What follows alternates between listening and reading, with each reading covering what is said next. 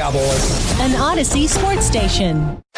Driven by our D&M Leasing Studios, this is Sean and RJ on 105.3 The Fan. Good morning, Metroplex. It's a Tolo Tuesday here on DFW Sports Station 105.3 The Fan. Thank you for waking up with us. I'm Sean Sharif alongside RJ Choppy. We got Peyton Russell running things on the Fan Cam, Twitch, and YouTube. And yet another tale in the world of Bobby Roberto Belt, who just walked in. You've been cutting it close lately. Bob Toretto. Get it right. Bob Toretto is the name. There you go. What's going on? My phone is gone. So I woke up to, why does it smell like chemicals? And why does the clock say that it's 5:37? You woke up at 5:37 and got here in 20 minutes? No, I got here in 16 minutes, and then there was a pileup outside of the little gate entry. So I parked on the first floor, so at the break I'm going to have to go down and actually get in the parking garage. But parked on the first floor so that I could get straight in for 2 hours. Oh. I could get straight in and then take the elevator up. But my phone is gone, so. How did it melt? So Bobby. No, I think I swear it's because of the new couch. So I charged the phone yesterday in the charging port for the first time. In the couch? On the couch, and either that or it's just coincidental with the phone being as old as it is, but did you sleep on the couch? Yeah, I fell asleep on the couch last night, yeah. And I had it plugged in there, and I woke up and it smelled like chemicals. So all I have is my So it was burner. it was the outlet that's in the couch? The Type-C, there's a Type-C outlet in the couch. It was the Type-C to Type-C. It was either that or it was just the phone coincidentally it's 2.5-year-old phone, so. Oh, see? Y'all been crapping on me for getting rid of this thing. Mine's not melted. No, it just doesn't send a text. I had to put it in a glass jar, put it on the porch and leave. So is there like a puddle of material? No, but it's it's got that battery smell to it, and it's swollen. And what was it sitting on? Did it melt into the couch material? No, it was on the floor, the little wood floor thing over there. Y'all, I haven't heard this one. Text in. The only way I've heard this one is if you use a charging block that's too strong. It doesn't necessarily have to be the couch. I don't know if it's the couch or not. It may be that battery's just old. It's been through 1,000 charging cycles. Yeah. But it was stinking. It had that weird So that meant the battery, the alarm was off. Yeah, so I woke up, I don't know how I woke up when I did, and then I got in my car. Did you brush your teeth? No, I didn't put on deodorant. I didn't put on an undershirt. Look, there's nothing. I threw on something to cover my chest so that I wouldn't be completely offensive, and then I got here. Kristen didn't try to wake you up to have you come in bed? No, she went to bed early last night, and I stayed up, and I was like, all right, I'll be there soon, and then I never got there. I fell asleep. That second Ho phone has all the contacts, everything saved? Most of them. I lost some, so I don't know what. But that'll be also what I have to go do. I had to go straight from here to the draft show. I can't go like this. Kristen's probably going to have to bring me something. I don't know how I'm going to call her and tell her that she needs to bring me something. You don't have her number in the Ho phone? Of course not. I can't call. There's no network. It can't log into Wi-Fi? I can log into Wi-Fi so I can like message her on Facebook or Wi-Fi whatever. call her. No, it won't do it. I've tried. Huh. So you have to get a new phone. I got to go to Cowboys after this, and then I got to go to T-Mobile to get a phone. Come to the dark side, Bobby. Yeah.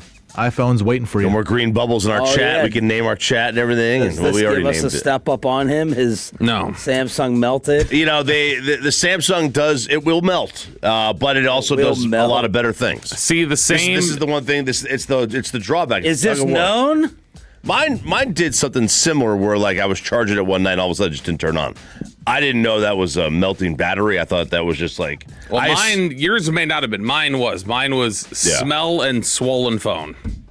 I don't remember that. I just remember I plugged mine in one night and it just never turned on again. No, it's like a hazmat thing. I can't just throw the phone away. When I get home, I got to take it somewhere to be disposed. Just put it in a Ziploc. No, nobody cares. No one's gonna. How are they gonna find out? The city cares. It's a fire They hazard. won't know. It's a fire hazard to throw it in the dumpster now. So you got to take it to a Batteries Plus. You think anybody cares? You got to take it to a Batteries Plus, or you got to take it to the city or whatever, so that they can get rid of it. Because it's when lithium. That's why they always tell you about when we get on the plane and they're like, "Do you have any lithium batteries in here?" Yeah, and I guarantee you, everybody has a lithium battery in their checked bag, and they're still saying no. Do you believe that keeping your airplane signal off, like your regular internet on as long as possible, is that supposed to interfere with like the satellite and communications to mess up the plane? Why do they want you, I keep mine on regular mode until we take off and it cuts off versus like airplane mode. I'll put it on airplane mode eventually.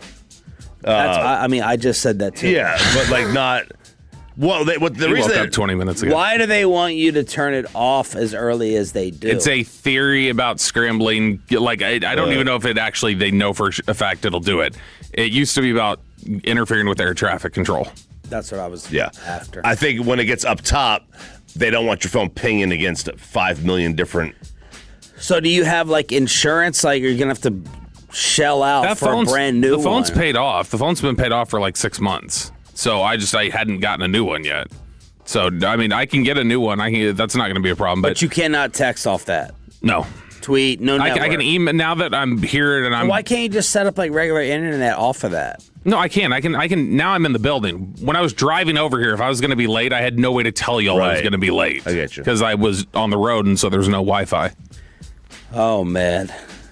It creates interesting radio. It does. And you don't seem too angry. So. No, you know why? Because I got here on time. I got here on time because I'm not RJ Choppy. I'm not driving Miss Daisy. This was another feat of my incredible driving. Now listen, I don't want this to get in your head. Don't let him mess with you. When we're out in Indianapolis driving around or next time, don't be speeding around. Like don't let him I drive get in your my head. normal speed. You drive. Don't let him affect your game. You stay medium. You live your life a quarter mile at a time. Meanwhile, I'm already 2 miles down the road. This is you're not. This is the number. I'll tell you this. The number one story for him is that his driving got him. Oh, that's what I know. You have no idea. This was like gate to gate, 15 minutes from Louisville. This was an incredible drive. Cool. It's once I got into the truck, my whole driving had to change.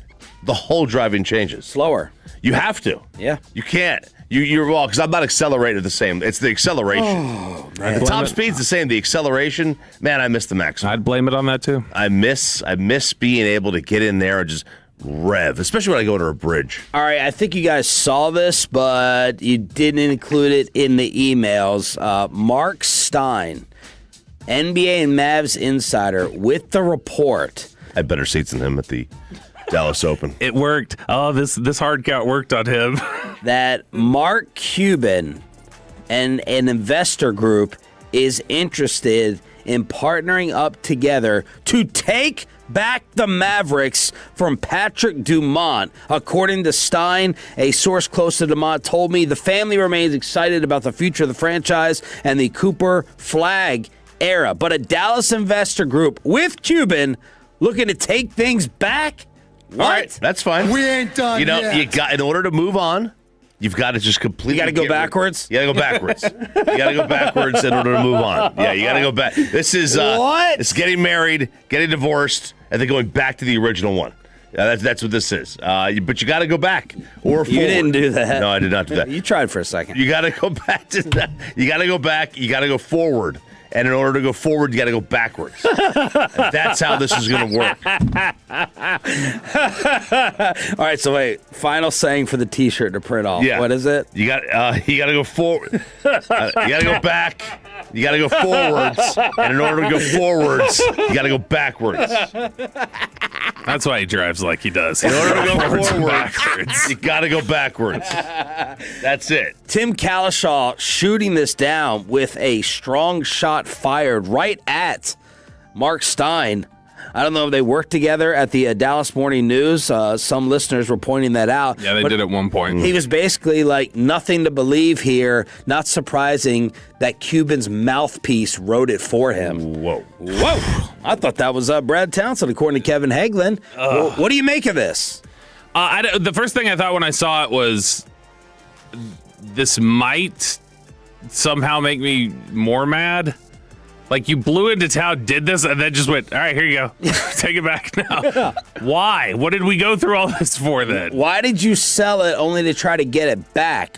The only thing that makes sense in my mind financially is, well, look, there's a very distinct possibility that Mark Cuban is such an attention whore, which he is, that he just wants his name in the headlines, and he wants to be viewed as the savior.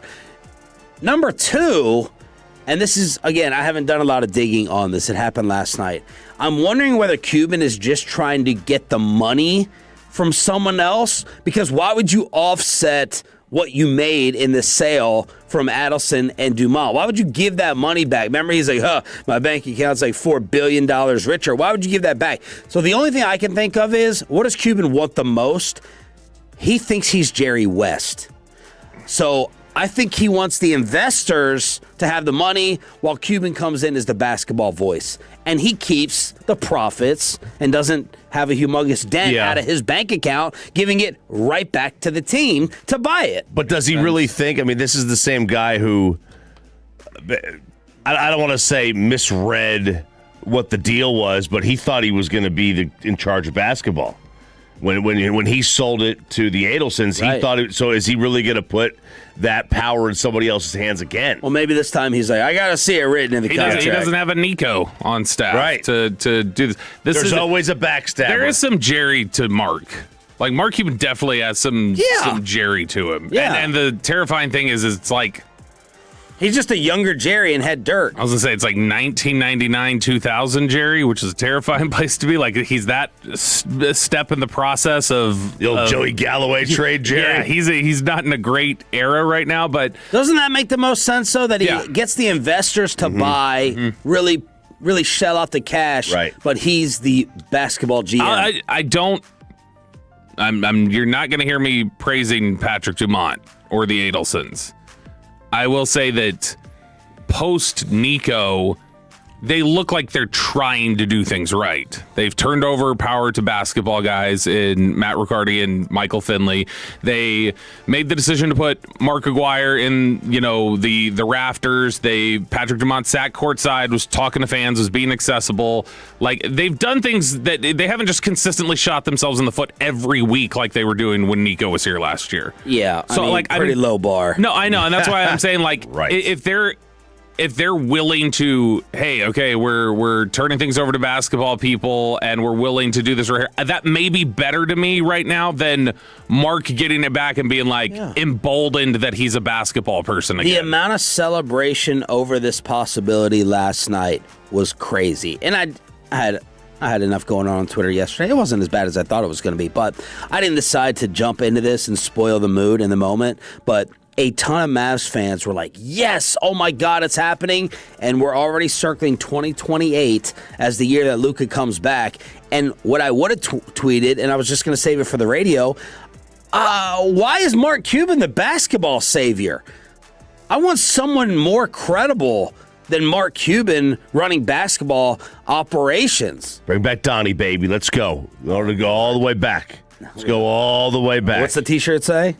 In order to go forward, you got to go backwards. And then backwards again? And then another step. It's like more parallel backwards. parking. Well, that would just be resetting what was an initial wrong.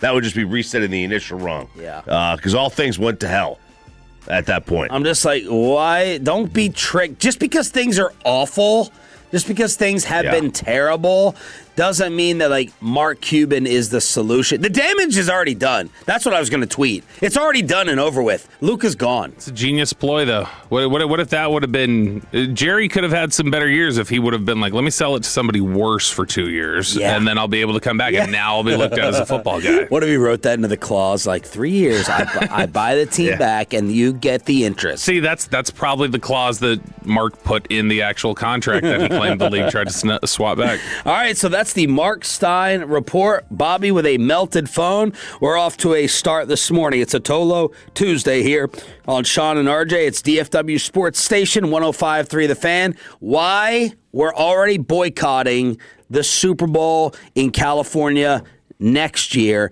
and a Cowboy legend passes away that we are sure you have encountered yourself personally. That's next on the home of the Cowboys and Rangers, 105.3 The Fan. But let me go ahead and get you on over to GimmeTheVin.com. It may be the jingle that sticks in your head the most of any company that we talk about here on the radio, and they want to buy your car, whether it's your daily one, your pickup truck, your SUV, your minivan, your supercar, or your exotic. Does not matter. Say goodbye to dealing with dealerships and private sale tire kickers and get a true buy offer for that vehicle. Sell your car for the most money with one fast offer, zero hassle at GimmeTheVin.com. They put your car right on the money, providing you with a hassle-free online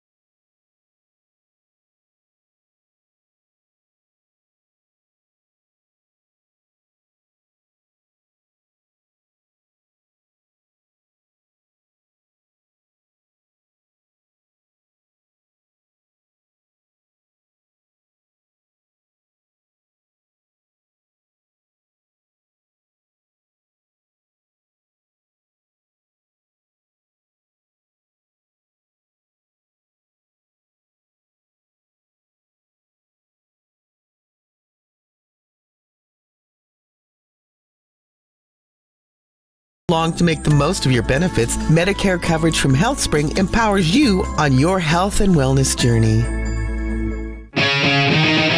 And it's back to Sean and RJ right here on 105.3 The Fan segment here brought to you by the personal and dealers Frankel and Frankel. If you've been injured in a car or truck wreck, call Frankel first, 214 or 817-333-3333. With Frankel and Frankel, there's never an out-of-pocket cost. They only get paid when you win. Frankel and Frankel, the go-to car and truck attorneys in Dallas. Really sad news that Bobby sent over. Clarence Hill was the one that I saw kind of put it out first. Dallas Cowboys legendary fan, maybe the number one seed. The great Mrs. Price has passed away. That was very sad. I hadn't seen her at camp over maybe the last 2 years. Yeah, maybe a little bit longer. She's been sick. Very sad to hear because she's one of the good ones. She's out there every year, seemingly. The players love her. The players all come up to her. She gets her way right up They to the didn't have a front. choice. They didn't have a choice. She would not. She was going to yell and scream. And Jason Witten! Honestly, that's how I realized she was not out there a couple of years ago. Because she always wanted to talk to everybody. But I realized that when I was going back and I was listening to audio and getting on the practice field, I was like, I don't hear Miss Price. Like, she's usually in here. I was like, is she here? And then I realized I hadn't heard her in any of the clips because you usually will. She's off in the distance talking to the players or whatever.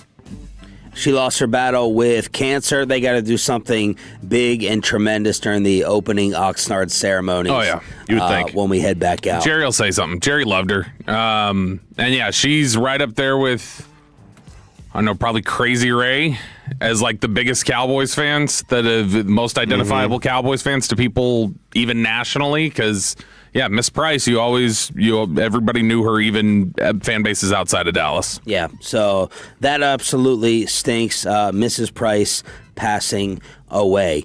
Super Bowl numbers are coming in. Halftime, apparently Bad Bunny had 135 million viewers. New record for most watched, surpassing Kendrick Lamar the year before of 133.5. So 133 to 135. And this Sam Darnold story, if it's true, should have the players and the teams boycotting Los Angeles for next year. yeah, I first heard about this.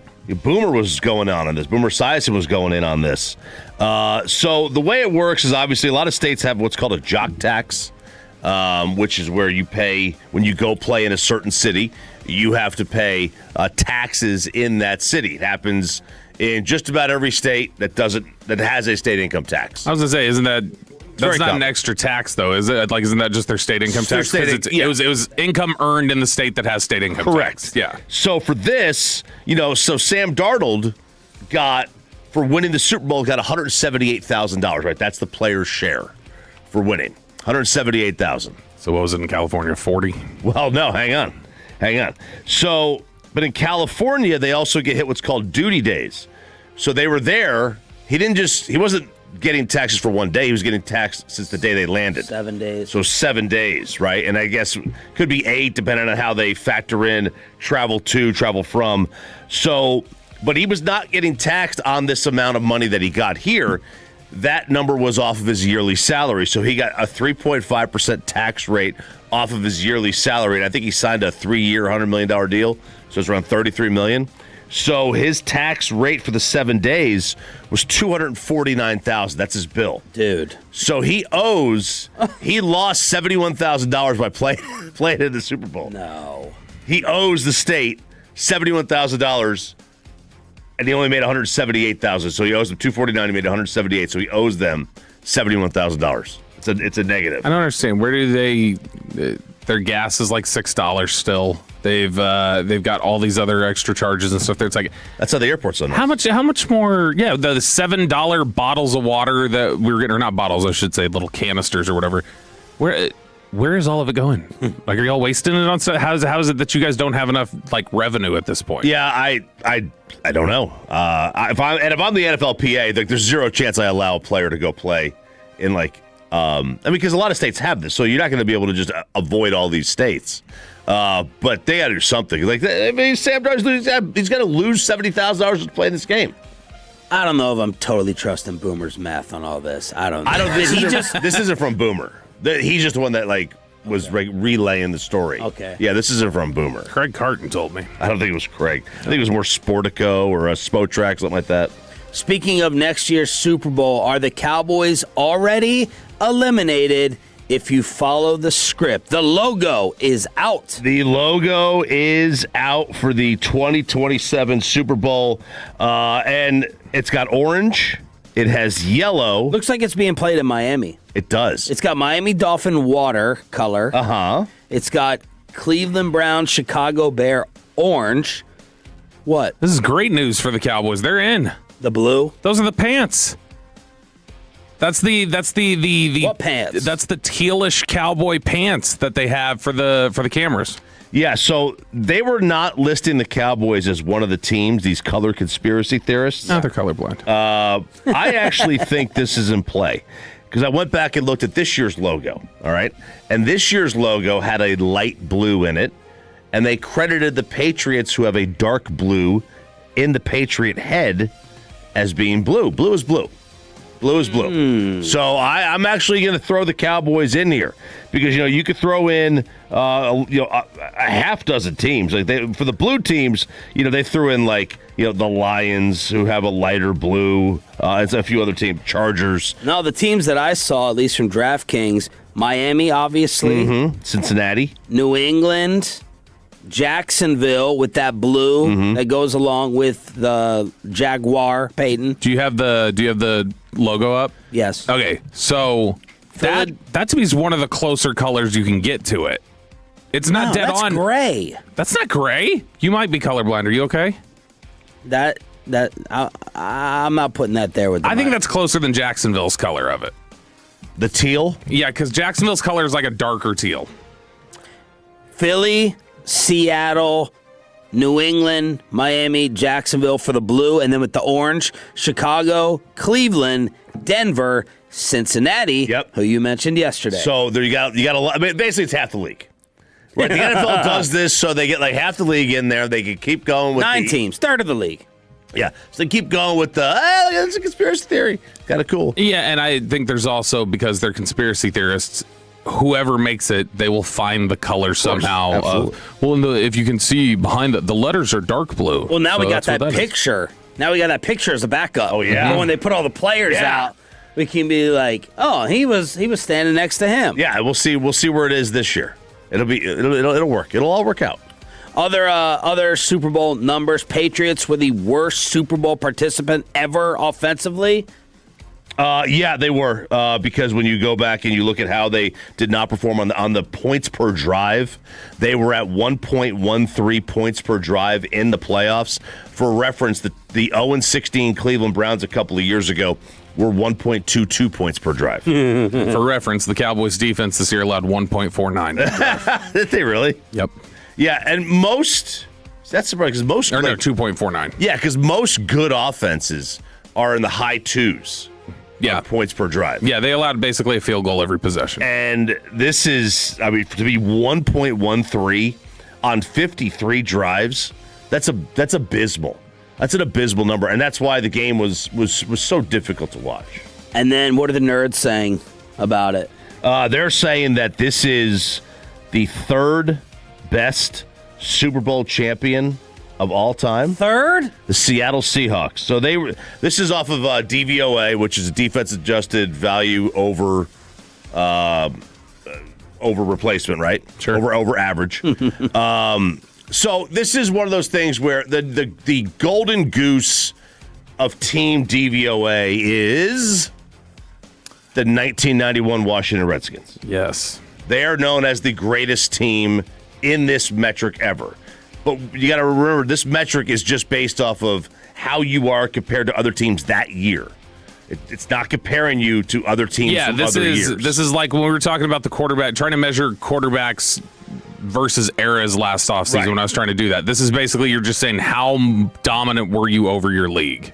Just that year. Yeah, and so that same team may not be dominant over the 1998 season. Right. So this year's Seahawks were 45% better overall than league average. But if you go back to 2007, it might only be 6% better than league average. You don't know, right? You don't know how it's going to be year to year.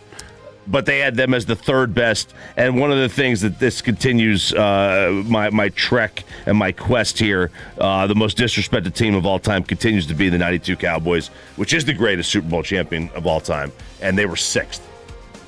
And who did you call it as overrated on that list? Well, I mean, for starters, the 85 Bears, most overrated team of all time. They had no quarterback. Let's see, the 92 Cowboys, the most underrated team of all time. I actually think that...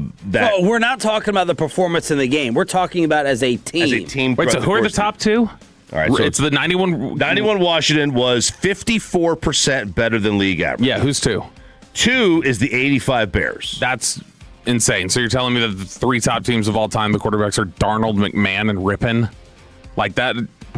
Yeah, it's and that's just And a defense like Seattle carry 'em. I'm saying that would seem to fly in the face of like you have to have Patrick Mahomes. It's like, well, no, you can build a team that'll. The most dominant teams of all time, none of them had a franchise quarterback. Number 4 was 89 San Fran, and then 96 Green Bay, and then 92 Dallas, and then 73 Miami, 04 New England.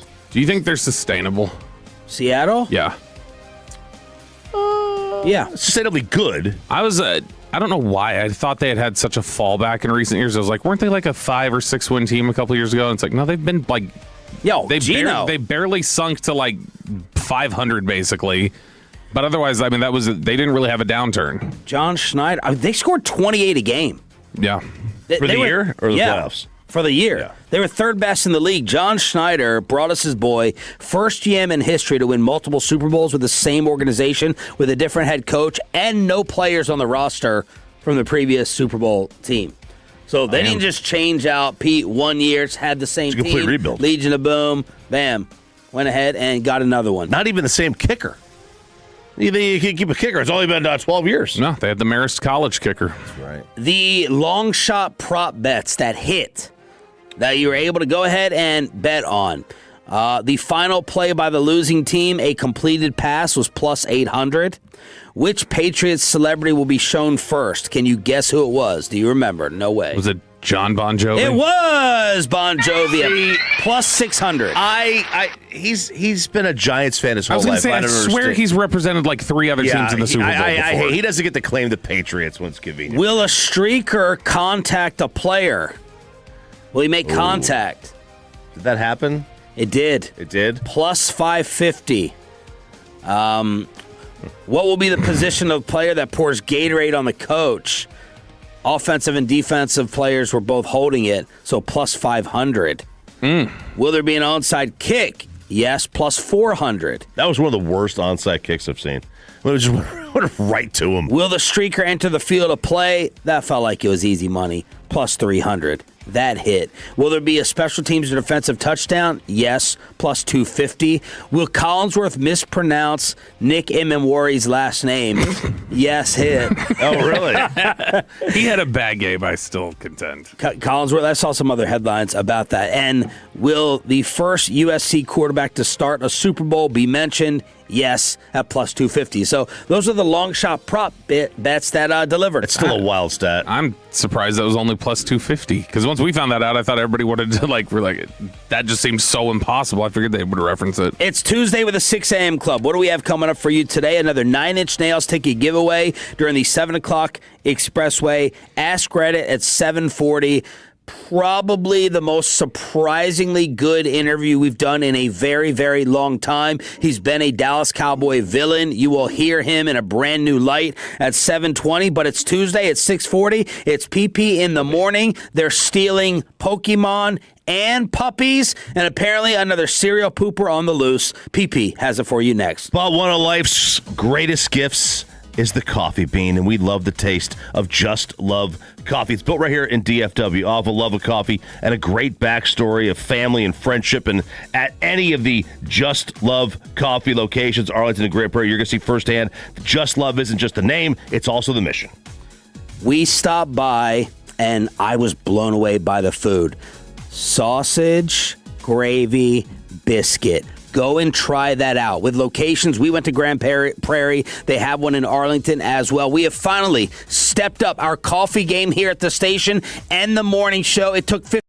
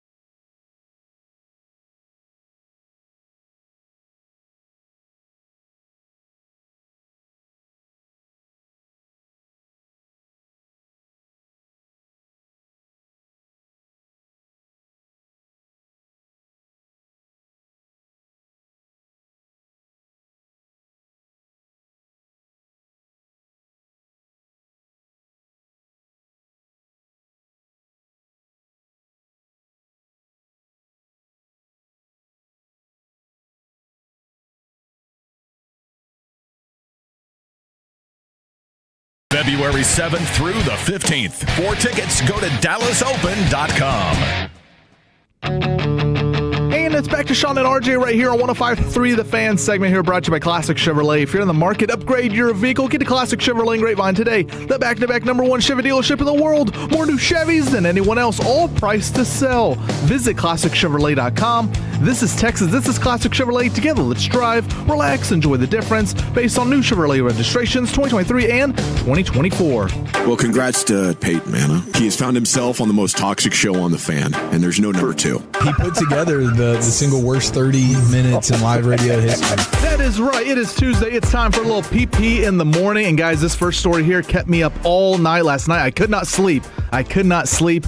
Look, they're eating the dogs in Springfield, Ohio. They're eating the dogs. And they're stealing the dogs in New York City. Unbelievable. Hell awaits for everyone involved in this. A French bulldog. Oh, that's okay. It's an named unethical Coco, man. dog anyway. No, all dogs matter. Unethical dog. What do you mean? Dogs. What's they unethical? inbred it so it would have no nose. And now it has breathing problems. I'm very down. Have you seen a picture of them? They just look at you and they're innocent, man. They unethical dogs. All the bulldog family unethical. They tell you that pure breeds, you might as well just sub and call them inbred. Like, it's not purebred. That's why they have so many health problems. Yeah, if you look at what bulldogs looked like in like 1900, it is wild how much they've become deformed. So a thief, or I like to call a loser in life, broke into a New York City apartment and stole $8,000 worth of Pokemon cards. Who cares? Don't care about that. You just go trade them. Go to Kevin and Corey's trade show wherever they are this week. That's not the biggest problem here. These a-holes then picked up the owners of the apartment's dog and left with a damn puppy. They just said, you know what? They were stealing cell phones. Hopefully it was Bobby's cell phone so they could blow up. Credit cards were stolen, and it was a 62-year-old man's apartment. This old man, and he's in the room with them. He's seeing these thieves pick up his dog and run out the door with them. I can't imagine what's going through this guy's head. Absolutely heartbroken for him. What are you doing with the stolen dogs? You selling them off? I guess. Do French bulldogs go well in the market? I don't know. Buy a hot dog? What if they're like Peyton? They love dogs so much they stole somebody else's. If I was a thief, I'd probably take a dog too. Yeah, so why are you judging this person? Because I'm not a thief. I'm a good person, Bobby. Okay, that's true. Oh, yeah, French bulldogs are expensive.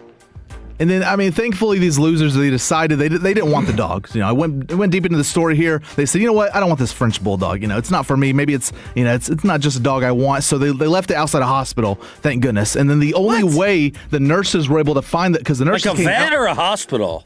A hospital, it says, around a hospital. They said a garage, but it was near a hospital. And the only way the nurses were able to find the owner of the dog was because of this story they saw in the New York Post. They saw this story. Someone just happened to see it and said, you know what? I know who's the owner of this dog. They put out something for it, put out papers or whatever, and they were able to find the owner of Coco and put him back in his rightful home. This is a weird story. Yeah. There's so many things that don't add up about what they did here. Yeah. What are the odds in New York City? Came up with this. What are the odds in New York City, a city of like 15 million people, that I know the owner of that dog? Right. Well, it's just because they saw the story. They read the story and they were like, okay, I read the story. Because the New York Post, it gets around. What ransom would you pay for your dog gone? You have one, or how many do you have? I got 2, but they're McKenzie's. So, it's like, you $10, No. It'd be a lot more than that. I love dogs. If it was like the dog I grew up for, with my parents, I had him probably for 12, 14 years. It'd be a lot. It'd be a lot of money to get my dog. Yeah, my dogs I grew up with probably, I don't know, as an adult, I'd try to find out who did it and like trick them into the police being able to get, like, I don't know, $5,000. You don't want to get a dog for the girls? I do. Addison's got a ridiculously bad allergy to dogs. Like, we'd have to do a hypoallergenic one, and even still, some of those that we've tested out, they don't work with her. Yeah, that's dog buying today. Like, all right, what if my kid's allergic? I got to get my kid tested first. Kristen that sucks. Kristen, put up something on one of these bitchy little Facebook mom groups. Whoa! Oh, you're going to hear why. Wow. She goes, hey, does anybody have anybody know where you can get a whatever specific they complain a lot. Type of hypoallergenic dog there was that she was looking for? And then these Karens just start going, you should really adopt from a shelter. How awful are you? But it's like, can't get from a shelter because of her allergy. Can't do it. And this is the only way she can have a dog. Look, we got punched from a shelter. That's the way we're going to go with our next one when we get it. You should. That's probably what you should do if you can. Yeah, you can. but that's the thing. Like just the I'm not complete. Yeah, really. Purebred. Yeah, the bad, all the health problems. But your dog is. I've heard many behavioral issues with your dog. So mine? Yeah, your behavior problems. Well, he just poops. All you've done for 2 years is talk about how unruly the dog was. What? I think he represents him as dumb. No, doesn't he tear up, bite stuff? He pooping all over the upstairs. He tore your Comrex down while we were on ice day. Upstairs, yeah. He that's not a breeding issue. That's just like a dog. Like he's a dog. He smells. I want a protege. I want someone who's trained. You want an inbred dog. There we go. Right out the womb. Yeah. Pure blood. Now, apparently, French bulldogs are a hot topic in New York City because police said in this article that several months ago, 2 other French bulldogs were stolen by thieves breaking into someone's home, too. So if you have a French bulldog in New York City, hide it. I think do not let it out. In the past, I don't know if it still is. I know when we were kids, the most commonly stolen dog was beagles. Like if you had a beagle, that got stolen. I got attacked by a beagle. Almost ripped my ear off. So I'm surprised I even like dogs here. It was 3rd grade. I was just kissing it goodnight. I had a friend over, and it growled at me, and I said, well, I don't know what your problem is. All right, you got a purebred dog for like $2,000, or you got like a spittle dog for like it'll be free $400. Yeah, it'll be free. Get him half off. All right, moving on here. It is PP in the morning every single Tuesday at this time. Look, we know about the serial killers, but what about the serial pooper? We have another one, Sean. Wisconsin police use a drone to catch a woman in the act who had been going around local parks and leaving her mark. The town is about 30 minutes south of Madison, Wisconsin, and there had been several complaints of human poop at parks, and the police said they had had enough. The police set up drones to monitor different parks, different areas, and they finally caught her in the act. A 46-year-old woman caught with her pants down and poop on her, probably. Police say the lady was not homeless. What if you do the strip search at the airport? They're patting you down, and then you got to go for the smell, like the baby in the back of the diaper. You got to smell the back of this 46-year-old. They'd be like, "Yeah, that's her. Yeah, that's her." You Ma'am, strip no search her to look liquids. for a streak mark. No liquids in your pants here, and then that happens. This is disgusting.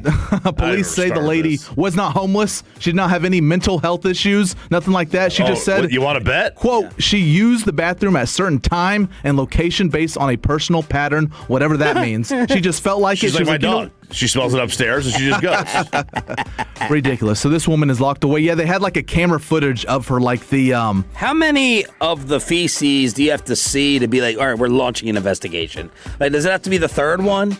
Does it have to be the 5th one? Until you're like, all right, we need to try to apprehend. There's a pattern. Then if it was like in the same spot, then I would assume the second one you saw. Once I step in it, I'm launching the investigation right there. If I don't step in it, I don't see it. All right, guys, last you story get a high here. off of that. Yeah, they can't say she has no mental problems. Yeah. If she's doing that, she has mental problems. She claims it, but who knows? It's Wisconsin.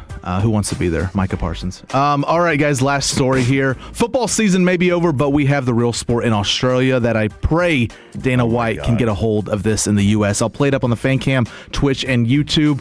It's the Run Nation Championship where 2 beefy dudes run full speed at each other and collide, and whoever falls down loses. You'll see the video up here on the Fan Cam, Twitch, and YouTube. Doctors have already weighed in, obviously, and they say in this sport, they have stated the obvious that your risk of CTE and brain injuries increases a lot. You don't have to lower your head, but every person that gets knocked out on their butt is down for a little bit. They don't always immediately jump right back up, but you can see here on the Fan Cam, guys just going full body. I mean, this screams Cam Scatterbo. Post-retirement, he will win Cy Young, MVP, everything. Did you see the Scatterbo clips in San Fran, Radio Row? The only one I saw was him with Robert Irwin. He was standing up top in the bounty set, the encased. He jumped off it? The encased glass. No, he's handicapped for that. He licked the glass. He was just standing there, kind of looking at Radio Row, and he just goes. You know why? This guy's an animal. Because he's not good at football. He's not good at licked football. the glass, so he's not good at football? He's got to lick glass. He's got to do everything else to remain relevant because he sucks. They were sitting, Jackson Dart was next to him, bounty set. They served all the fantastic wings. Scatterby was not even answering questions. He's just going through the wings. Housing wings. He's housing wings. He looked up, he goes, I love John Harbaugh. Back to the wings. I love this guy. Yeah, this is in 2 years when he gets another injury and he's down. This is perfect for him. These guys are insane. I saw this video over the weekend, and I'm like, there's no way that this is running into each other. I mean, there's a 100% concussion rate. This is like the challenge, man. I used to love that show on MTV. Is this better than the slap challenge or the slap sport they had? The power slap. I think power slap's better. This is more dangerous, I think. Which makes it better, right? No. I don't know. There's some of these, they're not colliding their heads. On the slap challenge, you're like, it looks like they're breaking their neck every time. Yeah, you're not supposed to go head on, to each other. You're supposed to lower your shoulder. That's the rules. But some of these guys, they want to win, obviously. And some guy has a football, I don't know why, or rugby ball. But yeah, that's the point of the sport. And there's various weight categories to match you up with someone your size. The sport was under a lot of heat last year when a 19-year-old died while playing the sport with some friends. Saw the challenge, saw the sport, said, you know what, friends, let's get together on a football field. Let's do it. And he sadly passed away. But if everyone's safe, Dana White, take it. It's all yours. 877-881-1053 in order to hit us up on the fan text. That's also the number to call in the 7 o'clock expressway to win our 9-inch nails ticket giveaway. The Dalton Schultz interview with his wife popping on as well. Coming up in the commercial-free expressway, we will ask Reddit. On top of it, below the belt, the red zone. KNC will join us, of course, in crosstalk. But we have another Max Crosby report, and let's unleash RJ Choppy with his first Olympic update. 90% of Choppy's email about the Olympics. Are you watching? Choppy catches you up, and a Crosby Around the NFL update after this. And this is Hurtado Barbecue, the official barbecue of the Texas Rangers, and of course the morning show, and they're doing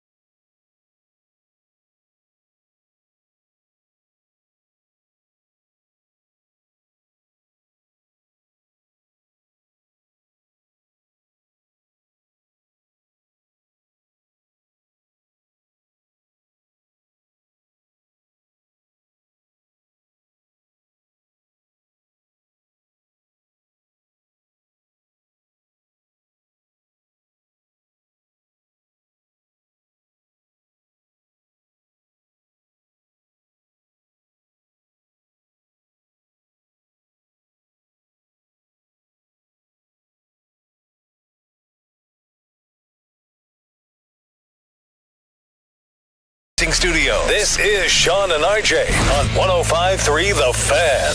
Some man card violations taking place in this studio. It is a Tolo Tuesday owned by Bobby Belt so far. Barely made it into the start of the program because his phone melted because of his couch charger. I assume. I don't know yet. I will have to get it replaced if it is the couch charger. I don't know if the phone was old. You have to get what replaced? That piece of the furniture. If that thing is shorting stuff out or melting it with unregulated voltage, I'll have to get a new one. Yeah, or just don't plug stuff in it. Well, then why have the plugs? That just seems like a waste. So I did unplug the couch before I left, too. Unplug the couch? Okay. Because I didn't know if it was going to cause a problem on its own. So Bobby's phone melted, and then while I was doing my commercial read, he walks on over here whispering to Choppy, and then a man card violation took place where he used, and RJ's going to be guilty of one too, he used Choppy's deodorant because he ran out of the house this morning, and then I heard him ask Choppy, will you use it afterwards? He said yes. Yeah, he said, yeah, I'll use it today. Gross on all fronts. I'll just wipe down the top layer. It goes on your gross pits to begin with. On yours. It goes on them in general. On yours. Man, I don't think you can't use another man's deodorant that's been used. That's gross. Is it worse than Especially this? Bobby? Well, look, it's not it was toothbrush, it was lip balm, lip gloss, lip chapstick. That's a no-go. That's like kissing. Deodorant, I don't care. Is it worse than this? My dad... Y'all vote on the fan text, please. He used to keep in case he missed a spot shaving or whatever, in his production studio, he used to keep a Bic razor in a cup. And somebody else in the office knew it was there, and he would just go in and be like, hey, Bob, can I use your razor? And be like, sure. And I'm like, and I remember that blew me away. I was like, you guys are sharing razors? Yeah, it's a great comparison. Great question. Razors, yeah. Razor you could cut. That's like sharing needles. The one, not totally. The one thing about, I always have a phobia before we go on a road trip and I shave. I'm like, I need to pack a backup razor. Or like, if I'm in the hotel room and I'm shaving with the electric one and it dies, I don't know if I have a bigger nightmare. A bigger road trip nightmare. So if there's one huge spot that you missed, I could see one swipe of the razor. You do it consistently, that's gross.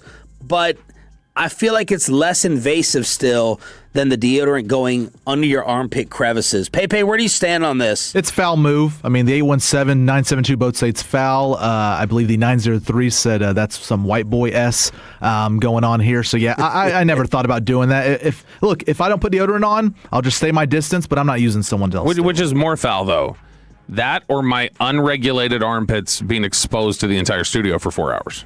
The deodorant. See, the smell. Because I haven't smelled your armpits in here. Because I always have deodorant on. Well, I was starting to sense there was a problem. Okay, and I said I need to chop. You're telling me the smell is going to hit us? I don't know. I'm just saying maybe it does. If it hits, then I would change my mind. I'm assuming it's not going to. Well, my deodorant says like it's 48 hours it can work. So, I mean, I should be good if I don't use it for a day, Yeah, right? but you haven't seen my undershirts. Yeah, they're yellow. And then you're going to use it afterwards. You got no problem. Yellow. Yeah, again, I'll take a paper towel. I'll wipe down a layer. Yeah, or even just a thin, I don't think a it straight works razor. like that. A straight razor. Yeah. You just If you do that, maybe. Yeah, you skim the top layer. Because it's just a gel. So if you wipe down the top layer, I think you're going to take off the surface area Science. that touched his armpits. Because I hate armpits. I think armpits are disgusting. All right, these guys who have this armpit fetish with girls. Yeah, I don't get it. But you're sharing armpits now. It's not as a fetish. That's as a teammate. I'm just helping my boy out. Yeah, we're just broing down. 877-881-1053. Please vote on my side. We have a 9-inch nails ticket giveaway in the 720 Expressway. We will also ask Reddit after the epic Dalton Schultz sit-down interview on the Fan Cam, Twitch, and YouTube. Let's unleash Choppy. Oh, we love an intro. From track to hoops, Ledecky to Simone. It's time to hear how the Olympic Games are going. We won't talk box until the gender thing is settled. RJ Choppy puts his pedal to the metal. All right, here we go. Aiden has weighed in. I'm sorry. Sharing deodorant is absolutely foul. And Aiden never texts me show opinions like that. World wears fake glasses. He does. Corey, I will occasionally use Adrian's if I run out. I will too. I have to. I will use hers, but that is my wife. We use her toothbrush? I will. She's disgusted by it. I will use her toothbrush. She hates it. Yeah. That's a little weird when it's wet. But 469 says only way it's as acceptable as if it's spray deodorant. It's not spray. It's gel. It's gel. But I get it. All right, enough. We've wasted enough time here, okay? This is my favorite time of year. I'm very upset right now because the biathlon is on and cross-country skiing is. I'm a big cross-country skiing fan, a big biathlon fan, which, by the way, started in Norway, the biathlon, because that's how they would hunt back in the day, is on skis. And that's where the... you going to fact check? How many of these are you going to fact check here? No, I think that's right. I think they were by all the way back then. Comes from. All right, so Sunday was one of the best sports days of my life. It was fantastic. I woke up Olympics all day, right into the Super Bowl. Okay, this thing ended at about 4:45, 5 o'clock. So as soon as that was over, you go right into the pregame show of the Super Bowl. It was a fantastic day. I love that they did it like this. I hope they do it like this every 4 years. Olympics right into the Super Bowl. So this will put up huge numbers, right? I assume, but I was just about to say, if not for Choppy, I don't know that I would realize it was going on. Oh. Okay. I Summer games, I always know. Winter games can be going on for like a week, and I'm like, oh, the Olympics are going on? Well, the time change is so crazy, so I'm watching this during the day, and they replay it all at night. So I have my nights, last night I was like, well, crap, I've already seen this figure skating duo. Speaking of figure skating duos, look, I love figure skating. My mom turned me onto it when I was about 8 years old. Peggy Fleming, all that crap. But the guys out there, the pairs, if you're going to rock with a sleeveless shirt, can you shave your armpits, please? Oh, and use Choppy's deodorant. All right. I don't need to see that black patch of meat down there. Yeah. It's disgusting. I don't like long armpit hair anyway, and I certainly don't want to see it on a guy. You're on the ice. Someone might find it attractive and sexy. I don't, and this is my entertainment. Who's your top pairs skating team of all time? Chalk and Bates are pretty good, right? I was a big Torval Lindeen guy. Yeah? Mm-hmm. There's some good ones. Canada's always had. I've always been in love with the Canadian women on the pairs figure skating for whatever reason. Bobby, shut up. I think, please, let him get through this. All men, if you're gonna wear sleeveless in figure skating, nobody wants to see your armpits. Again, some might find it attractive, but please shave these. The Sean Sharif of Olympians is a man by the name of Corey Dropkin. Oh, he picked a perfect football bracket? He is in mixed doubles curling. Oh. And Sean, of course, a mixed doubles champion. And they have I played singles in high school. It was one tournament I played. One tournament, mixed doubles. They have made it to the finals. Well, they will take on Sweden in curling. The U.S. has never made it this far in the mixed doubles. So we got remarkable drama. They play Sweden for the gold. They just beat Italy on the final stone. They beat Estonia on the final stone. Estonia, right? So back-to-back final stone victories for Team USA. I always wonder with these sports like curling, when you see them training locally, like are they at a YMCA? Like where are they training? And are you like not laughing versus being like that's Olympic training? This is an Olympic athlete. I think the Farmers Branch Star Center is where they train here. Okay, we went to that, right? We did that. We did that once. We did that. It was fun. You what? Yeah, it's your old hood. Jake Paul. Jake Paul's diva girlfriend who refused to fly on the team charter wound up winning the gold. Yeah, world record. World record in the fake tears in the stands. And there's Jake. He cried as much about that as Bad Bunny before he retracted his Bad Bunny opinion. Yeah, this was Jake in his, I thought, one of the most likable and real moments I've ever seen. His tears. Being a little facetious. I'm sure they were real, right? They had to be real. He had red. It was red and dripping down his eyes. Unless he just put jalapeno juice in there like Mike Nolan. Probably did. Could have done that. But she wins. She wins the gold medal in that. I thought that was cool. Very cool moment for him, for her. Then you had the Italian woman, Francesca Lolo Brigida. She wound up winning the gold in speed skating in whatever the 10,000 meter or 1,000 kilometer or 1,000 meter one. And she's 36. She had just had a couple of kids. She didn't even know she was going to race in this thing. And she goes out there, and not only did she win, she smashed the world record. This is a couple of days ago. A huge moment for her. Lindsey Vonn. Her father said her Olympic days are over. Way to mansplain. He said, if manager. He said, if I have anything to say about it, and he probably doesn't because she's 41 and he can't say a whole lot there. But he says, if I have anything to say about it, her Olympic career is over. Now, she crashed the other day. She had obviously the ACL injury, but she was coming around a turn and her arm clips the gate, moving her torso, so she had no chance. How did she get cleared for this? This is ridiculous. I wish I could bet. I wish I could have gone back and bet on her not completing the race or falling. Yeah. Who is the governing body for this? I think if the athlete says they're good to go, they qualified, they're good to go. And this is where athletes need to have protections against themselves. Now, her knee didn't give out in this situation, right? She clipped the gate. She was cooked either way. But I mean, you could tell this was going to happen. This was bound to happen. I was trying to show Ollie this downhill skiing because it's cool watching them fly around and the speed. They don't go out and repave the snow, right? At night. Okay, but not between races. I wouldn't think it is what it is. Yeah, it is what it is. Okay, yeah. interesting. Yeah. I wouldn't think. I thought they go out like an NBA court, like that spot there that someone just there's a little hill sticking up that's going to cost someone their leg or something, and they don't repave. It's so compacted. I don't think those tracks, those downhill. I mean, they're a couple of miles long. They're going 95 miles an hour at top speed on some of these. This is the Italian call. You think you could ski, Bob? Probably. Well, I don't know how they score that. But as fast as you go. Time. Yeah, then 30 seconds, whatever it is. This is the Italian call. They sound so dejected when she crashes.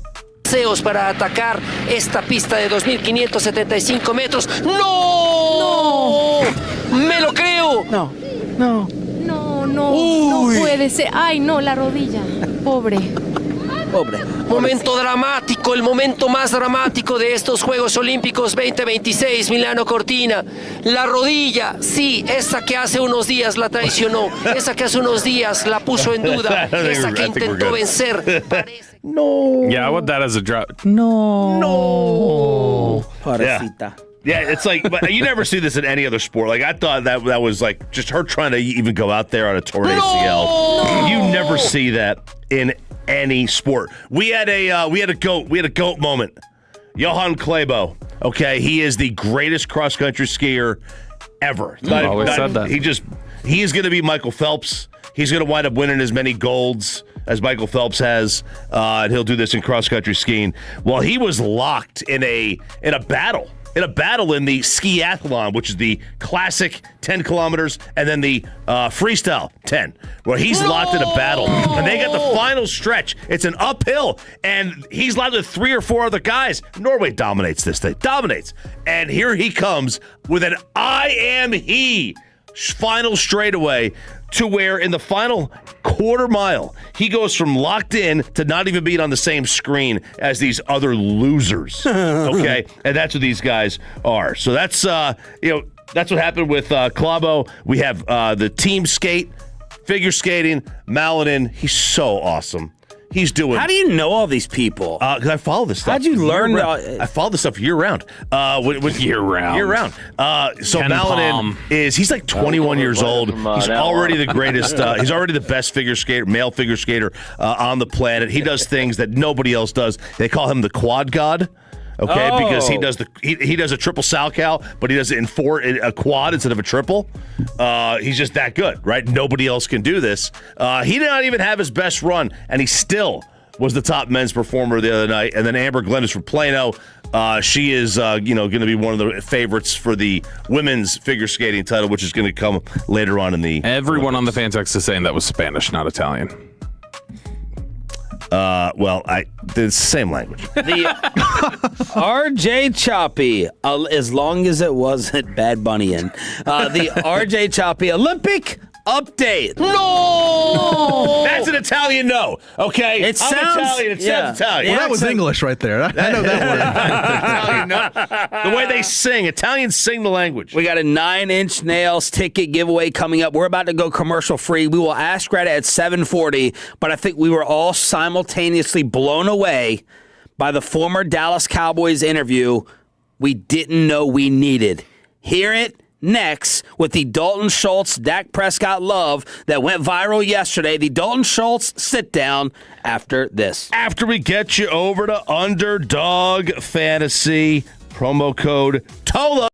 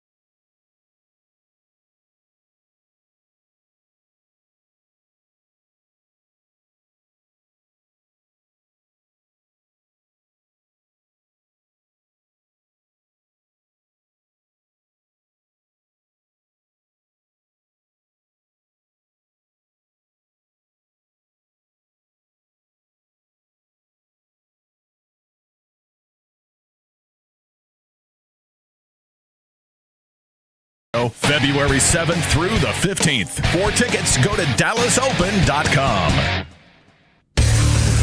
And it's back to Sean and RJ right here on 105.3 The Fan. It is the Expressway right now on The Fan, and it's brought to you by the On Time Experts.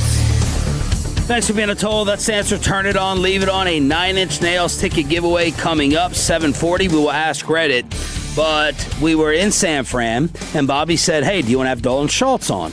And at first I was like, yeah, former Cowboy, likes to spice it up. His Tex-Mex take.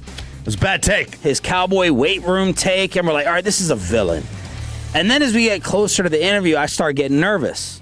I'm like, I'm scared of this interview because I didn't remember Dalton having any type of glowing personality while he was here or being charming or funny. Nothing really stood out. And then what are you going to ask him about the weight room comment all over again? And then RJ's going to insult CJ Stroud. It's just going to be an uncomfortable sit down. Well, the direct opposite happened as Dalton Schultz probably gave us our best interview of Radio Row that we saved for you right now on Sean and RJ. All right, sitting down with us here in the Wild Fork Foods hot seat on the home of the Cowboys is former Cowboy and current Houston Texan Dalton Schultz on DFW Sports Station. What's up, man? How are you? I'm good, dude. How you guys doing? It seems like you and your wife could be the next, podcasters. Have you discussed that? Yeah, we've discussed it for sure. Yeah, she's like, oh God, another middle-aged white man with a mic. Yeah, great. It's gonna be great for everybody. Is that like that means you've discussed it and? Oh no. She just has ripped every mic away from my mouth that's ever gotten. Because she doesn't want it to naturally manifest. I feel like that's our line that we all kind of fall into. Yeah. It's like, yeah, you know what? Let's make a podcast. It'll be me and my best friends. What would you guys discuss besides marital issues? Do you watch reality TV together? What do you do that she loves? I have to sit down for some of those. Give me a couple shows. Don't act like you don't know them. Okay, to be fair, because I do it too. Her favorite is Traders, which honestly is sick. I like the process. Okay, I like the. It's so popular, but it kind of I can't get into the magic in the hoods, and it's like they're gonna cast a spell. That's all just noise, dude. Okay. You look at the basis of the show; it's actually kind of dope. Yeah. So that, yes, I get roped into. I will say, I am the Love Island man. Oh, really? Dude, Love Island. When it comes out in the summer and it's the UK version, sign me up. It dominates. Subtitles with that, though. Sometimes, yeah. I'm a reader, though. I get by. But it's a ton of episodes, right? Lot of episodes. It's 6 a week. It's one a day. Have you got into true crime yet, or have you not reached that stage of life? So she gave up true crime just because I think she was having some nightmares. Oh. It's really healthy for the marriage. See, that's what always gets me is Kristen, she's always saying, she's like, you're really kind of the woman in our setup when it comes to TV watching. I love watching Dateline, and she's all about watching more action stuff. I'm like, I don't want to watch it. I'd rather watch Dateline and that sort of stuff. Yeah. The murder shows. That's why you guys are. Yeah, exactly. It's the murder show thing. Exactly. It gives you ideas, though. If your food ever tastes funny, she's trying to poison you. Now it needs to go to that. Is that why? It's like the show You. Is that why my food's been? Yeah. She takes a big old sip of water at that time.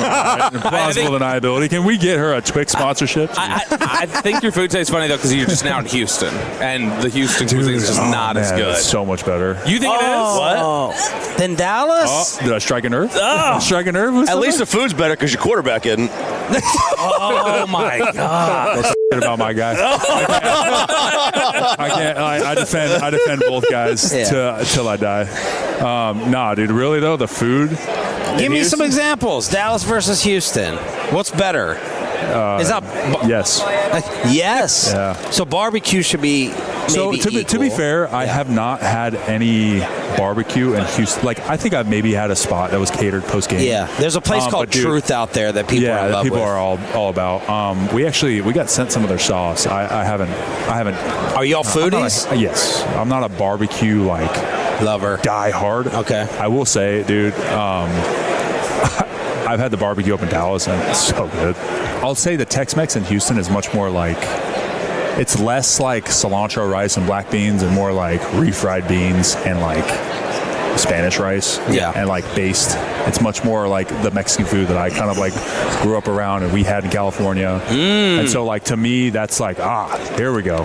So now we're talking. California, Mexico, because we had real Mexican food in Arizona, not just Tex-Mex. I feel like Tex-Mex is kind of I have a hot take. It's generic. It's kind of baseline, right? Fajitas, queso, but like Mexican food. Like there's a place, Javier's in Dallas, where it's like, all right. I love a Javier's. Javier's is like a little. Is that new? Did that just come? No. They have the cigar lounge. Is it a different one? There's a cigar lounge next to it. You know what I'm talking about? Okay. It's not the It's not the same one. It's not the same one. Put the headset on. There's a Vegas one. You're talking about a Vegas one? Here, put this headset on. I thought like it was part of the Javier's chain from California. Oh, no. Like no. So this is a separate. Yeah, there's a cigar lounge. They're so old. They were the only restaurant grandfathered the indoor smoke in Dallas. Bet Houston doesn't have that. Yeah, talk to me. Sign me up. Bobby, reset. You want good Mexican we got foods? Dalton Schultz, and now we got Laurel Schultz here with him as well. Because she's basically making her debut. Yes. Yeah. So what are your takes on Dallas Tex-Mex? Okay, not to be a hater because he's already gotten slammed for it, but like along the same lines, he's talking about California Mexican food. Like I'm Hispanic, like my family's Mexican, so like when he's critiquing or when that all happened, it's because he's comparing like what me and my mom and my grandma are cooking and what we eat out here because I'm from out here, like comparatively to then what the food in Dallas was. So when he came for Tex-Mex, I was like, Tex-Mex is a type of Mexican food, but it's like Dallas's default Mexican food. You know what I mean? Right. Like we got Jaliscan last night for dinner. Like that's a specific type of Mexican food, but you're not like quantifying that when you're getting it for dinner. So the same way. You can cook, throw down. She can throw down. And what's like your top 2 Mexican dishes, like your specialty, your family? Well, the ones that people want to come over, where they're like, like Lo's cooking, I feel like it's normally chili verde. My wife is Mexican, and the one dish you got to convince me on, no way you eat this, that ultimate hangover soup with the intestine. Menudo?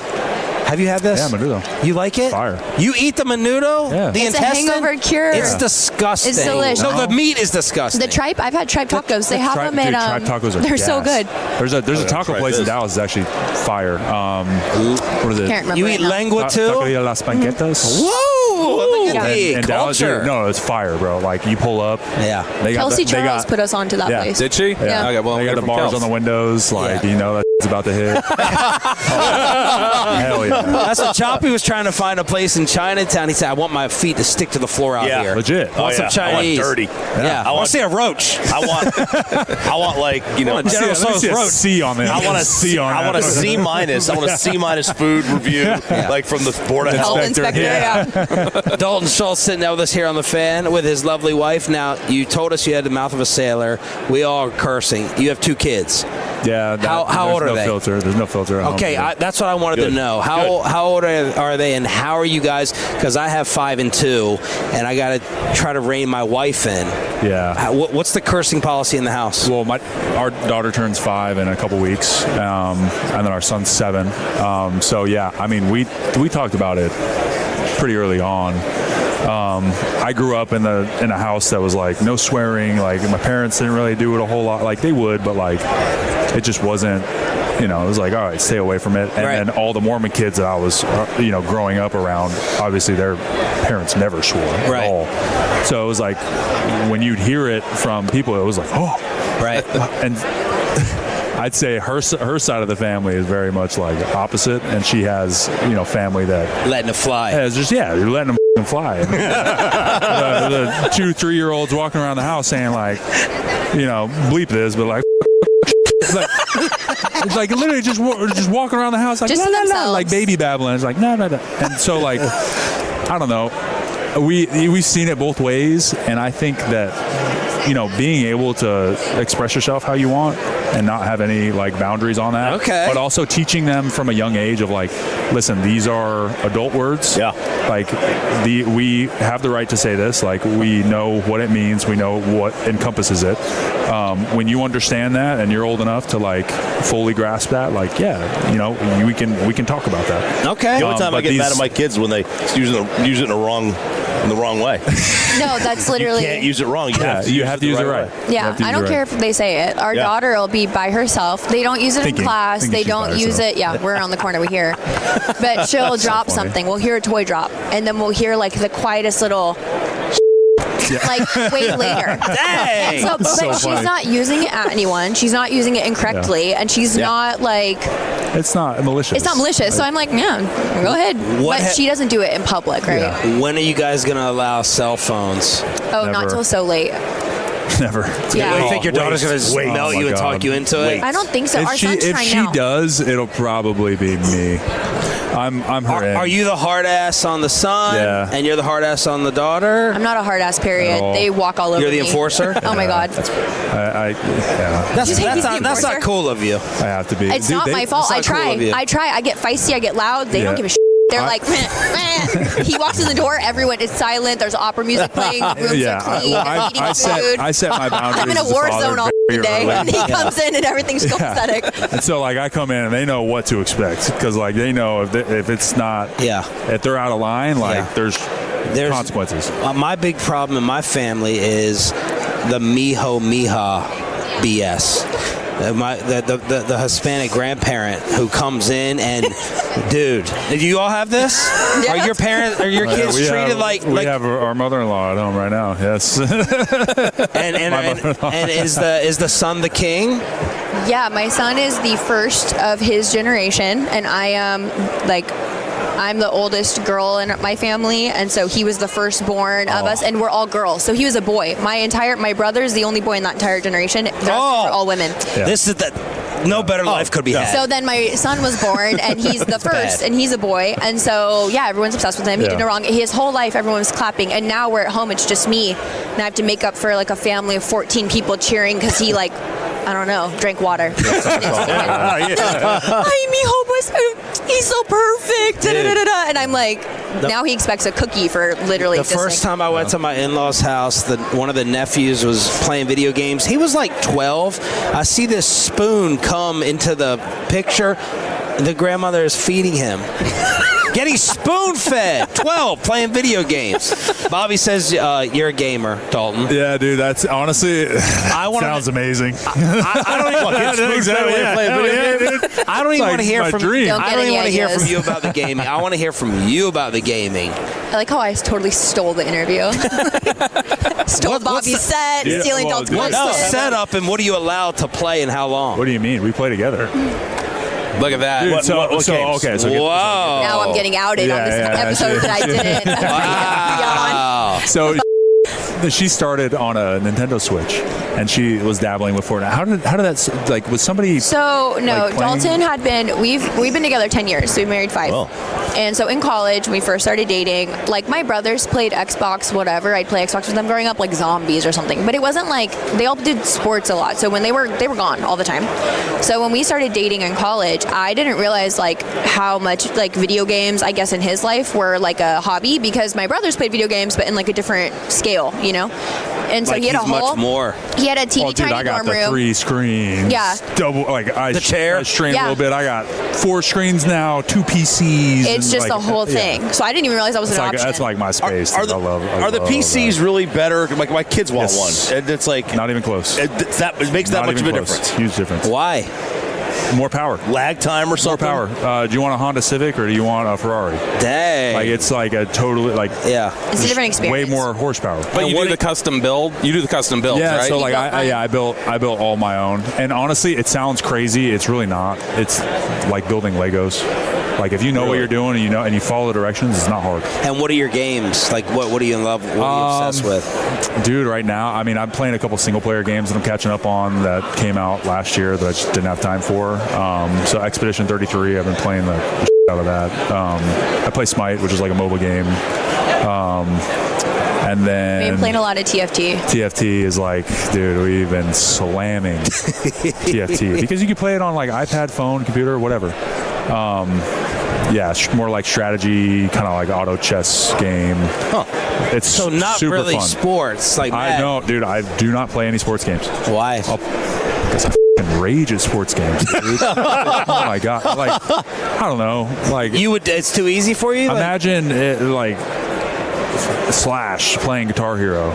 He's like, well, this isn't real. Yeah. Like, Because you're an NFL player, this is so like the lame. concepts, you know, like dude, just stuff that happens in Madden is never happening. And this is the Mahomes thing. It's this the Mahomes is no thing Mahomes. against Madden. Kellen said this. Kellen said he stopped playing in college because he said he watched it and he went, "This isn't how football is played. This isn't the game at all." And Mahomes said he hated it because he said he'd watch the quarterback play and he'd go, "This isn't the read they would make. This isn't how defenses move." Yeah, and so it's you think that'd give the commenter the more of a chance of it's not. Well, it's just Gen Pop. We are Gen Pop. Give the sit. No, it's just like any game. It's like, how can you exploit the game mechanics? So have you how played well do you in know the game mechanics? Have you played in a tournament or thought about competing in any of the games? Anything ever? And the games, like, I played ranked in a couple games, but like really, I come home to to just chill, and hang out. Like, the last thing I want to do is be on there like sweating against a bunch of 13-year-olds. Do you talk smack? Do I talk smack? Hell yeah, I talk smack. It's funny. I talk more in games than I do in NFL games. They'll be in the post-game lobby like, your mom, and worse. I'm ripping. That's it. Ripping people. Oh, no, way worse. Ripping people. And you ever tell them who you are? Man, even if I did, they wouldn't believe me. Nah. So, like, I mean, it's like, whatever. Like, who cares? Yeah. And what are you going to do with kids' video games, their consumption?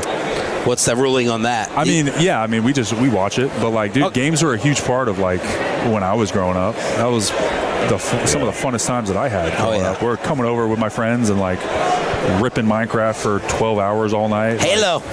Yeah, Halo Lands, dude. Like, you're too young for Bond, like me and Choppy. Yeah, dude, we remember N64. No, I mean, so like, have I played N64? Absolutely. Like, it was more of like a arcadey game that we'd play with my cousins. It's awful. Looking back, it's terrible. But yeah, dude. I mean, some of my best memories, funnest memories. I feel like were it would from also games. be like hypocritical because he still does that now. Like, that's his preferred hobby. So to look at our kid and be like, you need to get off the Switch when he's upstairs playing on his PC, it's like. Now we have rules where it's like, listen, your homework's not done, like your room's not picked up. You're like, you don't. Yeah. You earn that. Like, that's when everything's set. When you got all your ducks in a row. Absolutely. That you enforce because he's the mijo. Do you punish them by making them watch Stanford games? That's a great idea. That's a great idea. I mean, hopefully this year will be better, but like, yeah, shoot, I'll make them watch the reruns the last 2 years. Okay, so sit down. All right, so last one, you're gonna get one football question. He's head out here. Not a question, a chance for a statement. So you said Dak, you ride hard for him.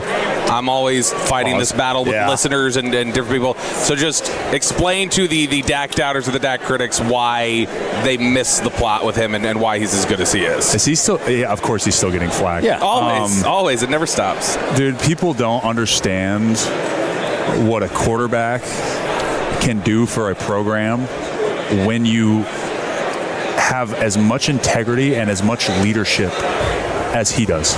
Like, truly, like, galvanizing to an entire franchise. And like, obviously that will never truly come through unless you've been in a locker room with him, if you've been around him, if you've worked out with him, trained with him, if you're around him for an extended period of time at all. It's so clear to see, like, his energy, his leadership is truly infectious. Like, the best leader that I've ever been around, probably in my life. Like, and then to go out and to do the stuff that he does on the field and have the success that he has, it's like completely validating to like how he is as a person. Everything that he does, like, that leads up to just a 1 week performance on Sunday, and then to go back and do it all again, and to do it consistently. I think just as a young player myself, when I came in, having him as like kind of a beacon of like, all right, that's how I want to be. Like, that's where I want to be. Yeah. He's one of the, like, I owe so much of my career to him and my success to him. And he'll probably deny it, but like, you know, that's just who he is. He's humble as hell, but like, he believed in me before I did. You know what I mean? Like, I was a young guy doubting myself at times, like rookie, second year. And like, he didn't give a damn. He's like, dude, the ball is coming to you. Like, because I believe in you. Here you go. Yeah. Like, serving up opportunities, just like, I don't know, man. I literally cannot say, we could be here for 30 minutes singing his praises. I love the guy. Well said. Pick a podcast name. Yeah. You guys were probably our hit of the entire week. Thank you so much for stopping by and enjoy the game. Oh, yeah. Appreciate it, guys. Thank you. The Schultzes? The Schultz show? What a Schultz show. You know what I mean? Like a show, but a Schultz show. I get it. Yeah. There it is. I like it. The interview that we were not expecting. The Schultzes, former Dallas Cowboy Dalton Schultz, sitting down with us on 105.3 The Fan. And, Bobby, you put up the Dak clip yesterday. That blew up, and you got some surprising feedback and likes on it. Yeah, like Eric Weddle was quote tweeting it and said, I want to play for them. Troy Aikman was liking it on Instagram. So people liked what he had to say about Dak. And I know Choppy liked what he had to say or chuckle about C.J. Stroud. That's when I knew the interview was going to go well.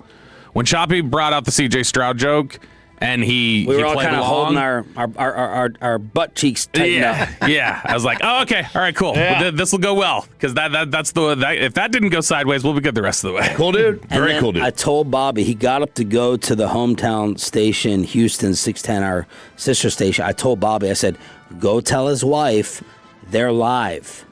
Oh yeah. And he didn't. And apparently he went right on there and started cursing up a storm like he did with us, except we could edit ours. Yeah, they dumped him like 3 times apparently. So he got a little too loose after, because the first thing he sat down and he said to us was, he's like, "Is this recorded? Because I cuss a lot." Yeah. Let's hook you up for turning it on, leaving it on. All right, Tolos, that's right now. Caller number 10 at 877-881-1053 wins a pair of tickets to see 9 Inch Nails on Tuesday, March 3rd at the American Airlines Center in Dallas. That's caller number 10 at 877-881-1053. A Hall of Famer says if you didn't play, you shouldn't have a vote. That's coming up at 8 o'clock this morning here on DFW Sports Station. Pitchers and catchers reporting. Choppy has some diamond caps for that on the home of the Rangers. Let's ask Reddit. Do you have a question, Kelly? Yeah, I have a lot of questions. Number one, how dare you? 877-881-1053, 877-881-1053. That is the Frankel and Frankel Injury Attorneys fan text, where you can weigh in on Ask Reddit. We do it every Tuesday here at 7:40 or thereabout. And we just take the most viral questions being asked on Ask Reddit over the last week, and we kick them around the studio. We also get your thoughts over on the Twitch and the YouTube, and we will lead off with RJ Choppy. Chop, you wake up, and it's 2000 again. No smartphone, no apps, no streaming, etc. What ruins your day first? Boredom, especially when I'm alone. That's like you this morning with your cell phone melting into your couch. Yeah, I'm basically back to the Stone Age now. All right, so say the things again. So no smartphone, no apps, no streaming, etc. So basically just you're back in 2000s technology. What about the 2000, like the year 2000, ruins your day-to-day life first, where you're just like, crap, I can't do this right now? Yeah, it's the ability to find information at your fingertips. You know, like you have barroom arguments used to end with nobody believing that. Now the life is sucked out of them. You have a barroom argument, all of a sudden, well, let me just Google it. Oh yeah, and I hate that because I grew up on just believing whatever the hell somebody told me. That's the beauty of life. I bet you would have been one of the top barroom argument guys.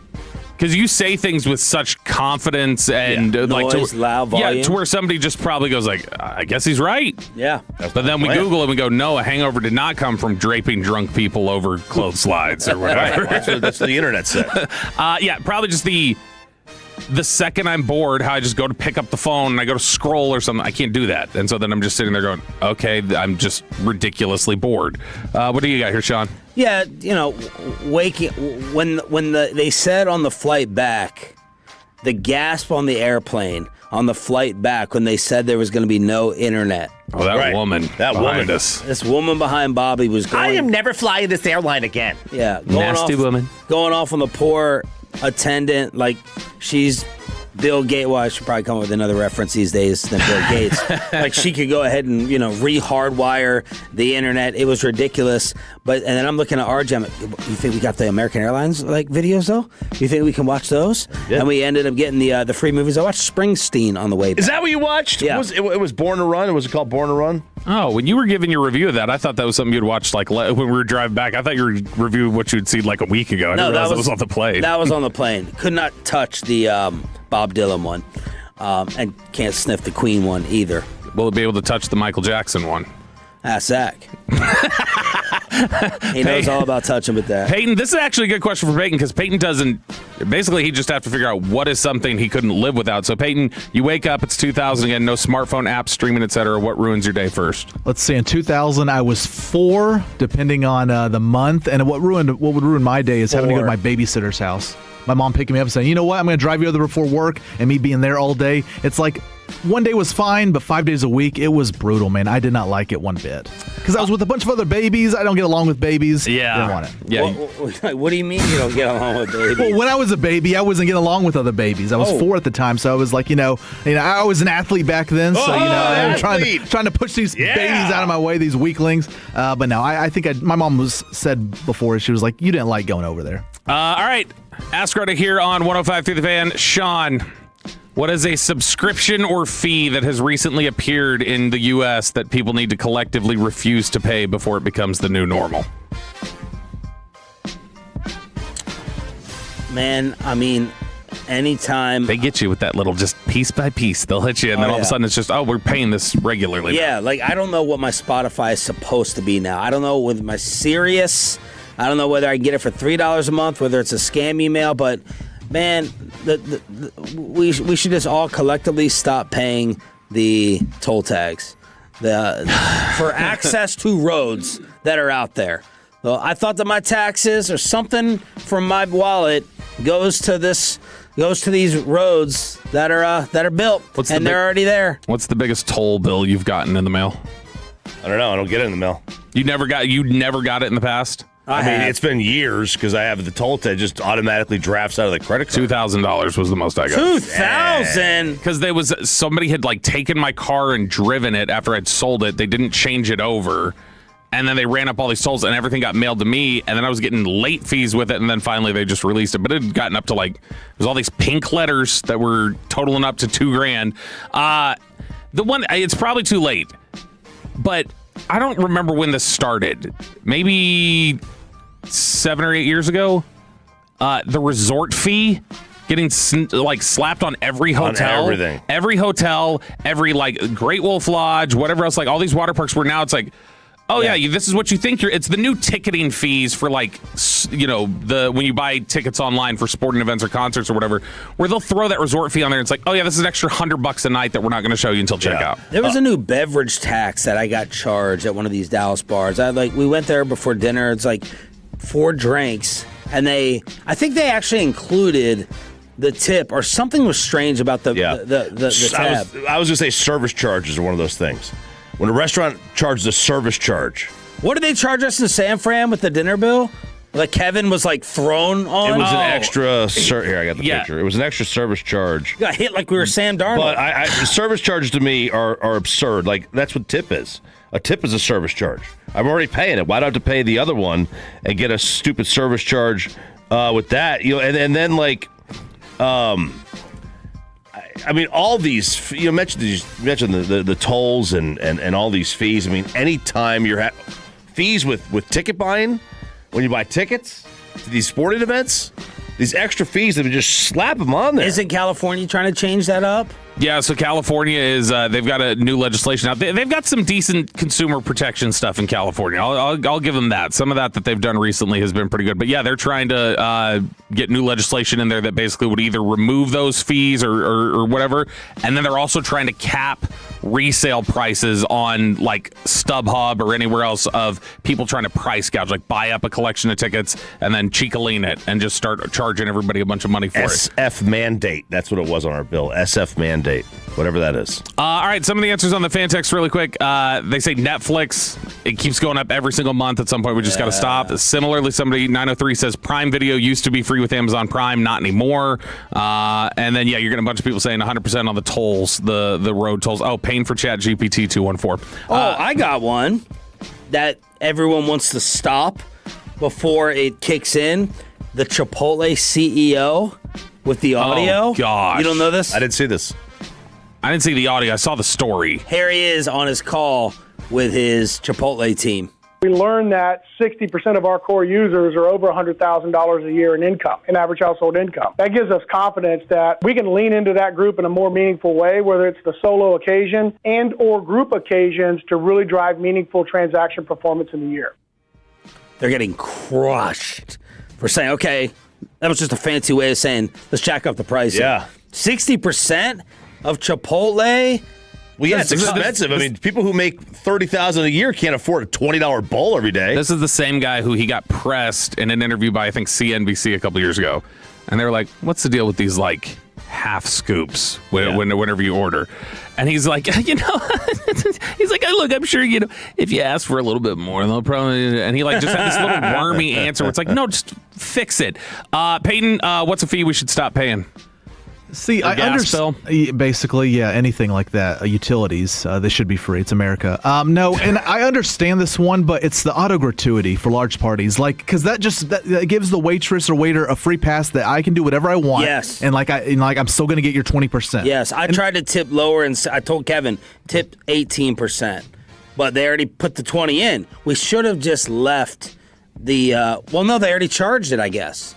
So we couldn't do anything about it. And I think the 20%, I've never done the math, I guess, but I think it's off of after tax. Some people are like, you're supposed to tip 20% before tax. I think the 20% on the auto gratuity is after tax as well. So there's that. I guess we should have paid the 20 after the Zach incident.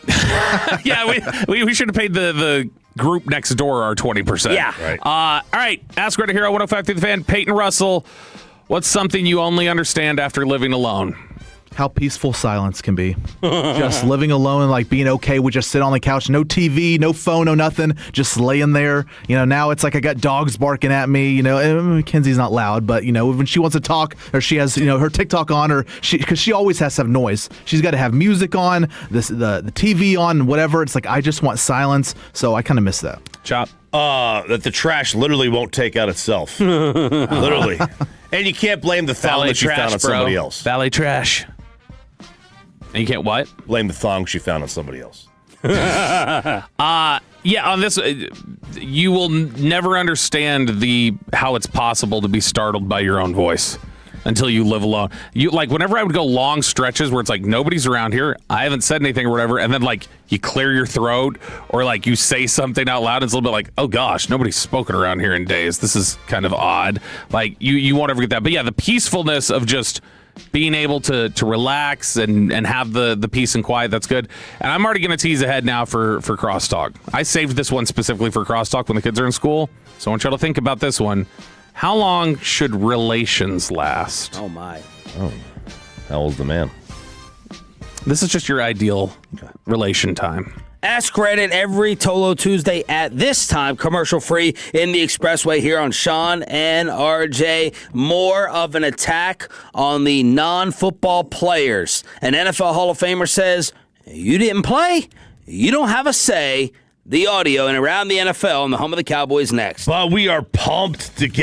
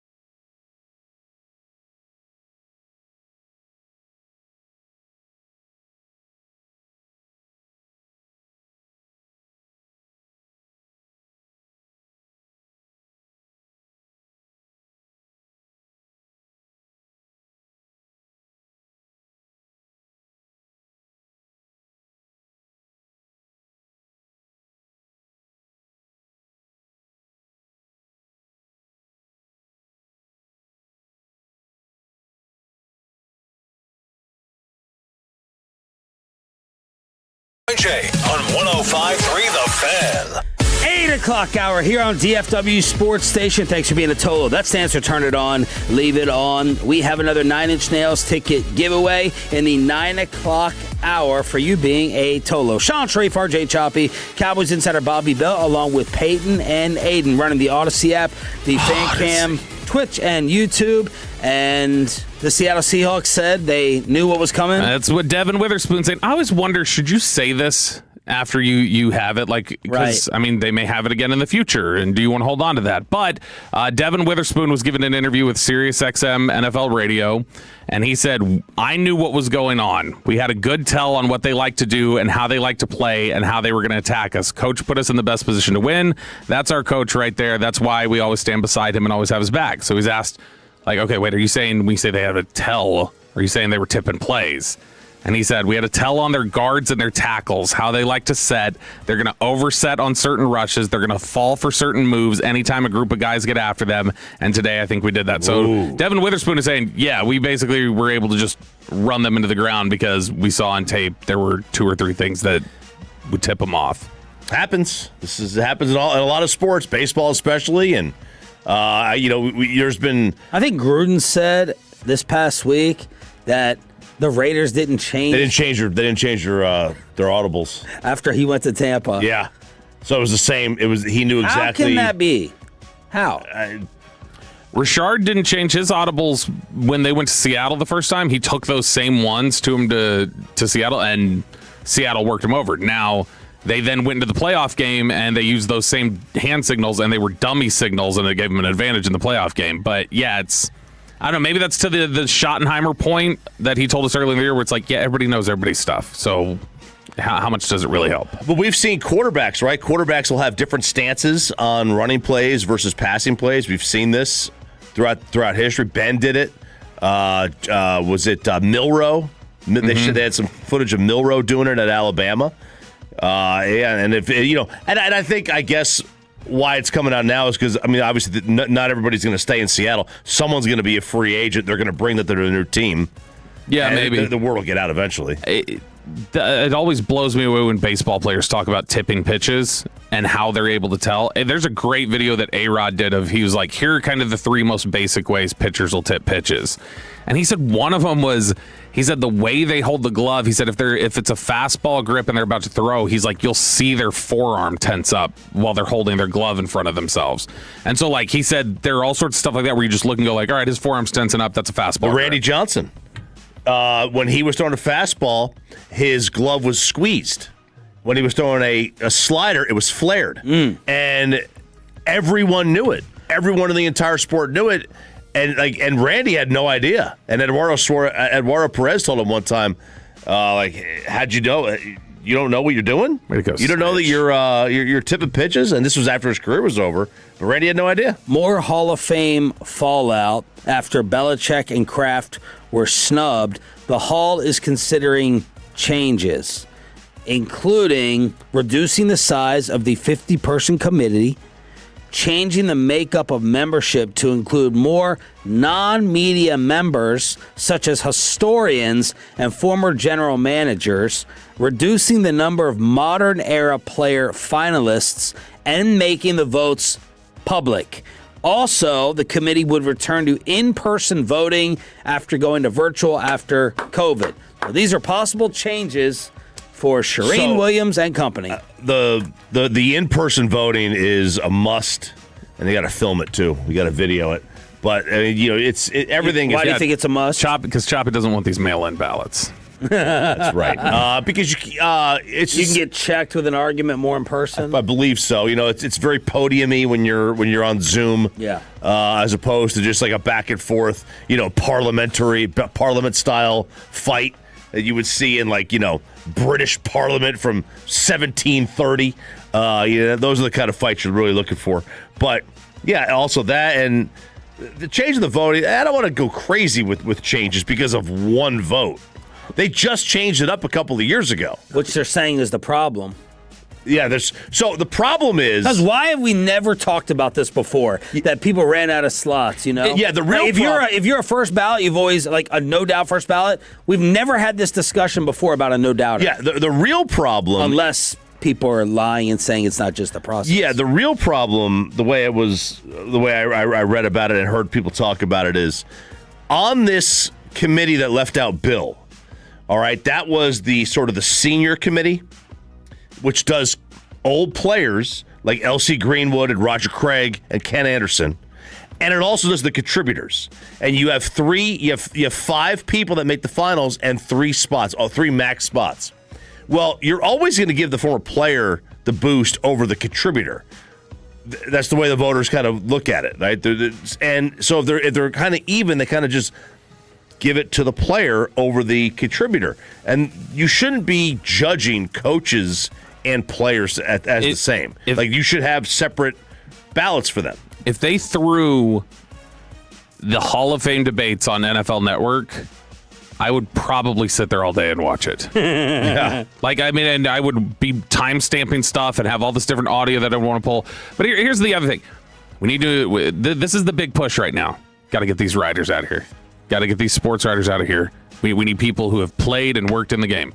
Who are the 2 most prominent examples so far of people we think obstructed Belichick? Polian and Dungy. Yeah.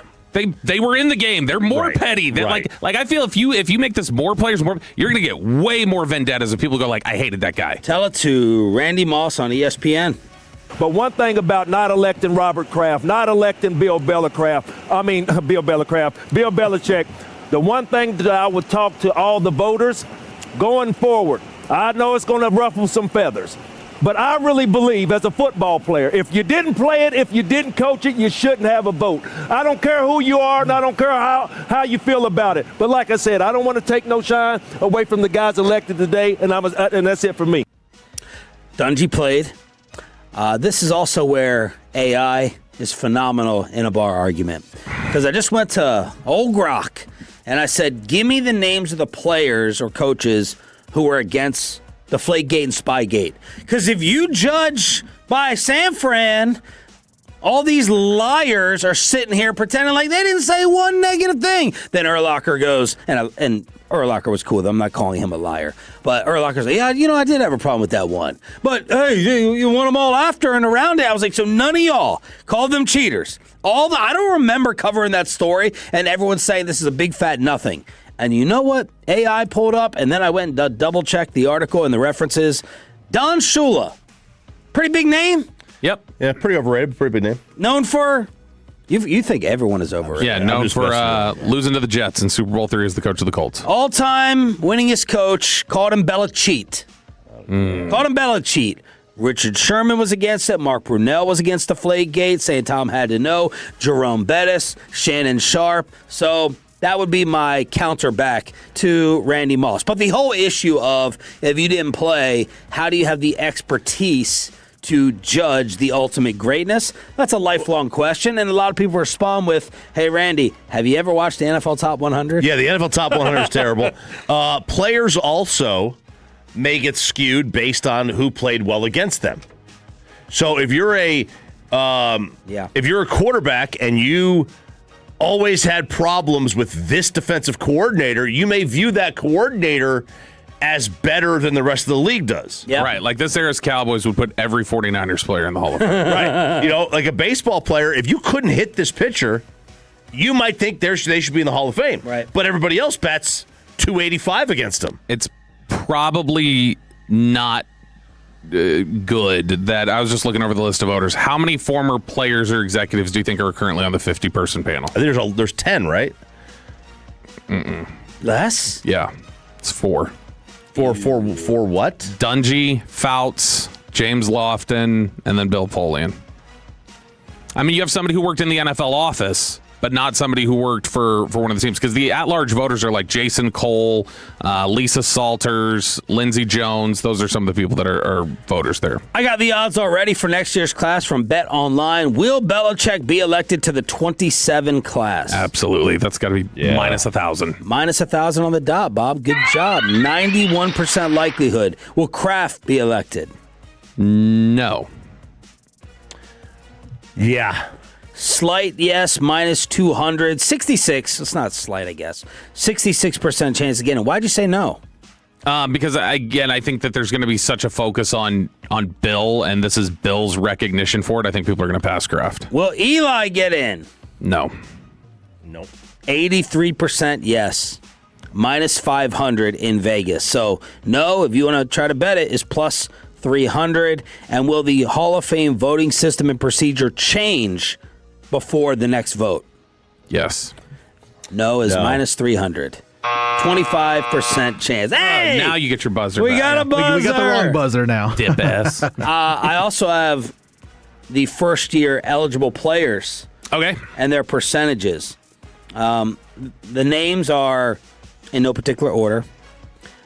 Roethlisberger, Gronk, Adrian Peterson, Richard Sherman, Andrew Whitworth. God, first four sound like dang near 100% to me. Cam, Antonio Brown. That's why KNC did the Cam topic yesterday. I was wondering, who's the biggest lock? Who are the first three? Roethlisberger, who? Gronk, or Adrian and Sherman. I mean, they're how are you leaving one out? Gronk is 96%. Number two, second biggest lock. Ben. No. Nor should he be over this guy. Peterson. Adrian. 94. Adrian Peterson got to make sure he stays out of jail in order to make it to the ceremony. Every other day, I'm seeing Adrian just fighting people at random card games or speeding incidents. How he didn't get in more trouble while playing? Gronk, 96% chance, according to Bet Online. Adrian, 94. Then you have Sherman, Ben. Wow. No, not in order. Oh, okay. I want you to guess. Cam, Antonio, Ben, Whitworth, Sherman. Next would be Ben. You are correct. Yeah. 41%. Then we're circumcised mesquite is here. Then we're going. It's a humongous drop after. Sherman, yeah. No. Whitworth. Yes. Whitworth, 6%. Then Sherman at 4. Antonio Brown, 2.4. Cam, 2. So KNC did is he a Hall of Famer with the least likely candidates? So yeah, in order. Ben at 41 feels high. It feels low. Low. I would have thought he would have been I would have thought like 51 because I think he's very borderline. All right, so you're saying there's a 10% disagreement. But I mean, that's like. You think he's borderline? No, not borderline for getting in the first time. He feels like one of those guys they may make wait like 2 times. Ben versus Rivers. Ben. Like maybe make him wait, like you talked about Belichick, make Ben wait 1 year for every allegation he had against him. There you go. Okay. There you go. So that's for next year's class. Apparently, Max Crosby told Tom Brady, I'm never playing for the Raiders again. Yeah, now we got to be careful here because where this is coming from. It's coming from one Jason La Confirma. Oh, Tola Oleg said, so I'm sure Moss will be okay with only people who majored in broadcasting doing TV. Jason La Confirma is reporting, what's his outlet now? Sportsboom.com is the new Jason La Confirma outlet. Just say his name. You don't have to give it pub. But he ended up saying that he's quoting an unnamed general manager who says, quote, he told Tom Brady, Max Crosby says, he will never play for the Raiders again. That's a fact. He told them he'll retire before he ever plays for them again. I don't know about that one. Pulling a Giannis, public Raider, public buck, behind the scenes. I'm cool. You can deal me. Yeah, I mean, I don't know if he said I'll never play. I don't know if I believe that I'll never play for you again. Well, Myles Garrett also said that. Yeah. That's locking for you give him a contract extension, he'll play. Well, he's got money. He got paid. One. See that, and that's the part that seems sideways here. I'm surprised Tom just couldn't sit him down because Max is a more likable Derek Carr in terms of I bleed it, and I'm surprised Tom just couldn't sit him down for one major pep talk. See, and that's the thing. I believe, like when we're talking about Myles wanted a contract deal. There was leverage there. Like Max is furious about something that happened at the end of the year. Like he felt slighted. So I don't know how easy that is to repair. 4 magic words for RJ Choppy. Pitchers, and catchers report on the home of the Rangers. Some Diamond Cavs next. After we get you over to QC Kinetics.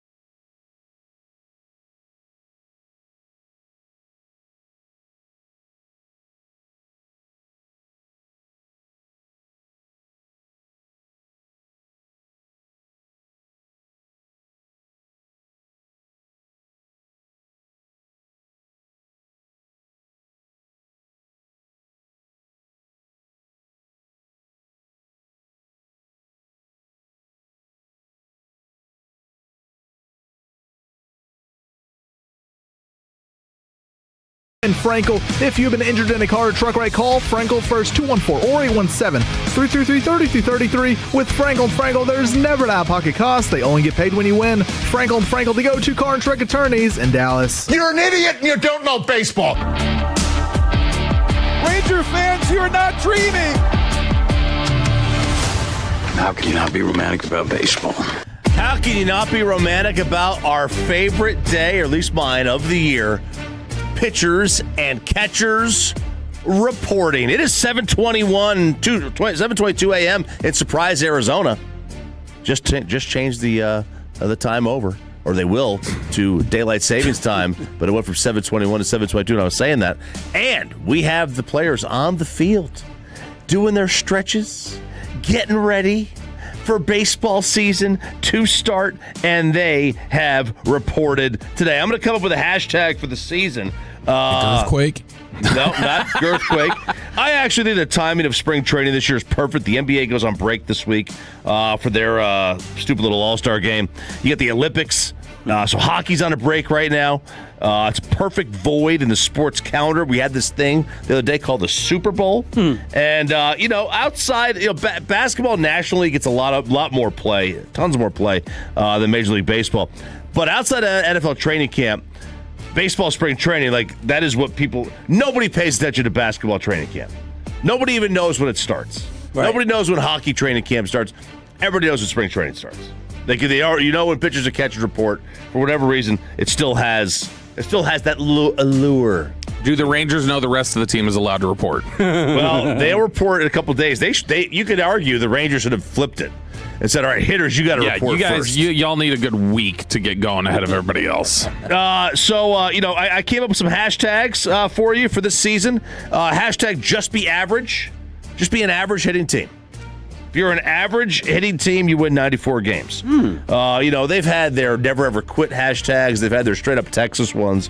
Hashtag score 3, be free. Score 3.5 runs a game. That's it. It's all you need. You can make some noise. I'm just not convinced they can do that. Hashtag break the roof.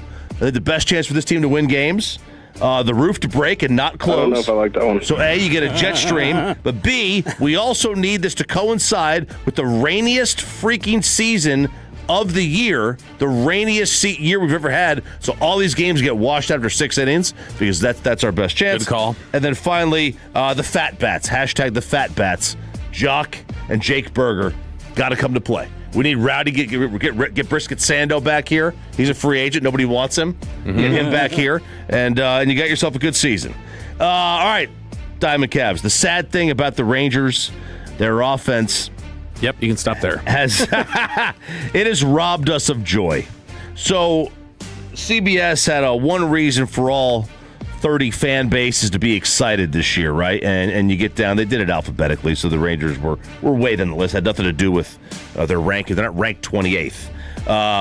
But it says that rotation, yes, please, DeGrom, Eovaldi, Gore, Leiter, prime for a breakout. Bradford's going to return at some point, too. And it just, their offense really has just robbed us. We should be so excited for this season. We have a starting rotation. Comparatively speaking, there's only a handful of teams that can even say we have a rotation that's either on the level, maybe a touch better or a touch worse, but that are the same of DeGrom and Eovaldi and what Gore's upside is and what Leiter's upside is. And look, the Dodgers got a good rotation, a really good one, especially if Shohei's able to throw, a lot of innings. And you got Snell, and you got Yamamoto, and you got Roki, and we haven't even touched some of the other guys. The Yankees got a good rotation when Cole comes back, and Rodon and Fried, and Schlittler. I'm gonna get in trouble with that. I don't even know how to say it. So every other team in the sport would be pumped about this season with this team and this starting rotation, except for us, because we just saw the same crap last year with the offense. Yeah. And that's depressing. Yeah. It's depressing. We should be going into this year thinking this is a championship caliber team. You were the number one pitching staff in baseball last year, and it was a 500 baseball team. Who ends up succeeding more? Will we be talking more glowingly about the Cowboys defense or the Rangers offense after these upcoming seasons? I try. I guess, I've already seen what the Rangers did to their offense, which was jackass, so probably the Cowboys. Just because of the unknown. Because they could still add people. Like, I know they are not, dead serious. Chris Young, the equivalent would be if Chris Young was picking for the Cowboys in this upcoming draft, he'd be like, 12 and 20, we're picking receivers. Like, that's what we're doing. We're gonna go all in over here because who needs defense? It's the continuous doubling down on the pitching, and it's like, all right. Pitching's great. It's also great to score runs. So no, I think Dallas still has a chance because we haven't seen what they've done to replace it. What do you think, Choppy? Have to pick one. Oh man, the Cowboys defense stinks. It's a players issue. They're not going to be able to change enough players. The Rangers' entire offense is built on hopes and dreams.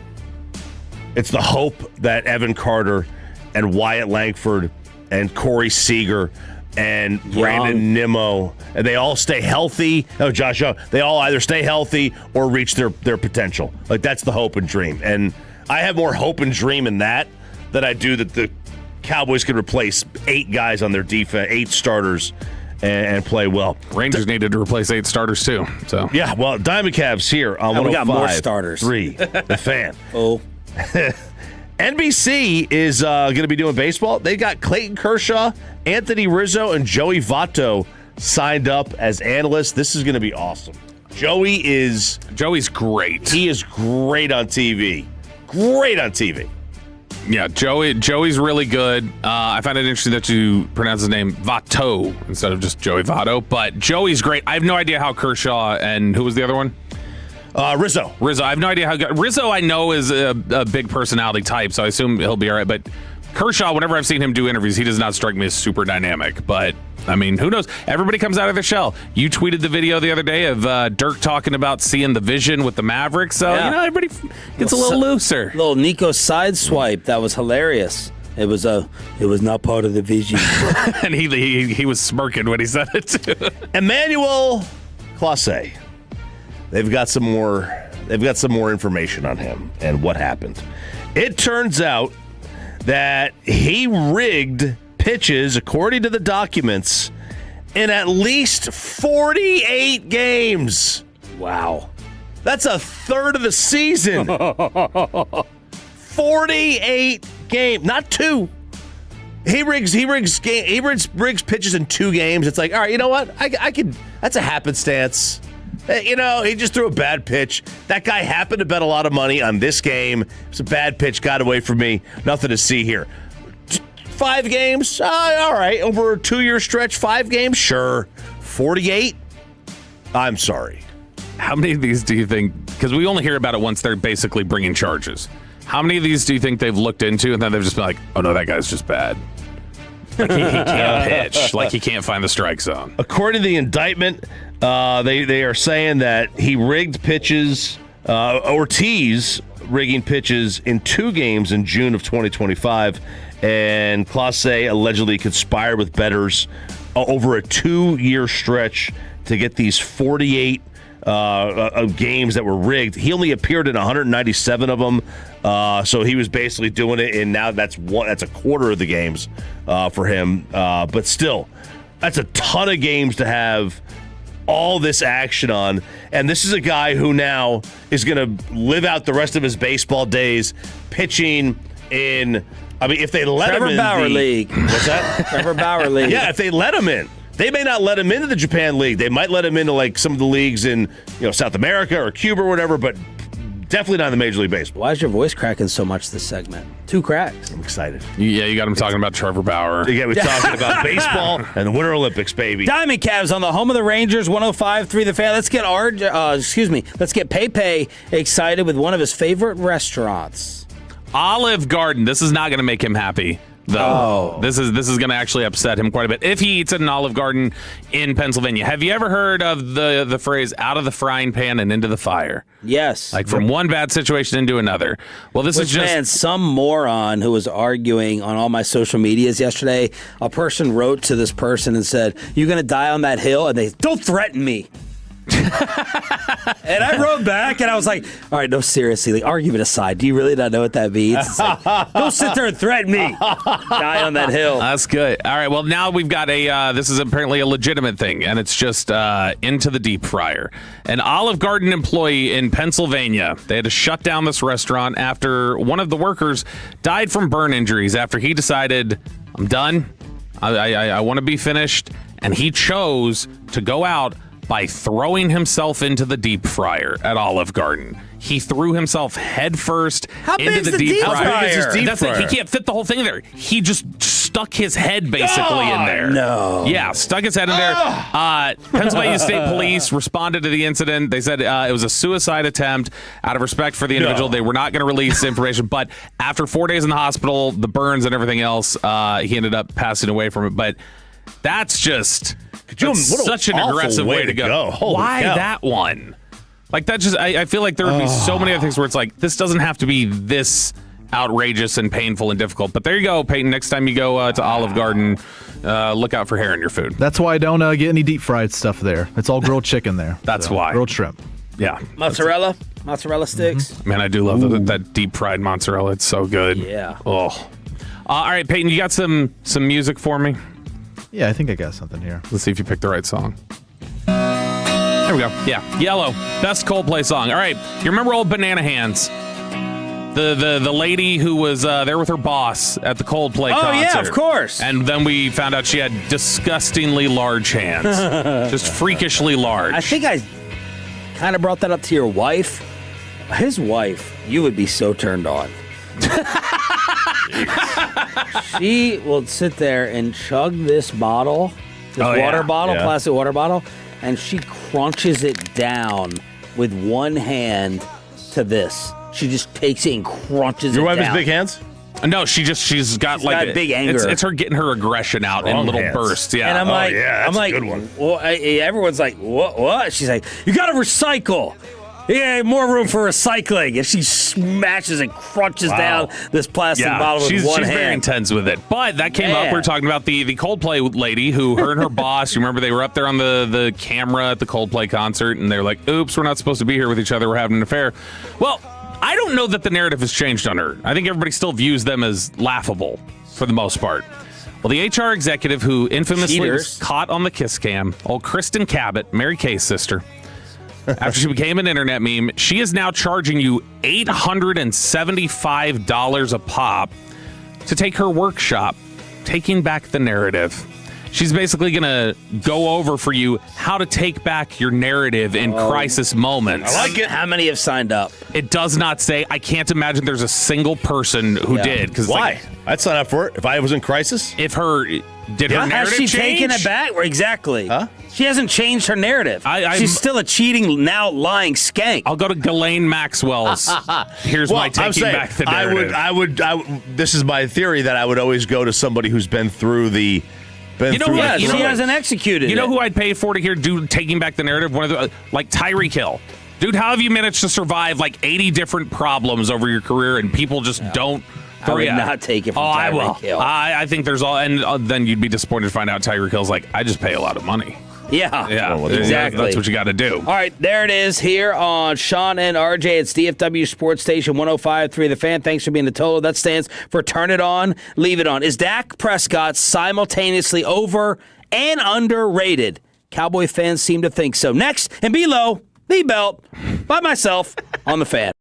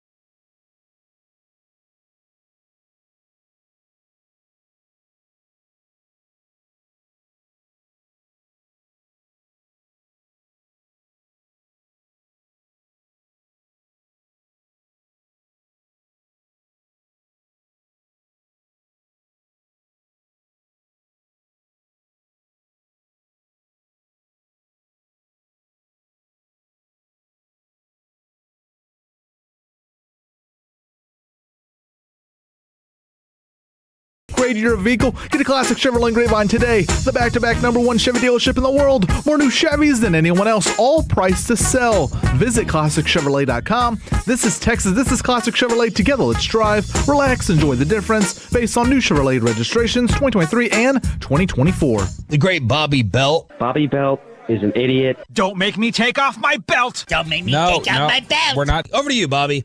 Can you be over and underrated at the same time? Cowboys fans seem to think so. Are you? Yeah. That makes sense. I could see that with you. Or overrating aspects and underrating aspects. Mm-hmm. You can have that sort of conflict. Let's talk about it in Below the Belt, which is sponsored by Academy Sports and Outdoors and Window Nation. All right, so before we go to the rest of this survey that we had started doing yesterday, The Athletic did their fan survey where they asked basically state of the team and questions to fans and got 1,300 responses. I wanted to look back and see, all right, what were some of the answers if there were any similar questions back the last time they did this survey? And the last time they did it was July, so it was heading into training camp. And some of these answers, when you look back on it, it's like, whew, we got some bad receipts here. So I'm going to go through some of the answers they gave to these questions back in July, and then we're going to pick up with the rest of the survey that we started yesterday. If you could only re-sign one of these 2026 unrestricted free agents right now to a team-friendly deal, who would it be? And it was Bland, Ferguson, Sam Williams, or George Pickens. And Bland was the runaway winner over George Pickens. George Pickens got 31% of the votes. You also had, which one of these new assistant coaches will make the biggest positive impact this season? And they listed all the new assistants. The runaway winner with more than 50% was Matt Eberflus over Clayton Adams, Connor Riley, guys like that. Who's the team's most overrated player? That'd be one Dak Prescott. Who's the team's most underrated player? That'd be one Dak Prescott. But number 2 was Deron Bland. So Bland, everybody wanted to sign. Bland was the most underrated. You got a lot of votes for Cavante Turpin as the most underrated. I did think it was funny who will lead the team in rushing yards back last July. The winner by a decent margin was Jaden Blue, which didn't end up happening. But you now take a look at where the fan base is whatever it is, 7 months later. And they were asked similar questions over at The Athletic. And the first one, who is the Cowboys' most overrated player? Who do you think it is? And this was a runaway. Dak? No. It's not Lamb. O-line. It's somebody I think you might suggest. Bland? Deron Bland, who was the runaway winner, and who do you want to sign? Who's behind Dak? He was the next highest one getting votes on who's the most underrated. Yeah. He got 232 votes. Next closest was Dak with 132. Then you have Jake Ferguson behind him there. CeeDee Lamb, which there does feel like, I don't know if it's just the Pickens love, but there does feel to be like there's a little bit of ungratefulness for CeeDee Lamb, I feel like, lately. Agreed. And then just behind that, another guy who was on the most underrated list in July, Cavante Turpin. All right, now who is the most underrated player on the Dallas Cowboys at this point? Most underrated? Mm-hmm. And this was taken when? February 3rd through the 8th. Floney. Very close. He's second. I'll still say Dak. Dak Prescott is number one. So you have a good year. Yep. Some of the haters go away. You got there. But behind Ryan Flanoy's that I kind of eliminate Dak from these questions because it's like, there's just so much intensity around it. People are going to have those answers. But so after that, it's Flanoy with 111 votes. Cooper Beebe was next. Which maybe he is underrated just by the fact that when I saw him, I'm like, that's the name that people came up with? Yeah. But you also had Javonte Williams, Tyler Smith, Jake Ferguson, and DeMarvion Overshown. And before you leave Dak, he did a little quick Q&A with Diana Rossini in Cali. The most iconic player of all time is? Tom Brady. The player I never got the chance to face but want to. Ray Lewis. Playing in the NFL taught me how to be resilient. The strongest part of my game right now is mental. My favorite play to run is all goes. My best friend in the NFL is Jake Ferguson. The best celebration in the NFL right now is anything CeeDee does. Interesting. That's not just who's my best friend on the team. That's who's my best friend in the NFL. And it's young Jake Ferguson already. He loves his tight ends. We heard Dalton Schultz at 720. Yes, he does. He will get you paid if you're a tight end. Yeah, he will. The go route is, I mean, that's the all goes. Yeah, all goes. Send it all deep. Which, I mean, that's kind of what they did. Any last quarterback year. with a remote arm. That's probably their answer. All right, baby. Some of the other survey answers here. Dallas had one of the NFL's worst defenses in 2025, and this is the Athletics fan survey. What will it be in 2026? And your options were about the same, a little better, middle of the pack, or top 10. What do you think? And then I'll tell you what the fans think. Right, so top 10, what else? It's top 10, middle of the pack, a little better, or about the same. A little better. I don't know that I can go any higher than a little better. The overwhelming winner. They're going to say middle. The overwhelming winner is middle of the pack. Yeah. Optimism. 64%, followed by 27% for a little better. 4.5% of people out there think that top 10 defense is incoming. That's a lot of Christian Parker hype, it sounds like. How many more years will Dak Prescott be the quarterback of the Cowboys? You've got 1, 2, 3, 4, or 5 or more. How old is he? 30. I'll say 3. He's 32. Maybe. He'll be 33 during training camp. I was thinking 3. I'll say 3. My initial thought. Yeah, move on. When this contract's up, but they're going to extend him. You guys are in sync. It's 3. 3 years is the winner, 37%. Then it's 4 years, 2 years, more than 5, and then just barely 1% is 1 year. All right, next one. What are your expectations for the Cowboys in 2026? They'll be worse, about the same, they'll at least make the playoffs, or legitimate Super Bowl contender. I'll say about the same. I'll say at least make the playoffs. I mean, people are definitely going to have them in the playoffs, and I would say they would be a little bit better. Improvement. So the top answer, 65%, is they'll at least make the playoffs. Then it's about the same, and then you've got, again, legitimate Super Bowl contender, 5%. That 5%. I think this is a good scale for us to be able to go, what percentage of the fan base are just the blindest delusional? 5%. Yeah, because we've got plenty of negative Nancys in the fan base who are just like, it'll never be good. But about 5% on all these answers. The most ridiculous answer is about 5% every time. And then they'll be worse is 2%. I just don't know how that's possible is the problem. Well, what's possible is that the offense is not as good. Yes, that could happen. The offense can regress, and you can have, quarterback injury knock on. No! All right, and this is the last question on here, and this is the one that I wanted to spend the most time on because I think this is fascinating to see. And we had asked a similar question when we did Cowboys fan confidence survey, I think back in November. And it was the question of, will Jerry Jones see another Super Bowl during his time with the Cowboys? And I want to say it was 5% said yes, something like that. And previous years with the athletic survey, when a question's been asked like this, I think it's hovered around 10. This year, with 1,300 responses, almost 25% of people said that Jerry will see a Super Bowl. What?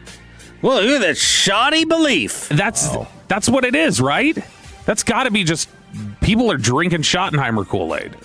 But to that degree? Or is it the same sort of thing as when we approached the Rangers?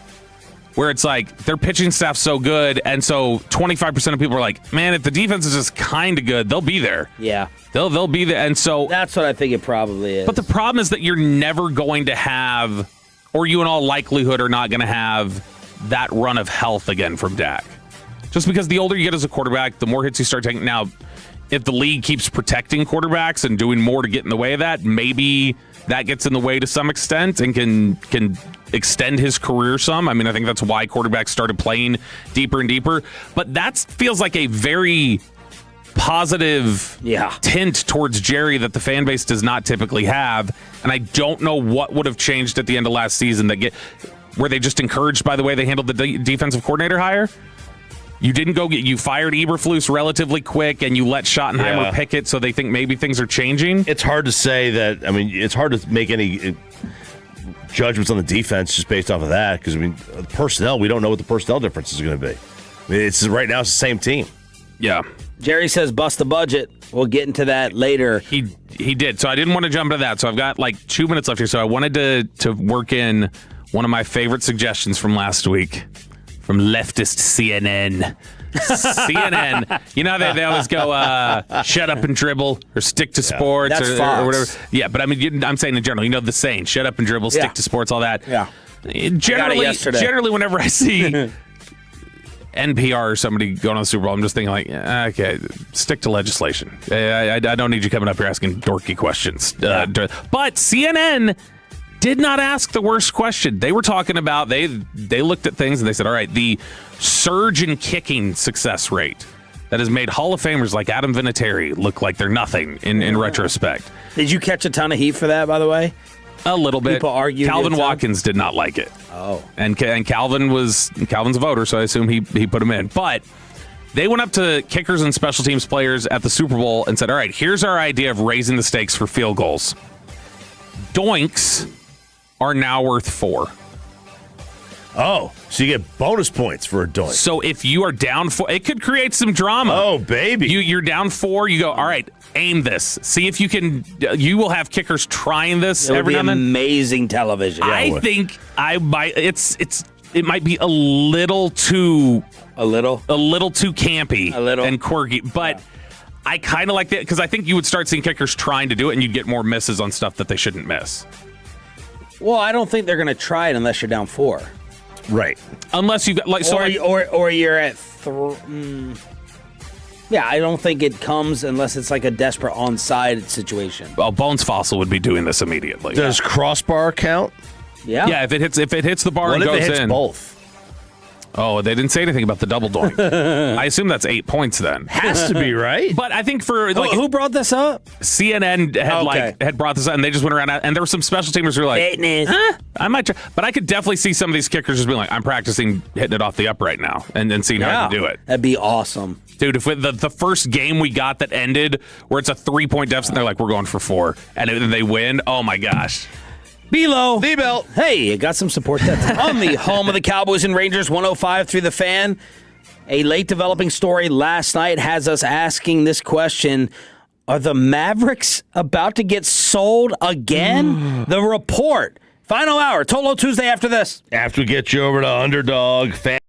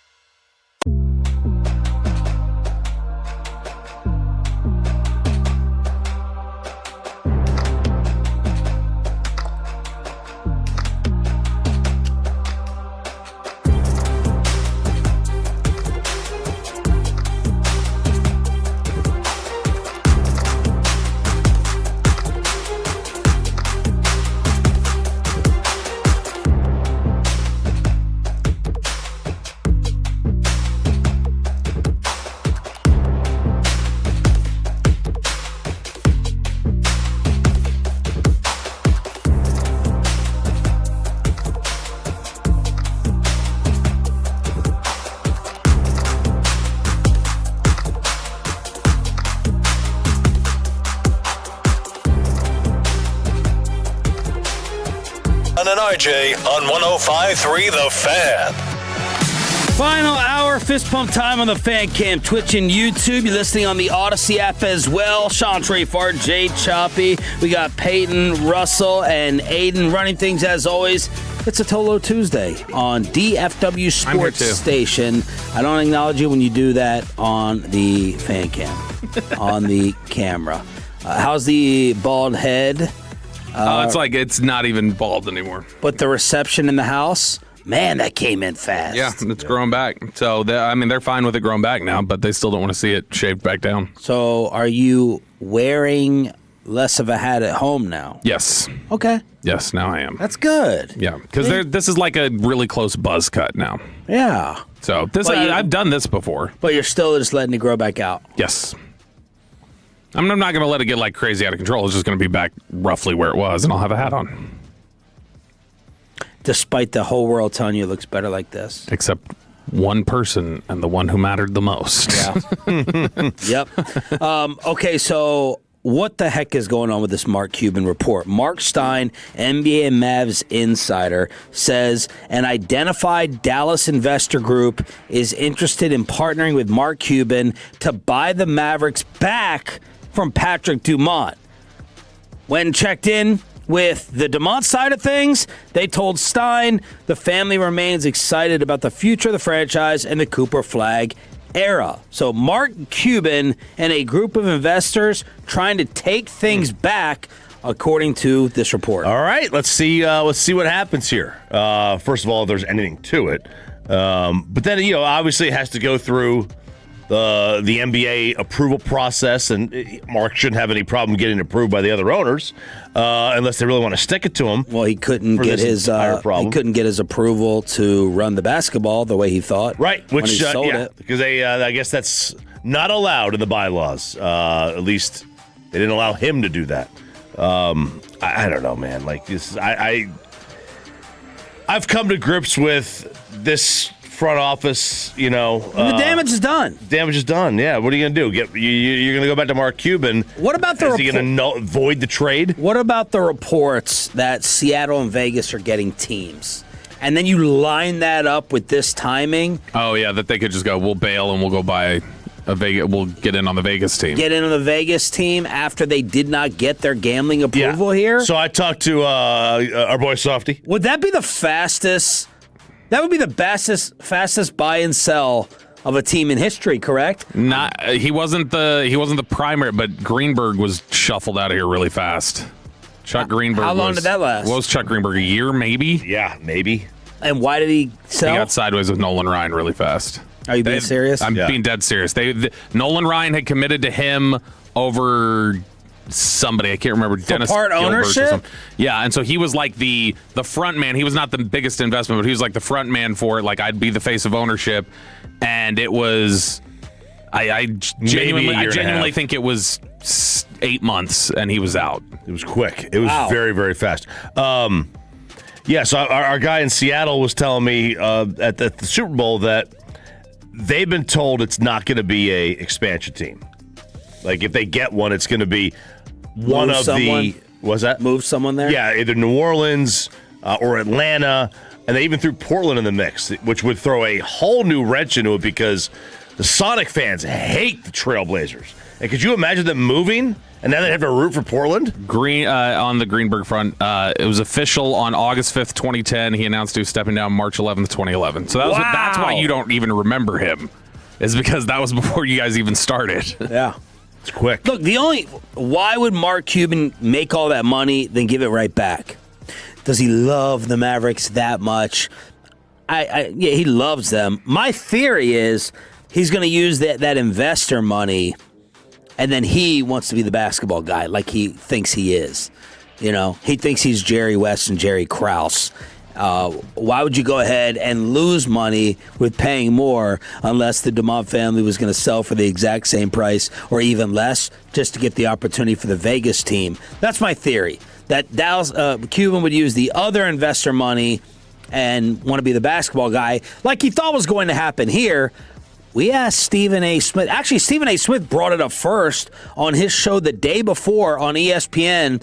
after Anthony Davis got traded, Stephen A. brought up the Mavs Vegas theory himself.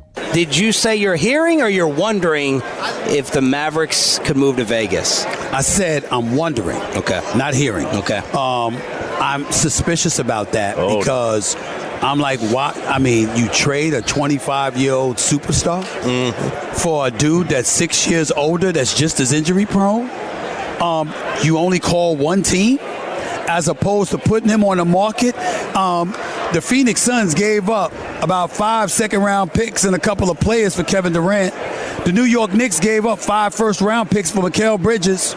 You gave up, you got Luka Doncic. You gave up Luka Doncic, and all you got in return was a pick. And Anthony Davis, who's missed about 51 games, only played in 29. Okay, their record is like 31-49 in the games that since he's arrived. He's not available more often than not. That's what you've done. Listen, it's bad, and I just listen. Nico Harrison swears that it was him. I'm like, you gonna live on that sword? You died on that sword because you're fired, and you probably never get a job as a basketball executive again after that decision. I just find it difficult to believe that the owner of an NBA franchise would have nothing to do with that decision and would completely okay it. I know you didn't want to pay him the $350. I got that part. I get that. But say so. We don't want to pay him. Well, if you don't want to pay him $350, then what you could have done was put him on the market and got a boatload in return for him. Yeah. So that was Stephen A. with us in San Fran. And he said sword. And now, sword. He's not, this would be the Mavs staying here. Maybe Cuban's trying to buy back to keep him here and not have him move and relocate. Why don't we know whoever the investor is that he's talking to? Is it because he doesn't want to tell everybody it's Ross Perot Jr.? Are you that might be the only thing that would cause people to be more upset than if Dumont kept it. Maybe. Why? Because Perot owned it in the late 90s and was just awful. It was the whole team. Like the gold standard for an awful, removed, cheap owner. It was you and 3,000 of your closest friends at the game. He's watching Hubert Davis bank him in. He's 67. He literally was just at a forum for Dallas Morning News yesterday talking about the Mavericks arena and where he would put it in Dallas. Oh, really? I mean, he owns like half the open land. He's about to own all of it, you know what I mean? Shut up. So that is the report from Mark Stein that Cuban and a group could be coming back. Tim Calishaw blasted Stein, basically saying, not surprising that Cuban's mouthpiece would write this for him. Is this a dangerous play for Cuban, though? If he is, well, he's being treated like a hero right now online. That's what I mean. Like, but if he's already on the track to having a bigger say in basketball stuff again post Nico, like if he's got a window to do that, is that like a little bit of a greedy play that may also be looked as like, is this a takeover of me? Like if Dumont's like, no, I'm not selling, and now you're out. What are you doing? I don't know. I'm not celebrating a possible Cuban return like everybody else.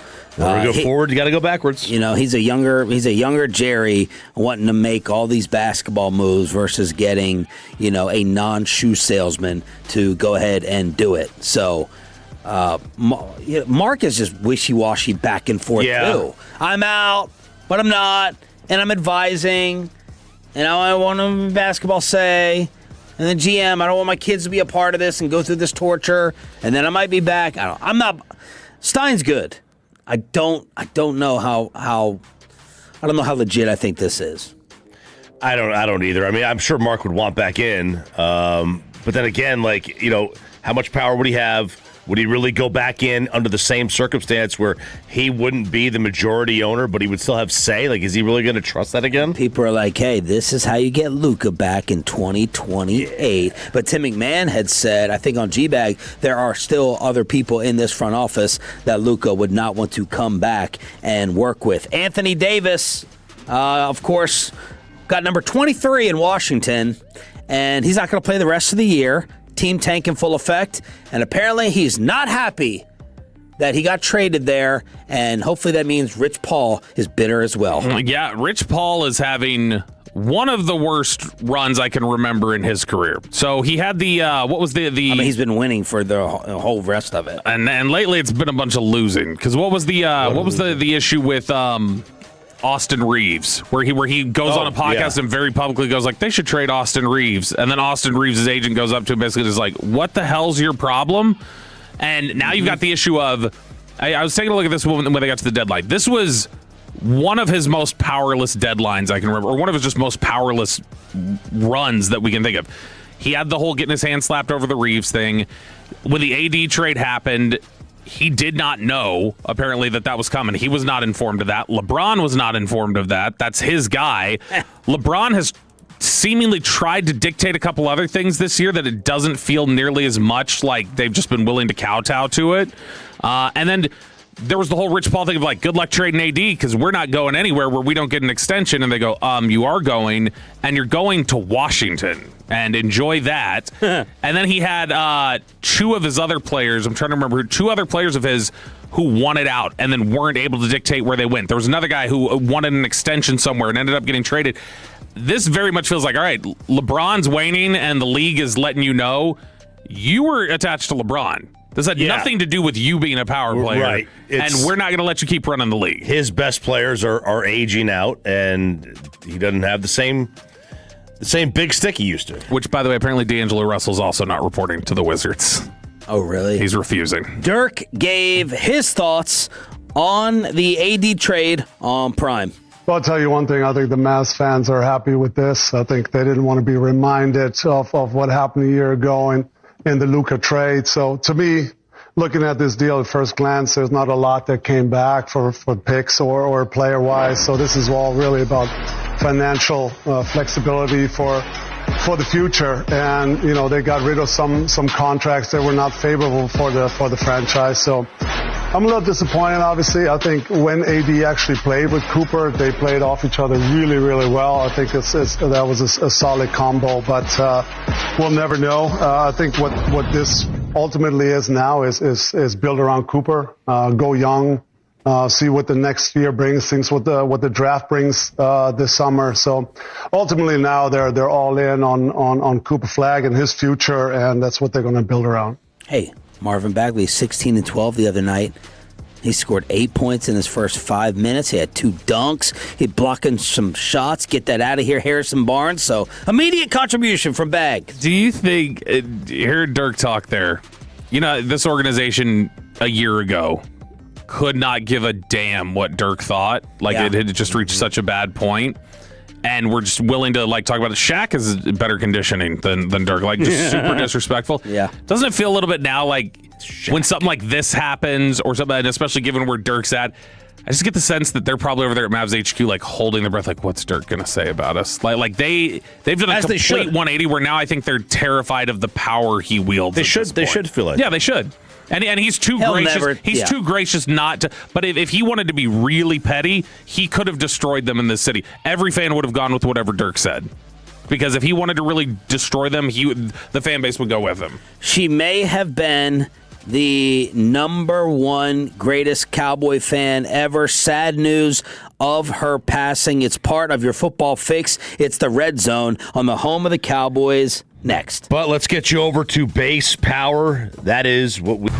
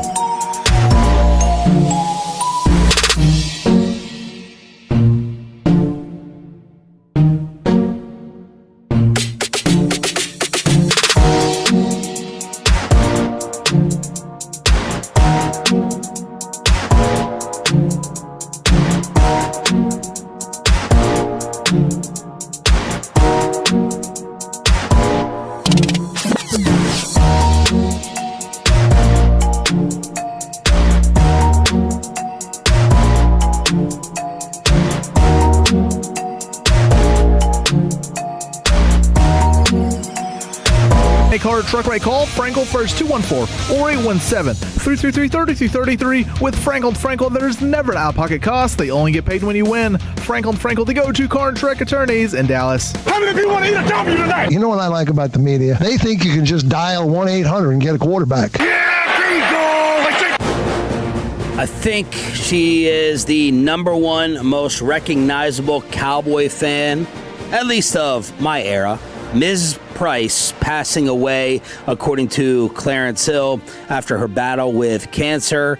I think it would be take less time to ask anyone if they never met her, never interacted with her. Because you certainly heard her. No doubt. Ms. Price passing away, according to Chill. She was awesome. I think I met her in like 2006, 2005. One of those Parcells camps.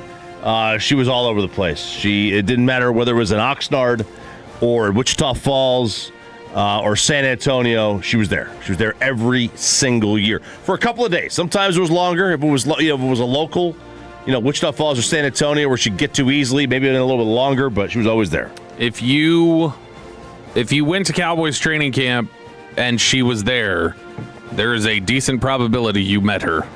Because people, they wanted to go up and talk to her. She was it's not just the players. Very chatty, very bubbly, always just out there having a good time, happy. Wants to chat up with everybody. And I mean, Jerry loved her. Jerry, that's the kind of that to Jerry right there is like that's a fan right there. Somebody who just loves this, like I love it, and is just like, whether it's good or bad, I love it, and this is my everything. And he would stop and give her a ton of time, as much time as he'd give any media member. He'd stop and give Miss Price, and so very sad news. Very sad. Red Zone, your football fix, crosstalk, and the rest of Ask Reddit coming up 9:40 with the KNC Masterpiece. Super Bowl fallout. We got Bad Bunny numbers, supposedly $135 million. That beats Kendrick Lamar the year prior at $133. So humongous numbers, and of course now you have legacy defining and quarterback ranking, and RJ Choppy has the tough questions. All right, so if you look at Sam Darnold, this is very difficult for me to find the real value of the MVP, and would you put him, how would you stack him up against some of these other quarterbacks? Yep. Now I'm going to leave Allen and Pat and Burrow and Lamar, leave them out of this. Yeah, because only one's elite according to Emmett. We'll get to that. Okay. So I'm going to leave them out of this because those guys seem to be locked into the top four. But we know what's going to happen. Sam Darnold is going to get overrated by all of these publications. Stephen A. Smith even said on First Take a week ago, if he wins, the question is, and he's going to have to be put in the elite category. Okay. All right? That's ridiculous. So where are we going to rank him? So I'm going to name some names. I'm going to name names. Okay. All right? And you just tell me, will they be or should they be considered ahead of or behind Sam Darnold just now? Who's better right now? Right, there you go. Gotcha. Brock Purdy. Purdy. Will he be? When these rankings come out? Purdy will be higher. I don't think they're going to overreact to Darnold the same way they have some others, but maybe. I don't really know how they're going to respond to him. I think it's possible with Purdy. Okay. Dak. And Dak will be above. Some will have him below, but that's more for clicks. Trevor Lawrence. This one I thought about driving in for a long time. This is the closest of the three so far, but Lawrence. What's your answer to it, RJ? If I was starting a team, I would take Trevor. I think Darnold will be ranked ahead of him. I don't think it'll be close, particularly. I think Darnold. Jacksonville had a good year, great year. Yeah, they did. Lawrence was an MVP finalist, and he was fifth. Yeah. They're right next to each other in everything. They're 5th and 6th in yards. Yeah. The touchdowns are 25 and 29, at least throwing it. The picks are 14 and 12. The QBR is 55.6 and 58.3. I'll take Trevor because of the legs, but barely. I don't like Trevor Lawrence. And the hair. No. I'm taking Trevor too, but Trevor will not be ranked ahead of Darnold. Darnold will be in the top 10, easily. Maybe top 8, and Trevor will not be in the top 13. I don't think he's going to be in there. I don't know how they're going to do it, I guess, but I don't think they're going to overreact the way they have with like Hurts and others before, because usually those are young players that they're kind of overreacting to. This would be so late, and the numbers were not ridiculous this year. He was great in the playoffs, though, so that maybe that trumps a lot. Who was? Darnold. Well, not in the Super Bowl. No, but yeah, the playoff run was strong. Caleb or Darnold? Caleb. Who am I taking? Yeah. I'm taking Caleb. Okay, and who will be higher? Caleb. Clay Williams. Darnold will be higher. Man, I think you're going to be way off on this. Give me the time and stamp this. Give me the guys who will be higher. No. Go down the list. Who will be higher on these rankings? Yep. Let's see. It'll be Pat. Okay. Allen. Yep. Burrow. Okay. Lamar. Okay. Herbert. Herbert will be. Okay. Dak.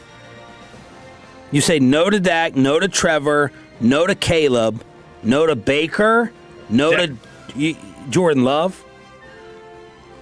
Choppy, Dude. It's going to be one of your worst takes. What about obviously Stafford? Stafford will be ahead of him. Yep. All right, how about this? How about Goff? Goff should be ahead of him, but he won't. Okay, I could see maybe them putting him ahead. Goff never is ranked high. Drake May will be ahead. Yep. Guys, if you think that Sam Darnold, I'll bet anything you want. I'll give you whatever else I'm you not want. saying they should. I'm just saying won't. this is. There's no way. It's not possible. Drake May will be ahead, locked in, guaranteed of Sam Darnold. That's overrate the Super Bowl. You're insane. Hurts? Hurts above? No. I mean, he won't. He might be above. He shouldn't be. Who do I take? I take probably. They're right there. Maybe Hurts by a little. I am preparing myself for the worst. I am preparing myself. He's going to be probably number 8. You got him at 8. Sam 8. That's probably where he's going to wind up hitting. He won't be in the top 10. He won't be above Love. He won't be above May. I got you, Sammy. Baker might be tough. I think Baker will be ahead. We need to do a top 10 bet. What about Knicks? Sam over Knicks. I'm definitely taking Sam over Knicks. Yeah, I'll put Sam over Knicks. But, okay. I mean, let me see. Just 1, 2, 3, 4, 5, 6, 7, 8, 9. I mean, we're talking about he was like 12th in passer rating alone. And we're talking about Jeremy Fowler's list from the execs. Yes. I mean, we'll take all the lists. Yeah, take all the lists. Is there one in particular focusing on? No, not really. Because I mean, I don't care about the NFL top 100, the player ones. Yeah. The Fowler list is up there. I mean, and just because you see this, right? This is the silly time of year. Those execs didn't want to pay him last offseason, though. Like Seattle did it, but there were like some of these other ones when they overrated Jalen Hurts or something like that. Like they would all have paid him. This one, I think that people are still looking at him a little side eye. I hope you're right. I don't want him to be high. I'm just preparing myself. Will Jaden be gone off of it? Daniels? Yes, he'll slide off the top 10. Okay. All right, so that's a tough one. Where will Sam Darnold end up ranking? 877-881-1053, Franklin text line. We didn't even mention the Pro Bowlers like Flacco and Shador. That's right. Those guys. Man, my goodness. Pro Bowl.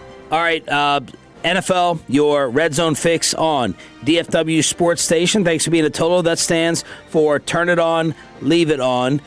Do we unleash Choppy Olympic Update 2.0 or the smartest offender that Joel Klatt ever saw go to the Cowboys? I guess it's the Red Zone. We should keep it football. We have every day for Olympics. I like the Gold Zone, but yeah, I mean, we can go that direction. All right, let's get to the brilliant defender being picked at 12. So Joel Klatt went through his list of, basically was going through his very first mock draft, which I think Klatt, I don't know where he's ranked typically in the past in terms of doing these sort of things. I think the way he's typically approached it is just it's his own evaluation, what he saw, how he liked various guys. But Joel Klatt ended up mocking to the Dallas Cowboys one Caleb Downs.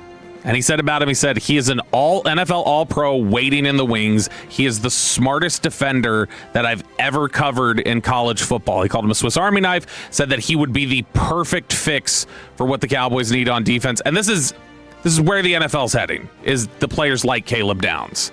Is that the guy who can, we've talked about a lot, the nickel, who can play the safety, can play the box, can do all those sort of things. But that is the thing that you hear a ton of really high marks for Caleb Downs, and you can see it on tape when you watch him, is just how it feels like he operates at a pro level, the way he roams the secondary and the way he sees things. And Joel Klatt talked about how you can see on tape he understands leverage, you can see the intensity that he plays with, how much he cares. So Caleb Downs actually falls to the Cowboys in Joel Klatt's mock draft, which I think is a little bit of a pipe dream at this point, which is unfortunate since all the other safeties have slid in previous drafts. And it sounds like the bosses are giving us the blinking yellow light to go to the combine in Indianapolis again. One more show than last year. Oh, baby. With Brian Broaddus. Oh. So we take the Super Scout in the morning, and we don't have any steakhouse reservations. And apparently it's difficult this year. What is? The reservations. Why?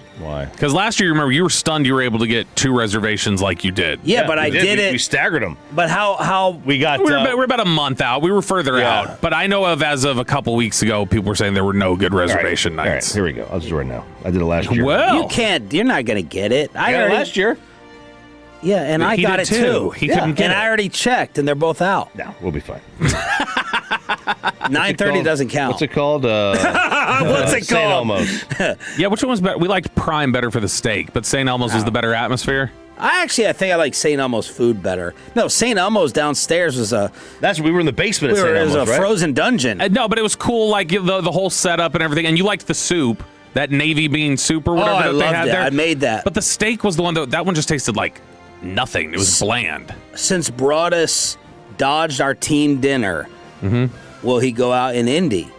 You will not be able to keep him in the hotel room in Indy. What? Yeah, this is his. This is where he's like kind of the mayor. Like he's going to be doing finger guns to people in the bar. No way. Like, what's up, guys? We need to knock out the rest of our Super Bowl trip over unders and see what happened. Yeah. Oh my gosh. So, but he'll definitely. He'll be out. He will be there. He will be involved. All right. So these were some of the over unders, real quick.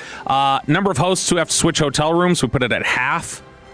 I went under. Nobody switched. Nope. Number of Great people. hotel. Number of people at the team dinner. Except no microwave in the room. Yes. Huge problem. Number of people at the team dinner was 9.5. I think we ended up with 8. Tim fell. DJ ghosted. He just hit the life alert. He let you know. He had the family. He went out with family, he said. Dawson didn't respond. Broaddus dipped. And Broaddus dipped. Man. RIP future team dinner. Number of times a guest, well, we're just going to tell Zach that anyway. Number of times a guest makes a joke about the Cowboys Super Bowl drought was 1.5. I think we only got 1.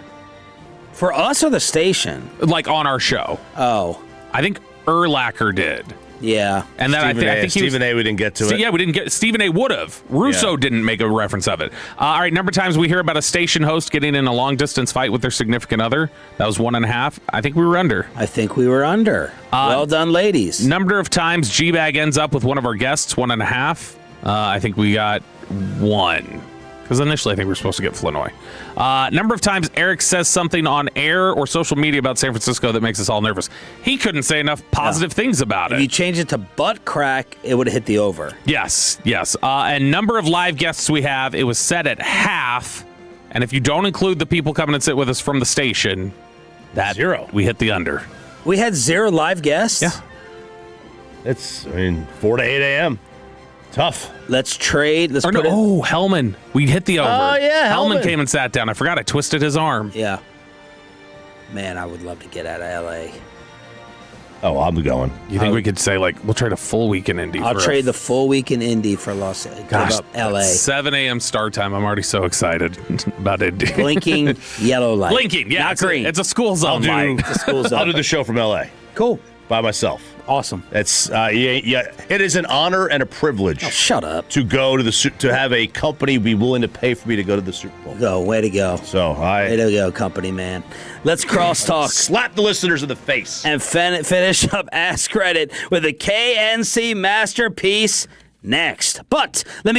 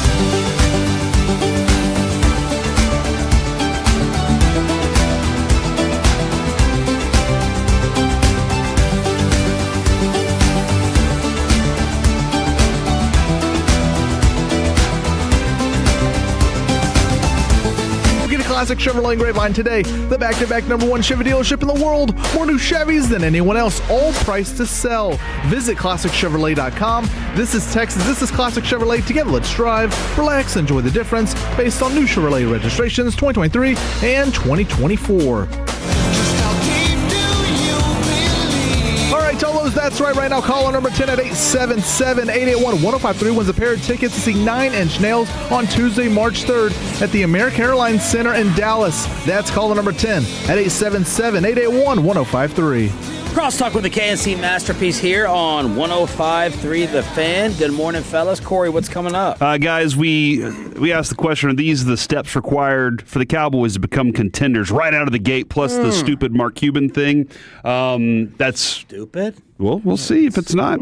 Our final edition of Super Bowl Stew, brand new Olympic segment, Reach for the Skis, and then we will be discussing Jermod McCoy and Cassius Howell today at 12:40. What time's the Cuban thing? It'd probably get like a minute in the first segment. Oh. Hey, Mark Cuban called up Mark Stein and said, hey, I'm going to try to get the Mavs. And that's the story. So why would he do Kevin that? Kalashaw. Because Tim Kalashaw said that as well. But why would he do it? What's the motive? Mark Cuban? I don't know. People aren't talking about him enough. He thinks he can make the team better. He thinks people forgot how he almost ran this team into the ground for like 10 years and couldn't get anything going for Dirk. He like won the a last 10 championship years of his career. He won a championship. He's a champion. Yeah. You can never take it from him. He built it. That's true. Would you guys? He built nothing. Wasn't Donnie? Donnie from didn't that discover team. Dirk. Would you guys use each other's deodorants? Corey and Kevin. No. You make it when you put it No. that way. That just makes it sound like on every morning. Like, do you just guys share one? That's not how it Emergency is. situation. Like you Emergency, you sure. You show up to Radio Row. Yeah. You forgot. You're going to be there. Ton of people. And Corey's deodorant is in his bag that he's used. That's fine. You'll use it. If it's an emergency situation, yeah. No. Good for you, Corey. No. I also, one other thing to add to it, wouldn't use somebody else's nose spray. Oh, I wouldn't use nose spray. That's going. That's inserting in someone else's body. It's completely different. Interesting. Would you use your wife's nose spray? Y'all would be Eskimo Bros with the Allegra. Oh my goodness. No. No? No. I use nose spray too much, though. But yeah. No, I've had opportunities. I've been like, I'll just go to the store and I'll get my own. No. Yeah. Yeah, because Will you I use feel her like toothbrush? I never have. Okay, you can't do that. I've never used her toothbrush. Can't what? You can't do that. Like if Choppy and I had done that would be. No, fine. but I said your wife. Oh yeah, I mean Kristen would throw it out if I did it. She will not. would? She won't share anything like that. My wife is Yeah. weird like that too. I do feel like though if If you don't stick your tongue down her throat already. Right. Whoa! I would open the cap of the deodorant and like see an armpit hair and just be like, nah, there you Even go. a soap man. hair. Yeah, soap hairs. Just chunk that Everyone one has out. their own separate soap. That's why they tell you not to drop the soap because you could get hair on it. Yeah. It's true. So we have body wash. Hagee? Don't laugh at that, Kevin. You're just gonna crank him up for more Encourage him. attempts in the segment. Yeah, Bobby's funny. Bobby's phone, Bobby's phone melted this morning, so he woke up on his own as the phone melted from his new couch. I think the Wait, from your couch? So it was the first time I was using the Type-C charger, like directly the direct port into my phone, and so it could just be a coincidence. I don't know if it was the voltage from the couch baked the battery, or it was just that phone's 2.5 years old. But yeah, it was smelling quite chemically, and I ended up putting it in a glass jar, putting it on the deck, and then driving over here in 15 minutes. Oh, did you drive faster because you didn't have your phone? I drove faster because it was 5:41 when I got in the front seat. Oh.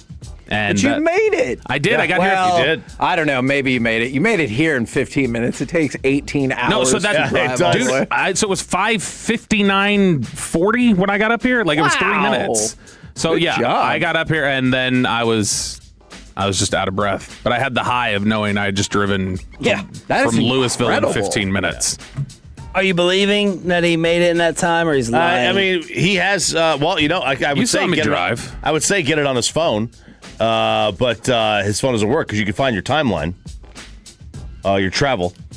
Oh, I got here. Yeah, if you let the government minutes. have that. I don't think I have that setting on. Well, I mean, I don't know. It's on Google. It's on Google Maps. Okay. I got to our old if you have that station. turned on. I don't. I have it turned on. in That 15 way, if minutes. anybody asks if I need an alibi, I got my alibi. I thought you guys were turning off that you're not that couple anymore. You're turning off. No. This is not. I don't share this with her. This is on my own Just app. Google and the government. So if somebody, I think that subpoena we received, I think you went and used that for that to prove we were not at a place. That's right. That's how I used it. When we were getting summoned. Yeah, that's how I was like, no, I know exactly where I was. See, Big and I Brother's left here at great. 9:33 p.m. 7 years ago. See if you can figure out what we're talking about. Let's finish up Ask Reddit. All right, let's do it. And this is the one that we teased 2 hours in advance. And Hagee and Corey have already heard this question. So I'm going to start with Corey. All right.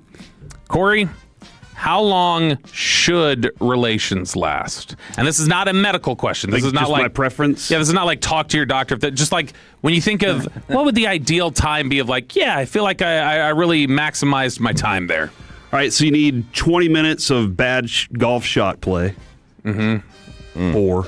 I got you. And then you're going to need 20 minutes of action. Damn, 40? No, it's not. Is that that's an not full anniversary 40. It's night? really See, 20. It's really just 20. That's a 40-minute time investment. 40-minute time is fine. I'm going to ask her. And then you're next gonna time need- I say, when she comes on the next trip, I'm going to ask, is it 40? Is And then it you're 40, going to need, Adrian?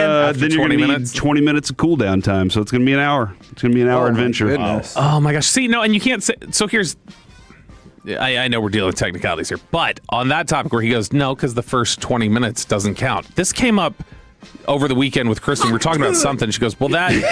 Oh, I know. We were talking about Clinton. We were talking about Clinton and Lewinsky. Hey, No, hold on. God. Not politics. San Francisco dinner right now? Not politics. Clinton. Clinton. Okay. We were talking about. Okay, I Yes. get it Yeah, now. you got it. We're talking about. I heard We're talking something about else. Clinton and Lewinsky, and she goes, well, is that really like technically then? And I was like, all right, like, Oh, man. if you found out one of the Definition kids of did is that, are you saying they did? Yes. And she was like, yeah. And I was like, all right, well then, yeah. So I'm saying, if you found out your kids were doing the that 20 minutes, cigar? you would count it.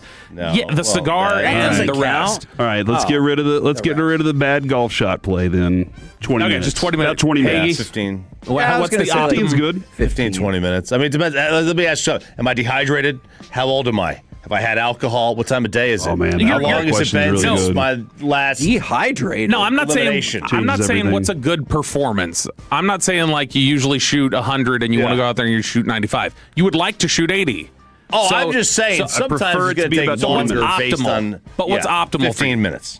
15, I think 20 15 minutes. to 20 minutes is what I've settled on. Sean? Is there something happening at your house? I'm getting there's some rodent, a large rodent at like 4:30, and I couldn't figure out what it was. No, you and were then I neighbors just with got Mike Leslie. I got another notification. Wow. And I'm trying to figure out, but I'm not seeing it. But I was a little worried. I went in the garage like With a getting ready to shovel. hold up a Do you have a broomstick. video? Do you have a photo or video Yeah, of if it? you Shovel, opt in with Ring Doorbell, you can find that rodent. I have DFW security. All right. Yeah, he's got apparently HD footage from his DFW security of him slipping on the ice that we still have not gotten to see. Yeah. But Kristen saw it. Yeah, I broke this down into age, stage of the Yeah. relationship. Oh, yeah. Is it a Friday, Saturday, or is it a Tuesday, Wednesday, Thursday? All those things change the answer. Do you have a kid that's lurking and you got to hustle up? Yeah. Is it near like wake up time with the child? Here's the footage of the animal. I don't know what it is. But I agree with you guys, kind of 15 to 20. Peyton? I'm on the better lower have side. beaten all of us On right the now. lower side? Yeah, well, I'm 10 to 15. I'm 10 to 15 here. Get in, get out. With the Come on. 4? Yeah. Peyton is What like, does he it's a mean? Are they race. With the married cool down already? And if as she well. doesn't finish the race, doesn't cool down. matter. So he says with the 4 and the And the cool shower down. as well. You know, everything. You have to Holy shower moly. sometimes. Goodness. All right. Ask Reddit here on 105 through the fan. What does that look like? It's pretty decently large. Yeah, that could be. That's just a big possum, I think. Oh, awesome. Opossum. But it kind of like looked like it disappeared. I thought it was like digging into my garage to get in there. Yeah. But I was scared this morning, man. All right, I'm gonna ask Hagee this because I know Sean hates that I do this when I'm leaving. Eek. Oh. Hagee, what's the deal with people who sit in their car for 20 minutes before going inside somewhere? Oh, my son Sean does this. hates this. I don't get it. I don't do it on purpose. I just listen to the fan. What are you doing? It's a lot of times when I'm leaving and I get in the car and I go, all right, I've got a 30-minute drive or whatever, and I'm like, I need to send this email or this text real quick. And then I start doing it, and then I'm like, I should really knock out a couple of these. And it's just because I don't want to forget. And so what emails are you sending? Just do them when you drive. I send a bunch of emails all the time, like touching base with various people, like checking in on stuff, and then text messages. So I'm always usually I'll sit down and go like, I should really reply to some of these texts I got during the show, and so then I sit there. See, I think the difference is I do all that stuff in the breaks, and Bobby goes and bothers everyone else at work in the breaks. Mm-hmm. So then he does that after the show. But what's your average time you think he sits in there? I don't know. I'm gone. Troy would, good point. Troy would do it too. Troy did it too. He would go in there and I hear a speakerphone. What? I come right in. I just when I'm leaving. I'll sit there for a few minutes usually and reply to texts. Is it just annoying because somebody wants that parking space, you think? Or that just annoys you? It just annoys me because I'm like, why? Get in the car and go. I got no time for stragglers. This happens. I see this when I'm walking the gym. I see like 6 people in their car just sitting there. And I assume they're just dry scooping their creatine, taking all their protes, their sups. They're trying to talk themselves out of having to go into the gym. They're trying to motivate themselves to go in there for the 18th time in 20 days. What else? Who else wants me to come over to the house or something? I got one more, and it's great, and I'd like Sean and Hagee to answer, both of you. No. If you could pass one law that would make most normal people furious at first, but would clearly make society better in 10 years, what would it be? Say it again slowly. If you could pass one law that would make most normal people furious at first, but would clearly make society better in 10 years, what would it be? What's yours, Chop? Your phone's shut off automatically at 7 p.m. and everybody has to sit down for family dinner for 90 minutes and talk. It's too late. Gosh, he was so pissed we didn't That go would out make with him everybody's Thursday life night. better. And then, after 90 minutes, the husband and wife have to go to the bedroom and make sweet, passionate 10-minute love every single night. And that is a punishment for both the man and the woman. Yep. Nobody wants to do that every single night. But the phone shut off. The phone shut off. Hagee has a ton of answers. He's trying not to be political. Yeah, that's probably fair. I am struggling if anybody else has any I'll tell you what it answers. would be. Basic literacy test to use social media. Nobody would like it. Everybody would be like, this is ridiculous. You can't do this. It stifles freedoms. And then in the end, we'd be like, oh, yeah, it's nice not to have those million morons hanging out on here, like replying to everything that happens. Corey, do you have one? Nah. I like the laws the way they are. No more gambling ads. No more. It's going to piss a lot of people off. Ads, No more. But it's going to make society better for the future. That's good because Underdog's not gambling; it's daily fantasy. All right, Corey was messing with it. I'll say it if it fits. Say the question one more time to see if I can infuriate everyone. If you could pass one law that would make most people furious at first, but would clearly make society better in 10 years, what would it be? Everyone has to turn in their guns. You have to. Otherwise, and I have 2 of them. So I'm not just... Even the criminals? I didn't know that. Yeah, I have 2 guns. Huh? Even the criminals? Everyone has to. It's a law. You have to turn in your gun. So when you say guns... But if you're a criminal, wouldn't you just not turn in your gun? Well, are we doing it that you have to follow it? Or we're just making the law and you don't... Are we assuming it's followed? Well, I just assume it'll be followed as much as any law is followed. I'm assuming it's followed. Okay, well, then I might not answer that. I thought we were doing perfect. If you could tell me that it's followed if I could get them, if I could erase their existence, that would be my answer. That would make things pretty good. But I'm not going to turn mine in and, be a chump. Basically, yeah. I'd have to move out of Texas. All right, we're back tomorrow. That should be fun on my social media the rest of the day. Texas is about to be amazing. It's the KNC masterpiece. Remember how I answered with the hypothetical. Next. When sports news breaks this morning.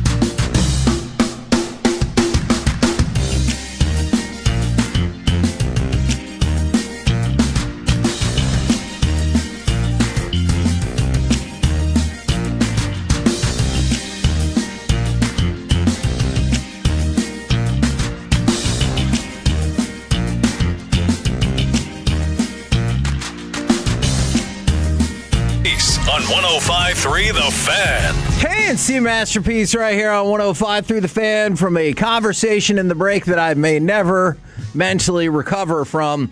You've got me, Kevin Hagelin. You've got, Corey Majors. Oh, man. Oh, no. And, of course, the famous Alec Medford. Gentlemen, welcome to the program. How the heck you doing today? And how the heck is everybody out there in Radio Land doing? 877-881-1053, the Frankel and Frankel Injury Attorney text line, or the Twitch, or the YouTube. I'm working with a boom mic today, Kevin. You know how like in the movies they have the mic that hangs from the ceiling?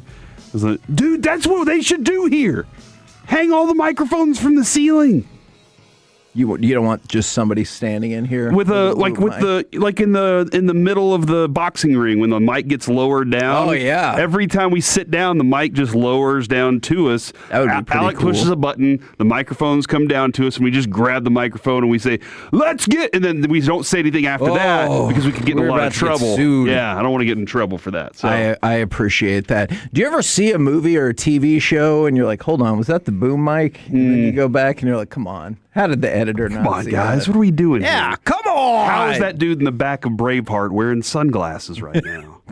Well, look, most of the things in that movie were make-believe, so might as well just throw in some new stuff. Oakleys, dude. What are you doing? All right, so Corey, are you going to survive even though people continue to seem to want to break the mic position that you're at?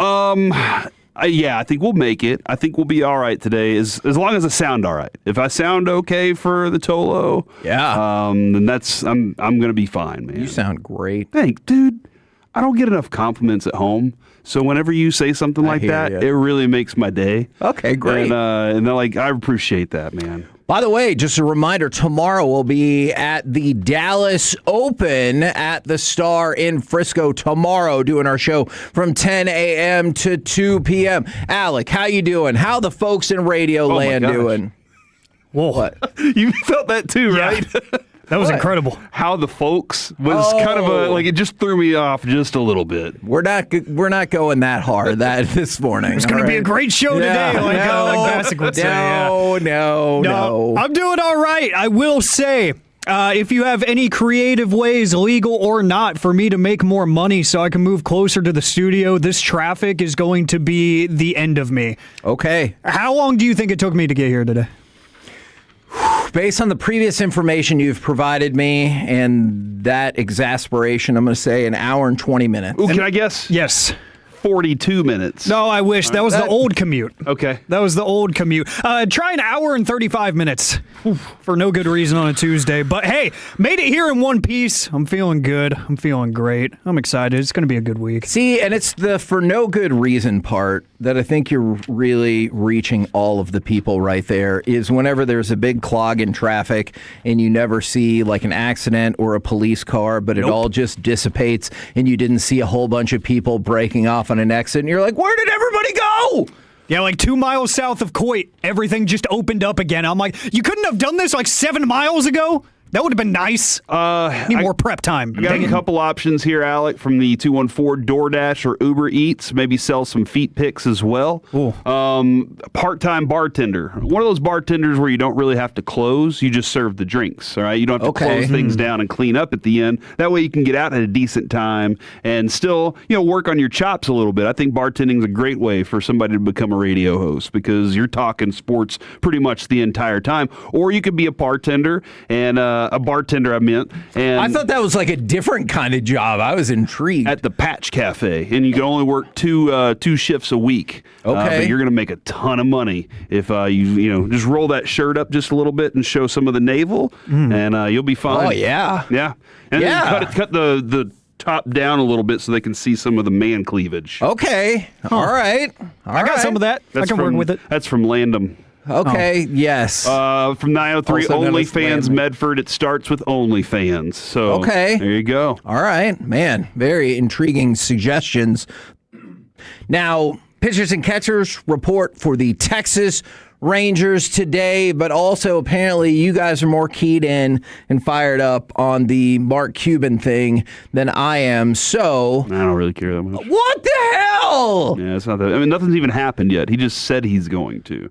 I guess, Kevin, if we're going to discuss the Mark Cuban thing, which on the run sheet is called the stupid Mark Cuban thing. Can I just address that real quick, because that is what I wrote. I think it's just such a non-story right now. Like, I appreciate why Mark Stein put it out there, because I'm sure he talked to Mark Cuban, and Mark Cuban's like, man, I would love to buy the Mavericks back, or I've got an investment group I'm working with that wants to buy the Mavericks back. I'm guessing, but like, there's been no indication that the Dumont family wants to sell or anything like that. If the story came along with, and the Dumonts are ready to do a deal, I'd be like, what the hell is going on? But right now, it's just a thing. I'm sure we all want things in the world right now that, like... Ooh, name a thing you want. To be skinny.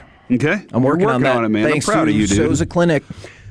But you know what I'm saying? Like, it's a thing he wants. I have no doubt that he wants it. I have no doubt that Mark Cuban has talked to a group of people who are like, yeah, we could absolutely put together a bid for the Mavericks. But do you have any indication whatsoever that the Dumonts are ready to sell outside of, like, maybe the fan base wants them to sell? Yeah. I haven't.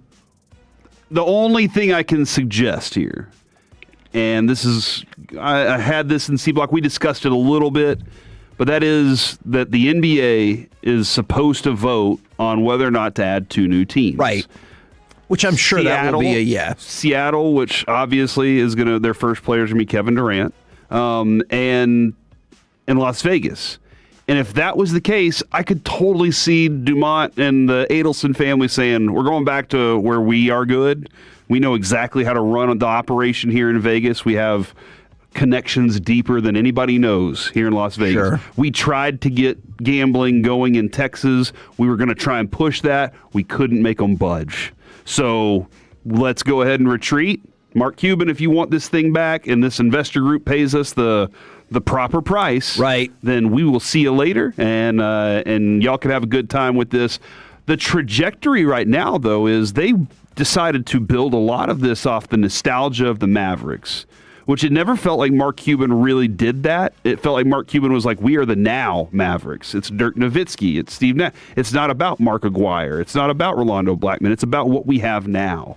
And so I wonder if that would stay the same. But I think it's exciting for a lot of fans because, like you said, they want Dumont and them out. But they also know Mark Cuban and they're familiar with him, and they're like, oh, well, it couldn't be any worse than that, than what the Dumont than trading Luka. Sure, and that's going to be. I feel like that's going to be the trump card, but I also that was a phrase that existed a long time ago. We've discussed how words have been co-opted for politics and sexualized and everything.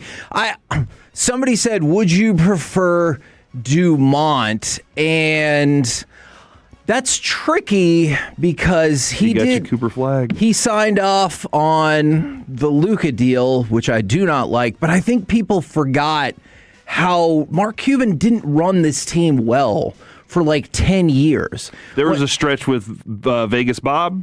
Yes. That Vegas Bob stretch just dismantled what was great. And you had a potential to back-to-back with your team after you won the title, and you didn't. You tore it down. You tore the team down, but then also, like Dirk was already here, Finley was already here, Steve Nash, those pieces were already here.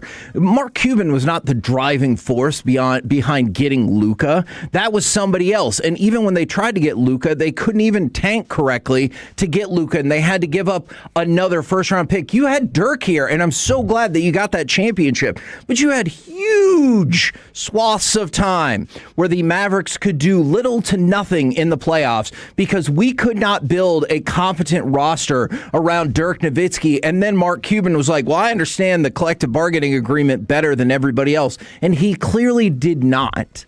And so, I understand. Was it Wesley Matthews? Yeah. They were just like, well, we didn't get Jordan, so we'll just go ahead and pay you the extra money. And they didn't spend financially. Yeah. And Chandler Parsons wants to hang out with me at the club. So that's who we should go get. Like, I understand that getting rid of Luka was a catastrophic trade. I'm with you on every single piece of that. But I also think that's led people to forget that Mark Cuban was not doing a great job building this team. This team's not built right now either. That is true. Do you think he would have signed off on the Luka trade? Absolutely not. You think he'll trade flag for Luka in the future? Man, it is amazing. Here's a side note. If it all happens and everybody is happy, I just don't know if that equates to Luka coming back, because multiple people are like, oh, yeah, this means Luka will be back in, 2028 or whatever. I just don't know if I see that either. If you told me that if this sale was made, Luka would come back, I'd be like, okay, I would love. But you got to move on from flag in order to make that happen. Yeah, I'll pass on that. What? What kind of Luka fan are you? I think Luka is great. I'll take my chances with this player. I'm sure people. I like watching Cooper Flag. He's awesome. He's fantastic. It's a lot of fun. So I'm happy with the current direction of things as they go. Whether this is a not real story yet, so I'm with you on that. The idea of it, that he's interested in it though, is intriguing. I mean, sure. And that's the final word. Oh, okay, man. I do like that. Now you know the rest of the story. Okay, clearly Paul Harvey is one of my heroes. And that's the bottom line. So I do think if you said that's the final word, that would be a good way to just kind of shut down the conversation. Stop that. We're the KNC Masterpiece right here, as Corey's just spamming wrestling phrases on 105.3 The Fan. Coming up next, our final edition this season of Super Bowl Stew. Next on The Fan. Sean and RJ,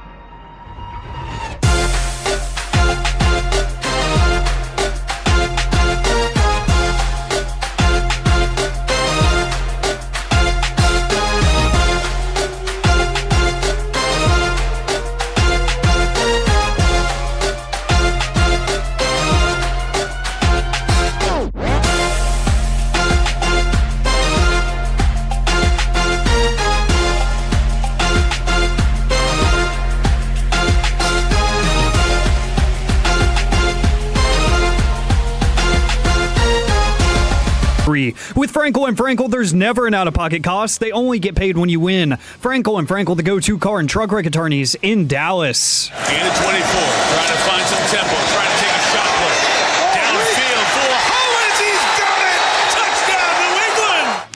KNC Masterpiece right here on 105.3 The Fan. Right now, it is time for our final edition this season of Super Bowl Stew. And let's start with this. This is a remarkable part of the Seattle Seahawks run.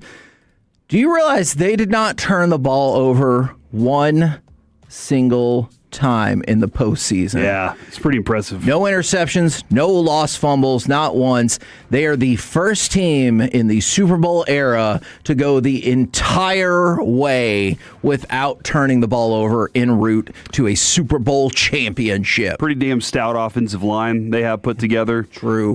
Being able to run the ball effectively, very important too. I know Charbonnet got hurt, but having Kenneth Walker and Charbonnet as a combination allowed them to not be too risky at times, right? And plus, whenever your defense is as good as it is, Mike McDonald, Kevin, I think, had a huge impact on this. Guys, our defense is awesome. Don't stress about making a play. You don't have to make a play that isn't there. So, and when your defense is bad, what do? You take risks that you typically wouldn't take because you have to win it all right here on this play. And Mike McDonald was like, no, we don't. We just have to keep it close, and we're good enough to keep them from scoring. Once he found his groove with that defense, dude, they were unstoppable.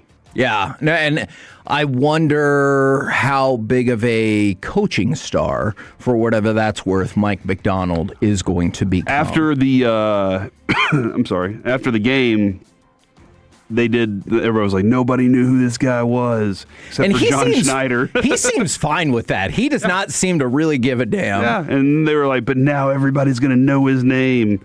And everybody was like, ba-da-ba-ba-ba.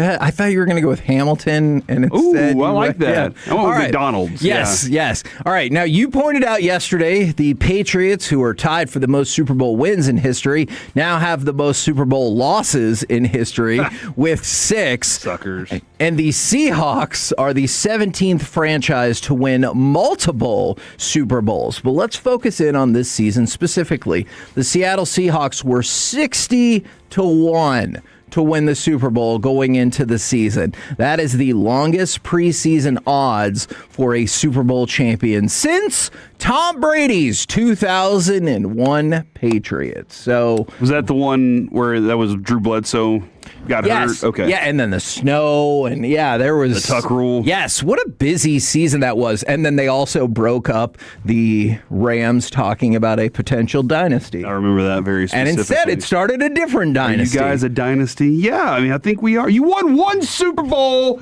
and went back to another one. You're not a dynasty yet. If they would have won that second one, would you at least listen to We would have those? started having that conversation. I'd be like, all right, let's see if you can win another one in the next 2 years. Okay, that's fair.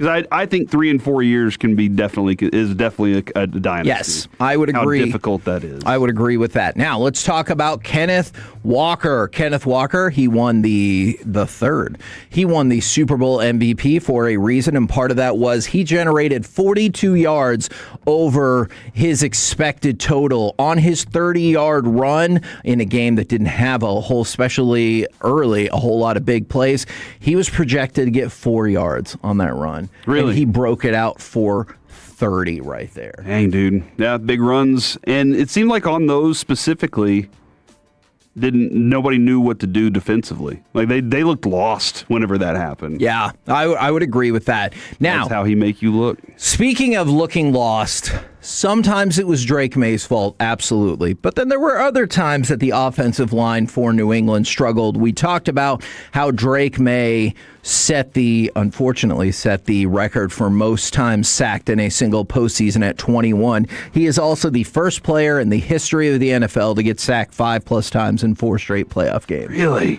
Whoops. Well, since they started actually keeping the stats. Yeah, and so that if you're Vrabel this offseason, you're replacing Will Campbell, and oh man, and sliding him inside. Maybe. Okay, but you definitely you take a hard look at that offensive line, and if the discussion we were having with Broadish yesterday, if that's the case, you got to work on what Drake May sees as far as protection goes pre-snap. Maybe there were a lot of things built in for him to make easy decisions because they were a good defense, similar, and they had a bad schedule. An easy schedule. Sure. Maybe a lot of those things were built in for him to not have to do too much. But next year, you add to what you've just accomplished. I realize a lot of us might have already kind of been feeling this way, and this is too simplistic. But were there any points when you watched that Super Bowl where you were like, all right, rushing the passer and good secondary. That's all I need to win a football game. Because there were times that game where I was like, all right, so that's the formula. Competent quarterback and then rushing the passer and secondary. That conversation will lead the C block today. Oh, matter of fact, I like it. Competent quarterback. Okay. I like this. All right. Now, here is an oddity for the NFL postseason. Do you realize for the very first time since 2002, every postseason game was played outdoors? No. Yes? No. Yeah. Yes. The Rams went on the road for everyone, huh? That's true. Well, they play in an outdoor stadium anyway. Okay, I do not want to get back into that conversation about SoFi Stadium. But 11 teams play at an indoor venue, and so it seems very unlikely that this would happen. But for the first time in 23 seasons, no! Did we like the impact that had, Alec, with the amount of snow? I know Alec hated that one game. Don't even get me started on it again, guys. Don't.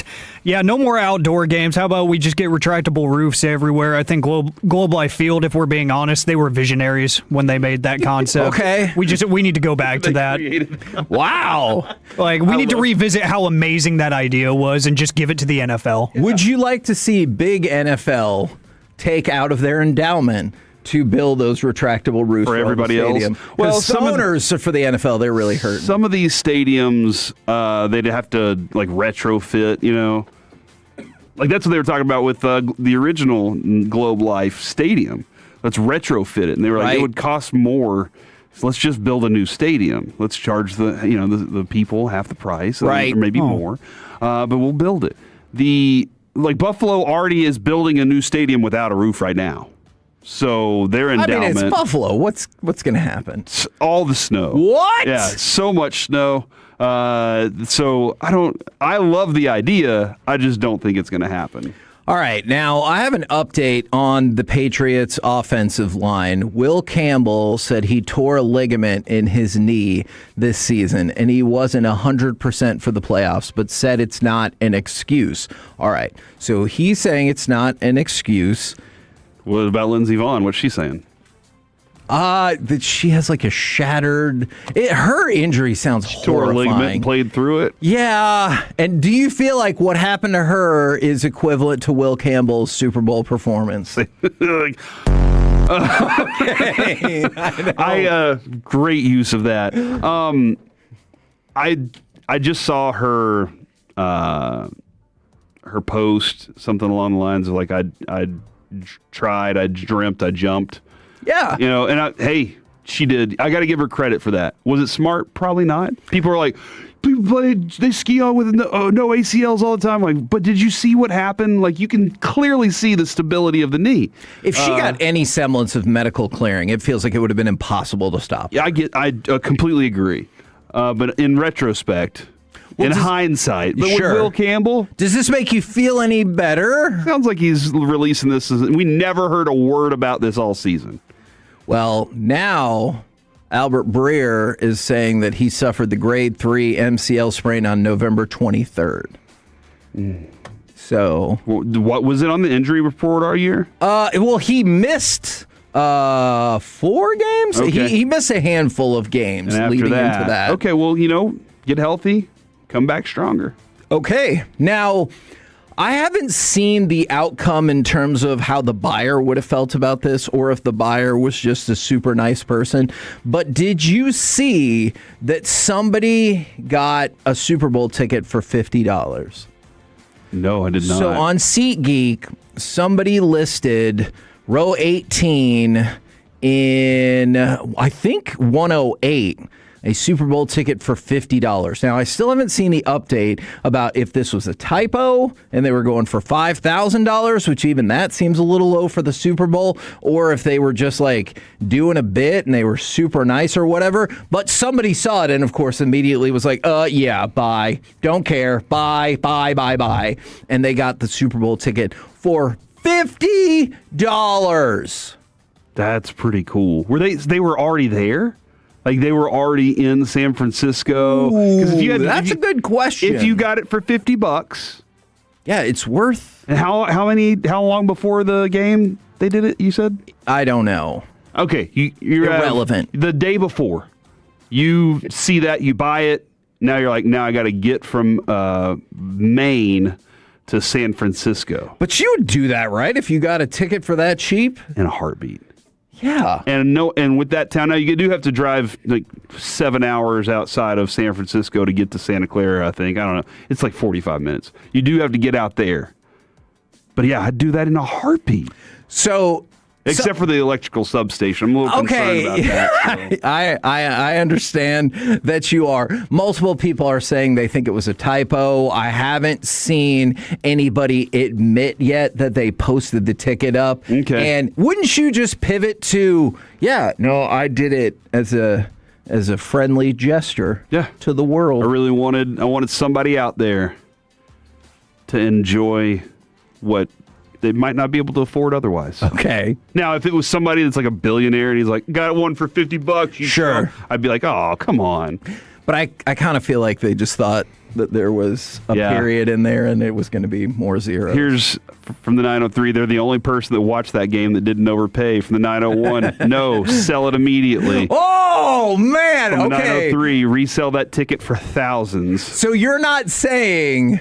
I get it if you're just some person, but like clearly you were already interested in going to the Super Bowl if you're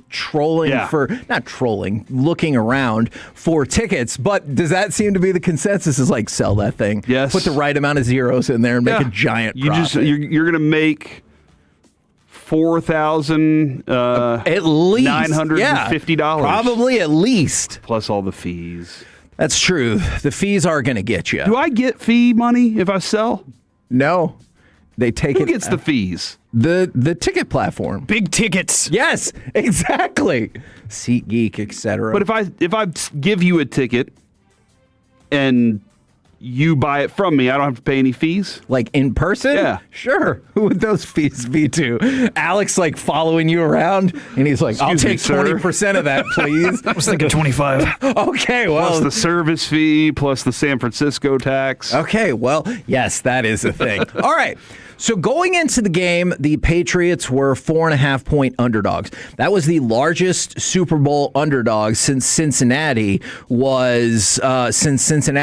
the Rams. I believe that was 4 years ago. Since 2007, going into the game, and I can see how this might have twisted kind of some people's idea of how the game was going to play out. Super Bowl underdogs of 4+ points, which the Patriots were 7-0 against the spread and 5-2 overall in the game. Wow. But you saw the game, and neither of those trends held up. So now it's 7-1? Yes, 7-1, and then 5-3 outright. So theoretically, you would have been better off based on history being that level of underdog, but that didn't really work out. Yeah, this is one of those where the schedule kind of told us, like, we really should have believed the schedule the whole time. Right.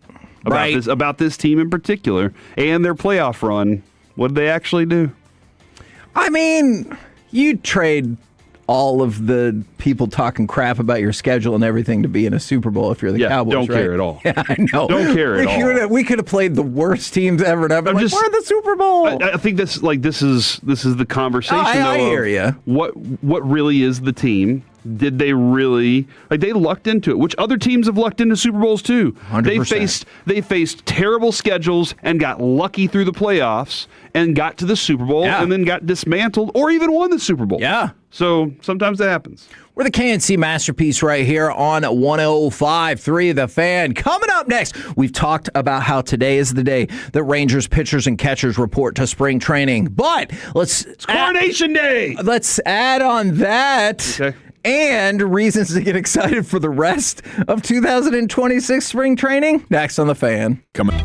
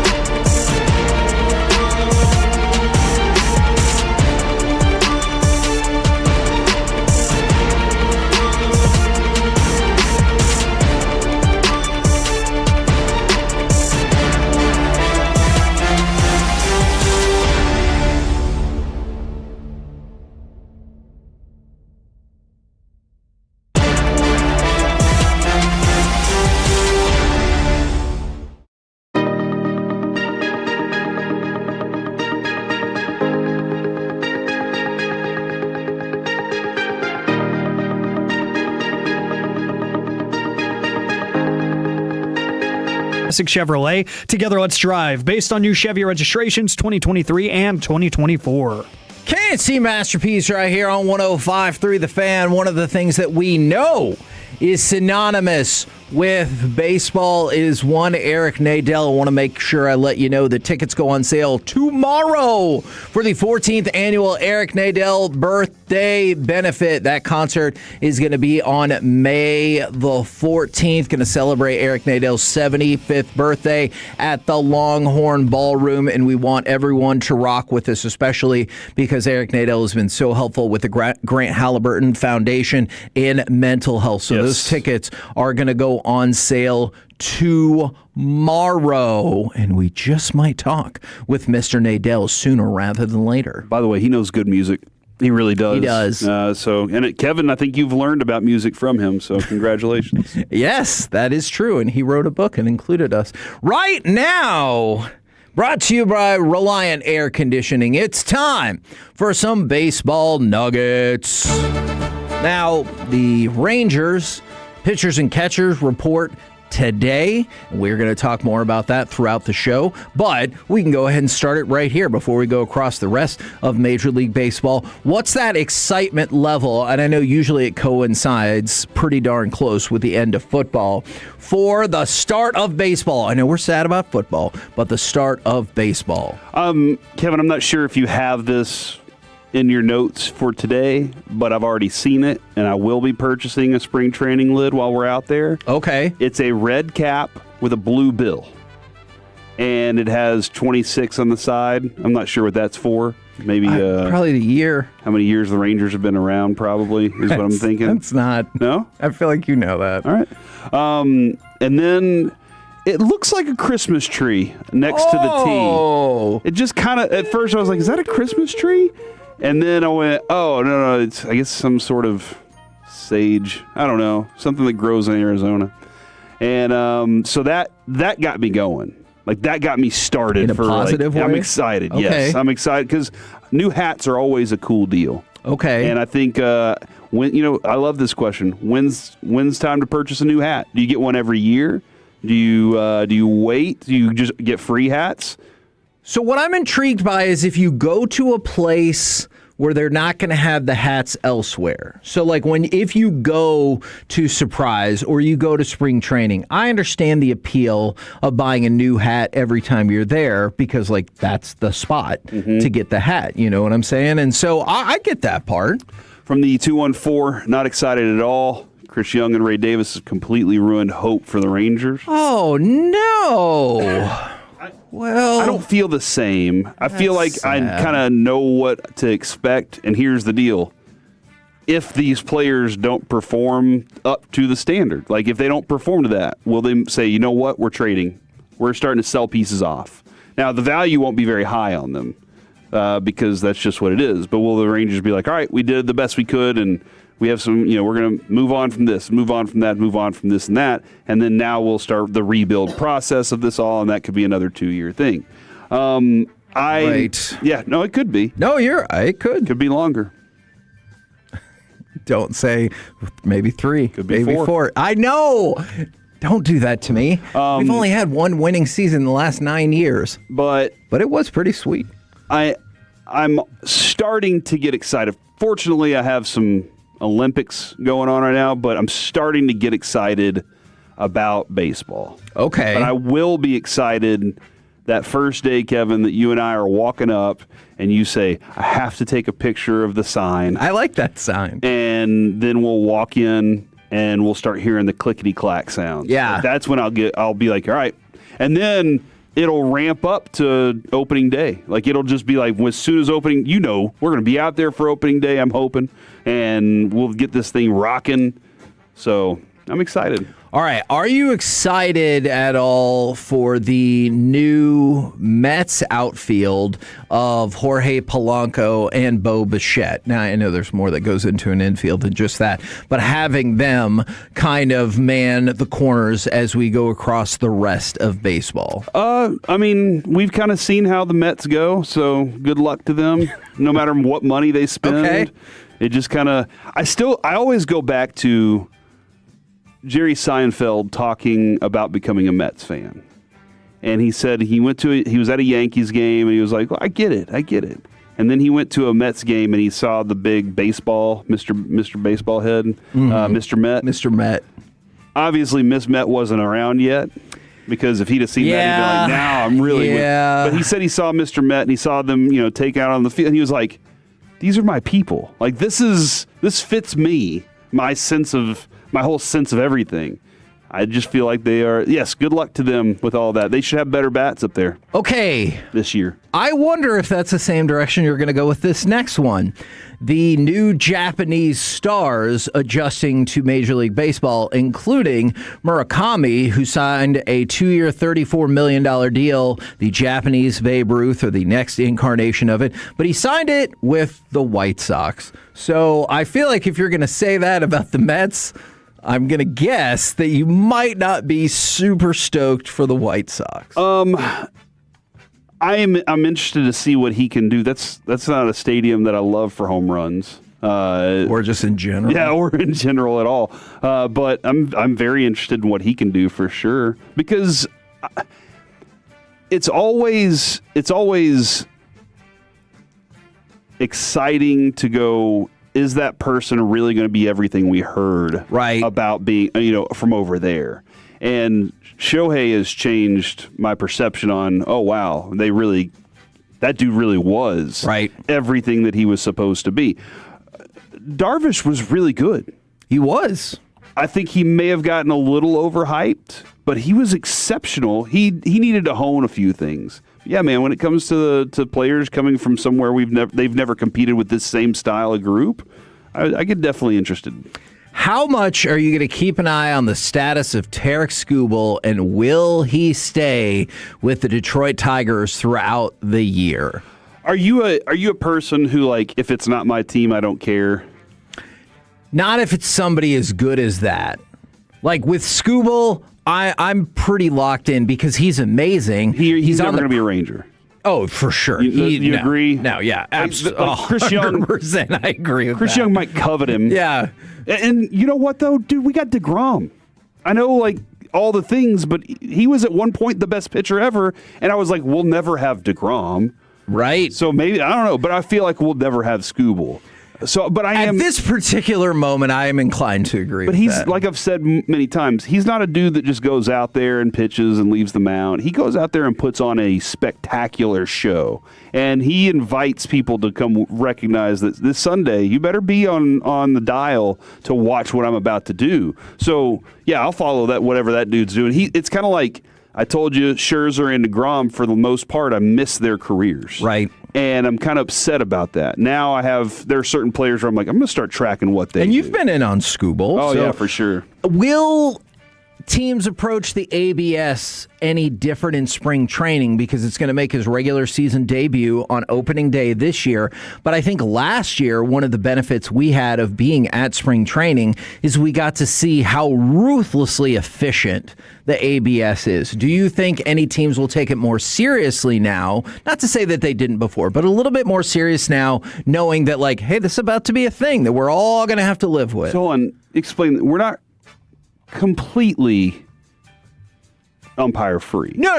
Look, the umpires are still going to be there. This is going to be for the challenge system. So they're going to keep the challenge system like they did last year. So yeah, no, human umpires aren't going away. I'm not saying that's never going to happen, but for now, they're still there. I think managers, they don't love it because they know they can some of them can politic to get the umpires to sway a certain way. But with this system, Bochy was like, I'm a fan of getting it right. Yes. And he really was. Yeah, and I liked, again, the efficiency was the most important thing. Yep. This is already a long game. You guys have shortened it by giving us ready baseball. Now you're going to say you're going to have it's only going to take maybe 15 seconds. All right, if we're going to get the calls right, let's do it the right way. So yeah, I'm looking forward to it. Now, I'm just going to throw... But I don't know if they're going to... I have no clue how to adjust or take advantage of the system yet. Maybe some managers... That's something I want to ask Skip. I'm jotting that note down. Hey, is there a way to take advantage of the ABS, or is it just like, no, Minority Report? You know what I really hope his answer is? Oh, there is. I would prefer not to mention it right now. I would love that. Same. All right, so since pitchers and catchers for the Rangers are reporting today, let's go ahead and throw this out there. MLB.com has their projected lineups and rotations for all of the teams. Here's what they put for the Rangers. Now, obviously, spring training will help dictate some of this in terms of performance and, unfortunately, maybe injuries as well. For the Rangers, this is interesting. Brandon Nimmo, leadoff. Then Wyatt Langford, Corey Seager, Jake Berger at 4, Jock Peterson, Josh Young, Josh Smith at 7. Obviously, a lot to be determined with second base. Danny Jansen, Kyle Higashioka at 8. They will split time, one would assume. And Evan Carter at 9. Is there anything there today that you want to stop in and talk about? And then if not, I'll give you the rotation. At the moment, no. Okay. I'd love to see Evan Carter one day move up into the 1 slot. Sure. That's going to be, can you hit left-handed pitching? Yeah. Worth a darn, right? Yeah, and be healthy. And then for the rotation, again, barring injury, I think we're all pretty set on these first 4. Jacob deGrom, Nathan Eovaldi, Mackenzie Gore, Jack Leiter, and then MLB.com has Kamar Rocker at number 5. I think Latz has the inside track right now, but I know there are plenty of people who think it's Rocker. So again, we'll see how it goes, but it feels like a Rocker-Latz battle, theoretically, for the number 5 spot, as everybody reports today. Yeah, I brought up our young core the other day, and I said Wyatt Langford and Jack Leiter, and somebody was like, why did you leave out Rocker and Evan Carter? Have we already given up on it? I was like, no, those were 2 I named. Right. But no, I haven't given up on these guys. Rocker, he just had his first year. I'm excited for year 2. I hope he takes the next step. Like the first step was going out there and showing you belonged. There were times when he looked like he belonged and he could be something special. Sure. There were other times he got rocked. So we're looking forward to that. And with Evan Carter, like we just said, left-handed pitching and staying healthy. You know what? I did a study about Rockers the entirety of his starts last year. Maybe we're going to do that tomorrow. I'll dive in and show you kind of show everybody where some of those issues were. We're the KNC Masterpiece right here on 105.3 The Fan. Coming up next, our brand new Olympic segment, Reach for the Skis. Next, right here on The Fan.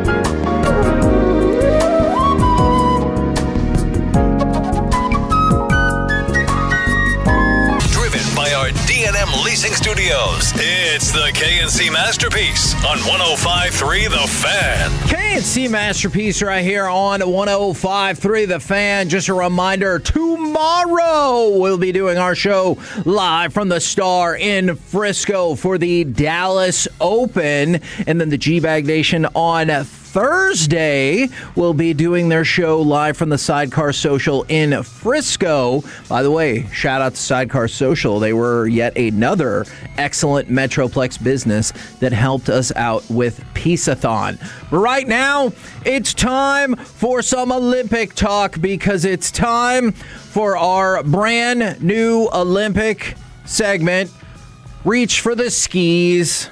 Would you like to start with speed skating or hockey? Let's start with hockey. All right, give me cut number 5, will you please, Alec? Game 1 of this tournament. Youngest player on the squad. Now Harvey. Score! 5-0 Team USA. And that would be the final score as well, as Team USA on the women's side defeated Switzerland 5-0. I want you to consider something leading into the game against Canada today at 1:10 p.m., which is a warm-up for the inevitable gold medal game next Thursday. I'm going to go ahead and spoil that for you. They're going to play again in 9 more days for the gold medal. But just to really put this in perspective, Canada and USA are by far the favorites to take the gold and silver medal in women's hockey. 3rd in the rankings is Sweden. 4th is Finland. 5th is Czechia. And 6th is Switzerland. The United States has already beaten rankings 4, 5, and 6, and they beat Finland and Switzerland by a combined mark of 10-0. What?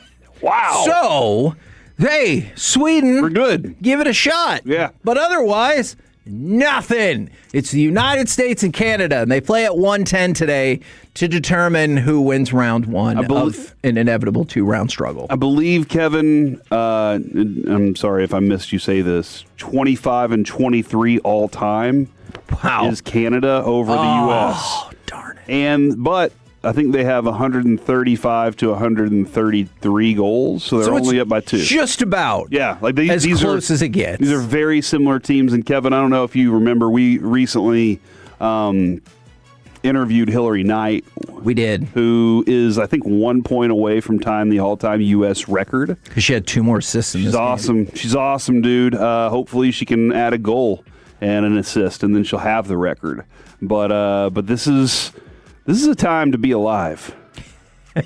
Is it a great time to be alive, or for U.S. women's hockey? Yeah. Okay, all right. I think we can do it. But it's not a great time to be. When do the men play, though? The men play on Thursday. Their opening matches against Latvia. How do you think it would have gone in that interview if I would have been like, hey, I'm excited about your schedule, Hillary, but when do the men play? I watched that clip from Shorzy, and it did not go well for that guy. Yeah. So probably not well. It's also not going well for the people who made the medals. What? Yeah. So, look, Olympic organizers are investigating with, quote, maximum attention after a whole bunch of medals have fallen off their ribbons during celebrations. The key when you win a medal and it gets put on you is not to move. Because once you move, that seems to be the end of it. So there was a downhill skier that said, don't jump in them. I was jumping in excitement and it broke. I'm sure somebody will fix it. It's not crazy broken, but it's a little broken, which I would like to nominate for the best quote thus far of the Olympics. It's not crazy broken, but it's a little broken. And there was I think it was the figure skater from the United States, I think, Elisa Liu, who posted on Instagram, I don't need a ribbon, and was just holding the medal, which I thought was kind of awesome. But yeah, so they're working on it. They got a whole bunch of defective ribbons or something for these medals. But they got the hockey rink built before the Olympics. That's true. Allegedly. And gold is a soft metal, so if that falls, it's going to have like a little little dent in it. You don't want anything like that. I mean, you don't. I would hope that the Olympic Committee would come back around and go ahead and take care of that. And it sounds like attach it with staples or something. What are we doing here, I mean, guys? surely you got to get a new ribbon, right?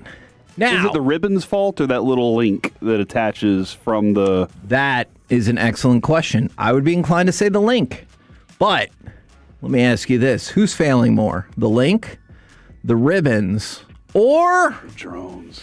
The slope style course for skiing.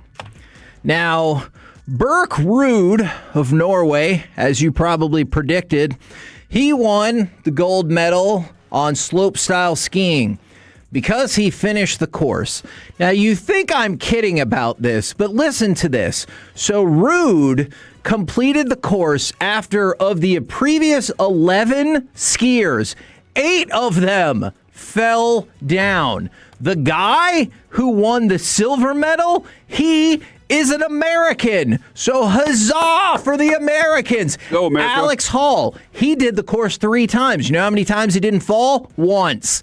And he won the silver. I want you to really think about that for a second. Did they design the slope style course too difficultly if the guy who won the silver medal completed it flawlessly 1 out of 3 attempts, and the guy who won the gold medal got down it flawlessly, but 8 of the 11 people before him all fell down? Kind of sounds like the dunk contest to me. A little bit. That is who gets a gold medal for the dunk contest? Yeah, that is a fair point. And I'll admit, because it's this weekend, I have a tough time thinking that person deserves a 50 when they did an awesome dunk after I saw them miss it like 3 times. Yeah. I get it. But it's not about the amount of times, it's about the execution of the one dunk. I guess. And that holds up. Because our dude who won the silver medal, hey, just 1 time. But now we're up to 5 medals, and we've evened things out because as of yesterday, we had 2 gold medals and no other medals. Now we have 2 golds, 2 silvers, and 1 bronze. So if we could win 1 more bronze, that would really bring ease to my OCD and then just be done winning medals. No. Just keep winning medals, but every time you win a medal, go win the other 2 or lose the to other balance 2. it out. You know, I hear what you're saying. First place is gold. Well, you're not. All the other people after that are losers. Well, you're not going to catch Norway. They already have 6 gold medals, and perhaps you missed my story about Berk Ruud, who dominated the slope style. I don't know about that, Kevin. Norway, maybe they're like all these the beginning parts events, the beginning events. Maybe Norway is really good at those, but maybe they stink at all the rest of the stuff. Okay, I think we have a chance to really turn things. We can't catch Norway. What are you talking about here, dude? We can catch them. Fine. As long as I'm throwing out hot Olympic opinions, we will not catch Norway in gold medals. Hey, let's talk about Austria. Austria won the Olympic team combined. The United States took bronze. But what has happened to Michaela Schifrin? She finished 4th, and this is the AP. This is how they described it, and this feels like a devastating takedown of her. Schifrin surprisingly crossed 4th after wasting a first-run lead by teammate Breezy Johnson. Breezy Johnson, of course, who already has a gold medal at this Olympics. Schifrin, the most successful World Cup racer of all time, with a record 108 victories, has now gone 7 straight Olympic races without a medal. There's something that she struggles with this. I don't know what is exactly. It's too hype for her. It's too much. It's too big for her. That feels problematic. And which is amazing because, like you said, with how successful she is in the World Cup, it's just you get to this one place where you just can't get over that hump. And this is where she stalls out. I wanted to go back to your Norway take, Kevin, because I was concerned. I was like, hold on. He's saying America, this great country, can't defeat tiny little Norway in this. So I went and looked it up. Maybe we should try to buy them. FanDuel and BetMGM odds today in real time show that Norway is the favorite to win the most gold medals. Boom. After winning the most gold medals in 2022, 2018, and 2014. Yeah! See? So they're pretty good. There you go. From the 817, we're America, Kevin. Norway ain't got nothing on us. Except when it comes to Winter Olympics. And gold medals. How do you think we'll have a lot of medals? No, I feel like we usually get like 18. Dang it. So, I mean, we'll get more. But in the summertime? Oh, yeah. When the living's easy, we dominate the Summer Olympics, especially since the next one will be in Los Angeles. We're going to rule all over that. All right, let's talk some more about men's hockey. They have announced the captains for the men's hockey team. Yes, I can't wait. I assume you want to know about the United States. One of the Kachuk brothers? First, believe it or not, no. I'm out. Austin Matthews has been named the captain for Team USA. Matthew Tkachuk is one of the alternate captains. That is the exact same leadership they had in place at the Four Nations. Is this good, though? How do Austin Matthews' teams do in the playoffs? I mean, look, with that franchise, not so well. But you're saying it's not his fault, it's the franchise. I mean, you see Cowboys players who go away and win a Super Bowl, so Sid the Kid, or not the kid anymore, Sidney Crosby, has been named the captain for Canada and for Team Finland. Mikael Granlund, a former Dallas Stars player, has been named the captain for Team Finland, while Mikko Rantanen has been named an alternate captain for Team Finland. So obviously the Stars have a ton of players on Team Finland. Former star, the captain. Current star is an assistant captain. All right, I'll accept that, man. Is Team Finland your second team of choice? No, I don't do that. Okay. Not in these games, Kevin. Okay. These are world games, otherwise known as the Olympics, because the world games are actually another competition. But this is one country pitted against another. Okay. And another, and lots of countries pitted against each other. Would you not want Finland to knock out Canada? So it's an easier path? Yes. When have you ever known me to take the road less traveled, Kevin? that is true. I want the toughest path possible so we can stand up on that mountain and everybody's like, they did it. Okay. They took down everybody, kind of like dirt. Now, let's go to the IOC in Ukraine. One of their skeleton performers, which, look, I made the mistake of not looking up this pronunciation ahead of time. It's Vladislav... Oh, it's Herskayich. I knew that. Hey, good for me. Vladislav Herskayich is a skeleton athlete. All right, the event before this goes any further. So, Herskayich wants to wear a helmet that commemorates people from his country that were killed in the war with Russia. And the IOC says, no dice. They are okay with the armband, but he's still pushing for the helmet, even though they have said no. And he says he doesn't want to wear the armband. He wants to wear the helmet. So they're like in the midst of this, I guess, like pseudo geopolitical argument in the middle of all of this. So if you're so inclined to care, keep an eye out on that. Is it a dope ass helmet? I mean, it's complicated to say because it's just pictures of the people who died. Okay, and so it's a very moving. Remember helmet. Ed Belfour's Eagle helmet and Marty Turco? Those are all dope. It is not aesthetically pleasing like that, but it is emotionally moving. Gotcha. Is what I would say. Now, let the man wear a helmet, y'all. There you go. But the IOC so far says no dice. So, United States, Canada, women's hockey today. Canada's captain is out versus the United States. She will not play due to an injury, but the Canadian Olympic Committee has declined to elaborate. She limped off the ice in their last game, and it is believed that she has a lower body injury, but you know how secretive this isn't hockey. The NHL. We don't have to do that. Hockey does it across the board. They keep it secretive. She is nicknamed Captain Clutch, but will be unavailable for the game today, which feels like Advantage America before their inevitable rematch in the gold medal game in 9 days. It's going to happen. Yes, absolutely. So let's get that win today and set the tone.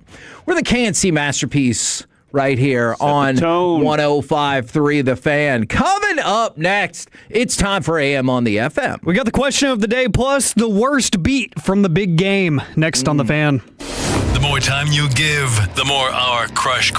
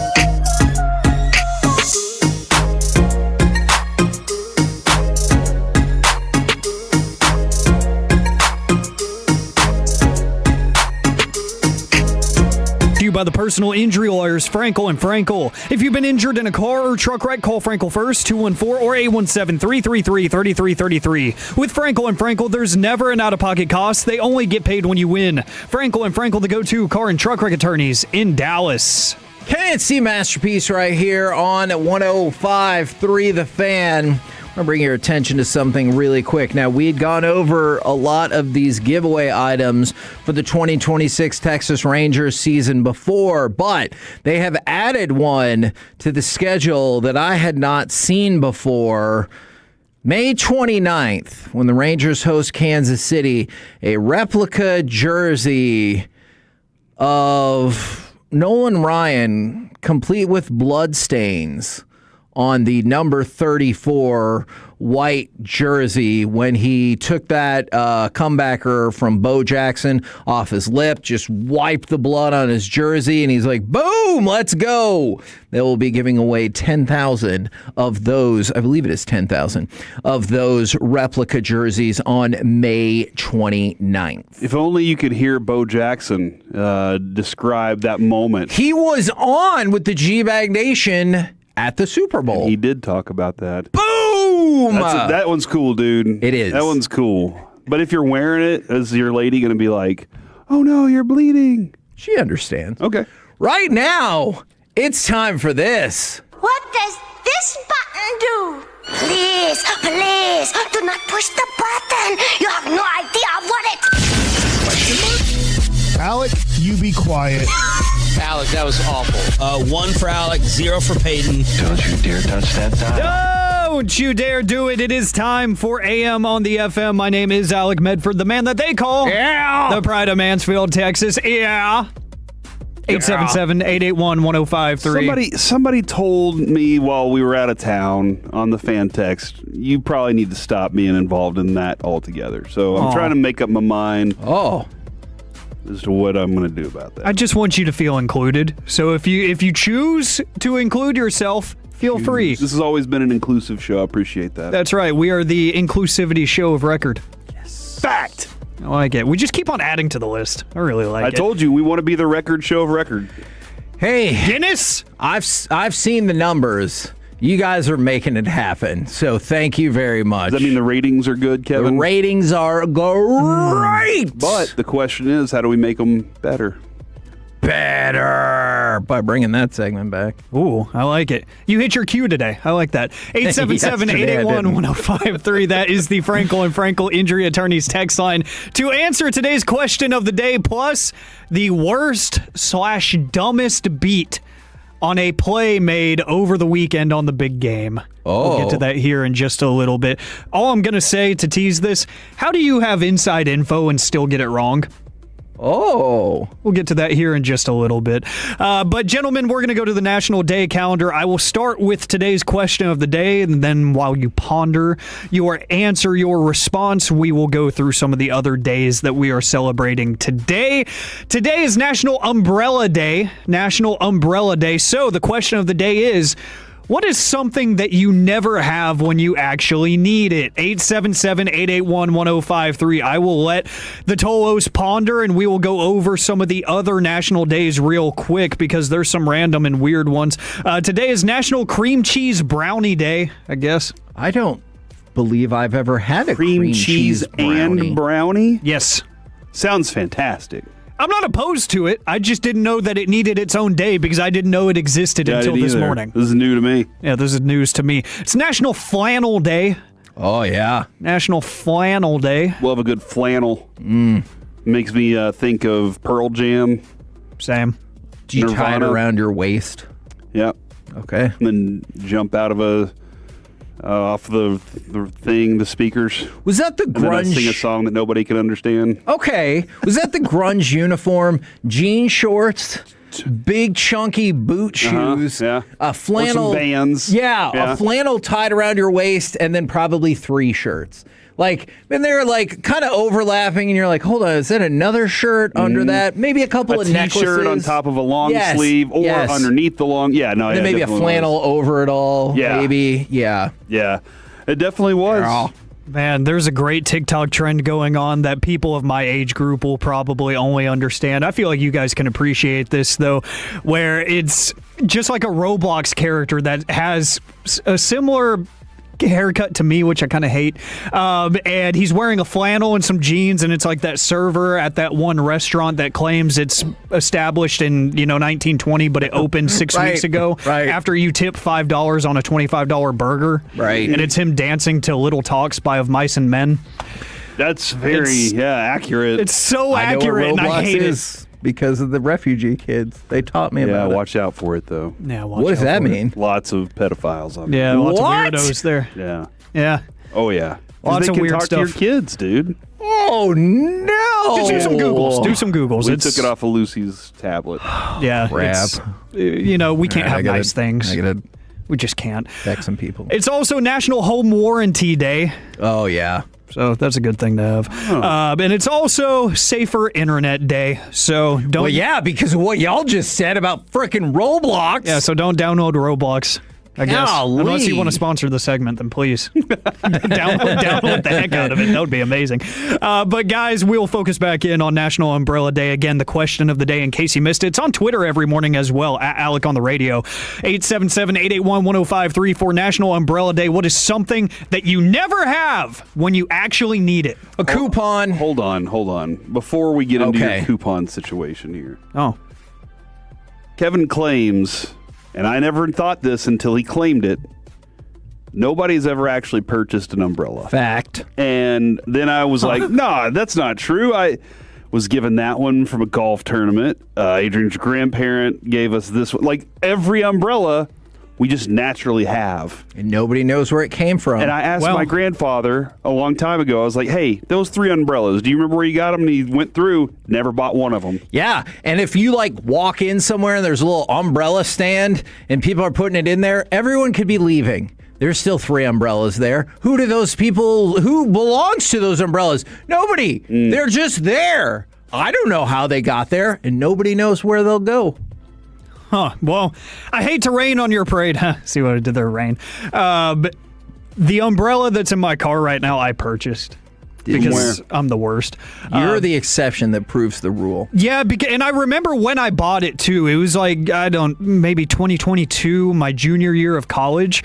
I was walking to class one day and one of those random, just spotty thunderstorms came up and I got rained all over. And I was like, I'm not going to class. This is not cool. It rained on you? Yes. Okay. Like torrential downpour. Stuck to his body. Yeah, like my socks are wet kind of thing. I'm like, just killed the entire vibe for the day. I'm like, you know what?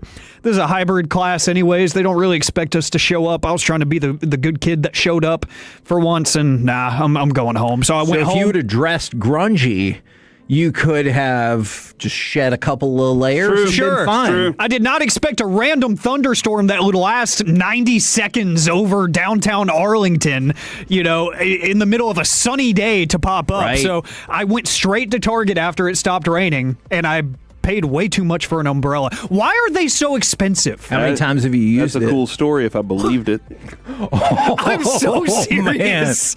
I'm so serious. I know the truth about umbrellas, dude. Yeah. Big umbrellas out here. You know what? And you know what gave it away? Too many specifics.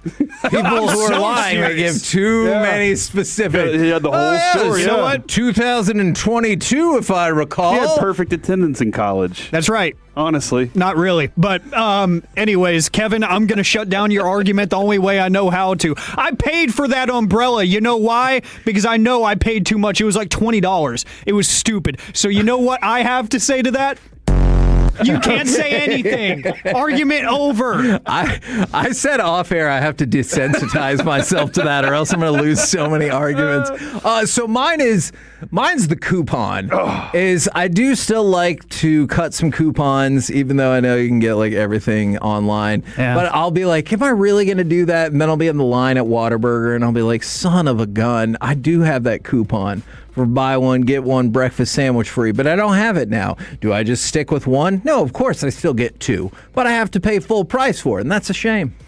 I have two things: needle nose pliers. I can never find my needle nose pliers. Like my kids decide I'm playing with these needle nose pliers, and I'm like, "Why? You're adults almost, living in your dad's house." But mostly it's the lint roller.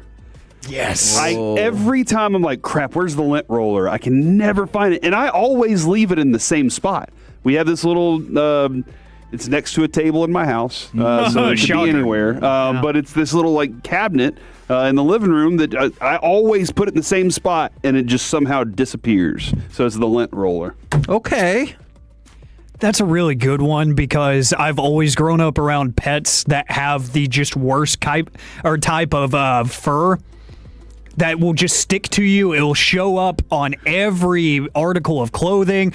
You know, like the cat. We have a cat that's probably like 15 years old at this point. She's been on a good run. Do cats live about the same amount of time as dogs? Yeah. At least the ones that I've had, yeah. Okay. We've gotten lucky. I think every pet we've had since I was a kid has been north of 10 years, which is nice. Okay. So this one's on a really good run, but she recently has taken a liking to my comforter on my bed. Oh. So whenever I lay clothes out or something after I do laundry, there is fur all over my fresh clothes because I don't expect her to be laying on the comforter. Gotcha. Because I've had that comforter for a minute now, and you just now discovered it exists, and you want to lay on it every day to watch the kids that are getting out of the school bus and, meow at birds? I don't know. That's ridiculous. Nobody knows what a cat does. Honestly, I don't even know where she is half the time. Yeah. Just existing under a bed somewhere. Agreed. For no good reason. Yeah, just the most lazy animal I've ever met. From the 432, a toothpick. That's a great one. Oh, yeah. When me, RJ, and DJ went out to dinner, he had toothpicks. He was like, would you like a toothpick? That's nice. DJ. That's nice of him. Are you sure? Yeah. Okay. Not many people carry around toothpicks. No, that's great because I don't. I have the metal wire that's glued to the back of my bottom row of teeth, the permanent retainer as they call it. So I get stuff stuck in there all the time, and I never have something to fix that. Okay. It's the most annoying thing. I wish I could just rip it off, but it's, super glued. The 469 shave... never mind. You should have finished that sentence. Let's see. We'll continue. Something that you never have when you actually need it. This is awesome from the 817 because it's so true. Tape measure. The second that you need one when you're working on something in the house, you're trying to get the perfect measurement on the wall. I never have one available ever. And I know iPhones have the measurement app, but I never trust it. I don't either. For some reason, it could be more accurate somehow than a tape measure. I'd still say there's no way that works. Yeah, tape measure, hard to find. I have 6 of them because my grandfather had 6. I asked him. I was like, why do you have so many tape measures? He said the exact same thing. I could never find it when I needed it, so I just bought more. And then somebody said tweezers. Kevin, I discussed this with you last year. I have an eyelash that'll grow out of the corner of my eyeballs area right here. So this is just weird, and I need to tweeze it every once in a while. One year, one of our friends, Rachel Ring, she walked up and she was like, you have an eyelash right here. I was like, nope, this is just where it grows, and I can never find tweezers when I need them. And from the 979, a great closer here, money. I can agree.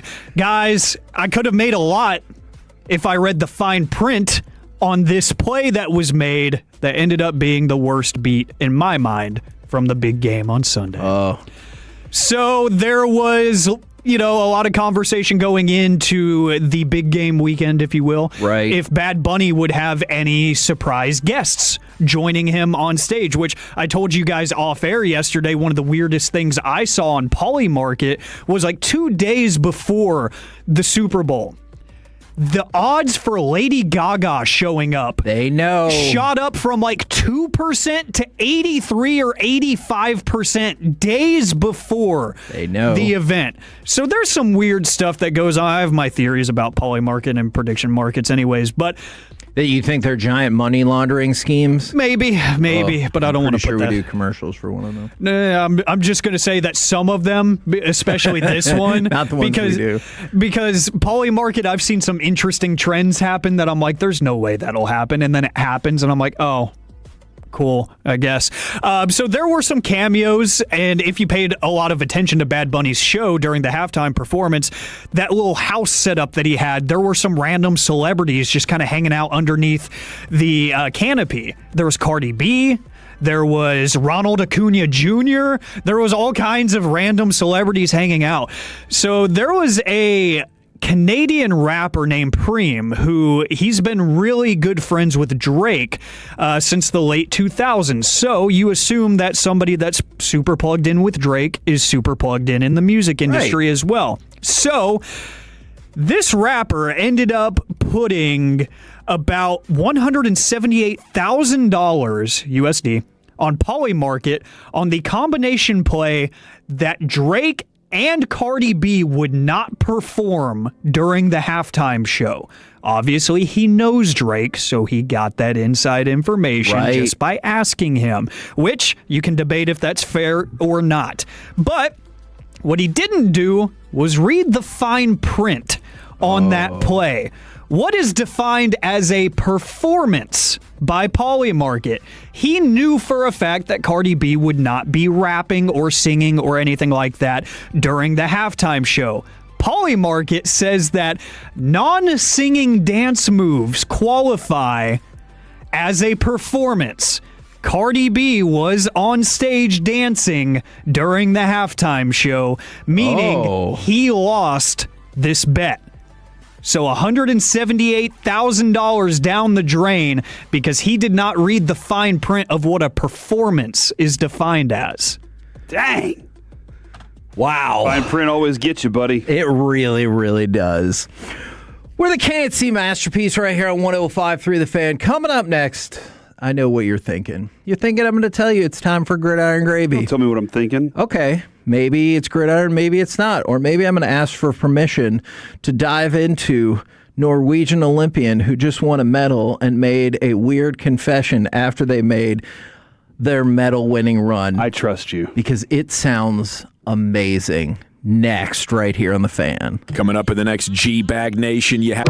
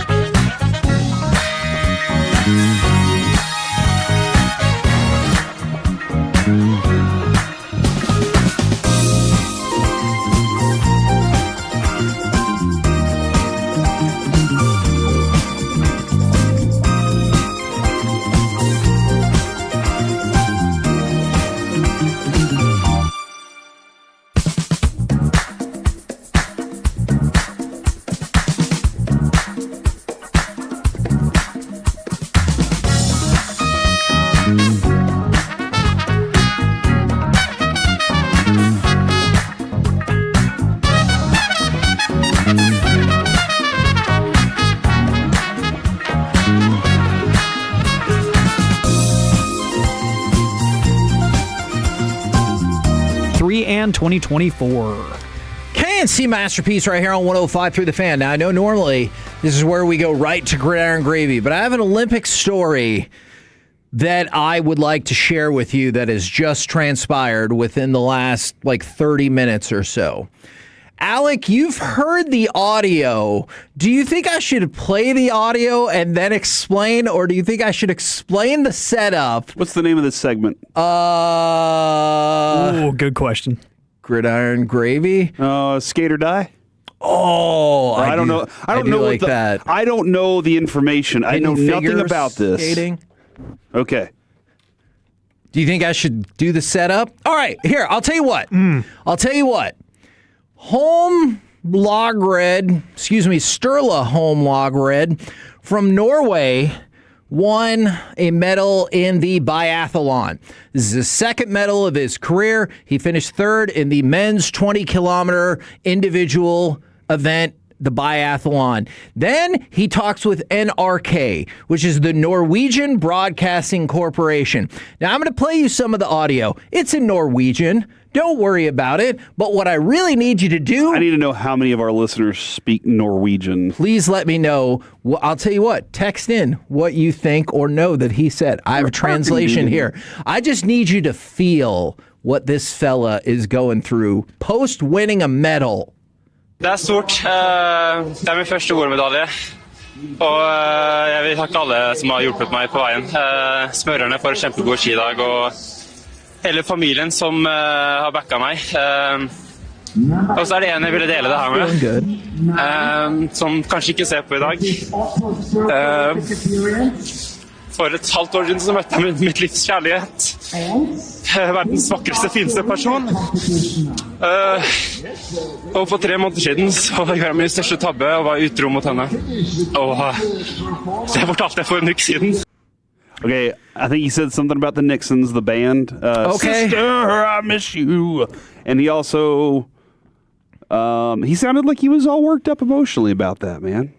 He was asked, who do you want to dedicate this medal to? Oh, okay. His response, quote, in English, it's someone who may not be looking today. 6 months ago, I met, keep in mind, this is right after he's won his Olympic medal. 6 months ago, I met the love of my life, the most beautiful, nicest person in the world. And 3 months ago, I made the biggest mistake of my life and cheated on her. Oh, wow!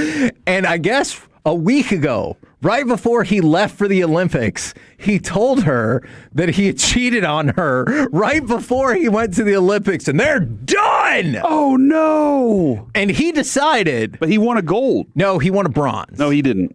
Oh, he lost a gold. Okay. We got to really reframe all the He will winners and losers receive here. a bronze medal for participating. Okay, all right. And he chose with the state-sponsored Norwegian TV network. That is when he's going to be like, I cheated on her. Do you think it's going to work?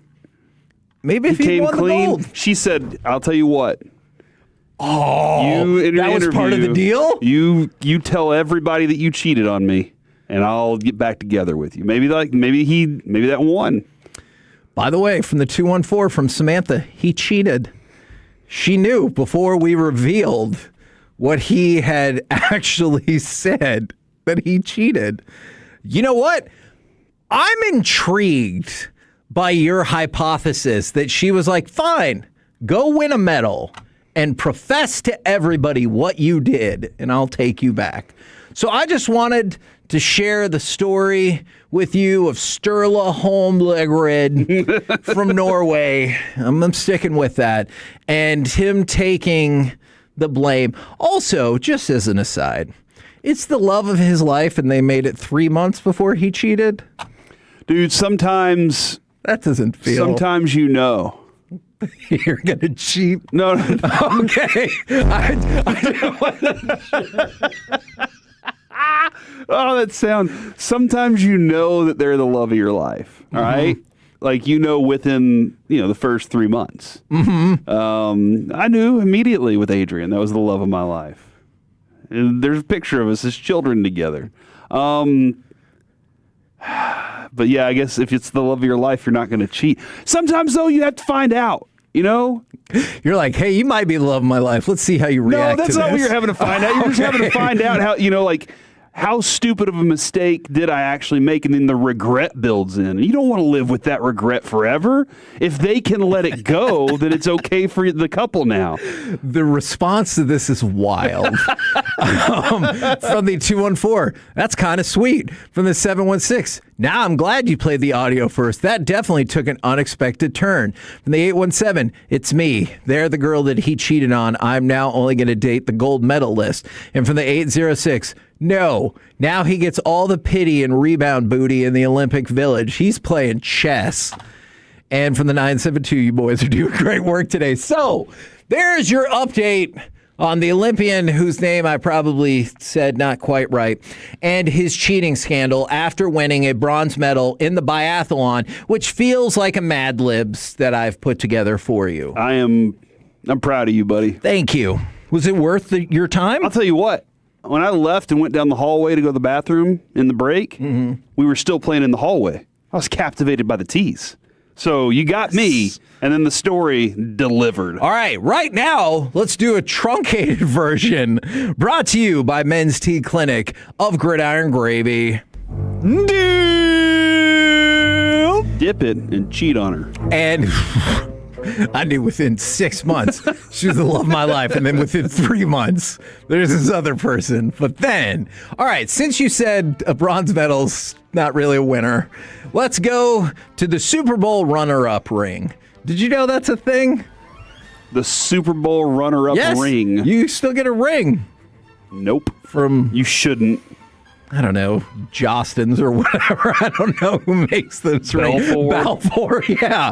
You shouldn't get one. Okay, so that's what Cam Jurgens thinks. So after Philadelphia lost the Super Bowl a few years back, he said there's a ring ceremony, and he goes, what the hell is their ring ceremony for? And after it was over, he grabbed the box and put it on a shelf in his closet, and he said, quote, honestly, I wasn't so thrilled about getting a ring that felt like a participation trophy that I had to pay taxes on. That part. The taxes paid. Yeah, I think it's ridiculous. You did not win. You did not. The prize is you're never going to wear the participation ring. Right. Nobody's wearing that. And if you do, you need to be called out for it. Hey, dude, are you wearing a participation ring? And also, you have to wait longer to make your ring pitch, right? Because, like, the designer of the rings, Jason of Beverly Hills, Of course it's Jason of Beverly Hills. Reaches out immediately. Their CEO reaches out immediately and was like, hey, let's start figuring this out. Can you imagine? You probably don't want to, you probably didn't want to call up the Patriots on Monday morning and be like, hey, what are you thinking about the design for your runner-up ring? How many diamonds? And the owner's like, none. They lost. Yeah. And I think a Super Bowl ring costs $40,000 a person, so. I'm not doing that. You wouldn't want it?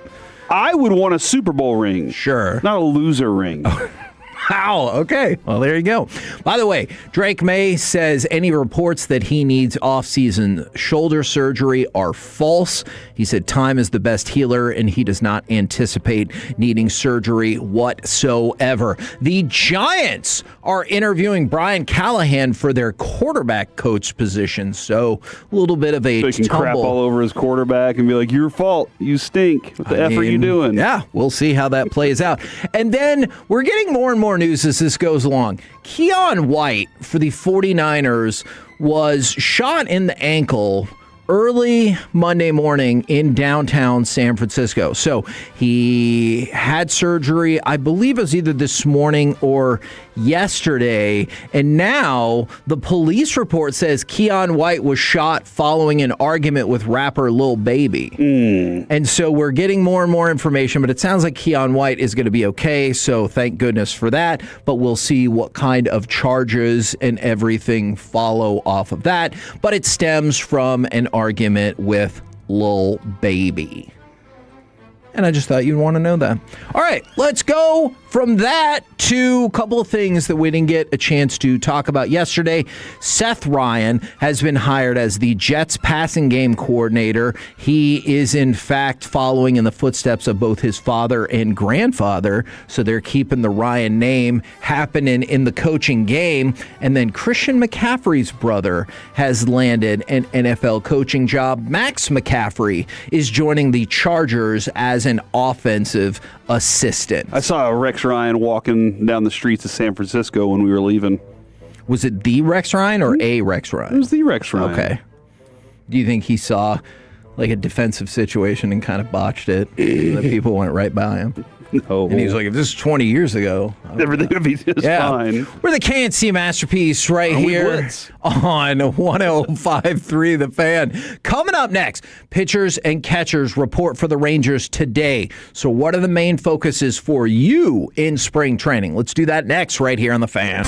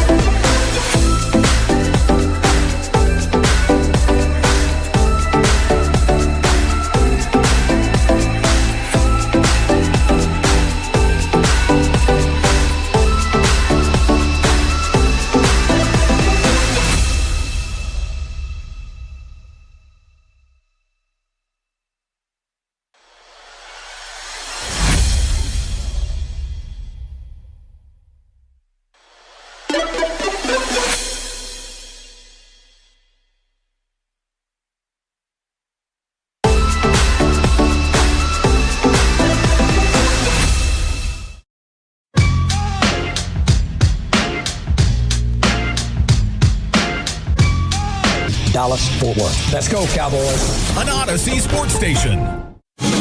Driven by our D&M Leasing Studios, it's the KNC Masterpiece on 105.3 The Fan. KNC Masterpiece right here on 105.3 The Fan. And today is when Texas Rangers pitchers and catchers report for spring training. So we ask, what are the main focuses in spring training? I can go down a list. We can take turns. Whatever best suits you, Corey Majors.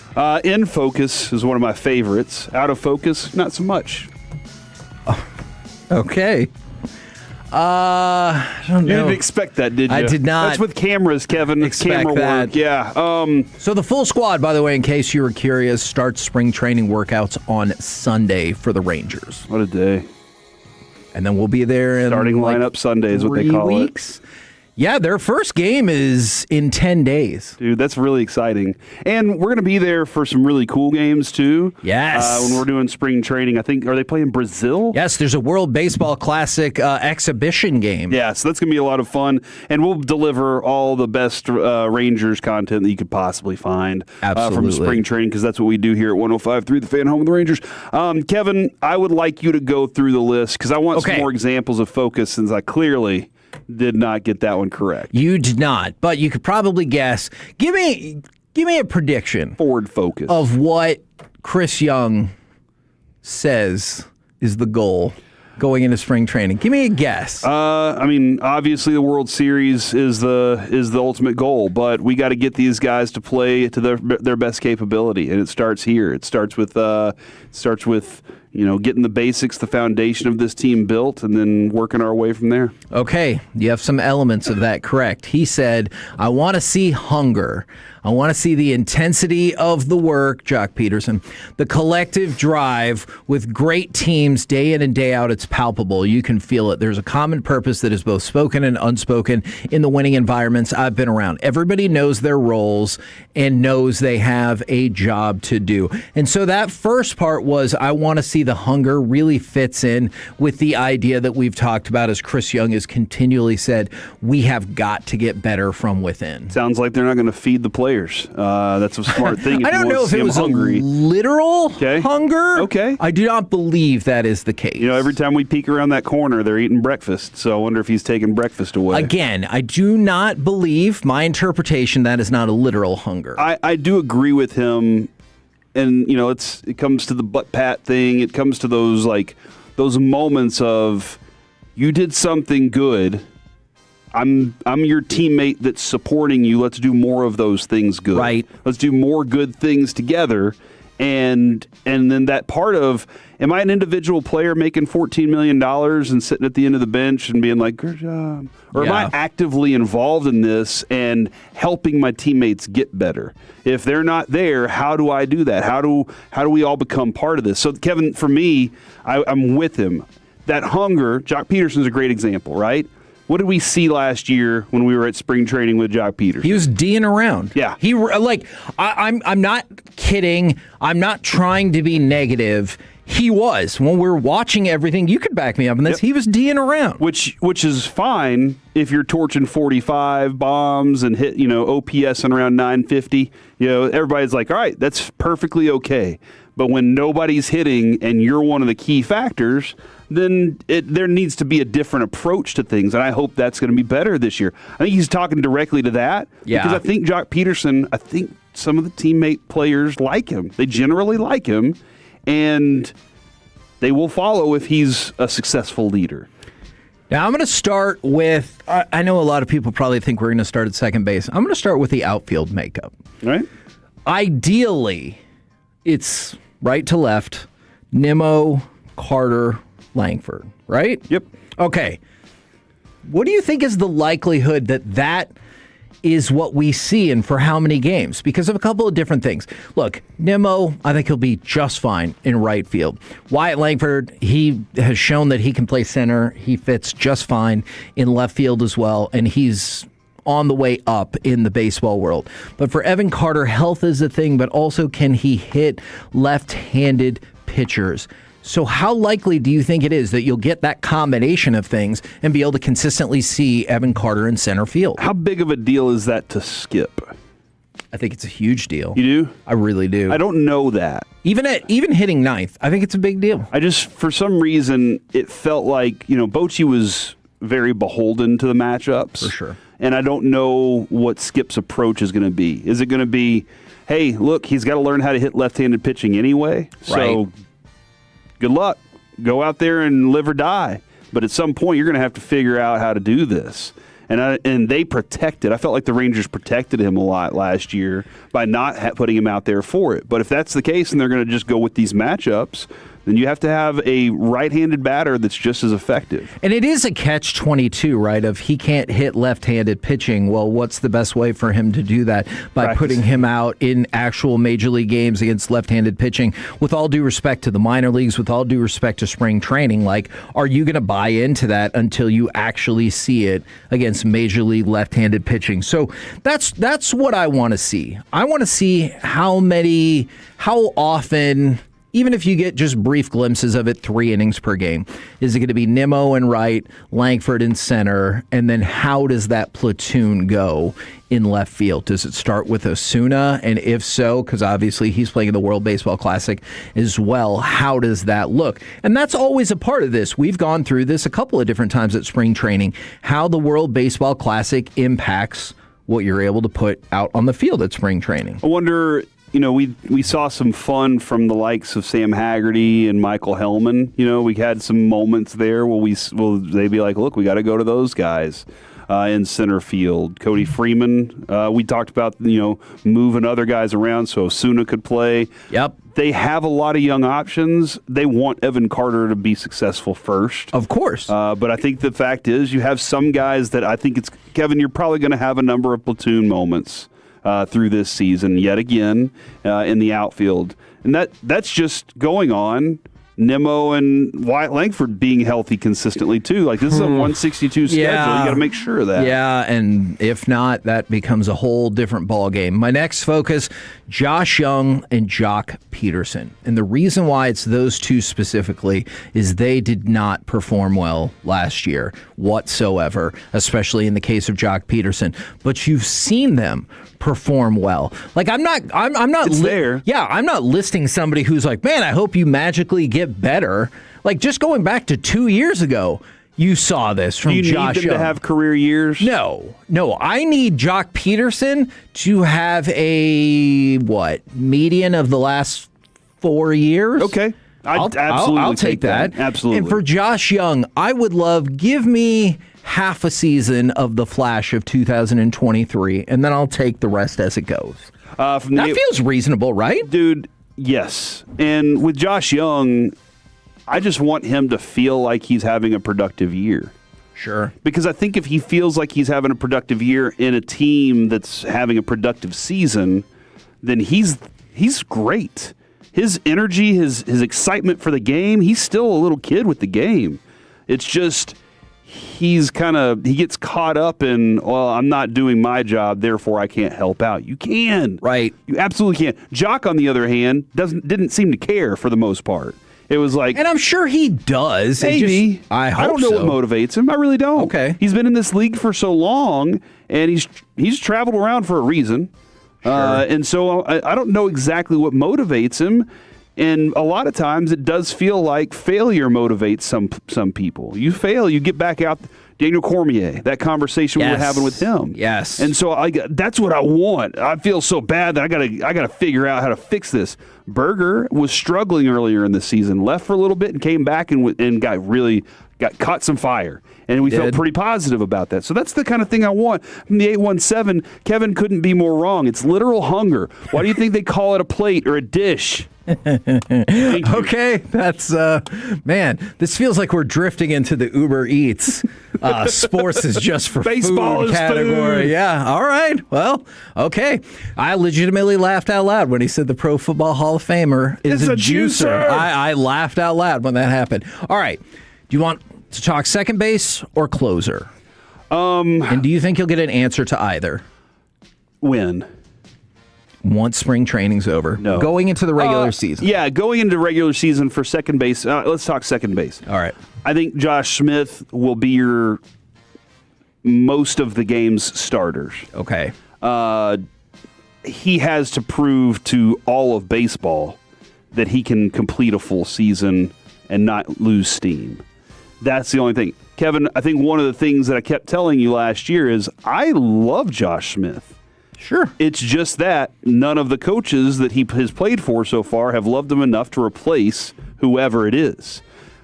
Simeon being gone is a perfect opportunity for him to have a place consistently, be there, and show that he can do those things over and over and over. So I think Josh Smith will come out of it as the starter. You'll probably have a rotation of other guys, Duran, Cody Freeman. Like, there's options there as well. But I want him to be healthy because that dude's a player. He hustles. He plays exactly the way you want your second baseman to play. He's competitive. I like his competitive at-bats. So I'd like a little more pop. I tell you, by the end of July, I want Josh Smith to have played 70 games. Do you think that is crazy, feasible? That seems like a lot for him. No, that's really low. By the end of July? By the end of July. Oh, I thought you said, okay. No, he cannot play 70 games in July. No, by the end of July, he will have played 70 games and no more. Because he's just fallen off an absolute cliff in August and September. And I would really love to limit in whatever form or fashion, even if you just cut down on those like 20 to 30 games. I don't know, but that will depend on if Duran or Freeman can do something or whoever else. I also wonder this too, and I don't know. I'd like to ask Josh Smith this when we're out there. When you're playing not just shortstop, not just second base, not just right, does it wear you down more being a daily player at multiple positions? Yeah, because your work outside of it is different. He's playing first base, he's playing outfield, he's everywhere, and so he has to study differently for each thing. That's interesting. And I wonder how much of an effect that has. Now, maybe players like, no, it doesn't have. I would go play baseball. And you like to think that, but at this level, we talk about playoffs and how each pitch wears a pitcher down that much more. At this level, you're going to get worn down a little more if you don't know exactly what you're supposed to do in every single one of those moments. That dude goes out there and hustles, so I appreciate it. You know, I'm super intrigued by this hypothesis. I don't know the answer, but I'm going to see what I can investigate. And I think that could be a good question for him specifically to go along with that. But yeah, I'm intrigued by that. That feels like a fair discussion. What we do here, Kevin, on this show, we ask good questions. Okay. Do you think it's far more likely that you'll have some semblance of a definitive answer for second base as opposed to closer? I would like to answer with this, yes.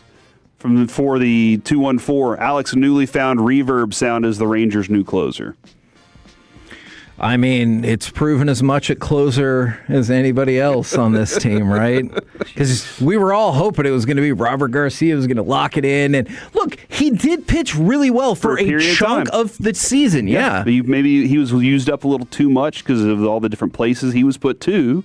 And being a closer inconsistently is kind of it can beat you up a little bit. And look, I don't disagree with this text at all from the 432. Great MLB teams don't have holes in their starting lineups. Depth, yes, but not holes. So let's make this very clear. And, great teams. And the Rangers will agree with me on this. Right now, the Texas Rangers are not a great team. And we've been wanting to make them great again. Political references aside, yes, I would like for the Rangers to be great. But guess what? Here's the good news about it all. Going into 2023, was that a great Rangers team? Hell no. We didn't have a clue. And so you can become great, but you're right. Going into spring training, there is no world in which I think anybody on this Rangers team believes they are great. Now, I hope a lot of them believe they can be great. We're the KNC Masterpiece right here on 105.3 The Fan. Coming up next, how about we do a little Super Bowl overreaction or reality next on The Fan?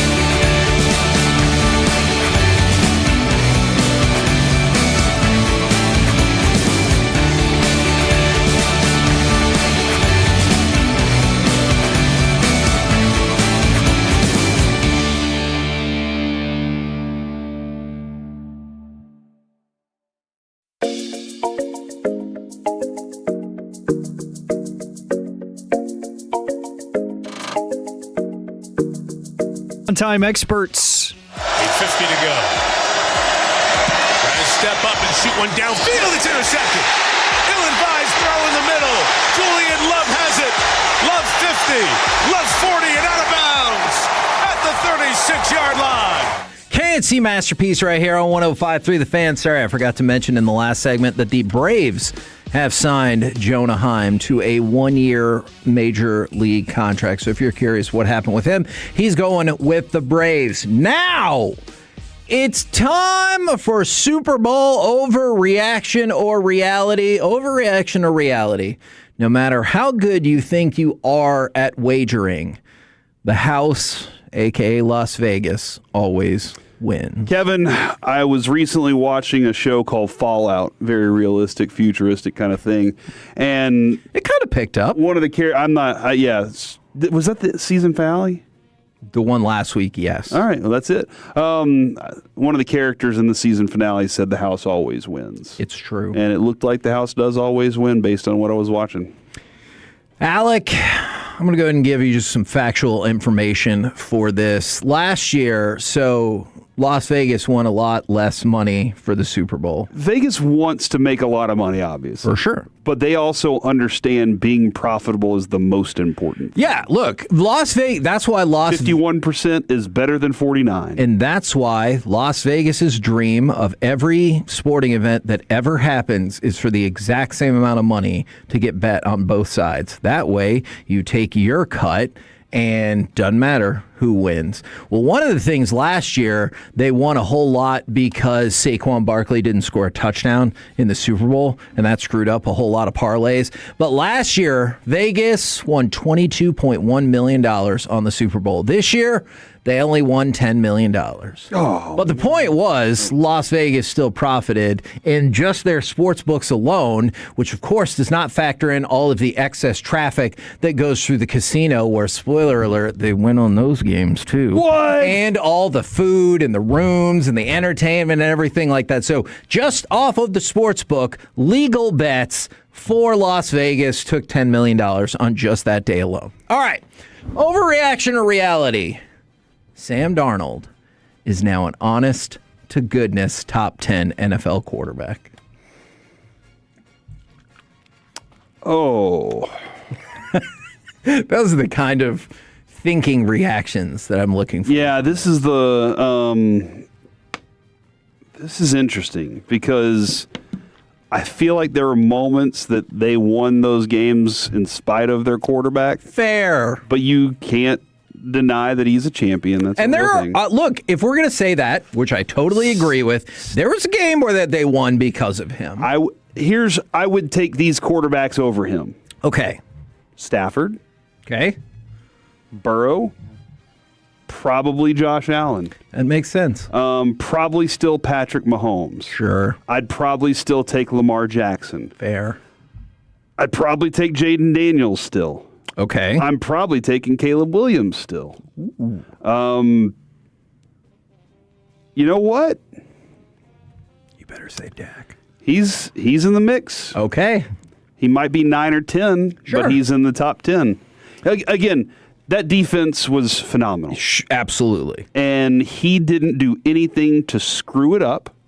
He played within the system, and then there were some games where they said, let it fly, bro. Yeah. And he said, got you. And he throw 4 interceptions or 4 touchdowns and an interception.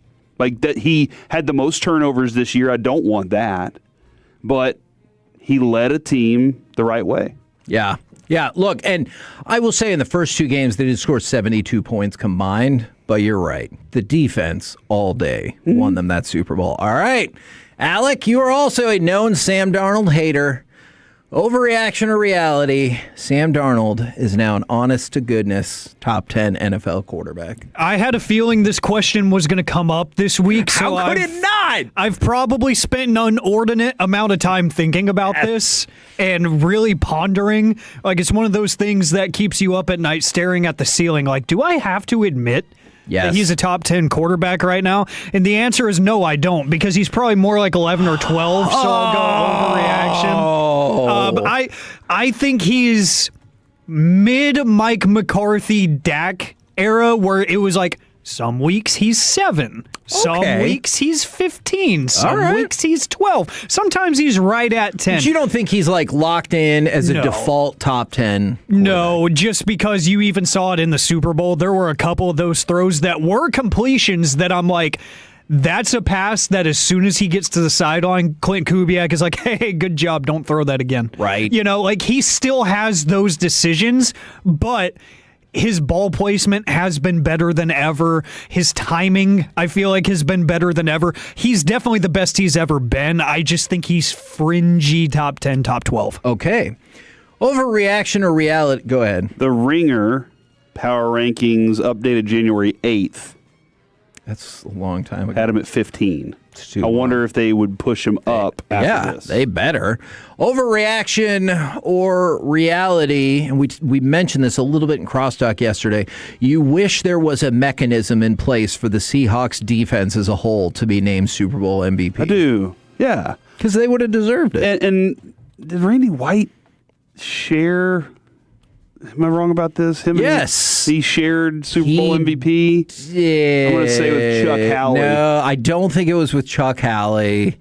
Son of a gun. I'm just going to have to look it up now. Dang it. But he shared it. And so I think that, like, that's perfectly acceptable. Yeah. Harvey Martin. Dang it. And that was, I think that might have been the only year there were co-Super Bowl MVPs. If only Harvey Martin was in the Hall of Fame. Did you know that team forced 8 turnovers in that game? It's pretty good. It is pretty good. I understand why people want to give it to Kenneth Walker because he was the only exciting offense being played. But it's because the dominance of that defense. And I think they should get, like, maybe Stafford shouldn't even get MVP. Maybe it should be the Seattle defense this year. I mean, reeling off 10 straight at the end of the year, 14 straight wins. It's exceptional. So, yeah, I'm right there with you. Alec? The recognition's important. Do you agree? You wish there was a mechanism in place for the Seahawks defense as a whole to win Super Bowl MVP? I understand the argument, but I'm going to go overreaction because they got it wrong either way. Even if they did that, it should have been Jason Myers, the kicker for the Seattle Seahawks. I'm going to die on this hill. Okay. But it's partially a bit, but I'm so serious at the same time because in the history of the Super Bowl, there had been 4 kickers that had hit 4 field goals. Nobody had ever hit 5. He broke that record. He stands alone on top of the mountain of Super Bowl kickers, and he was the only offense in that game. He was the only offense, but I understand the argument. I think Seattle's defense, I said it a bunch yesterday, that was one of the best defensive efforts I've ever seen. So if that mechanism existed and they did make that decision, I would have been totally okay with it. If it makes you feel any better, remember this. A kicker has won actual NFL MVP for a season, whereas no wide receiver ever has. Which is insane. That is insane. So one of the arguments frequently is about wide receiver in Super Bowls is that wide receivers don't win you Super Bowls. People be like, when was the last time? Cooper Kupp and Jackson Smith and Jigba now have been leading receivers in receptions and yards, and also won the Super Bowl. Right. So I don't know that changes anything because I still think it's more of a full team. But the success of Jackson Smith and Jigba added to that. So it's nice. Yeah, you just brought up an intriguing name. Overreaction or reality. Cooper Kupp is a Hall of Famer. So after the game, Mike McDonald was talking about Cooper Kupp, and he said this should cement him in the Hall of Fame, in my opinion. What say you? Because I don't think so. 2-time Super Bowl champion. That's true. That does not seem to matter for other positions for whatever the reason. I just don't know if he's put together a productive enough entire career. Okay, so he's had extremely productive seasons. Let me give you this example. He's been first team All-Pro, led the league in receptions, led the league in yardage, led the league in touchdowns, and was the offensive player of the year. But all of those happened in the same season. He's had 2 seasons of 1,000 yards more. 2 seasons of it. One was his All-Pro season, 1,900 yards. And he was incredible that season. 45 catches, 16 touchdowns. Aside from that, he has one other season with 1,000 yards. I don't think so. But I understand why his head coach would say that. Yeah. His head coach wants all of his players, after they just won the damn Super Bowl, to feel like kings. As he should. Overreaction or reality for you, Mr. Medford, then? Cooper Kupp is a Hall of Famer. Overreaction, I think there should be a case. I really do. Just because I think the postseason impact that he has had, which I know there's an entire regular season that leads into that. I just think about the impact and how I've always considered him as the best option on the field pretty much in any postseason game. He's been so wickedly consistent. 2 Super Bowls to his name now, a Super Bowl MVP. I would just say the postseason alone, you have to have the conversation. I don't think the way the voters think is going to help, and I don't think he ultimately will be, but I would be the guy in the room if I had a vote that would say, let's at least talk about it, because I think it's worthy of a conversation, absolutely. Yeah, if you've watched him play in the postseason, you have to say, let's stop down on this for a second. Let's not write him off as an automatic no. One of my favorite things that's happening right now is that people are requesting the Alec drop. Whenever things happen, they're starting to request it, and I like that a lot. I do too. All right, I'm excited about this one. Overreaction or reality? You totally understand Roman numerals. Hit the drop. Because Adrian was like, all right, Super Bowl licks. What is so hold on. Gross. She was like, so X is 10. Correct. And L is, and I was 50. like, yeah, she goes, we're on 60 now? And I was like, yeah, sounds right to me. Is the thing that trips people out is if the 1 is in front of the X, it's 11, but if the 1 is behind the X, now it's 9, and you subtract. I feel like that's the thing that trips people out. And they're like, no, you can put 3 1s, but you can't put 4 1s, because then you put the 1 and the V, because the 1 goes away from the V, hence signifying 4. It's confusing. I'll take that as an overreaction. It's confusing, dude. It is a confusing thing. And honestly, why do we even use Roman numerals? Whatever. The Romans don't run things anymore, bro. This is America. I don't. I used to think that about WrestleMania too. Alec, overreaction or reality? You totally understand Roman numerals. This is the dumbest thing that we still do. We are too rooted in nostalgia when it comes to sports. Give it up, man. Like, my generation was not taught what those mean in school. True. I have to Google it every single time. Like, whenever I'm doing any kind of prep, any kind of research, hey, I need to get a highlight from Super Bowl 25. I have to Google what that is in Roman numerals because the NFL YouTube page puts it as Super Bowl LIXV X111. I don't know. I don't know what it means. I never will. I don't care. I mean, the 214, I never envisioned us getting this high in numbers. No, me either. Yeah. I was like, oh, Super Bowl 10, obviously. I was thinking that. And I never thought that, Kevin. I wasn't around during Super Bowl 10. I mean, that is true. Sorry if I said it backwards. Yes, XI11, IX9. Okay, 2 people knew. Okay. I thought I said it right. Maybe I said it backwards. In the history of numbers. Overreaction or reality? This game blunted a lot of your enthusiasm for Drake May and the Patriots. Overreaction. And, dude, when you say blunted, you know what our listening audience's thought is. Smoke them if you got them. I don't think you should say that. Oh. It does not, no. Although it's tough to come back. Joe Burrow's still yet to go back, and we can probably go through a litany of other quarterbacks that never got their chance again, Dan Marino being one. True. I still think Vrabel's a very good coach. I'm very interested to see, because they brought in so many players via free agency, how many they can retain, keep, and be around with for a while. And but I think Drake May is still going to be fine. He just has some lessons to learn as they go along. So I will admit, Alec, I think some of my thoughts are definitely in this question, because I think about a historically weak regular season, And then you get a Chargers offensive line that was broken. C.J. Stroud was terrible, though your defense takes some credit for that. And then an injured starting quarterback is your starting quarterback is not there for the AFC Championship game. And then I look at this. Drake May in the regular season, 72% completion percentage. This is the part that has me feeling like, yeah, we'll see. 58.3% completion percentage in the playoffs. 6 touchdown passes, 4 interceptions, and 7 fumbles. He lost 4 of them. Mm-hmm. So he turned the ball over 8 times versus 6 passing touchdowns. So, Alec, I know you're high on the Patriots. And if I was a Patriots fan, I would be excited about the future.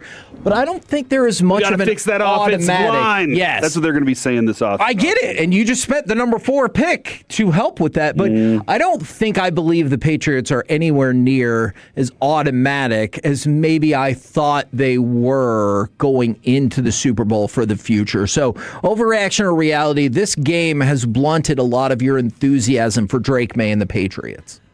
Overreaction, I wouldn't say a lot, just a little. Just a tiny bit, because I do think that offensive line is miserable.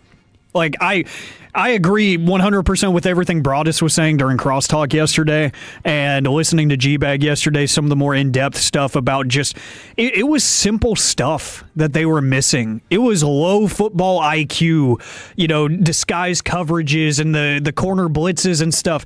They weren't really hiding much, the Seahawks defensively. They were saying, hey, we know you can't pick this up, so we're going to run it. And that's what I love about the Mike McDonald defense. I know it's not about the question. It's just in some games you can see that. It's almost like the proverbial middle finger, where it's just like, we know you can't stop it, so we're not going to disguise it. You were getting a lot of that, and that just shows that your offensive line is not where it needs to be. I do think Drake May was not decisive enough because of that. He takes some of that blame, yeah. For sure. And you could see even the plays that he had a clean pocket, he was sailing throws because he felt like he needed to rush when he didn't need to. And then the very next play, he needs to rush. So I do think that some of it is to blame on the quarterback. I think some of it's to blame on Josh McDaniels, the play caller. I think he didn't adapt enough. You needed to run your quarterback a lot more than you did. So I think it's just, a teachable moment, if you will. It's the worst spot to have a teachable moment. But I think they're going to learn from it. And I think they're going to invest in that offensive line, and they'll be better. So just a little bit, a tiny bit. We're the KNC Masterpiece right here on 105.3 The Fan. Alec, can you go ahead and give me cut number 7? Because it's time to dip back into our NFL draft breakdown. That's why time of possession is 12-3 in terms of minutes, favoring Vanderbilt. And Pavia into single coverage, juggled, and it was picked off on the redirection. Intercepted by Jermod McCoy. So Jermod McCoy and Cassius Howell, I know, are the players of the moment today. Who would you like to start with? Alec, I'm going to give you the option here, man. Which player would you like to start with? I would like to start with one of the best players in this draft class, Jermod McCoy. This is interesting. Really breaking my heart right there. Hey, he's very good. And if he's there at 20, let's roll. Okay. Or let's try and see if we can get more draft picks. See if we can work something out there. Okay. But Jermod McCoy is very interesting. This is it's tough because he missed this year. And do you want to draft a guy that missed a season? So, do you know who, believe it or not, do you know who I'm going to default to on this? Siobhan Ravel? No. I'm going to default to Cynthia Freeland. Love her. She's awesome. She said, at 20 years old, he's 2 years younger than my number 2 rated corner. My model loves his potential and upside, and we trust her, and we trust her math. So I think despite the ACL injury, I get it. All right. His tape from the previous season says he's the best. Like, just go ahead and do it. Don't worry about it. He plays with great leverage and technique, very physical around the ball. He's a rough tackler, inconsistent tackler, but rough. Like, there are times when I'll see him body slam people, and I'm like, he's been watching WWE or AEW his whole life. He knows. Here's something I love. He knows when to play the ball with his eyes in the backfield and when to read the receiver.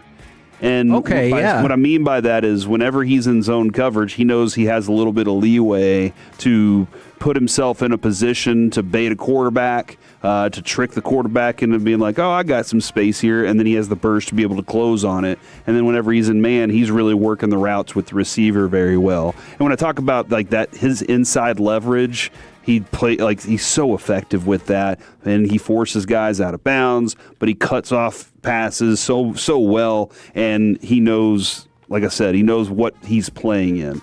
Didn't it seem like last year when the Cowboys were in zone, nobody had a clue that they were in zone? I mean, that's the whole reason that people wanted the DC fired is because they were like, well, it must be his fault. Yeah, he did get lucky on one pass that I saw. A receiver dropped it, and he did the no-fly zone. I know that irritates you. We talked with Jordan Lewis about that. Jordan Lewis since then has never done it unless he made the play.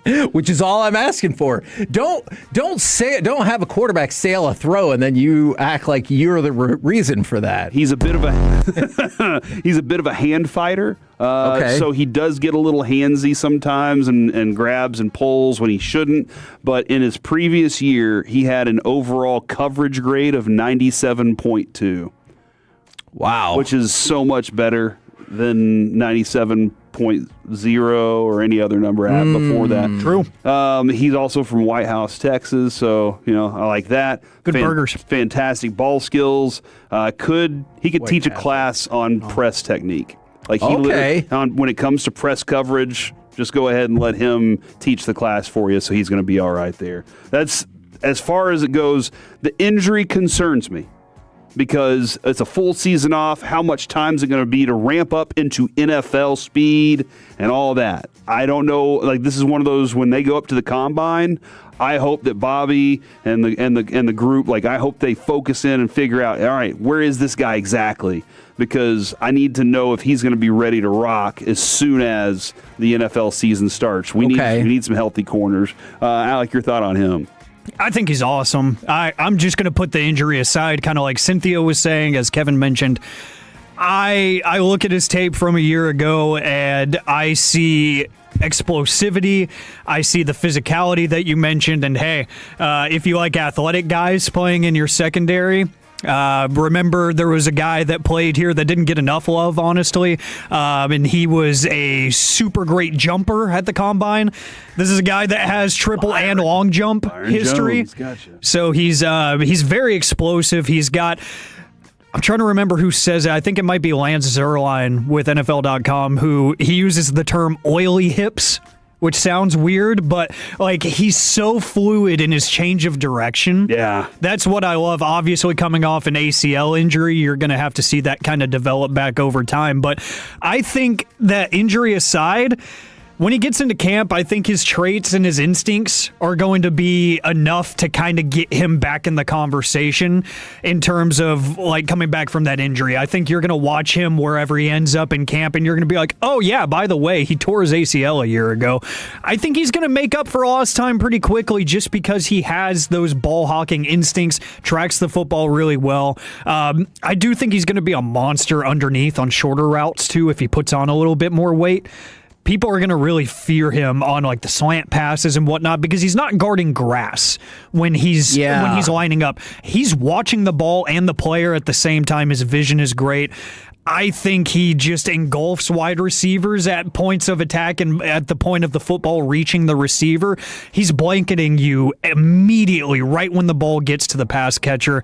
I think this dude rules. I think he's awesome. So I just wanted to throw something out there. If this, in fact, does happen, this would potentially make history. Is Jermod McCoy, and you guys have already talked about Colton Hood, if they both get taken in the top 15 of the NFL draft, which some people are projecting, they'd be the first school in the common draft era, 1967, to have two cornerbacks taken in the top 15. Yeah, usually you don't have them both coming out at the same time. There's been a cornerback and a safety, but never two cornerbacks top 15 from the same school. The 4.69 explosiveness? I like the way you said it. I don't think I could ever say it correctly the way you said it, but I liked it. Kevin, Mike Renner, had Sonny Styles at 5. Guys we've talked about at 5. He had Jeremiah Love at 8 to the Saints. Bain we didn't talk about, but they have him 9 to the Chiefs, and then Caleb Downs at 10 to the Bengals. And Mansour Delaney, he is out of USC or LSU. I'm sorry, and they have him at 11. Okay. And then the next pick they have for the Cowboys, Jermod McCoy at 12. So like this is one of those where the injury, question mark, but a lot of people already mocking him really high. Now, the next guy that we went and took a look at, because CBS Sports also has Blake Miller, offensive tackle out of Clemson, going to the Cowboys at 20. And I think Cassius Howe they have down at 27 to the Niners. Would that surprise you? That the Cowboys took a tackle? Yeah. A little bit. But I understand we have 2 first-round picks. We can use one for offense, one for defense. Let's make our offense even better. But it depends on if the Cowboys make moves in free agency that are going to put them in position to have good players. Okay. Like if they got 2 cornerbacks, then we don't need a corner in either one. You can make some other focuses. But yes, the defense still needs some things. Okay. Cassius Howe, though, Kevin, going to the Niners would irritate me because, of course, a Cassius Howe type player would land with the Niners. Somewhere between 15 and 32 is where I'm seeing him mocked. So a wide range in the first round. The intensity is off the charts. Like, this is the thing about this dude is, like, his intensity is just, I'm going to get a player that's going to be ready to play every single snap of the game. He plays with more finesse, though, than power, and that was something like he sheds blocks by moving out of the way. I could see that. Instead of trying to bull rush you. I like him as more of an edge linebacker. If I can make that happen at 6'2", 248, I got to work on, figure out the speed there a little bit, but I like him more of that but it doesn't, like, his pass rush doesn't feature a lot of power, but it doesn't stop. Does that make sense? Yes, his pass rush he's a doesn't high stop. motor guy. He keeps his feet going, and he's never out of a play. I think he's going to have to develop some more power, though, and I keep using that over and over. But I also think that his body can develop that power as well. His frame still has room. I know the weight's a little higher, but the more power, I would like to see that explosive first step. He has a long hop. Have you seen the long hop, Alec?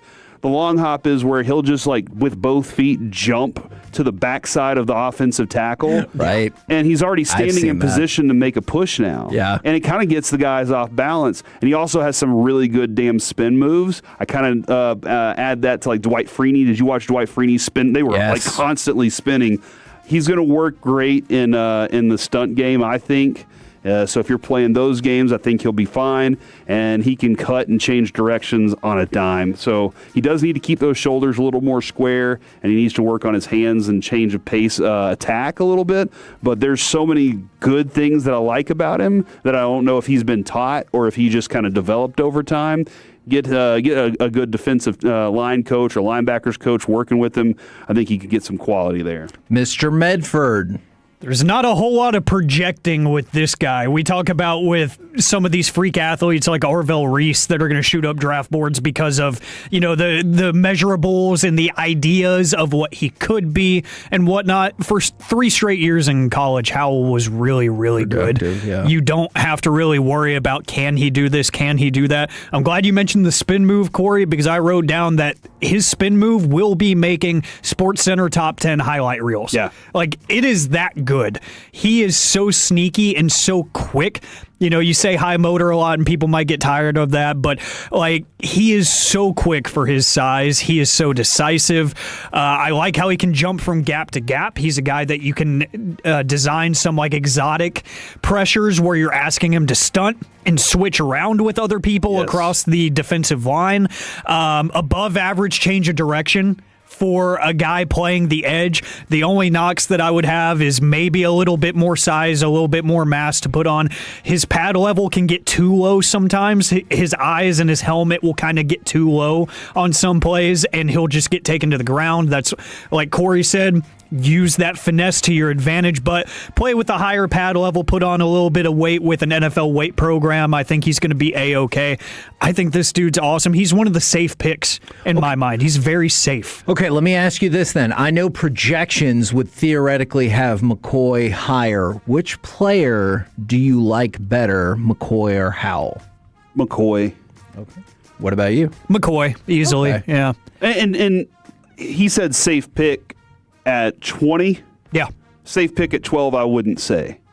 I would, because I feel like there's just the way this is shaping out right now, it looks like there's a lot of talent up there. And like somebody just said that they'd take McCoy over Downs. I don't necessarily agree with that. Oh, goodness. Because Downs is ready right now. I don't know about, I have to learn a little more about McCoy. But as far as athleticism goes, and as far as like the skill that I see, I believe it. I understand it. I just probably would still go Downs first because I can put him on a spot in my defense where he can be effective on everything. So that's where I am right now. But I love Howell. I really do. And I wanted to love him more. It was that's the one thing, Kevin, for me. It's the lack of like bull rush and power move to add to it. If he can add that to his game, terrifying. We're the KNC Masterpiece right here on 105.3 The Fan. Coming up next, time for the C Block starring Corey Majors. They are becoming self-aware, Kevin. We do the level of concern next. No. The Fan is proud to partner.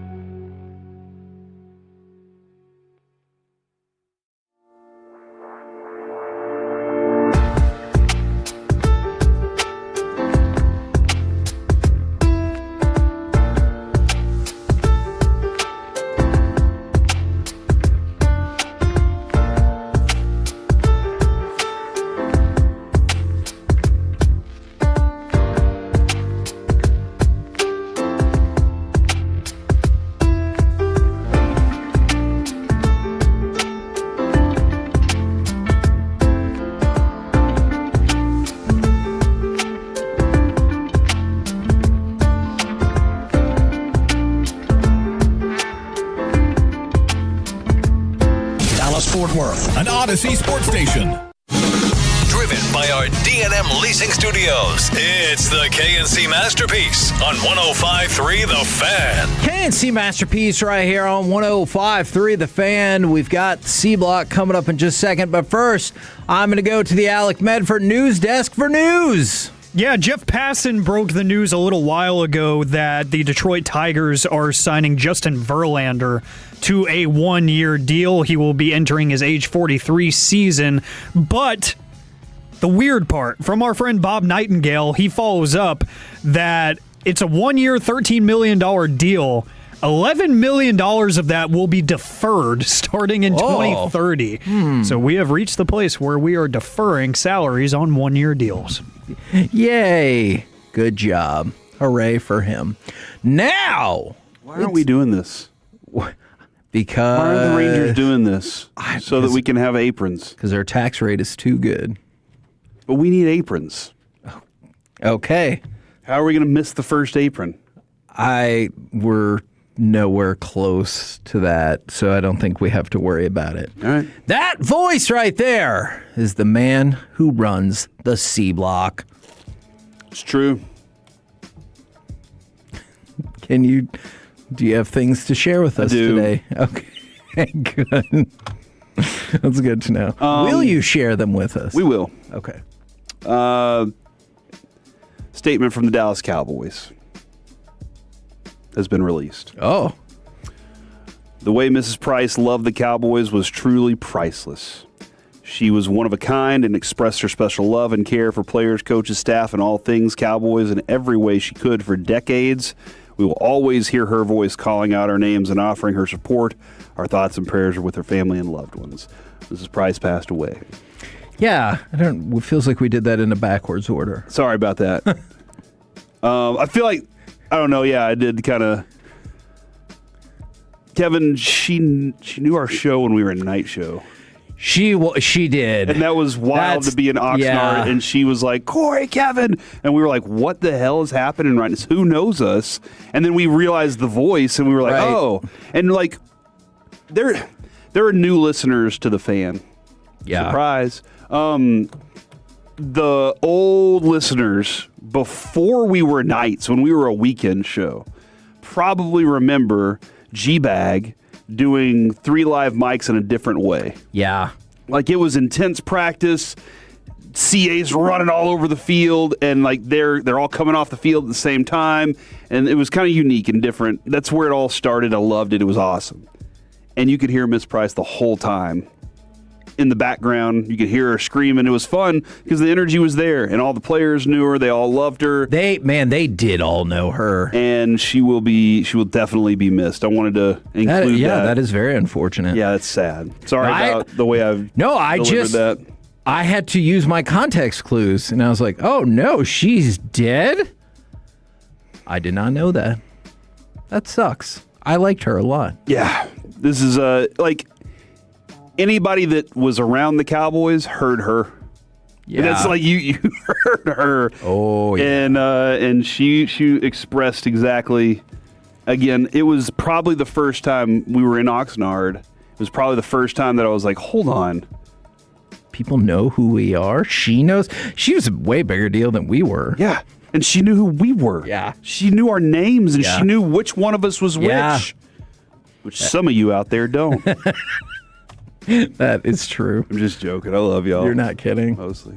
So that was the shaky start because I didn't know exactly how to dive into it, but we love you, Ms. Price. Also, I wanted to discuss this as a kind of a question before I dive into the level of concern here. What did we learn from Seattle and Sam Darnold? Was he special? Was he a Mahomes? No. It's undeniable that they had a special run. For sure. And he is a champion, and I never imagined that would happen in a billion years. Would I imagine that? But we are running on a lot of people try to replicate. Oh, well, the Super Bowl champion just did this. Do the Cowboys look at it and go, we're kind of in the same boat? Our quarterback's kind of there, and times can be really good, benefits from a really solid running game, an offensive line. I think what we learned from Seattle is build a good team that doesn't have any holes in it. Yeah. Build something that you know is going hinge things on defense. If that's the way, hinge it on your defense. It doesn't have to be tricky. Just be good on the defensive side. I agree. I will still say a takeaway I do have with Sam Darnold is make the right decisions and take care of the ball at the right time. That is always a winning formula. Okay. And there are times when I think we can do better with that. Because Sam Darnold's not like an unfindable quarterback. No. But to get a quarterback. Very findable. To get a quarterback that can play within the system, not make mistakes when you can't make mistakes. Like the playoffs, you can't make mistakes in the playoffs. Yeah. They didn't turn the ball over. And that played right into their defense's hands. So positive thing there, man. Positive thing there. And having Jackson Smith and Jigba, I guess. So we need Pickens and CeeDee Lamb to equal that. I mean, and you have that right now. You just have to keep one of them or trade him for a second round. From the 972 Darnold versus Dak's contract. I mean, clearly Darnold is the far better contractual deal. Is Dak hampering you that much? Yes. Contractually? Yes.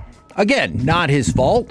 I would have taken the money as well. It is the poor job of the front office. They have botched this Dak contract multiple times over the years. And then on that front, this year, you've proven you can go buy players. Sure. We can go build a team. Absolutely. If you want to build a team that can contend, you have the availability for it. Absolutely. Might cost you down the road. Yes. But I don't give an S about down the road right now. Exactly. If it helps you win now. Look, you know what we've done? We've played it fairly safe for the last 10, 12 years and not wanted to break up what could happen down the road. And where did he get you? Nowhere further than you were before. So why not change it up and say, screw it. Let's blow out the cap in 2028 and see what happens. And if I'm Jerry, I'm sitting on, pile of money, Super Bowl championships, all these things, right? Yes. I'm also sitting on a pile of jerseys of players that didn't get that chance because I kept screwing up. For sure. And I say I as in him. Oh, I get it. He's part of the thing. Yeah. Massive part of the thing. If I'm him right now, and I've been doing all these things, and now I put out in the world that I want these goals before I'm done, then I'm telling everybody I don't give an S about the next couple years after this. Let's go make the run right now. Yeah. That's what I'm saying.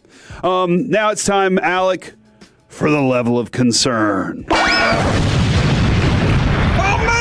man.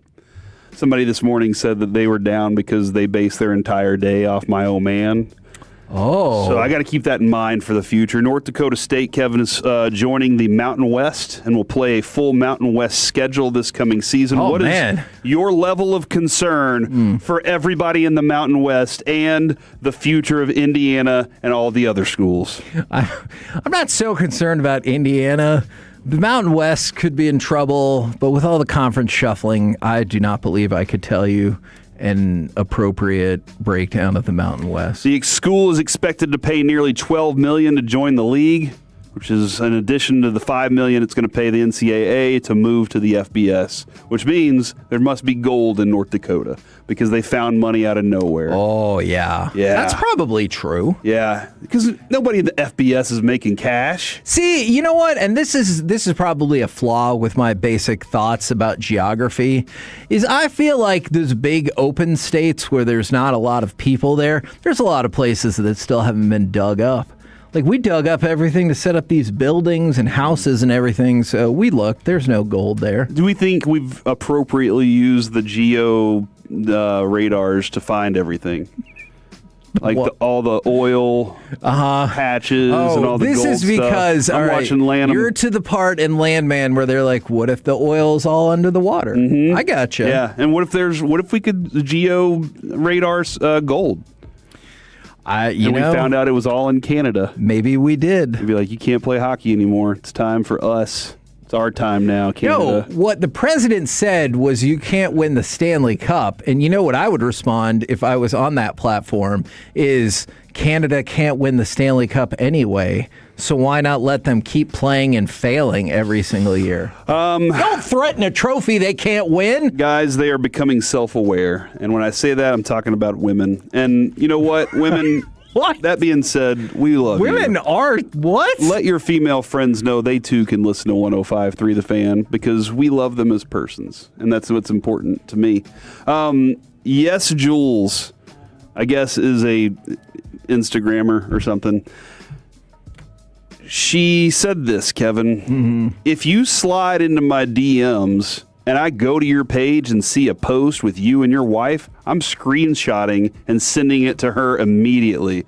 And I don't give a F if you just won the Super Bowl or not. Oh, no. Evidently, a player who is married that just won the Super Bowl slid into her DMs. Oh, dear. And she is like, hey, I don't care about any of that stuff. So as I said, they're becoming self-aware, and they're starting to communicate with each other. Was that not the case before? Yeah, thank you, PJ I don't know if that works here, PJ. I experienced this, Kevin, when I was at I was at one of... Listen! I was at one of my FC Dallas events last year. Those are so much fun. They are. But I was at one of them, and... a girl that came with one of her friends that I know her friend said that they were there because some guy had been hitting on her and she knew he was with another girl. And she was like, I don't even know her, but I found her on TikTok or whatever. And I sent screenshots of all the texts he'd ever sent to me. And I was like, oh my gosh. So then on top of that, she told the guy to meet her. Oh, no. At a place. And then also told the girl to meet him at the place, too, where she confronted him. So, again, they're becoming self-aware. Isn't that the plot of Margaritaville, too? Is that a movie? No. A song? Yeah. Away. Oh, no. What's the Pina Coladas? No, that's where they both put ads out into the world and find out that they're the match for each other. Even though they were already together and actively both trying to cheat on each other? Yeah, they weren't actually talking to somebody else, though. Okay. They weren't legitimately already talking. They were just trying They were trying to and then found out, and I wonder if they just got drunk and hooked up, you know? So did they decide to stay together even though they were both actively trying to cheat? Okay. They were like, you know what? Let's just role play from now on. All right. Okay. I will be Jacques. You can be Jenna. I don't know. You come up with the names, dude. It's not my thing. Do you know who Ilya Malinin is? Oh, yeah, the flipper. Yep. Ice skating flipper. Yep, that's what you call him. Well, he did a flip. Yeah. So that's my question. What's your level of concern for figure skating, which will not give you points for flipping? It's 0 points for a triple axel, which yesterday Alec looked at me like I was crazy for mentioning triple axles in the world. But for a triple axel, you get 8 to 8.5 points. Oh. Yeah, dude. You can win based off a triple axel. For a backflip, 0. He doesn't care. He's doing them anyway. Doing all the backflips. What's your level of concern for figure skating? It's really high, but those sports are always tricky when you're just like I like the sports where the game is over and you know if you won. There's a clock and there's goals. Yeah. But this one you walk off and you're like, oh, I did it. And they're like, you finished fourth. What the crap in hell I did? And then you ask why and they're like, well, you offended that judge. Yeah. And also you wore your pant leg up too high. Deduct points. Figure skating's tough. Yeah. Which you always wanted to be a figure skater. Because of Blades of Glory. Kevin, have you ever heard of Bobby Hawk? Yeah, he's a skateboarding legend. He was Montana's coach last week. Oh, that's Tony, huh? And then yesterday he took a job with Illinois as their defensive coordinator. He had retired 5 days ago and then came back after 5 days. 5 days? With something like this happening, what is your level of concern for the sanctity of college football? Can I give you an alternate level of concern? Is he married? Oh, man, I don't know. Because if the answer is yes, my level of concern for his marriage is high. That in 5 days, he's like, no. He's 61. I can't do it. Years old. I'm out. He does have a spouse. Okay. My concern... He was around the house, and she was like, no naked room, and he was like, yeah, gotta go back to work. But either way, it only took 5 days, and he was like, I'm out. Well, probably day one, no naked room. And then, so the next 4 days, he was trying to figure out how to get a job. He was like, who do I need to call? Okay. Let's get this. So it took 4 days to figure out the job. All right. And then that's it. Okay. That's C Block, ladies and gentlemen. There you go. We're the KNC Masterpiece right here on 105.3 The Fan. Coming up next, we didn't get to it earlier, so let's hit it now. Are these the steps required for the Cowboys to become contenders? Next on The Fan.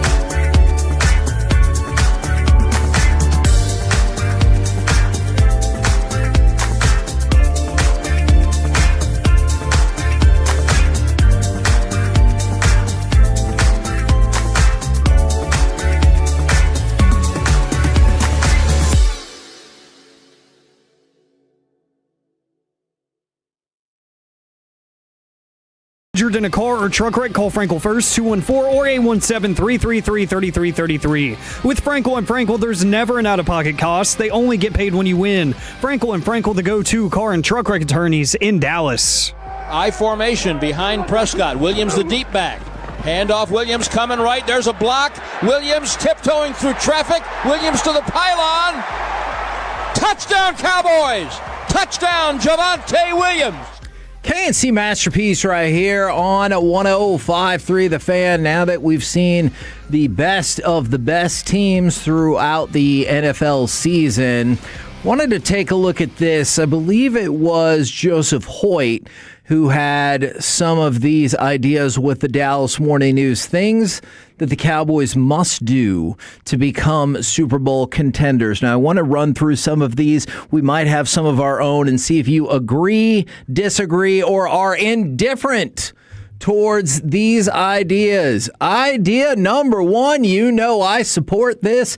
The New England Patriots and Seattle Seahawks, they signed a combined 29 players in free agency with guaranteed money of $333 million. From Stephon Diggs to Milton Williams to DeMarcus Lawrence, both of those teams spent. What do you think about the idea of using free agency a lot to help your team? Well, Kevin, what did it really even do for New England? They were in the Super Bowl. They win it?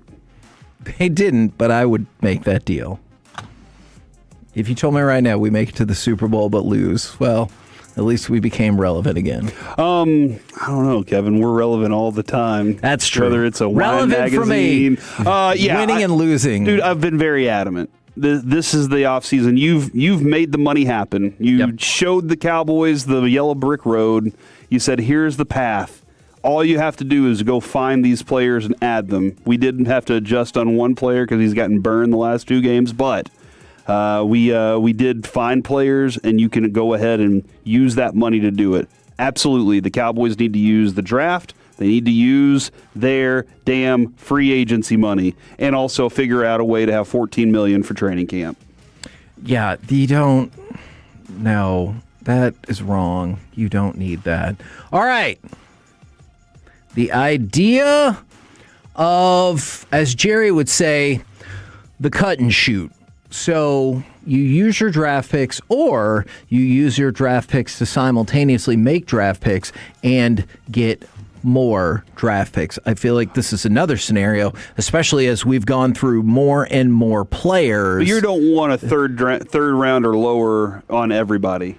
Remember for sure. A couple years ago back when they did the special teams draft? 09? Yeah. We're so good. They're like, we're awesome special teams draft. But like, for example, we did a trade, and I'm not saying you want to do this, but we did a couple of trades where you trade down both of your first-round picks to lower first-round picks. I think we ended up with like 19 and 28 or something like that. But in both trades, I picked up a third and a fourth. So now you have 2 thirds and 2 more fourth-round picks. Or do you consider trying to trade those excess picks into a proven player like Max Crosby? I'm not doing that. Okay, you're just out on that. I am. And here's, Jerry probably agrees with me on this, and I don't know if that's the right thing or not, but he made the mention of, you do something like that, and then the one player gets hurt. Wouldn't you rather have a team? I get that. And so I'm building a team here. I need lots of picks to be able to not only have my top line starters, but my depth. And so that's why I want more picks, is for my depth, and if I can find a top line starter. So Kevin, I would prefer this. How the draft falls is going to tell me what to do too. I'm going to make agreements, concessions. I'm going to have conversations to know where I can trade to. But if Caleb Downs doesn't fall to me, and there's nobody I really want at 12, I'll move from 12. By the way, God bless Joel Klatt, who put out his mock draft and had us getting Caleb Downs at pick number 12. All right. Identify Christian Parker's new cornerback project. Okay. Now, This will kind of depend because I realize all the people I'm about to tell you were really high picks, but Quinyon Mitchell, Pat Surtain, Cooper DeJean, these are all high picks that he's turned into or helped turn into stud players. So I feel like this is part of what we've been doing in our draft series.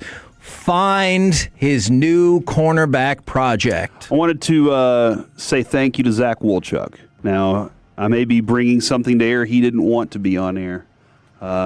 This has nothing to do with the dinner in San Francisco, though. But he said, damn fine work on that draft segment. And he was like, I love McCoy. Again, taking a player that high, that's fine. Can you get him to play at an even better level in the NFL? That's another thing. I think that our guy, I think Christian Parker can do that. We've seen it. That's been proven over time. So I understand what you're saying there. Do you trust him to the level where maybe they take the cornerback that you're like, I really like this other guy better, but you trust him and you're like, well, that's what he wanted. If that's what he wanted, then. Now, if they couldn't get the guy and they were just like, well, this one, at this point, yes, Kevin, I know the Cowboys are always going to say we got our guy. True. They're always going to tell us we got our guy because they never want us to think anything other than that. But with his track history, his track record, I will say until proven otherwise. I'm very much like this, Kevin. You give me a reason to not trust you, then I won't. But until I will trust you until you give me a reason not to. Okay. So at this moment, I will trust him, and we'll see how things go. What I don't know is I don't know how he's going to manage the rest of the stuff. All right, how do I coach? How do I also get in with the linebackers and the defensive line and then manage those guys in addition to my work with the secondary where I'm really good, and then building a game plan, like having those game plans ready, being that defensive coordinator. No holdouts. Now, this is the Cowboys, so who knows? This could end up encompassing other players, but I feel like the focus is on George Pickens. Take a look at whether you want to go back to Zach Martin or more recently CeeDee Lamb, and you've seen a slower start from some of the players who have held out. So you need to, one way or another, avoid, if you're going to keep him, avoid a holdout with George Pickens. Dude, honestly, you got to figure out somehow to create an environment where these guys want to be in that building all the time, even when they're not supposed to. I gotta go get my lift in with my teammate because we agreed we're going to hold each other accountable this year. So yes, these holdout things, all they do is make it, hey, this is a business and we're all separate guys. Right. Somehow you got to convince them that we're not just a business. Yes, we are a business that will make you a ton of money. Yes. But we're not just that. We want wins. And I think Schottenheimer has that kind of passion instilled in himself. And I think he's trying to get coaches that are that way. Again, the CBA keeps you from telling the guys to do that. But if they're doing it on their own because they can't miss a workout with their teammate, that takes them to another level. Keep the running game great. Now, is that as automatic with you as just re-signing Javonte Williams? Is it that you believe in Jaden Blue and Phil Maffa? Is it that you're going to draft somebody else in a later round pick that you think could take it? Feels like Javonte Williams is the most straight line to this, but I love the idea of keeping something great that's already great and just keeping it great instead of being like, we got to reinvent the wheel here. This Javonte Williams was really fun. Exactly what you needed. Jaden Blue, Phil Maffa, question marks still. Sure. Work ethic. For sure. How they can pick up blocks on third downs. Because if they're going to be on third downs, they have to do one of two things: pick up the block or be a receiver option. And so, but you don't want to give away that's all he's there for. He can't. You're going to beat this guy if you do a corner blitz, no matter what, because that dude can't block it. So yes, keep the running back position great by just go ahead and get Javonte Williams here for a while. He's still young at the position too. I'm happy with that. That's my running back for the next 3 years. And then finally, I have another question for you. It came up yesterday. You want to text in 877-881-1053, Frankel and Frankel Injury Attorney text line. What is your age, and will the Cowboys win another Super Bowl in your lifetime? I do not know what my age is. 44? 44? 45? 44? 44. 44. Yeah. I'll be 45 this year. Correct. Damn. What? Shut up, Alec. What? The death stare I'm getting right now is amazing. What? Have you ever seen the Don Cheadle, Kevin Hart thing where he says I'm 55 and he's like, damn! And he's like, what does that mean? And he's like, I didn't mean it like that. I mean, he meant you're old. That's what he meant. My age, 40, almost 45. Mm-hmm. I don't... I want to buy in on Schottenheimer so much. Because you should have like another 40 years. I got 40 more years of this, dude. It's only been 30 years since they haven't done it. It's true. That's it. That is a positive way of looking at it. I saw the time when it was amazing. Yes. We made 8 of the first 30 Super Bowls. I didn't see all those, but I saw the first 30 NFC Championship games and 0 since then. I saw a stretch of the best Cowboys football ever. Yes. I think that it can be done again. But it's going to take some cojones to make it happen. This part makes me sad from the 903. I'm almost 70 and LOL. That's what they put in terms of seeing. They think it's going to be that easy. From the, I do not know if that is how I interpreted that. From the 972, I'm 43, and yes, I definitely believe we will win at least one. From the 817-33, I damn sure hope so. I hope we aren't this generation's Chicago Cubs. Man, because you don't want to be like that 89-year-old person. You're like, it's been, or I guess that lady from Titanic, it's been 86 years since I've seen this. From the 469, 51. And because of the new coaches, yes. 35? No. This person is 30, and they said, hell no, they won't. And from this person says they're 52, they will win 3 more. Let's go to Alec Medford, who scoffed at Corey and definitely me's age. You have never seen a Cowboys Super Bowl. Will it happen in your lifetime? So if we're doing Corey math, if we're aiming for like mid-80s, that means I've got about 60 years. Yeah, that's right. So at age 24, I will say yes, just because there's no way if we add 60 on top of this 30 that we're already sitting upon, that we get to 90 years without one. There is no way. There is no way. If there is, I need to make better life decisions.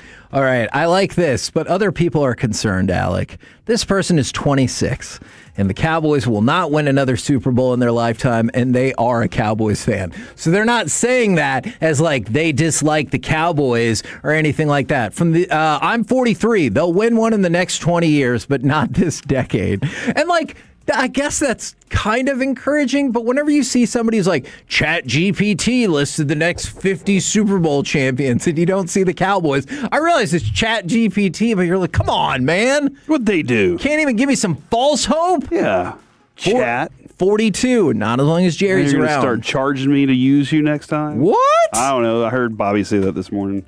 Sometimes I wish you would fact check more of the things. Let me go see. Because it makes me nervous. Because you go, I don't know. I heard this guy say it, and I get nervous. 44, and no, I'm 28. I don't believe I'll ever see one. That is so crushingly depressing, but I understand why a lot of people would say that. As of early 26, OpenAI is intensifying the paywall. Okay, well, good luck with that. There's lots of other AI. Yeah, I'll figure a way choices. out. Yeah, exactly. It's like the Paywall. newspaper. You waited too long. Now people expect that they can use it for free, and it's not going to work out in your favor. Oh yeah, by the way, it was 84 years. A couple people are telling me from Titanic. That slutty It's been lady. 84. What did you just call her? Yeah, she's a tramp. No, she wasn't, dude. She was definitely a tramp. Why? Because she didn't love her Billy Zane. No, that's fine. She doesn't have to love Billy Zane. But you know what I know about the end of that movie? Is when she's dying, she was married and had kids and stuff. But who does she see when she's dying? Some dude who she had a fling with on a boat.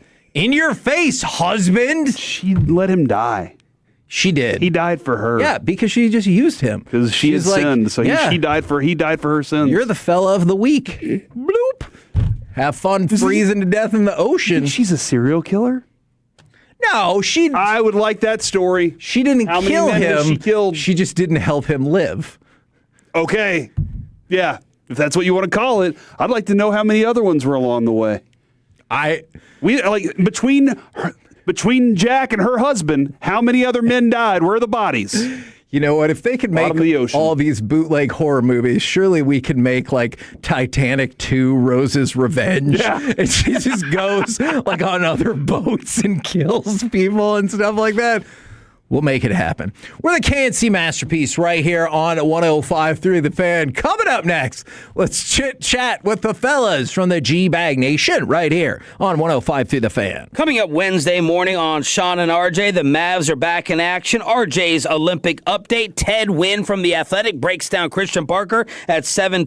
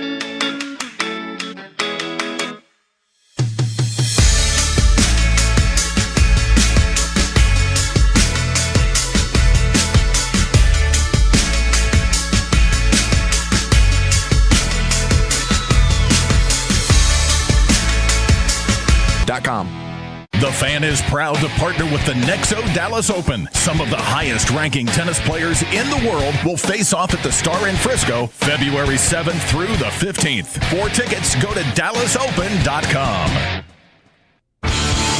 This segment is brought to you by Classic Chevrolet. If you're in the market to upgrade your vehicle, get to Classic Chevrolet in Grapevine. Back-to-back #1 Chevy dealership in the world. They've got more new Chevys than anyone, all priced to sell. Visit ClassicChevrolet.com. This is Texas. This is Classic Chevrolet. Together, let's drive. Based on new Chevy registrations 2023 and 2024. This has been Yuta Leerdam's race over the last Olympic cycle. Can she seal it with Olympic gold? Leerdam around the bend. Heading to the line, Yuta Leerdam wins gold! She lowers the Olympic record, and the Dutch go 1-2. KNC Masterpiece right here on 105 The Fan. Right now, courtesy of D&M Leasing, it is time for our chit-chat with the fellas from the G-Bag Nation. Gentlemen, how is you today? Terrific, Hagee. How are you? Man, I'm doing fantastic. We are up to We nothing. have Olympic updates. USA, USA, USA, USA. Hannah Bilka scored the second goal of the game. I believe she is the Coppell person. She's a Coppell cowboy. Yeah, so we're up 2-0 on Canada, who doesn't have Captain Clutch, but that's fine. We're setting the tone for that potential matchup in the final. I mean, so far the United States has played teams 2, 4, 5, and 6 and outscored them 17-1. Wow. Domination. Tearing them up. Feel pretty good about it. I love it, too. I think women's hockey is the closest thing when you compare it to the men's game. Like men's basketball compared to women's basketball. Okay, pretty I far gotcha. off. Men's hockey compared to women's hockey, pretty close. Yeah. Other than the fighting. Well, you'd love to see that, right? Yes. I want to see like a grudge match, U.S.-Canada fight. Pulling hair. The women? Yeah. Not the cute ones. The bruisers. Yeah. I don't want to see their faces. You prefer watching ugly chicks fight as opposed to hot ones? Absolutely. Okay. So does every team have to have a couple of uglies to fight? If they want to do that, you know. Enforcers can't be hot. How do you knock somebody's helmet off? They got that full cage thing working. Yeah, I don't know. Maybe that's why they don't fight as much. Yeah, I don't. They have a mean discourage- uppercut. Maybe you take it off. Kind of like Rock'em Sock'em Robots. Yeah. Zing, you know. Maybe it's the honorable thing to do is to take them off. Okay, I was kind of disappointed. You lost a lot of steam for that fight right there, and you're like, nah, they got cages. What can you do? I hadn't thought about this before. Okay. It's all new territory for me. Okay, all right. Now, while the United States leads there, they did end up losing to the Swedish siblings in mixed doubles curling. Yeah. Were you watching some curling? How do you feel about curling? We took those Italians down yesterday. They were the defending gold medals. I was watching that. It came down to the last couple of stones. Yes. The last couple of matches have been like it's been super clutch on the U.S. side. The fact that they got silver, I think, is huge. Yeah, I think it's huge. I believe it is their first, the first Americans to medal in the mixed doubles curling competition. Both named Corey. I just want to know Is the that history right? of Oh, curling. yeah, that is right. It's a versatile name. Yeah, who beat them, KLNO? It just seems like curling is made up by the Olympic Committee so they could try to get a medal. You know what I'm Okay. saying? Like they were jealous of the super athletic people, and they said, "Let's start Dude, this thing." You'd be like stumbling. won't be all, like- you kinda like mop the You would floors. be stumbling all over the place as a sweeper. I could see you falling into the other stones, into the scoring area. But in Like- my 20s and 30s, I I'd have think been so. dominating. I Pre-ankle think so. surgery. I think so. Like, Crush out. Just kicking ass. Like you would definitely pull the butt muscle going down to push the stone. You'd have crap in your pants and you wouldn't even know it. Yeah. Old as crap. Yeah. I mean, you're the scout's eye, Brian, so I'll take your word for it. But I'm just saying, have you watched them? How they? I mean, seriously, like you that sweeping part is not easy to do. Have you seen anybody bust it?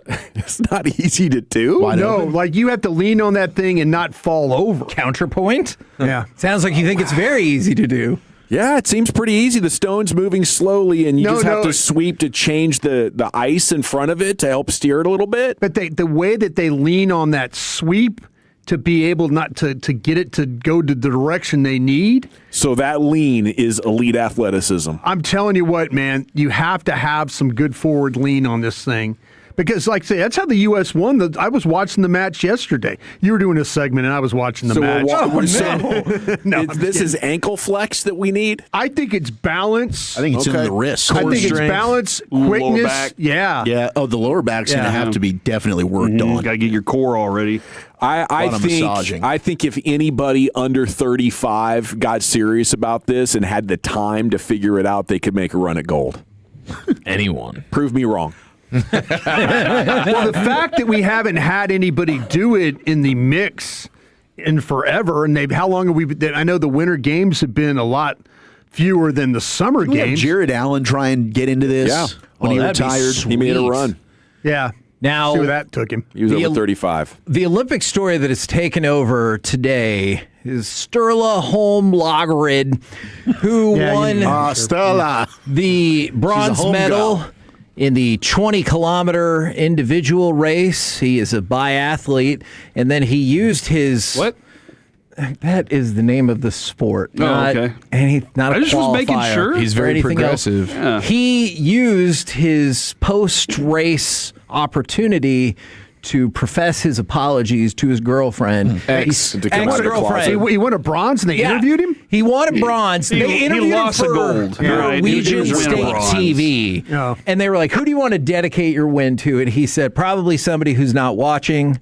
I met the love of my life 6 months ago. I cheated on her 3 months ago. He told her right before the Olympics, and then they broke up. The timing of that, like, don't you want to wait till maybe after? Actually, I think it's smart. He let the whole world know that he's available.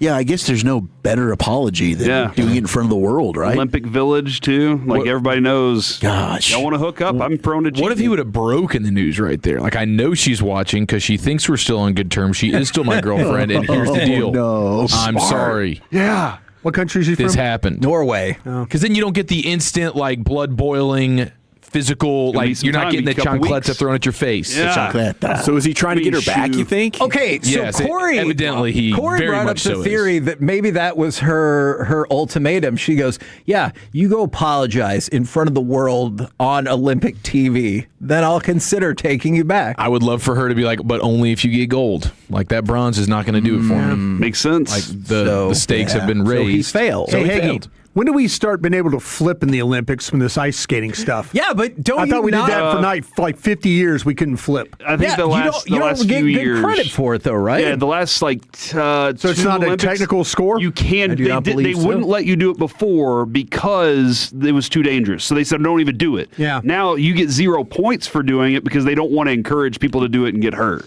So they still don't give you points. This dude's like, I don't care. It's flashy, and I'm flashy as hell. It's like I have to act like I didn't just see you flip? Yeah. Like, He come did still on win now. the gold medal. Is that kind of like when you go, Let's be real. judges strike that from the record, Yeah. or no, like jury strike that from the record, I please. think about that all the time when Yeah. they're like, yeah, then why did you cheat on her? And they're like, hey, objection. Forget that you heard that. Yeah, Objection. okay. Yeah. And I'm like, you know you heard it, so do I. If I see somebody flipping, they're getting some points. On ice skates? Yeah. Are you So kidding you're me? defying the judging I criteria. don't care. Give him a 10. The American Did they judge flip? has been eliminated. They see, like, lead me away. To Olympic I'm just jail. waving everybody. What do you guys got coming up on the program today?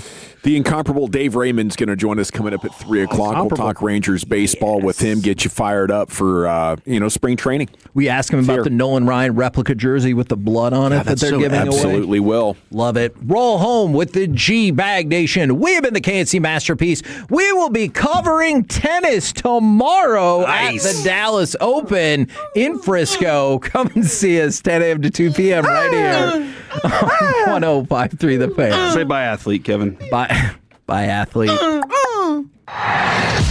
Tolo means turn it on and leave it on. Thank you for making 105.3 The Fan and the Odyssey app part of your day.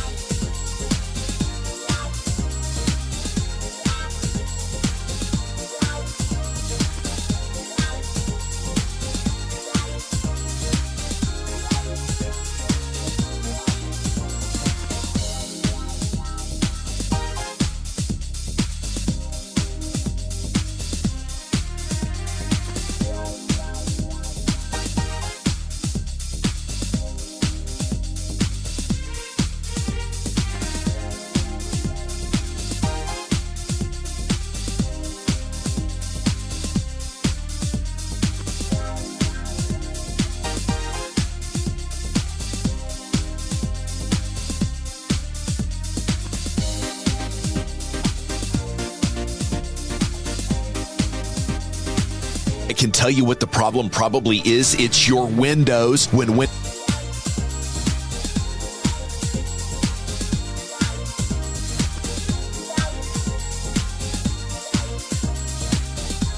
Four windows, get four free sale going on. Monster deal plus 10% off, an additional 10% off for the rest of the month. Nothing down, nothing due, no payments, 2 years. WindowNation.com. Hey, Tellos, RJ Choppy here for.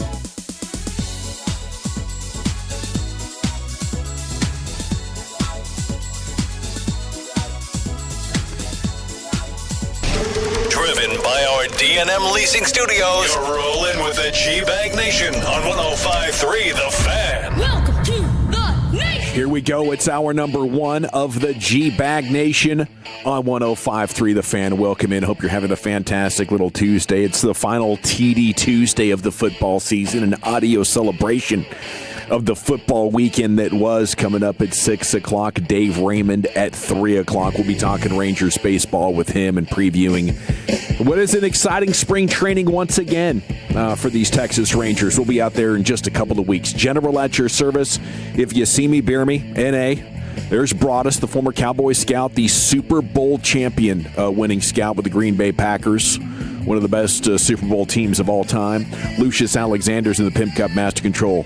75 and 635, fixing to go 5 flawless. You got Chiafalo, you got Wolchuk, and along with you, we are the G-Bag Nation here on The Fan. How we doing, boys? Everybody good? Doing well, sir. Doing well. Can you confirm the Pure Gold situation for today's show? Yes, Pure Gold as always. Ooh, thanks for asking. God. Man, I thought we were going bronze. I know. God, I got nervous.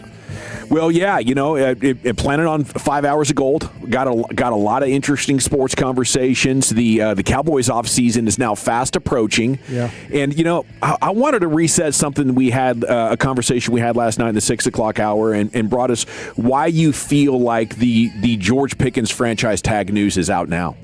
I do. I feel like that Jerry and Steven are trying to get ahead of putting it out there that maybe they're open for business at the combine.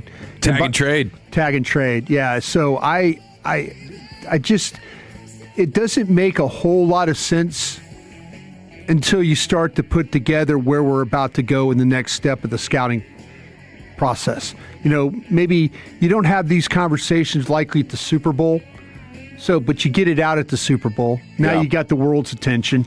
And now other teams are going to be able to come to Jerry and Steven. By the way, I'll be out there representing us for the week at the Combine. Hell yes. I love it. We're getting all the goodies. From the Boots on the ground. Radio Row, and try and grab us some guys and folks to be a part of our shows.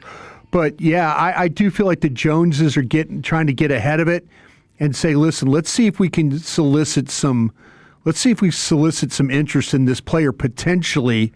If not, hey, what's the harm? But we'll see if anybody is going to jump on that bus and say, we'll be willing to do some business with you if that's the case. Combine coming up February 23rd through March 2nd, and then the tampering period begins March 9th. Do you think it is fair then to make the conclusion that they want to feel this out because the negotiation is far apart? I think that they are worried about. Jerry could say that he doesn't have any concern about who he's about to deal with. But as we had a nice little segment about yesterday, David Mulugeta, he doesn't mess around. When he shows up in your doorstep, something bad's usually about to happen to you. I mean that in a respectful way. I don't mean that he is going to get maximum dollar. He is going to do everything in his power to fight for his client, and he's going to make it very, very difficult on you to get stuff done. And he's a champion for the players. I think he's a role model as an agent, because what he's saying is, if you don't pay us what we would get in unrestricted free agency, we're going to hold out. We're going to make life as difficult for you as possible. So if you want to wield that franchise tag, as Chief pointed out last night, a Mulligetta client has never actually played under the tag. So to me, they're going scorched earth, and that probably means asking for north of $35 million. Are the Cowboys making a mistake if they, move an all-pro a second offseason in a row? I think you could argue that pretty strongly. You need more good players, not less good players to win, and the Cowboys need to be adding, not taking away. So I would say right now the other exciting thing is that David Moore today in his piece in D Magazine was just writing about the credibility that this idea that Jerry Jones is about to spend money has, right? So if George Pickens is out there and you're thinking about moving on from him because he's asking for a few extra $1 million than what you think is fair, well, put your money where the mouth is right now and say, damn it, we're keeping George Pickens because he's one of the best 6 wide receivers in football, and we're not going to let that stop us from signing the half dozen defensive players that we need to field a credible defense in 2026. No question, because you can absolutely do it. And I think, Steven has said that they've monitored what have other franchises done? And if that's the case, then how have other teams like a Philly or name a team that seems like they've done a good job when it comes to Tampa Bay would be another one. Like, what are the creative things they're doing? Now, a lot of it is the void years. And the Cowboys have done void years previously, but they haven't ever wanted to really be in a position where they're locked in, like A.J. Brown for the Eagles, for instance. If they moved on for A.J. Brown, they're going to be paying him to not be playing for them. The Cowboys don't want to be in that position. But you're in a mode now where you look at Dak Prescott at 32 years old, who's coming off one of his best seasons. You've got a coach that you believe in. You've got a young offensive line that hopefully continues to get better, and maybe you even add there, and that ends up getting even better. To me, it's all about, let's maximize Dak's window here. And you just got a full course with everybody that you interviewed for this defensive coordinator job about how stressful it was to prepare for 2 star wide receivers in CeeDee Lamb and George Pickens. Also, the health factor. How great was it when, unfortunately, you lose CeeDee Lamb for a few weeks, but your offense doesn't skip a beat because you've still got an alpha in George Pickens, and vice versa if that happens, right? Yeah. So to me, you look at the duos, the highest paid duos in the league, Chase and Higgins combining for $69 million. So the Cowboys would be right around there, maybe at $70 million if both these guys are getting 35. The next duo is Hill and Waddle at 66.26. Those two teams, it hasn't worked. Then you get to the Eagles with Brown and Smith. That's $57 million. So you got to kind of weigh all of this. Like, is it possible to pay 2 wide receivers? If you're willing to really go all in, it is. It is possible. Right. But only Philadelphia's managed to pull it off. Minnesota kind of sucks too. They got holes in their roster, and that might be partially attributable to the fact that they've overspent at wide receiver. So you got to consider everything, but overwhelmingly the thing that Cowboys fans want to see them do is bring back Pickens and buy a defense. And if you don't want to do that, you're not really in the conversation of contending.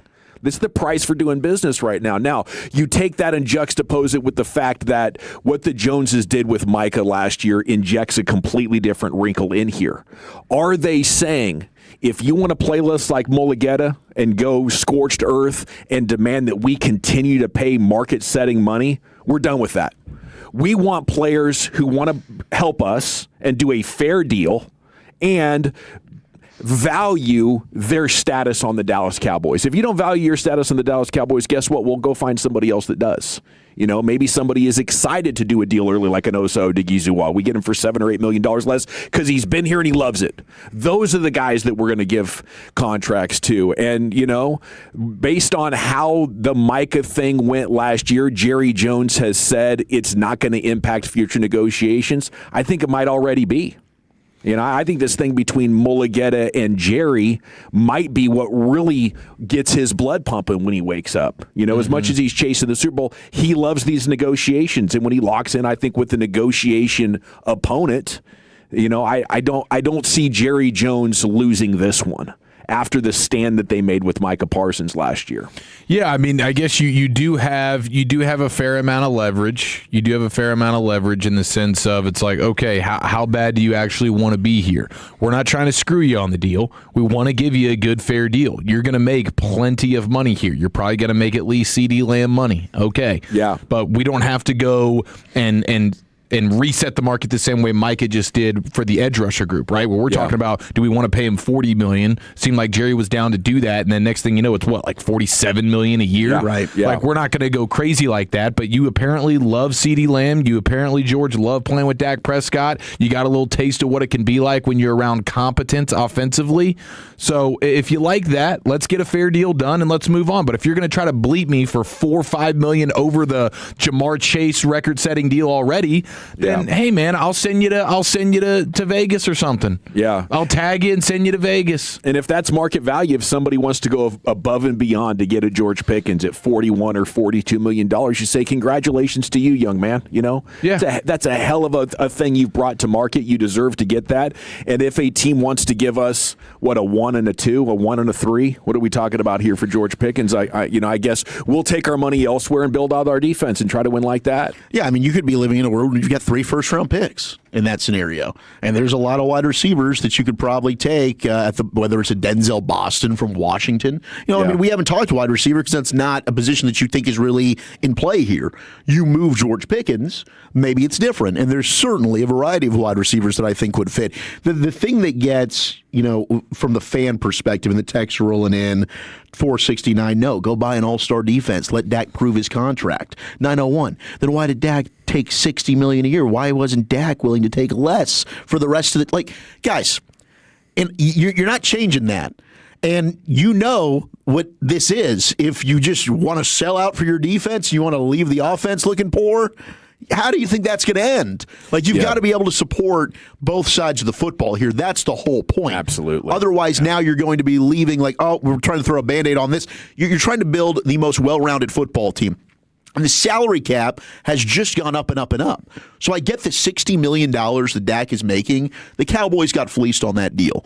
Dak is playing well enough for you to win, okay? Is he the best quarterback in football? No. Is he making $5 million more than the next guy? Yes. Did we think that the numbers of these quarterbacks would keep going up? 100% we did. They didn't. So you look foolish now. But the point of the matter is, with the cap still going up, and now that you've got more money to play with and how you can kind of finagle this and restructure with the void years, as we've talked about, that Dak $60 million doesn't need to hurt you. It doesn't need to kill you as to why you can't continue to build. Yeah, put the pressure on the Joneses. Do both. Why are we letting them off the hook like There's choosing no one or the other? If you really want to win, I think it's easier than ever. Look at the teams that were just in the Super Bowl. This is not just an insurmountable force. There's nobody out there that's a dynasty that's going to kick your ass, even if you go, really get committed to winning. You will have the best roster in football. It's easier than ever to get this. So, you need a financial commitment. To the point about Dak, I think that contract is part of them saying, we got to call a timeout here, guys. These agents are kicking the living bleep out of us in these negotiations. And it almost happened again with Micah Parsons. Luckily, they let some other team overpay. But I think the Dak thing might have been like the final one of them saying, okay, they really got our number here. They're just asking for the moon and waiting for us to say yes in the end. That's why I called them the cavemen. And it was getting progressively worse to the point they had no credibility, right? I think them trading Micah Parsons last year took their credibility back on the poker table. Now when they look across and say, I'm all in, somebody's like, holy crap, these guys aren't messing around. That you might just end up going to play in a very cold weather city if which you didn't want to do. They bought themselves some equity for a day like this. Maybe they're just negotiating. Maybe they're just making George Pickens really think about, wait, do I want to leave this? Do I want to leave CeeDee Lamb and Dak Prescott? Do I want to go play with Fernando Mendoza, who probably isn't going to know his butt from a hole in the ground for the first 2 years he's playing football, especially on that franchise? They got no wide receivers besides me. Is that what I want to go do? And I think if that's what the Cowboys are doing, and hopefully that is, we'll get through the draft and we'll get through free agency, and then hopefully they come to some sort of a long-term deal after building a hell of a defense and spending their first 2 picks wisely. But I found that to be really interesting last night when you said that, Brian. That feels like we're setting up. They want to know what their options are. I think they absolutely want to know where they stand with George Pickens, and is there anybody interested in George Pickens? I think that's what they want to know.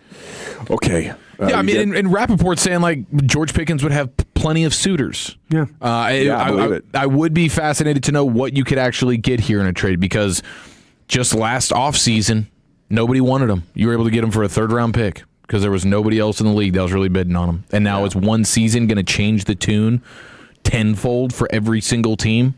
Like, I'm sure there are plenty of teams that would be interested in him and would want him. What could you actually get for him? What would they be willing to give up for him? Is it just a first-round pick? I think it's very likely it's just a first-round pick, and maybe that's plenty good enough.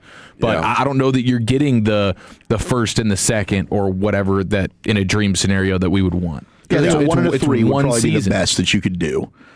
Personally, that I would ask for the 1 and the 3. Maybe it is just a 1. I would try to get the 1 and the 3. Now you've got 3 1s. You finally add a day 2 pick, and for a guy that you traded at 3 for, I mean, to me, that's a hell of a win for the Cowboys if that's how this ends up playing out. I think regardless, you're in a really good position because you're either adding a quality asset to draft with. The thing is, they got to get this done prior to this year's draft. Like, I know looking ahead to next year, it might be a really special class talent-wise. We're trying to build this team to compete now, right? Yes. 2026 season is what we're focusing on. You can't wait like you did with Micah. Agreed. We need to figure out, like, okay, are we going to work out a deal here, David Mulligetta? Like, is this thing going to get crazy? You're going to ask for $40 million because we're not doing that. If that's the case, let's talk with the Bills. Let's talk with the Raiders. Let's talk with the Ravens. Whoever it is that ends up wanting this quarterback, and let's go ahead and put a bidding war out there, and who's going to offer me the most to get the player. All righty, we're off and running here. It's the G-Bag Nation on 105.3 The Fan. We got the champ on the other side, then Wolchuk's Top 10 at 2:20. Where are you taking us? Yesterday was National Pizza Day. Oh, my gosh. We couldn't do it. I was focused on the Super Bowl, but we're celebrating it today. 877-881-1053. What's your go-to pizza topping, and what's your favorite type of pizza? Next. Our goal is to have you winning every sports debate with your buds. We'll do the homework. You just listen and enjoy.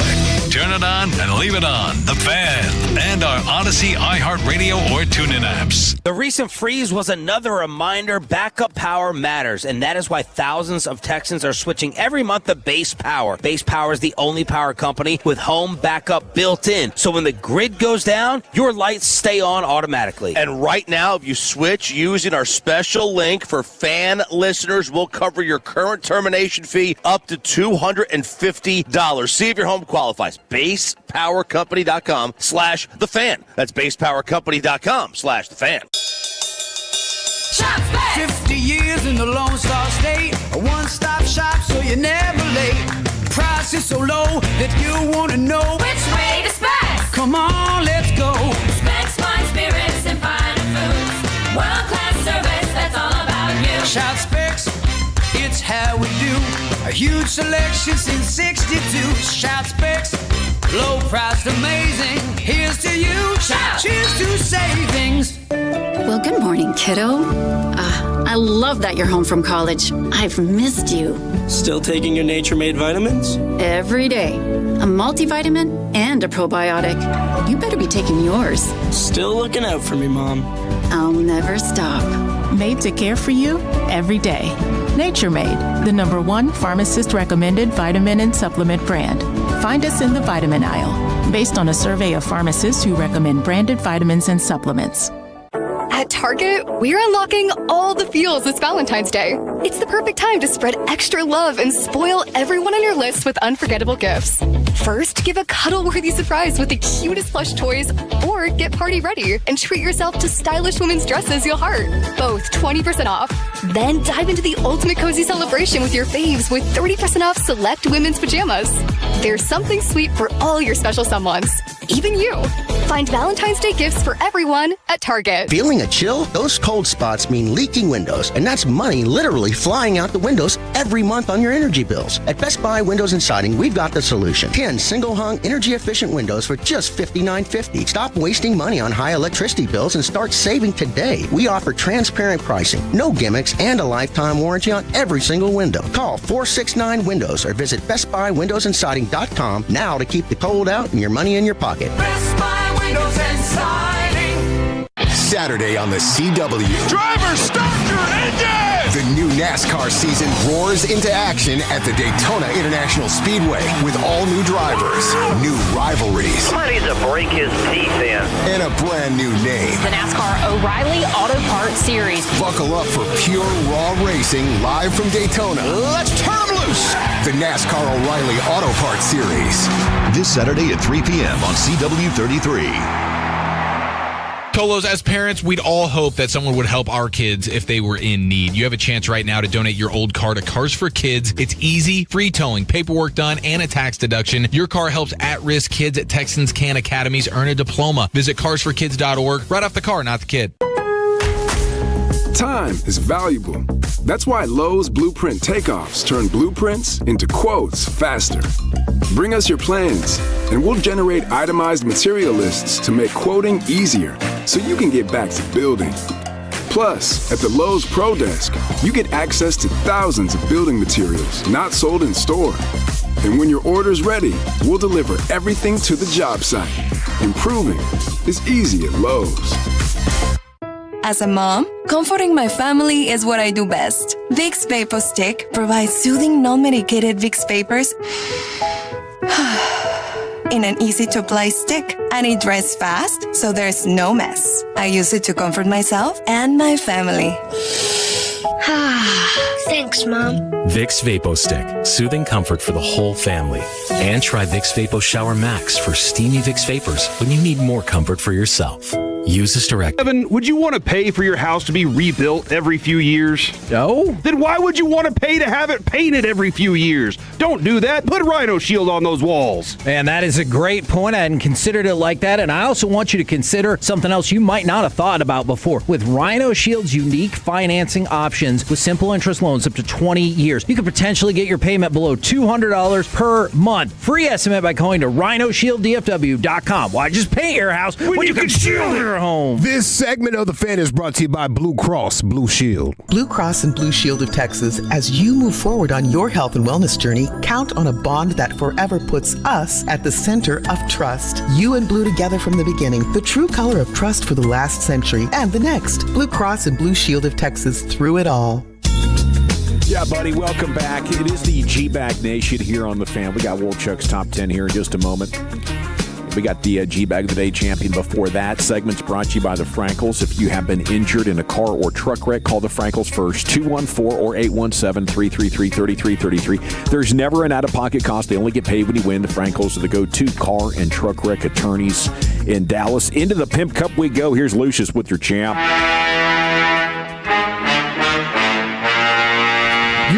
You told Stephen Jones to his face that they were food out here on these contract streets. Yeah. You told him that. I did. And they ain't been the same since. They have not, bro. They have not been the same They're since, ruthless. bro. They're ruthless. You did this! Hey, probably just a coincidence. Yeah, sure. I'm very sure. Very sure. I seen it happen. I disagree with you there on that. I seen it happen right there in my face, bro. 90% of what you just said is inaccurate. I don't think that's accurate. Yeah. What part? How so? Yes. I might be the man that saved the Cowboys, Lucius. Hey, look, put it on your back, man. Ride it, bro. Cowboy Gavin rides again. G-Bag of the Day. We do it every weekday on the Fan at 5:30. Awesome, you should. Go ahead and take that. This is the man that changed. Probably there for Woody. The franchise to the Dallas Cowboys. I tell Stephen Jones he's food out here on these streets.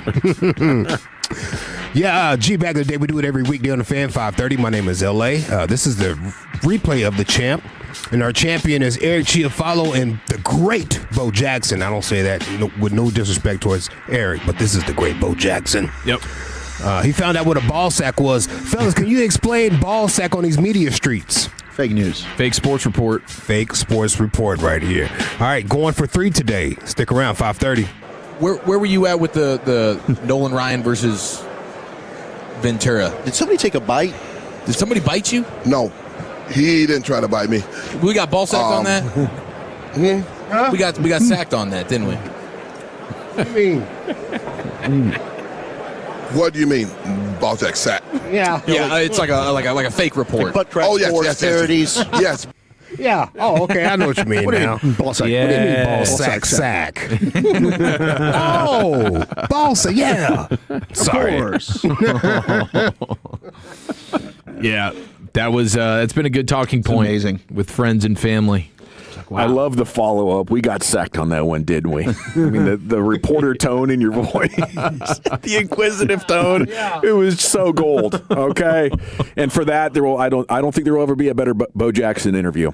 See if the champ can face some challengers and remain the champ coming up tonight at 5:30. It's time for Wolchuk's Top 10 at 2:20. Here's Zach with the man. All right, we're going to talk pizzas here just a moment. Give me your favorite topping. Give me your favorite style of pizza. 877-881-1053. I will say pepperoni is usually the runaway favorite.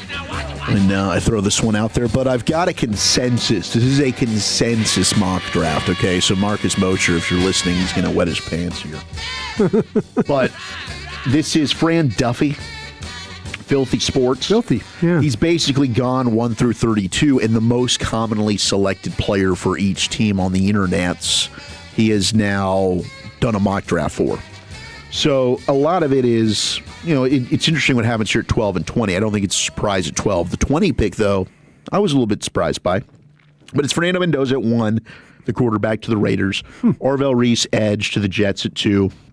First tackle off the board is actually Spencer Fano, the Utah tackle to the Cardinals at 3. Carnell Tate, wide receiver, Ohio State to the Titans at 4. Giants end up taking the corner, Mansour Delane from LSU at 5. So just kind of monitor what's going on in the division. Francis Mauigoa, the Miami tackle. Mahler goes to the Browns at 6. David Bailey, Texas Tech edge. Dang it. He goes to Washington at 7. Jeremiah Love, running back Notre Dame to the Saints at 8. Reuben Bain Jr., Miami. Hoping he could get to 12. Goes to the Chiefs at 9. Caleb Downs off the board. Damn it. Goes to the Bengals. They're at 10. Kenyon Sadiq, the tight end out of Oregon, there we go. Going to the Dolphins at 11. So who's on the board here, Wolchuk? This is the most mocked. This is the the consensus mocks for each team. So the player that is most getting mocked to each team. I feel like that I've seen like most mock drafts, and I know you and Aisha and I talked about the tight ends today on the stack. I don't ever remember seeing him to the Dolphins at 11. The problem was all the other players that had been mocked there were already off the board. There we go. So that was the next. Oh, I see. The next player. So you see like Downs will get mocked there, or Francis Mauigoa will get mocked there. Delane will get mocked there. The most mocked player to the Cowboys has got to be Sonny Styles. It's got to be Sonny Styles. Oh, baby. Yeah. Sonny Styles, the linebacker from Ohio State at 12. Which means it's not going to happen. Who went at 11? Sadiq went 11. Right behind the Cowboys, it was Jermod McCoy, the corner from Tennessee. Oh, that's a tough call. So if you had your choice, you got both of them on the board. Is the linebacker Styles, or you're going with McCoy, the Tennessee corner? I believe that the Tennessee corner McCoy is going to work out for you. I believe you're going to see him run a pro day. Maybe not the combine stuff, but I think you're going to see him in Knoxville or some workout facility where you could actually get an idea of him having a time on him. I'd love it. Yeah. I mean, I think that's really what would make a lot of fans feel better about the whole situation. Let's just see him work. Just see him move. Like, how's he looking? Because, again, I don't think this is your typical, yes, he's coming off a knee injury, but as I've said from what I've been able to know about the situation at Tennessee, if they make a playoff run, he's playing this year. They kept talking about him at the end of the season. He was going to come back. All kinds of, then he just said, I'm focusing on the draft. We're out of it. Yeah. There's no point in me. I don't know if I would have what it takes to draft the injured guy there. Even though it's a more higher positional value, I think you're getting so much versatility in Sonny Styles and the health. You are. The elite athleticism. I think I would just take the linebacker, unless I'd cleaned up linebacker in free agency in a massive way. Totally fair. And it works out for you because at 20, they've got the Cowboys taking Avion Terrell, the corner from Clemson. I feel like I'm going to stack McCoy over Styles myself. Yeah, I think that very likely could happen. I mean, McCoy, his tape is so damn good. He's amazing. It is so good. I mean, on the consensus big board, which is not the mock draft, but the consensus big board, he is the 12th best player in this draft. McCoy is. But they have Sonny Styles as consensus 7th best player in this draft. Like, Styles can end up being incredible. I mean, he's everything you want in a modern linebacker, and the fact that he's so young and raw at the position, and he's already this good, you can definitely see, it's an upside pick, but it's also a pick, like, I think he's going to be a really good player, but he could end up being an all-pro, Luke Kuechly type dude that ends up being just a Wagner. Okay, so I look at it like strikes and you're out with catastrophic injuries, and if you've already had one ACL, another ACL to that same knee, now you're talking about a significant decline in athleticism, possibly starting in your mid to late 20s. I like that point of view. It's not even like, I want a clean slate. You're good here now, but you're only one away from getting zapped. I get that. And 6'8", it's not like Revel. It's not the same thing. You're talking about a guy who is a further year removed from the injury. Yeah. I get Revel it. got hurt in August. Got hurt again. Yes, and then when we were out there at training camp, got hurt again. Then he re-aggravated the injury. Yeah. So that's what set him back. McCoy has been out for this is going to be 2 years removed from injury by the time he's playing. It's not apples to apples here. Don't make that comparison. Yes, it's the same injury, but you're talking about a full year difference in terms of how far removed they are from said injury. It's not the same. But I could totally get talked into McCoy. Like, if everybody I listened to in that room was like, it's got to be McCoy, I'd be like, that's fine. I mean, watching him play, it's really one of the most impressive players in this draft. Yeah, it's impressive. Maybe the most. All right, let's get to pizza talk. Gosh, who doesn't love pizza, man? I mean, I'm looking at all these lists all the time, like the number one food that people could eat every day. What's the death row meal? Like, pizza's usually very high up on all these lists. Everybody loves pizza. If you meet somebody that doesn't like pizza, I don't know. I think we got to look at you a little differently. What's wrong with you? I wouldn't trust them. I don't think I've ever met a person that didn't like it. Maybe they can't eat it for whatever reason. The cheese, lactose intolerant. Yeah. I mean, Choppy can't have mozzarella sauce, whatever the hell it is. I don't know. Marinara. Maybe they got a bad pizza. Marinara. He can't have marinara sauce? An Italian? It's just like an acid reflux situation for him. He was adopted. So you can just take a Prilosec or have a Tums, man. Yeah, it's worth it too. Just gut it out. Yeah, There's such an easy way around that. And don't eat it like right before you go to sleep, right? Isn't that where the acid reflux really gets you? Kind of like you guys in Vegas out of a machine. So we didn't get acid reflux. It was just disgusting. That was disgusting pizza. Yeah, I would recommend probably not eating anything out of a vending machine. Vending machine pizza has proven to be like, okay, pizza. It's packaged. It's not like, because for the most part, like nuts. even the frozen pizza section, like you're delicious. You're having good experiences. Yeah. A vending machine pizza defies all things that you know about pizza just being always at least pretty dang good. Yeah, I mean, the sauce was gross. Have you ever been so hammered on one of those pizzas that you forgot to take the cardboard off the bottom? I don't think so. No, I don't think so. Oh, I've done that. It wasn't a hammered thing, but it was just a stupidity You're so thing. hammered, you put it in the thing, and you just watch it cook, and that cardboard's on the bottom. You're cutting it afterwards. You're like, wait, what the heck? It just can't get through it. I've definitely done that. Just take a bite. You just like you're enjoying it. You're chewing it and chewing it.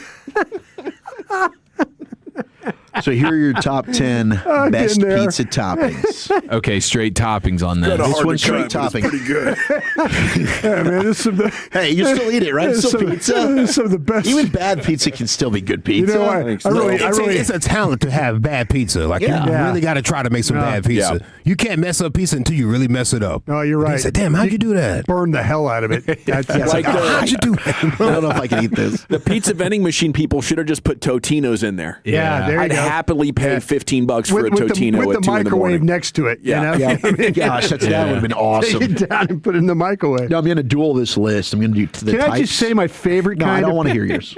No, I want to hear your Does favorite. anybody like tavern-style pizza? Tavern? The Chicago, thin crust? Yes. Square? Yeah, Boy, square Chicago Yeah, thin that's crust. cool. That's cool. Chicago thin crust pizza is number 9, the 9th most popular pizza in the U.S. right now. I'm just saying tavern, well done kind of pizza. No, it's a good call. If you don't want to just, I mean, everybody likes the dough and stuff in pizza, but if you don't want this overly heavy kind of pizza. I don't like all the dough. The cracker thin crust. Yeah, I like thin crust. Yeah. If you would've Chicago. asked me a few years Tavern ago. Chicago pizza right there for the man. Yeah. If you would ask me a few years ago, I'd say thin crust, meat lovers. Yep. But now I'm into the Supremes. Give me more like veggies and stuff on there. Okay. Yep. Thin crust Supreme. Olives. I'm all for it. Is there meat on Supreme? I like olives, yes. It's got to have some pepperonis on there. I eat them. I do like put extra on there. The Supreme's got everything. It's loaded with the veggies and the meats. It's really just the black olives that make me have to punt on the. Oh my God!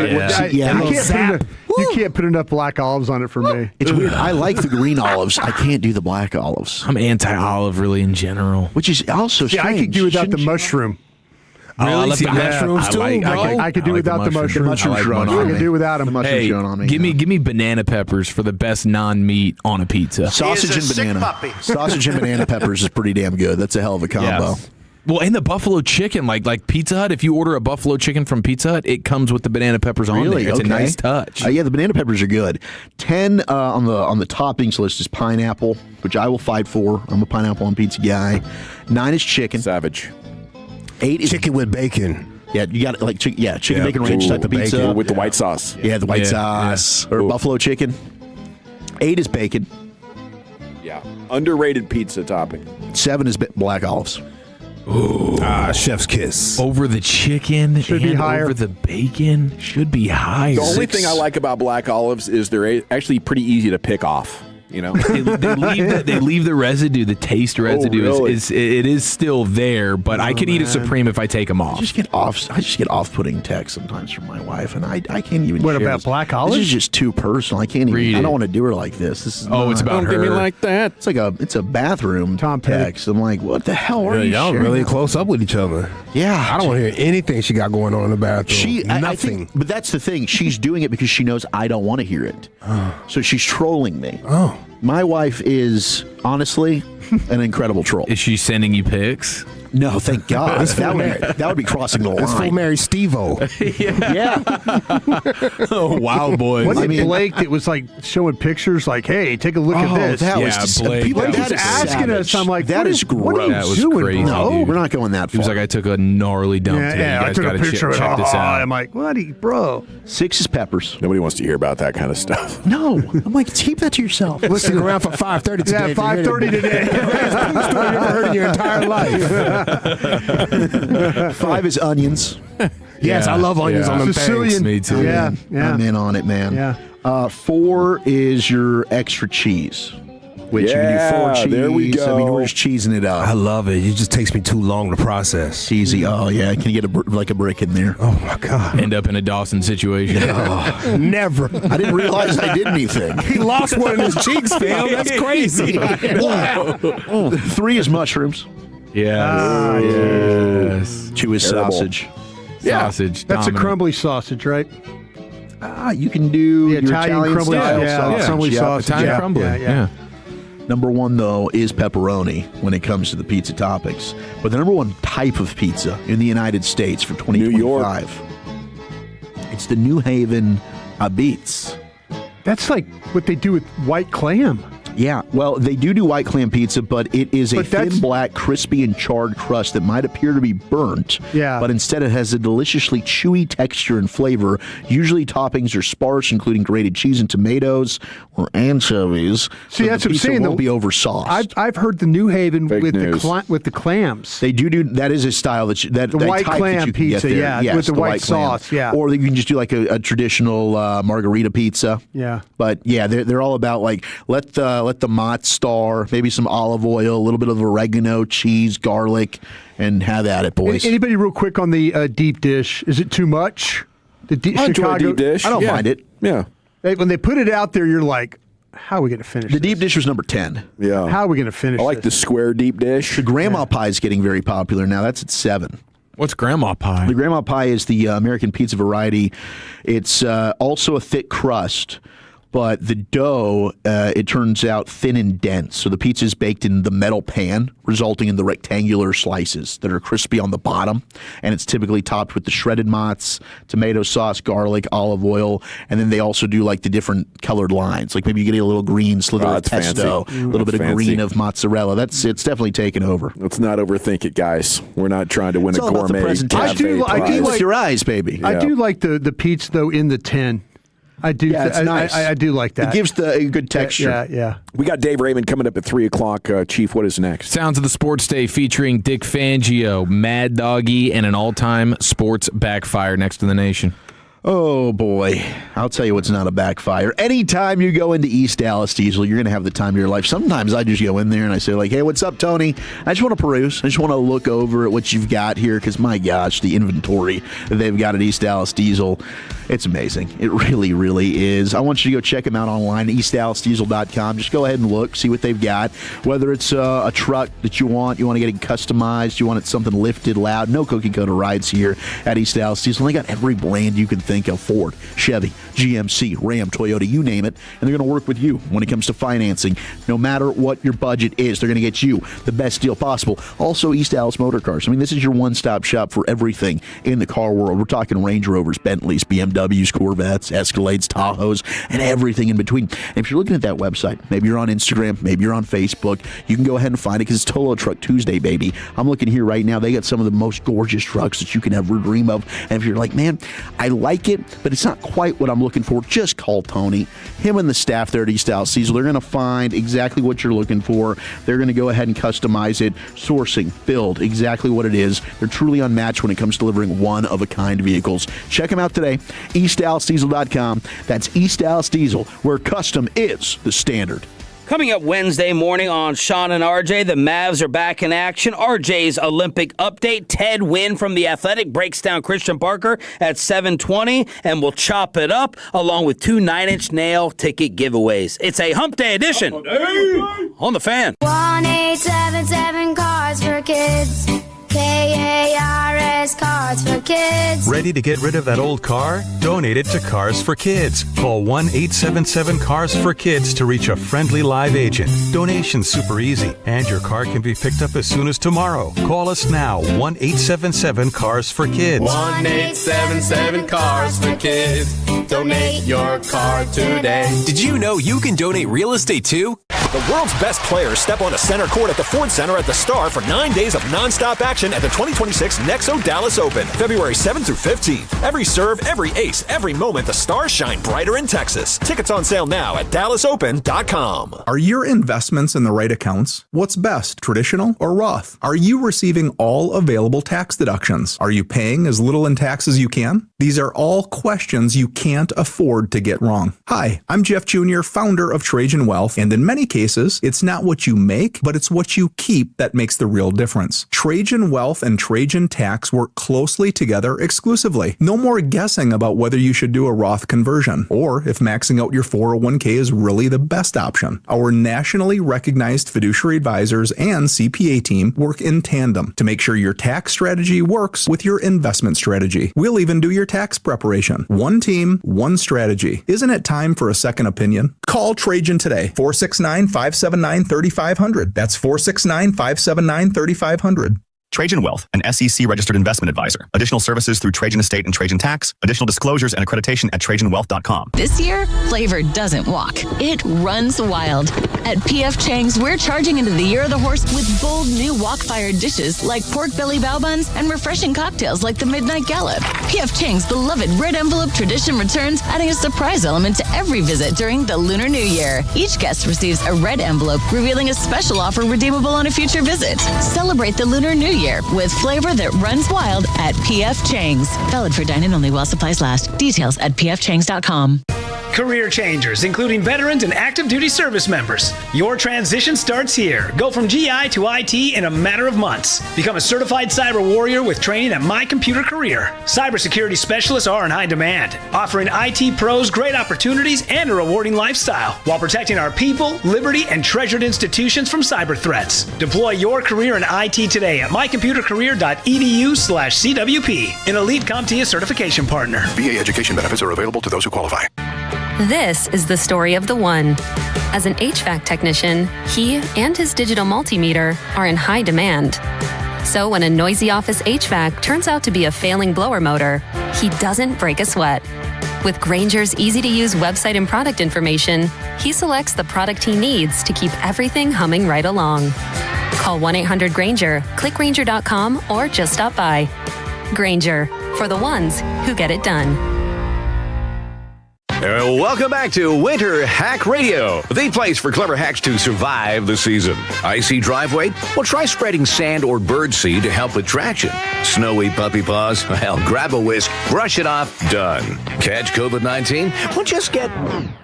Actually, there's no hack for COVID-19. But if you test positive, prescription medications for COVID exist. Ask your doctor if they're right for you. Visit PfizerForAll.com to learn more. Sponsored by Pfizer. Hi, this is Jill Schlesinger, CBS News business analyst, certified financial planner, and the host of the Jill on Money podcast. With the new year upon us, there's no better time to take control of your financial life. And the Jill on Money podcast is here to help. It's your questions that make it possible for me to provide unconventional and, I hope, entertaining insights on your money and, more importantly, on your life. Follow and listen to Jill on Money wherever you get your podcasts. Follow here, and I'm a proud CertaPro Painters customer because each CertaPro Painters business is independently owned and operated right here in our community. And you can schedule your free estimate online at CertaPro.com. That's Certa with a C. And now is the time to complete that painting project you've been putting off. CertaPro Painters provides a free estimate quickly and at the right price. You never have to wonder what's next. CertaPro Painters gave reliable updates and communication all along the way, and my house looks amazing. CertaPro Painters knows how important your home is to you, and they will take care of you at the highest level. So schedule that free estimate online at CertaPro.com. Certa with a C, CertaPro.com. For all of our fan contest rules, go to 1053thefan.com/rules. The Fan is proud to partner with the Nexo Dallas Open. Some of the highest-ranking tennis players in the world will face off at the Star in Frisco, February 7th through the 15th. For tickets, go to DallasOpen.com. If you're in the market to upgrade your vehicle, get to Classic Chevrolet in Grapevine. Back-to-back #1 Chevy dealership in the world, they've got more new Chevys than anyone in their all-price of sale. Silverados, Tahoes, Blazers, Malibus, Equinox, and more. Visit ClassicChevrolet.com. This is Texas. This is Classic Chevrolet. Together, let's drive, relax, and enjoy the difference. Based on new Chevrolet registrations 2023 and 2024. Welcome back, G-Back Nation. We got Dave Raymond coming up at 3 o'clock. It's time for now Eric Chiafalo's Sounds of the Sports Day. Yes, sir. Thank you very much. All right, I'll let you guys choose here. I mean, do you guys want the Dick Fangio montage right out of the gates? You guys want Ultimate Sports Backfire? Yeah, or Mad Dog Russo and his thoughts on the Super Bowl and the halftime show. What's tickling you? Ultimate Sports Backfire. I'll take that one too, please. I would like to kick off with, and then we save the Dick. Then we can maneuver. Or we can go right into Dick. No, Dick's montage is going to be strong, I think. Usually is. Let's go ahead and hit the backfire here. Now is he feeling sorry for himself, old man like? Oh, geez. You know what I'm saying? Like, yeah, you know, it's tough coaching, and there he is. I want to coach, but I don't want to coach. I want to be that guy. Is he doing that number? Is he? I love the fans. You guys probably don't want me around here anymore, do you? Yeah. Well, a lot of turnover here. It's not actually. It's not actually Dick himself. It is just the hodgepodge of Dick questions that were asked at Radio Row. Yeah, that's what I vote for. And we merged them all together. Bro, why did you jump up there and say that? I thought it was pretty self-explanatory. Did you? It's the second annual Dick Fangio montage. Did you say that? Yeah. I didn't say it in those words, but all right, we'll get to Dick in a second. Let's start Dawson, with the backfire. Did you feel differently about this? What did you think this was, Dawson? When we were talking, he didn't think that. The Dick montage. Don't lead the witness. The montage of Dick. Like, what did you think that was? I didn't know. I wasn't assigning it anything. Okay, very good. Yeah. Well, we'll get to it. Oh, here we go. We had the story about James Pierce, right? And a very, very sad, heartbreaking story where anger gets the best of you and you start stalking and violently chasing your ex-girlfriend. He crashed down running probably the into worst police way. officers. Yeah, it was bad. All-time crash out. You got to take your L like a man. Keep moving, bro. Yep. Yeah, that's the truth. Take your L, move on. Yeah, move on, man. On to the next one. You had it. You had it. You had it for a time. You got some photos? 3 years, bro. Yeah. You got some photos? Take some photos, bro. 3 years. But now, so that all went down. James Pierce and the fiasco, the crash out, was Saturday morning. I want to take you back to Thursday night, which was just a couple nights before. NFL honors, okay? We're shouting out rookie players. We got their moms on stage, James Pierce, rookie player, edge rusher for the Falcons. They traded a first-round pick last year to move up and get him. That's why the Falcons don't have a first-round pick, and the Rams have it this year. So James Pierce's mom is on stage sending kind words to her son in front of all of football America just 36 hours before he crashed out in all-time way. Take it away, Mrs. Pierce. I am so proud of all that my son has accomplished, but I'm even prouder of the man that he has become. James has a heart of gold, deep love for family and friends, and a true resilience in the face of doubt. Junior man, you have so much success ahead of you. I love you, son. Didn't age well. It was a mere day and a half later. True resilience. In the Great face. support from his mom, too. Yeah, mom's always going to be in your corner, right? Very passionate young man. Yeah. He's going to need that true resilience. He really loves his friends and family. Isn't that insane? I guess your parents will always see the best of you. For sure. Most of the time, anyway. For sure. Yeah. And he went, he had a lot of things coming into the draft, but we didn't really hear a peep about him for his entire rookie year. It seemed like, okay, 12 months of getting your life turned around, dude. Yeah. Playing well on the field, no off-the-field issues. Mama's proud. Next thing you know, Saturday morning, and mom's getting the news that you got like 5 aggravated battery charges and stalking and whatnot. Pretty ridiculous turnaround. I don't think he adhered to Lucius's rules of the weekend. No. That's true. He got drunk out. Emotions lied to him. Probably should have locked into LA Live a little bit more. Conflict resolutions. Yep. Yeah, it's important. It really is. Okay, here's Doggy. We got Mad Dog.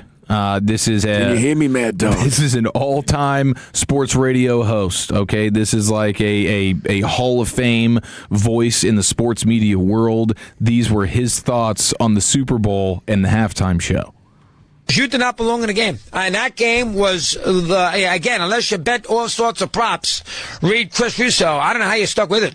And I am not talking about Bugs Bunny at the half either, as I could care less, whatever his name is. Bugs Bunny. Okay, there it is. I could care less. There's all of his thoughts, all of the analysis on the Super Bowl. It sucked unless you were gambling on it. Don't know how you paid attention, and I'm going to botch the halftime show name, and we're going to move right past it. There it is. That's the show.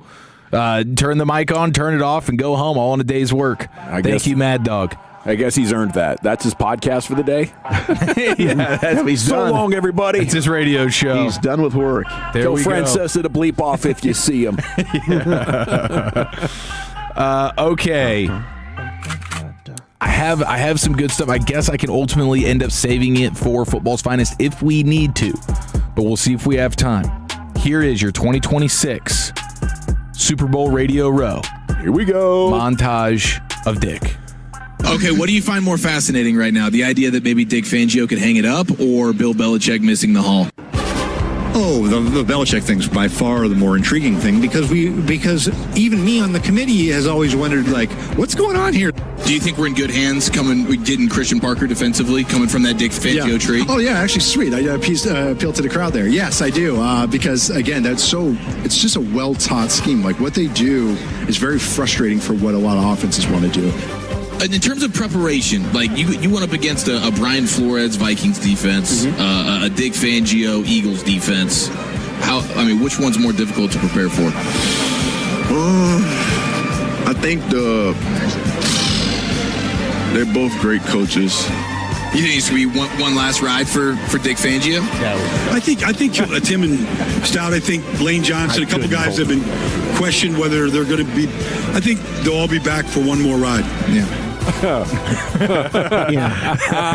That was so hard not to just burst out laughing. Thank you, Mike Sando. Well done. Thank you, Nate Tice. Thank you, Joe Milton. And, of course, thank you to Brian There's Baldinger. no way they didn't hear that. They heard it. I'm pretty sure in their minds they said, did he just say Dick? Yeah, he did. To me? He did. Yeah. Maybe I'm sure tripping. He did. Maybe it's early. I've had a lot of conversations today. Yeah. I think it's Vic. Yeah. We still have not had anyone correct us in real time. Do you feel like you put doubt in their mind?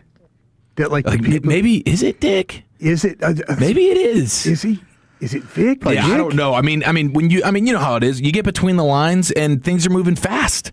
You know, like you don't really have time to when you drop back in the pocket. Like it's all happening right now, dude. So you can't start second guessing things and start wondering, oh no, the defender was supposed to go to the left and he's going to the right. What's up? No, you just got to friggin' play the play. Yeah, you know. I think Baldy probably knows what's going on at this point. He's probably heard the Dick Fangio question a handful of times from you.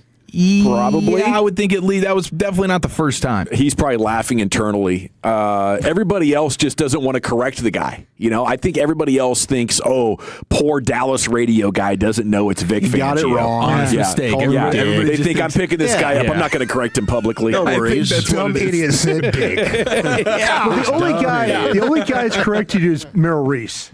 That's the only one that's the only one. And even he doesn't go to the extent of, hey, just so you know, it's Vic, not Dick. He did it twice. He just really emphasizes Vic in his response. Yeah. That's all it is. So we're 2 for 2 now at Super Bowl Radio Row, and hopefully next year Dick actually rides off into the sunset, and so there's still a reason to really bring him up. Like, how much of a loss is it for the Eagles, right, that he's no longer going to be there? So we could probably get at least one more year? Make this thing, one last ride. What do you think about the replacement for Dick Fangio?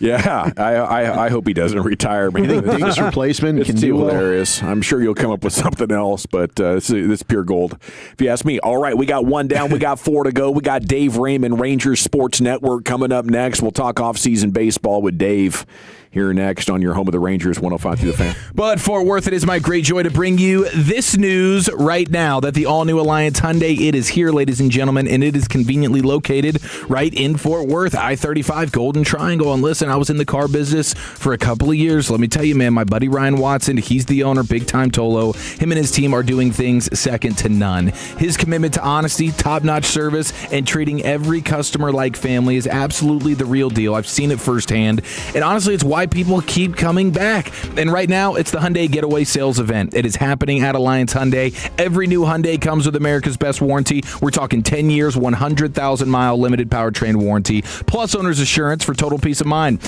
And you can score huge deals right now, like 0% APR for 60 months on the 2026 Hyundai Tucson, and $13,000 off MSRP, plus 0% APR for 72 months on the all-new 2026 Hyundai Ioniq 9. No appointment needed for same-day oil changes, and they've got a great selection of the all-new 2026 Hyundai Palisades ready to drive home today. It's a state-of-the-art facility. It features advanced diagnostic tools and Hyundai-certified technicians who train constantly on the latest tech. Quick same-day service, plus relax in their comfy waiting area. Free Wi-Fi, drinks, snacks, the whole nine. Visit AllianceHyundai.net. That's AllianceHyundai.net. And remember, at Alliance Hyundai, it's their mission to be your ally in the automotive business.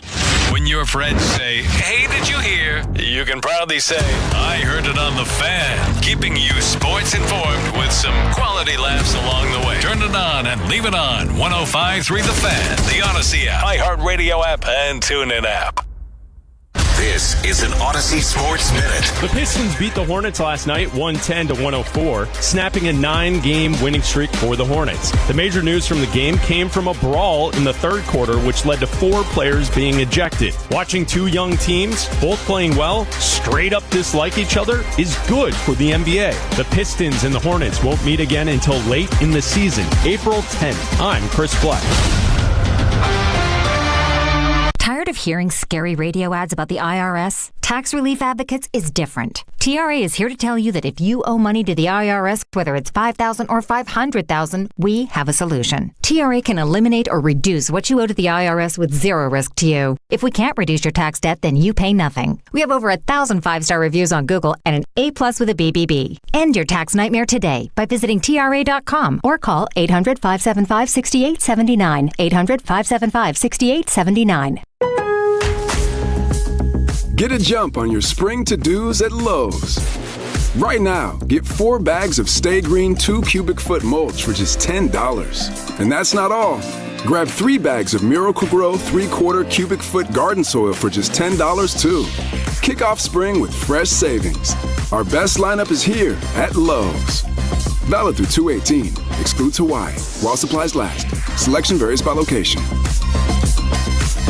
Hi, this is Pete Thompson from the Consumer Team. If you're dealing with a furnace breakdown, call the On-Time Experts. 7 days a week, they'll be at your home same day, or the service and diagnostic fee is free.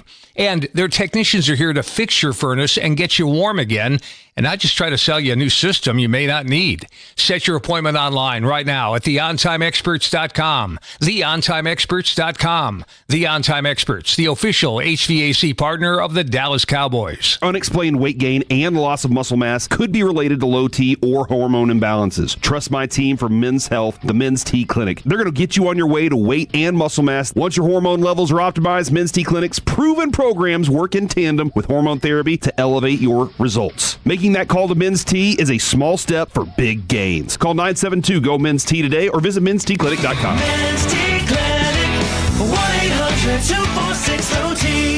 mensteclinic.com. Okay, I have to tell you, I was just looking on eBay where I go for all kinds of things I love, and there it was. That hologram trading card. One of the rarest. The last one I needed for my set. Shiny like the designer handbag of my dreams. One of a kind. eBay had it, and now everyone's asking, ooh, where'd you get your windshield wipers? eBay has all the parts that fit my car. No more annoying, just beautiful.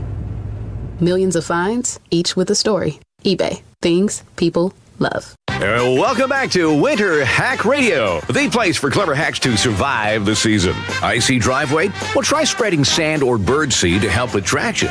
Snowy puppy paws? Well, grab a whisk, brush it off, done. Catch COVID-19? Well, just get... Actually, there's no hack for COVID-19. But if you test positive, prescription medications for COVID exist. Ask your doctor if they're right for you. Visit PfizerForAll.com to learn more. Sponsored by Pfizer. This is the exclusive home of Dallas Cowboys football. KRLD-FM and HD1, Dallas-Fort Worth. Let's go, Cowboys. An Odyssey sports station.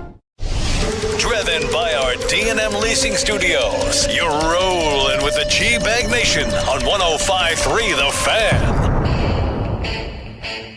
My bad. Hour 2, G-Bag Nation on 105.3 The Fan. Turned the wrong mic on there. But we're back, and we're excited about pitchers and catchers reporting and surprise for your Texas Rangers as we get into hour number 2 of the show. Rangers television play-by-play announcer Dave Raymond joining us now here on The Fan. And a good afternoon, sir. How the heck are you? Well, listen, I'm great. I wanted to check in on the general and crew here, make sure you guys are all doing all right. Football season is behind us. Yes. Not here to gloat. I'm not here to be an issue for people, but I want to be the first to wish you a happy baseball season. Shoot, yeah, Dave. Happy baseball season to you as well. We're going to see you out in Surprise. Yeah, well, I mean, I get out there on March 12th. Okay. So, unfortunately, I'd be there every day if I could, but but we don't go down on the TV side until mid-March, and then we'll do the remaining home games at that point and get into the season. So yeah, it was not far away. No. Can I say I hate that, Dave? Can I say I hate that for you, please, sir? Yeah. Well, I hate like not being down there. I hate you not being there. I hate that. I hate that. Thank you. I don't learn anything unless you're down there. You and Jared and what you guys do for us. I really do appreciate that. Yeah, well, I appreciate it. I know Jared's down there. Yeah. So he's my kind of like a lot of people, man. He's my conduit to everything going on. He is he's a heck of a part of the team, and we appreciate you joining us here to help preview this spring training and what this roster looks like. How about this trade for Mackenzie Gore, man? What's this guy going to add? Yeah, it's huge. That one was a shocker to me. Kind of came out of nowhere. I knew the team was going to be a little handcuffed to some degree financially, and that they were running out of space to spend money. But that's a big. I mean, that is. I'm not sure people fully understand yet. I'm not sure I fully understand yet how big an addition he is. I mean, you're talking about a really, high ceiling guy who.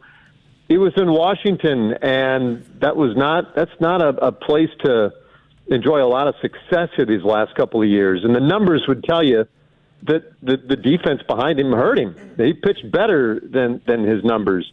And he's coming to a team now that plays the best defense in the big leagues. So when you look back at his numbers, I think you can anticipate them being a good bit better with this Rangers team because of the good defense that he has behind it. But, I mean, he's a guy who takes the ball every 5 days. And that's a line, a little saw that we use all the time. Our guy's got to post, got to take the ball every 5 days sort of thing.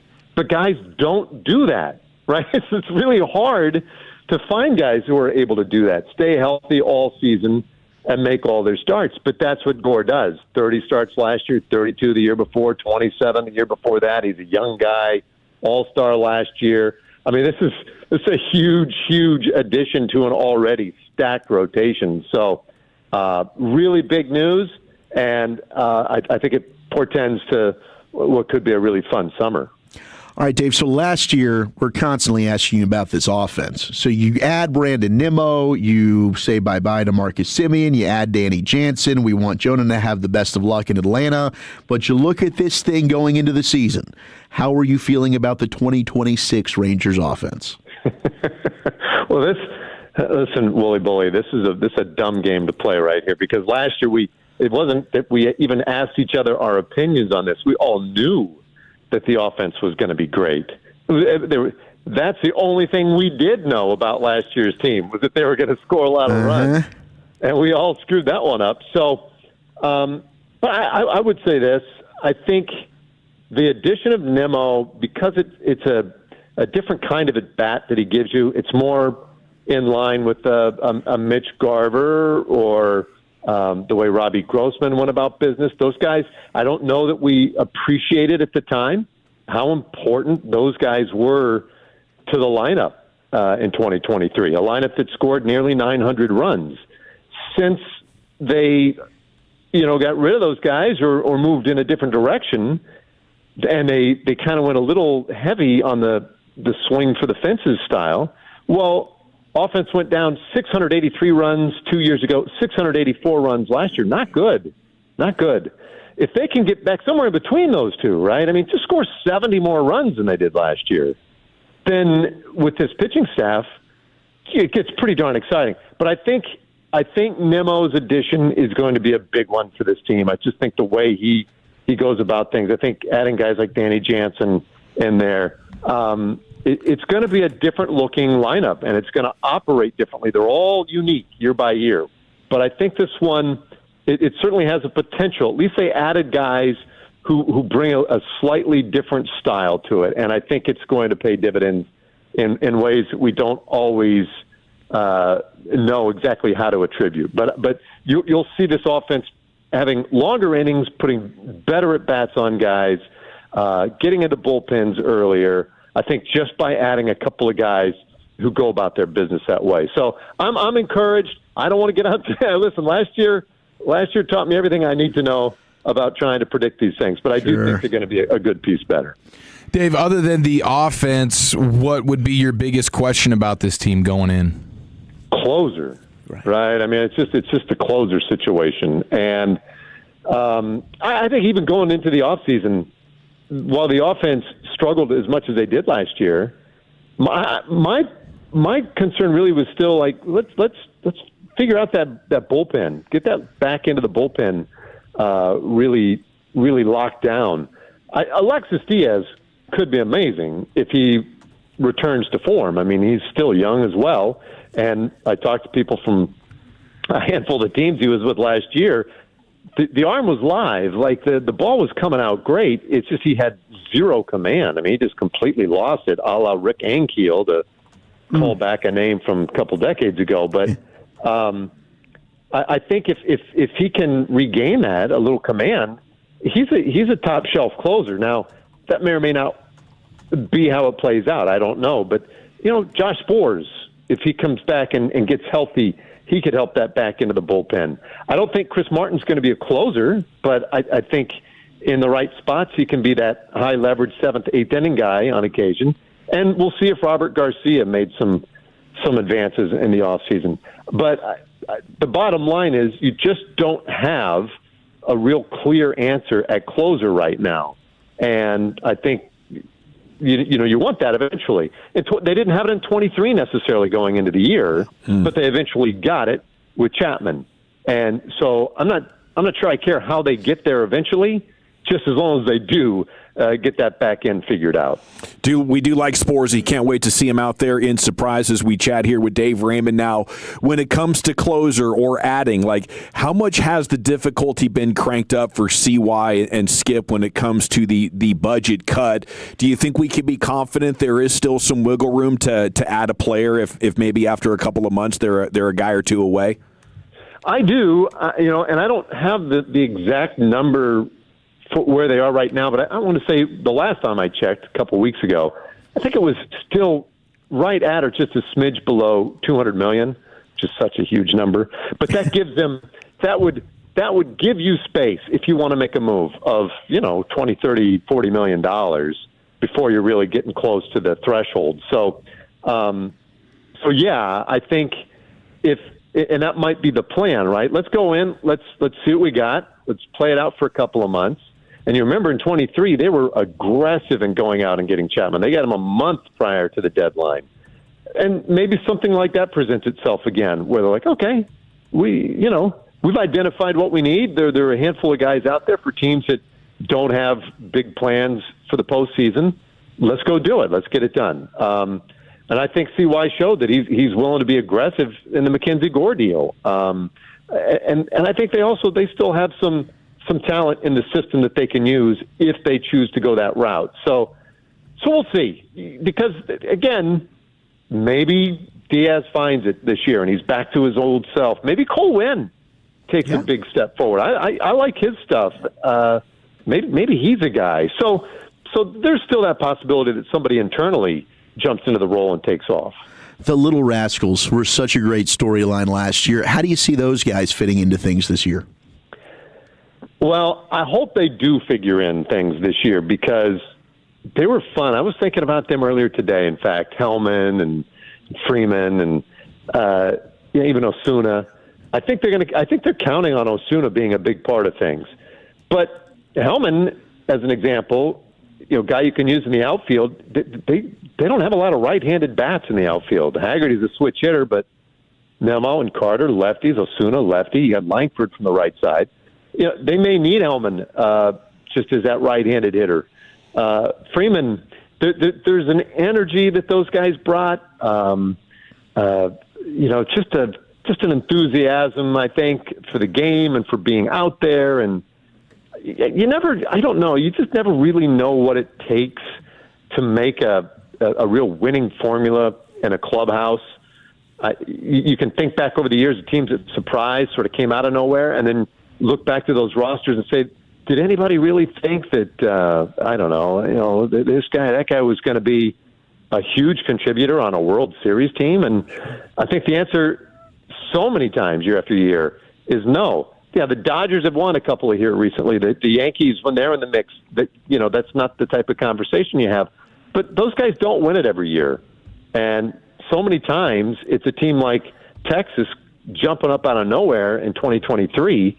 And, it's guys that were not headline signings who can be the guys who really drive the success. So, you wouldn't have expected Heim to have been an all-star that year or Nathaniel Lowe to have as big a year as he had. So, that's what it takes. And so sometimes those guys are Freeman and their Hellman and they're little rascals. But the energy is fun, more as much as anything. Just that exuberance is fun.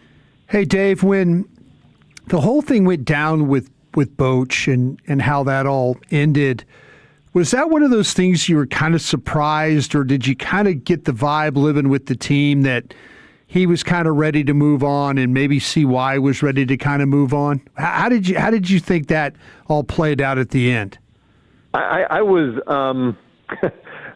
I guess I was surprised either way it went, really. But talking to Boch toward the end of the year, there was definitely just a little hesitation in his voice about where things were going. And I don't mean where the team was going, but I think he had hesitation about, I don't know. I don't know if I'm coming back or not. I don't know how much of that he felt like was going to be all his doing. But I got the sense that there was a possibility something could happen. And I think there were frustrations. The frustrations were high at the end of the year with that team. And the fact of the matter is, right, what did they end up losing at the end there? Like 11 of 13 to finish. Yeah. And I think that might have played a bigger role than we know.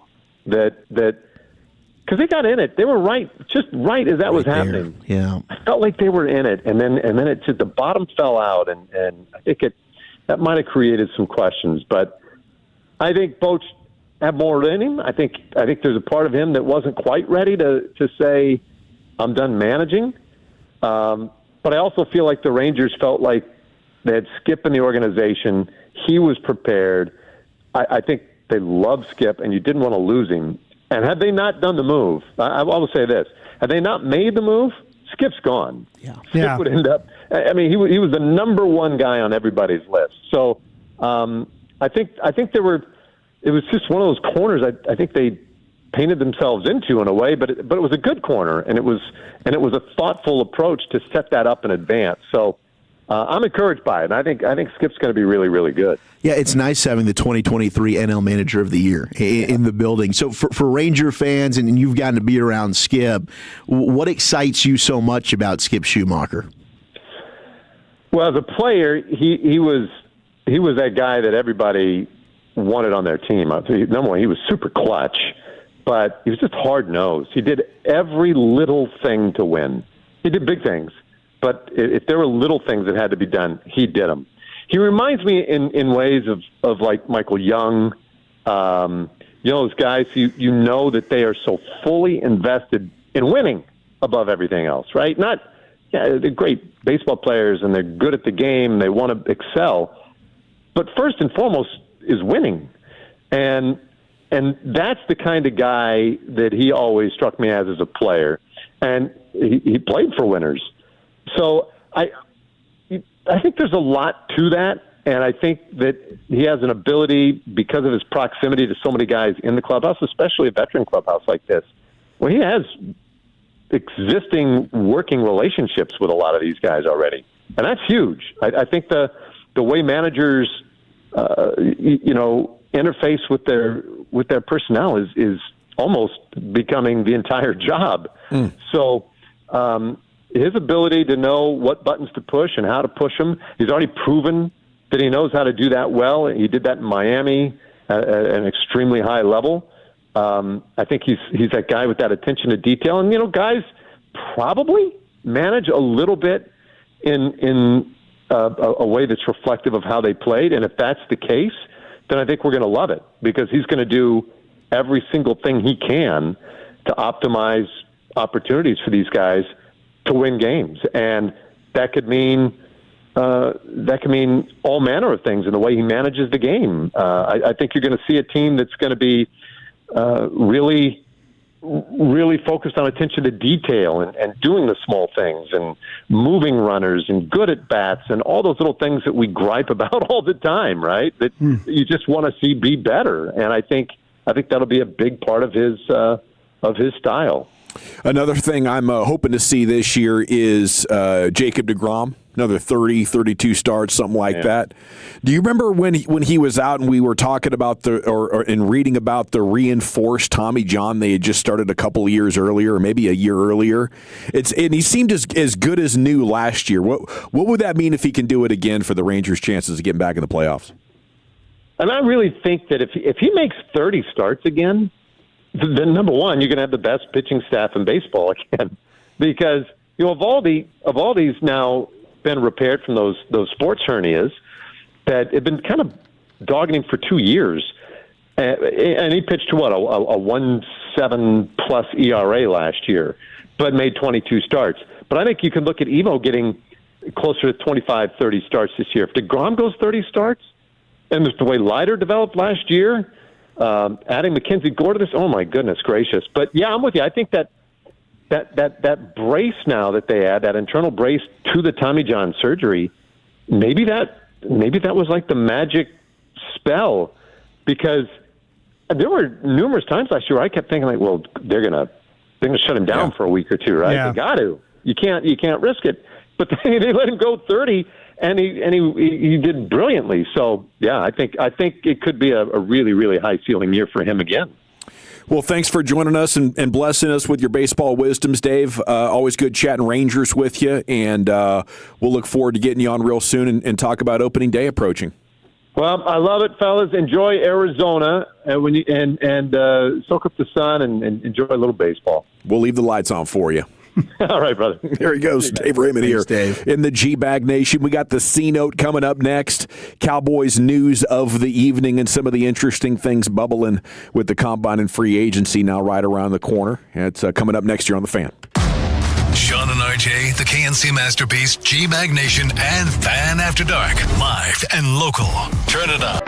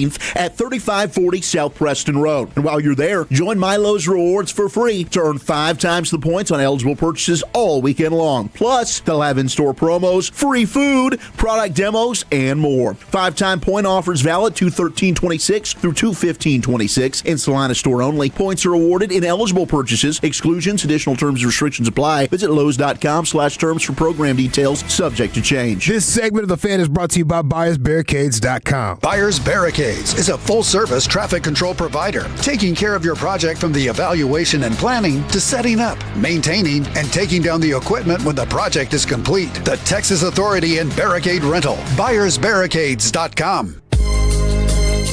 All right, welcome back. It is the G-Bag Nation here on 105.3 The Fan. Time now for the C-Note, Cowboys news of the evening, and condolences to the family of a lost super fan is what we'll start with here in just a sec. Segment's brought to you by the Frankels. If you've been injured in a car or truck wreck, call the Frankels first, 214 or 817-333-3333. With Franklin Frankel, there is never an out-of-pocket cost. They only get paid when you win. The Frankels are the go-to car and truck wreck attorneys in Dallas.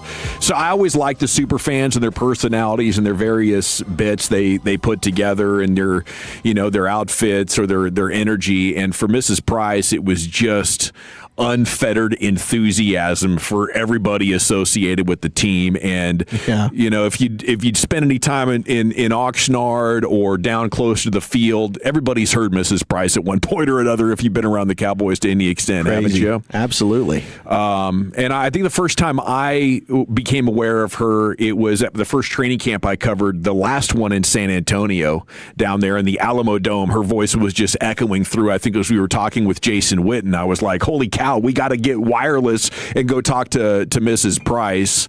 And, then after that, every time we saw her, she'd give you a big old hug. And she would always be the proudest and the loudest Cowboys fan at any Cowboys watch party get together. But she has passed on after a health battle. Hadn't seen her much over the past couple years. Yeah, we got to see her down in the Miller Lite Field Club occasionally. She'd walk by, wave, blow us a kiss, say how much she loves us and enjoys listening to the show. But yeah, man, I mean, even if you saw Hard Knocks, I mean, Mrs. Price, every time the Cowboys run Hard Knocks was featured. So yeah, she's one of the best, and there's no question there'll be a void at training camp this year and all Cowboys home games and even road games. I mean, she was. I don't know that I've ever heard a louder fan. I mean, you could hear her from all the way across the field. Yeah, she was friends with Jerry and Gene Jones. Ed Werder posted, the most vocal and devoted Cowboys fan I've ever known. She was one of a kind. Clarence Hill passing, tributes to her. Calvin Watkins added. Caroline Price, one of the great Cowboys fans, passed away this evening, according to family members via Facebook. Had prime seats at the games and was a constant visitor at training camp, wrote Law Nation Sports. So several tributes across social media there for a Cowboys super fan. Yeah, I would like to think we get some level of a moment of silence or something when we kick off the Oxnard festivities. That'd coming be cool. Up here in the summer. And yeah, she really was a legend. She was a sweetheart. She didn't know me from Adam, but she treated me basically like I was like her grandson. Like, hey, get over here, give me a hug. Oh yeah, she was a Tolo. I'm sure she knew who you were. She was. Yeah. She trapped me into buying her book. Okay. She was a little different. Did Wow, okay, here we go. Are you about to urinate? I just, there are things. I just. And that's the rest of the story. Brian brought us. I just This when the documentary turns, where you think it's going to be like a buff piece. Oh, what a sweetheart! And you know what? She tricked me into buying her book. No, she did. She was very pushy that way. How much did it cost you? $10? No, it was like she basically took my phone and put it on a mode to buy her book. You know? Oh yeah, I had no interest in buying her book. I really didn't. I was cordial to the lady. I really was. Sounds like you were adversarial. Hey, listen. No, when she came to London, like she was out there lost as a goose, and we were taking care of her. Okay, that's good. So I'm just going to tell you this though. I'm kind of like I thought she was like incredibly pushy, and so. Persistent salesperson, Mrs. Price. She got to where she is today by that pushiness. No, she did. Yeah, she would. I thought she was pushy. To the fan base and stuff around her. I did. I'm not. You gonna go to the service and say that in front of all the family? I'm just saying. I'm going to say this. I'm not a fan. I'm not a fan of it. Okay, all right, enough. All right. Jeez. Oh, my God. This I was not expecting. This man crashed out, bro. Poor lady It's just not a lost her crash life. out. It's just being honest. Well, we don't need that right now. Well, everybody's sitting there, oh, well, she's hugging and all this. And you great. guys don't know the real lady. Gave great hugs. We didn't know the real Mrs. I Price. love to give Miss Price a hug. Yeah. Oh, my gosh, Bryce. Yeah. Do you guys feel like if Wolchuk wasn't in this line of work, like he would have assumed the role here? Like he'd be Mr. Price. He'd be the next man up in terms of the loud, lovable fan who's probably truffle shuffling at every turn during Like the next Crazy Ray? training camp. Yeah. Crazy Ray. Catch myself on Absolutely. fire. Winning for Mrs. Price. I know the players liked her. The players always appreciated her. 817 says that damn book buying mode for phones got Brian. Yeah. Yeah. That's so good, man. That is you know an what? all-time upset. I had no Quiet idea mode. that during the Miss Price eulogy segment, we were going to get Brian Broaddus saying, You guys don't know the real Miss Price. Time and place. Took $20 for me, man. Took $20 cash for me for no reason. I'm not saying because of a book. Needed money. Gave her money. Yeah. I mean, I'm just telling you. It's cool, man. You guys. You're going to be writing an apology letter pretty soon here by the end of this week. this is incredible. Broaddus is going to be like, what the hell are we doing? We're doing a moment of silence in Oxnard. He's like, what the hell are we doing? You don't know what she took from What me, the hell bro. are we doing? Put her in the Ring of Honor, why don't you? Where's a moment of silence for my $20? Yeah. I'm saying, man. Jeez. You got to be careful. Got to be careful. My Lord. I got companies coming out of my ass and she's asking for handouts. Sign the book and you can go drop it off at the funeral. All righty. It is the Cowboys news of the evening here in the G-Bag Nation. How about a little draft talk, little big board report? Let's do it. Joel Klatt breaking down prospects in his first mock draft. I'm a fan of Joel Klatt. I think he's doing a hell of a job on YouTube. Let me just say that. He's breaking down games like, isn't he goated? I think Joel Klatt's goated. Big time. Oh, Okay. I got a ton of respect for Joel Klatt and the college football analysis. Yeah. I'm not super familiar with his work when it comes to the projecting into the pros and doing this sort of the mock stuff. I don't know how often he's done that, but I think he might just be expanding his content empire. as is he what should. I'm noticing. Yeah, I think he's got the brain power for it. I think he gave. Early in the season when Arch Manning was struggling in a big way, like he gave the best scouting report on sort of what was going wrong. Yeah. So I'm here for it. Okay, so he sends Caleb Downs to the Cowboys. Oh, that'd be a dream. And it wasn't just the fact that he sent Caleb Downs to the Cowboys, but it was, 3 or 4 minutes of content. He says he's the most cerebral player in the country, said he's one of the top defensive backs he's ever covered, and has him going to the Cowboys at 12 and saying positional value will likely push him farther down than he should go. Love it. And he points. He's got a caveat in here. He would be the first safety taken in the top 15 since Kyle Hamilton.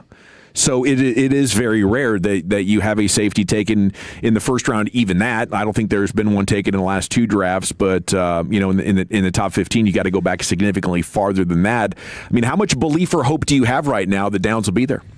I don't think at the end of the day he's going to be there. I think teams are going to realize just how good he is, and there's no reason why he should be getting outside the top 10. I'm hopeful because of the positional value, but there are a couple of teams, I've mentioned it before, that have a history and a track record of taking safeties in the top 10, whether it be Washington, whether it be Kansas City. I mean, if you're a Giants team and Harbaugh, who came from Baltimore and knows just how valuable a piece like Kyle Hamilton is, they're picking at 5. Could they end up taking a Caleb Downs? So I don't think he should be sniffing anywhere near 12, but good Lord, boys, the party that I will be throwing the day after the Cowboys land Caleb Downs at 12. I don't even care who the pick is at 20. We're going to do an exercise today. Already won the draft. Yeah, We're going home. Boom. We just got the best player at 12. Are you freaking kidding me? Whatever they do at 20 is just icing on the cake here. We'll go ahead and tune into the stack when it releases later on today after our show on YouTube, Crown Global Media. Brian gives us an either or, and Brian, his face is going to say it all. He realizes as soon as he throws out Downs, and it doesn't matter who the player is at 20. If you say the Cowboys are getting Downs at 12, I'm a happy boy. What do you think, Brian? Could Caleb Downs get to 12? Or is his pipe dream? I don't think so. I don't think so at all. I mean, like I said, when you start to talk about the top 10, what do you do? You're trying to find the best players. You don't want to make the mistake. He's the one guy you watch the tape that he could do so much, so much for your team. Everything that he could do defensively, the way he lines up, the way he tackles, all that stuff. You can't.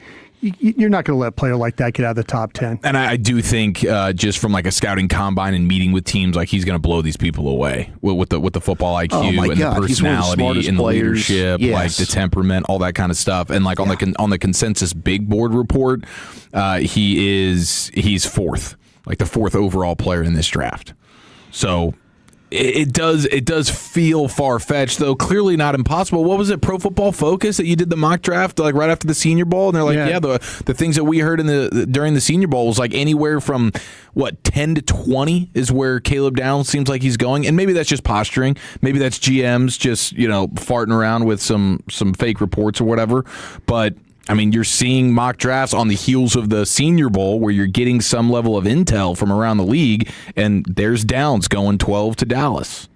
Yeah, it is. I think the positional value thing, and because there's edges, corners, tackles that should go in the top 10, I think some teams, and it's got to fall perfectly for you, but I definitely think some teams will value hunting the quarterbacks or covering wide receivers or wide receivers themselves more than a tackler, and the guy doesn't make plays on the ball. He's a tackler, and all you need is for a couple of teams to see it that way, and boom.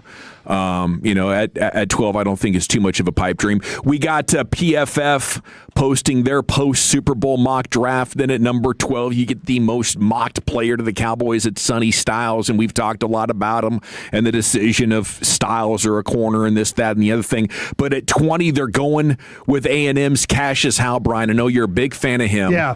And watching him, I think at the bare minimum, he's going to be a third down pass rush guy that would be the Cowboys' best weapon immediately. Yeah, here's the guy that can kind of play it a couple different ways. You could stand him up, you can play the hand down. Zach, we had this discussion a little bit about him. There's some games where against some really good competition, he didn't show up. And then other games where he played very, very well. So yeah, I'm all for the player because I think that he could come in. He could help you. He could give you the pass rush. He kind of fits into what you're trying to do scheme wise. So I think that's why I think that I think the Cowboys would welcome him because of the way he can play stand-up, the way he plays the run, and the way he can rush the passer. When I started my first draft process, I thought I was going to want well-rounded edge players. But the more I get there, the more I see how special it is when you have a guy that can juke the offensive tackle or battle his hands or just bend and scream around him. And I think I'd rather have, especially for where these Cowboys are right now, I'd rather have that than the full toolkit of other skills. Well, and the thing is, you don't have the total package, really. I think all of these edge rushers, and I think that's kind of what Nick was alluding to when we talked with him, you can find a negative in all of their games. Whether is it Reuben Bain in the short arms, is it David Bailey in the lack of consistency when it comes to stopping the run, but might be the best pass rusher. For Howell, I love his pass rush ability, and I do think he is pretty well-rounded, but there's times where he will get pushed around, and it happened against Texas and it happened against Miami, where he needs to just get a little bit stronger to maintain his positioning at the point of attack. And I had some Aggie fans push back and say, well, he was the only person those teams had to scheme against and game plan for, and that's totally a fair rebuttal. But when you're the best defensive player on a team, that's happening week in and week out. And that's what's going to set apart good to great, right? Are you going to be able to overcome that? How are you going to work double teams? And the good thing is, when you're a rookie drafted at 20 for the Cowboys, that's not the case. Teams aren't going to be necessarily game planning for Cassius Howell unless he goes out and sets the world on fire as a rookie. But he certainly would be a player that I'd be very happy to have at 20. All righty, it is time now for Krusty's Corner with the most honest man in sports radio, Brian Broaddus. Where are you taking us? Yeah, I'm going to take you guys down a mock draft where there's a trade involved for the Cowboys, and I'll see if you guys like it. We'll do that next. But, Tolos, I know as parents we would all do anything to give our kids a bright future, but hey, some kids need a helping hand to get there, and that's why I'm here today to ask you to donate your old car to Cars for Kids. It is so easy, free towing, all paperwork done, a maximum tax deduction, and a $50 gift card as a thank you.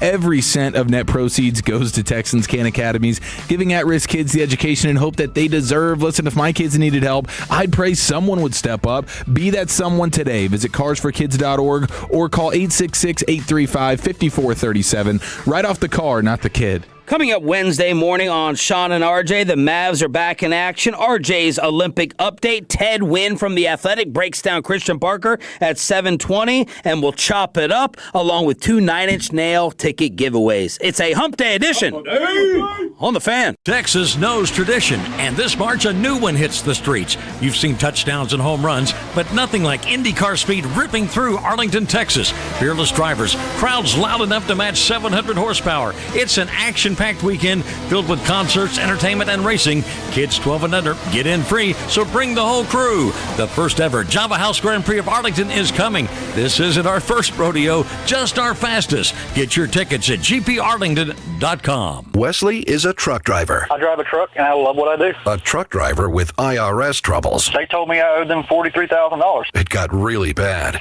Quite a few letters in the mail. They were talking about wage garnishment coming after my house, my car. Yeah, they don't play around. I seriously thought that I was going to lose everything. One sleepless night, Wesley finally made a call to Optima Tax Relief at 2 a.m. Kind of figured I'd get a machine, but I didn't. I actually got to talk to an actual person in the middle of the night. He found just what he was looking for. Oh, they were great people. You need a team of people that know what they're doing. Optima Tax. They know what they're doing. Optima Tax Relief came through with flying colors. I saved an incredible amount of money. Happy don't even come close. I was absolutely overjoyed. Take Wesley's advice. If you're in any kind of trouble with the IRS, call Optima Tax Relief. Don't trust anybody else. Call Optima for a free consultation. Call 800-809-5833. 800-809-5833. 800-809-5833. Optima Tax Relief. Some restrictions apply. For complete details, please visit OptimaTaxRelief.com. Since 1976, D&M Leasing has had one mission: make getting a vehicle easier, smarter, and more affordable than buying it the old-fashioned way. People come to D&M to escape negative equity, avoid wasting weekends at dealerships, and get payments that actually make sense. With managers averaging 20 years and salespeople averaging 10, you're working with true experts who know how to save you money and protect you from depreciation. If your payment's too high, you're buried in negative equity, or you just want a smarter way to upgrade, call D&M. Drive what you want and keep more money in your pocket. That first year in your new home matters. With preferred pricing, Redfin and Rocket Mortgage make the path to your next home easier. When you buy with a Redfin agent and finance through Rocket Mortgage, you can lower your interest rate by 1% for 1 year, or choose up to $6,000 in closing credits. See how it works at rocketmortgage.com or call 800-4ROCKET. Additional terms apply. Not a commitment to lend. Rocket Mortgage, LLC, licensed in all 50 states. NMLS ConsumerAccess.org, number 3030. Ready to slim, smooth, and tighten all at once? At Souza Clinic, discover our new all-in-one transformation package combining skin tightening, cellulite reduction, our all-natural weight loss program, and laser that targets stubborn visceral fat, that deep belly fat around your organs. No surgery, just real visible results. Normally valued at $1,900 a month. Now get the complete transformation for just $350 per month. Call Souza Clinic at 972-479-5187 for your free consultation today. Souza Clinic, weightlossfortexas.com. Indeed presents hires you can't afford to get wrong, like an estate planner. Per the contents of the will, all assets go to, what does that say? Ragutataya Yaminayat. Yeah, I don't know. I was in a weird place when I wrote this. This is a job for sponsored jobs. This is what happens when you don't sponsor your job on Indeed. Next time, get matched with quality candidates with Indeed sponsored jobs. Visit Indeed.com/hire now and sponsor your job today. Hey, can you blow up some balloons for Jack's party? I can't. I'm so congested. You need Sinex Saline from Vicks. Sinex Saline nasal spray? Yeah, just Sinex. Breathe. Sinex Saline instantly clears everyday congestion associated with colds and year-round allergies with a gentle, ultra-fine mist that's no mess and easy to control. Daddy, we need more balloons. On it. Enjoy life's important moments without congestion. Try Sinex Saline from Vicks. Just Sinex. Breathe.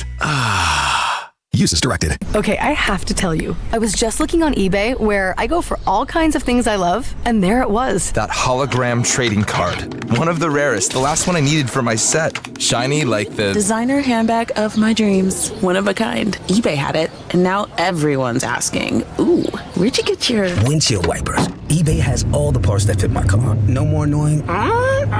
Just beautiful. Millions of finds, each with a story. eBay. Things, people, love. With the new IHOP value menu, $6 is all it takes to go to your happy place, where stacks of pancakes with bacon and eggs are just $6 every day. French toast, sausage, and eggs are, you guessed it, $6. And fluffy omelets come with a side of pancakes and only cost $6. Go to your happy plates every day at IHOP. $7 in some locations. Available every day for a limited time at participating restaurants in the U.S. Hours may vary. No substitutions. Not valid with other discounts or promotions. Prices may vary. The Fan is proud to partner with the Nexo Dallas Open. Some of the highest-ranking tennis players in the world will face off at the Star in Frisco, February 7th through the 15th. For tickets, go to DallasOpen.com. If you're in the market to upgrade your vehicle, get to Classic Chevrolet in Grapevine. Back-to-back #1 Chevy dealership in the world. They've got more new Chevys than anyone in their all-price to sell. Silverados, Tahoes, Blazers, Malibus, Equinox, and more. Visit ClassicChevrolet.com. This is Texas. This is Classic Chevrolet. Together, let's drive, relax, and enjoy the difference. Based on new Chevrolet registrations 2023 and 2024. Yes, sir. Thank you, Lucius. It is time now for Krusty's Corner, brought to you by Greystone Roofing. Go to greystone-roofing.com. Here's the king, Brian. Hey, kids! Your old pal Krusty's going to teach you 5 new words. You're not wrong about that. From Dallas, Texas, number 55, Brian Waters. Thank you very much, Lucius. Appreciate you playing that. Thank you very much to Greystone for being a part of that as well. Sitting there looking through, I know we've been doing a lot of these with the mock drafts and stuff like that, but this is the first one that I've seen where there was an actual trade. There was an actual trade for Dallas. Nice. At 20. Okay, I like it. And I want to see where you guys are at with this. And actually, Chad Reuter from NFL.com. Chad Reuter. He is a draft analyst for NFL.com. And he did a 3-round mock draft is what he did. And what I need to do, I need to go back and look at this, but I want to make sure if you were totally okay with this. Zach, you could pull it up if you want to, that Chad Reuter. Gotcha. Oh, the 3-rounder? Yeah, the 3-rounder. It was posted today, and actually it was posted yesterday. But I want to see if you guys are totally on board with what he did. Ooh. And I'll get to where Dallas picked, the first pick there had at 12, and just try and give you a little bit of an idea of where Dallas at 12 did take Sonny Styles. Okay. And so, but who was gone before you? Reuben Bain was gone before you. McCoy from Tennessee was gone. The corner was gone. Caden Proctor, the tackle from Alabama, was gone. Jeremiah Love. Man, that Jeremiah Love to the Saints seems like that every mock draft you look at, Jeremiah Love is going to the Saints at 8. It's more than Genty to the Cowboys at this time last year. It absolutely is. Caleb Downs on this mock draft goes to the Commanders at 7. Mekhi Lemon, the wide receiver, goes to the Browns at 6. Delane, the corner from LSU, going to the Giants at 5. David Bailey going to Tennessee at 4. Now Noah, the offensive lineman from Miami, going to Arizona at 3. Arvell Reese going to the Jets at 2.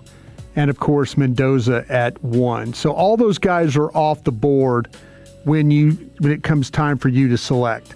So Chad he gave you Sonny Styles. No issue with it. And he says, picking at the same slot where they drafted Micah Parsons 5 years ago, the Cowboys filled the void left by Parsons' trade to Green Bay with Styles like Parsons when he was coming out of Penn State. Styles profiled as a very good second-level defender who's quite capable of chasing the quarterback when given the chance. Yeah. So you see it that way. I think that he's a top 10 player in the draft. So to get him at 12, I like the value. He fits a position of need. I'm very excited about him. Okay, so now we go all the way. Dallas is on the clock there at 20. And all of a sudden you get a call from the Buffalo Bills. The Buffalo Bills? Trying to circle the wagons? The Buffalo Bills. The Buffalo Bills what? The Buffalo Bills are picking at 26. Okay, they're coming up for a receiver? They're coming for a receiver. I like this. And at the time on the board, they select Denzel Boston, the wide receiver from Washington. Sexy pick for Buffalo. Okay. I'm a big Denzel Boston fan. It says with former receiver Stephon Diggs being the last Buffalo player to top 1,000 receiving yards in the season, that was in 2023. They're still searching for the number one option for Josh Allen, so they trade their third and fourth round selections to Dallas in exchange for this pick and a sixth rounder. Okay.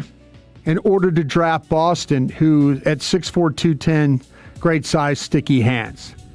All right, Dallas now drops to 26. By the way, are we moving back 6 spots and picking up a 3 and a 4 and a 6? It's a no-brainer, dude.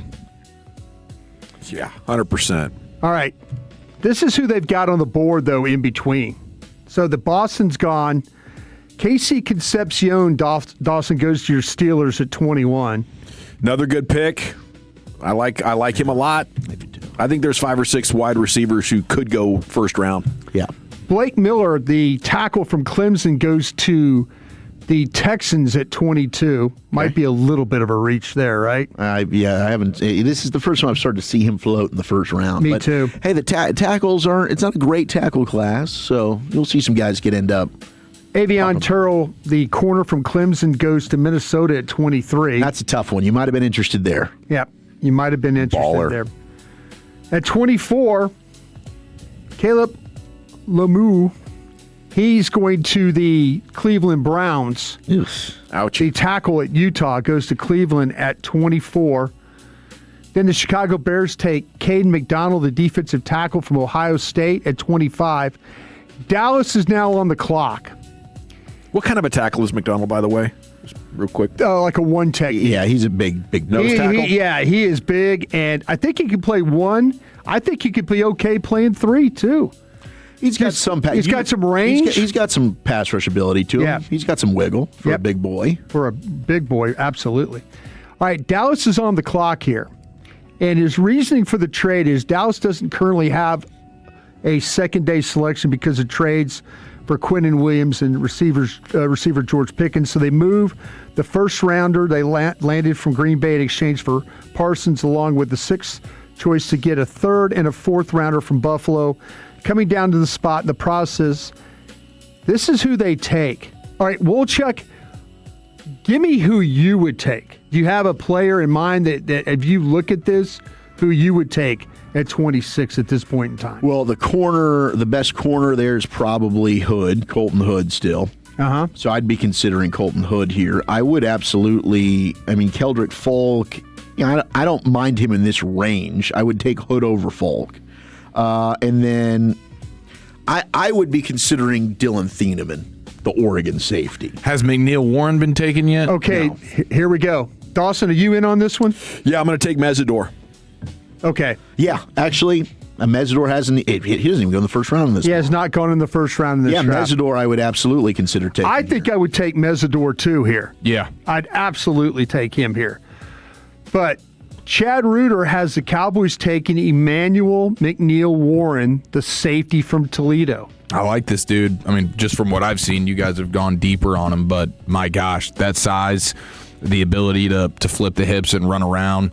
When you're talking about having a Nickham and Worry style player in that nickel, versatile chess piece, who's big, long, athletic, physical, seems like he's got pretty good instincts from what I've seen. Like I would be cool with that. I'd probably go Mesidor as well instead, but I like this dude.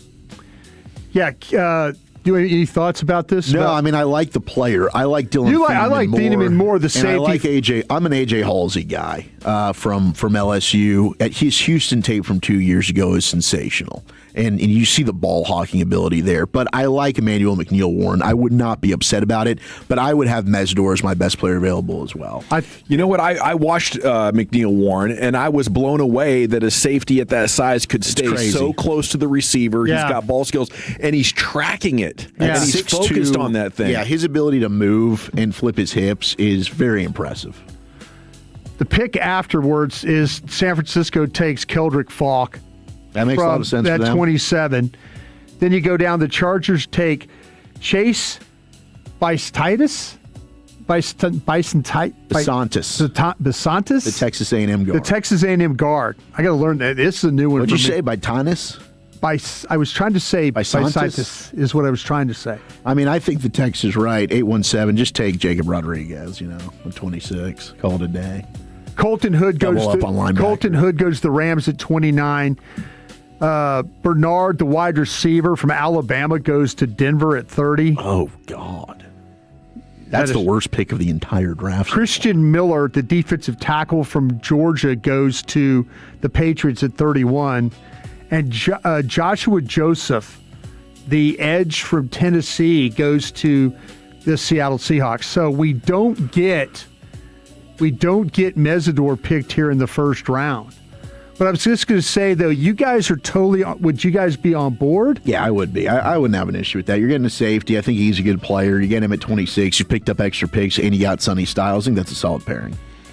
Yeah, that'd be great. And to get some draft capital, later on makes day 2 a lot more interesting. So I think it's a win-win. I'd rather trade down for a 2, but that'll work.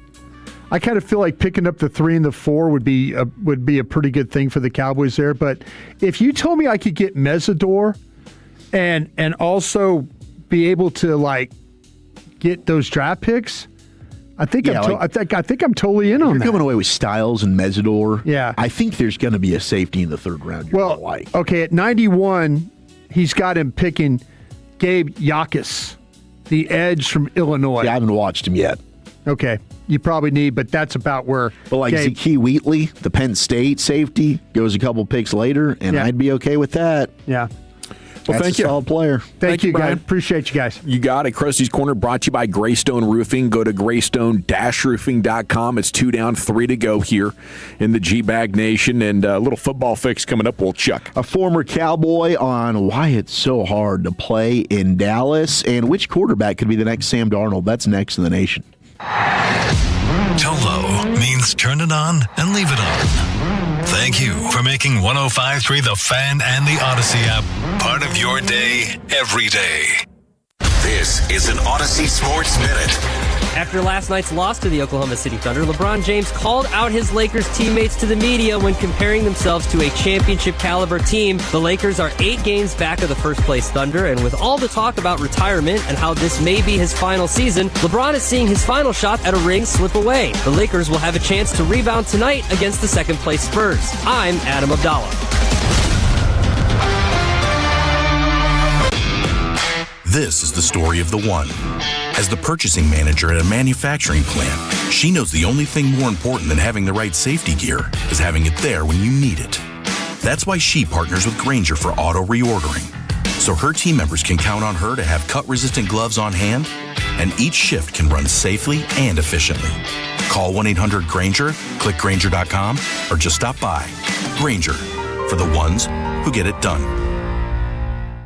I'm Boomer Esiason. My mom died from cancer. She was only 37 years old. She didn't have life insurance, and that was devastating for my family. That's why having life insurance is so important to me. Ethos makes it fast and easy. Get a quote in seconds, apply in minutes, and get same-day coverage. You can get up to $3 million in coverage with no medical exam. Get your free quote at ethos.com/play. That's ethos.com/play. Paid spokesperson. Time spent on application may vary. Online health questions required. Can the IRS really reach into your bank account? You bet they can. When you have an opponent that is powerful enough to take your home, your car, your paycheck, even force you to close your business, you need me, Dallas tax attorney Jamie Flores. Our law firm focuses on helping Texans solve their IRS tax problems. So when you hire the law offices of Namath and Flores, you meet with me, Nick, or one of our attorneys directly. You will not be speaking with some out-of-town 1-800 national number. Tax problems don't go away on their own, so don't continue to have sleepless nights. Your first visit is free and always confidential. The IRS is one of the most powerful agencies in the federal government. They can and will aggressively target businesses and individuals who have not paid or filed their taxes. If you are facing IRS wage levies, bank levies, or tax liens,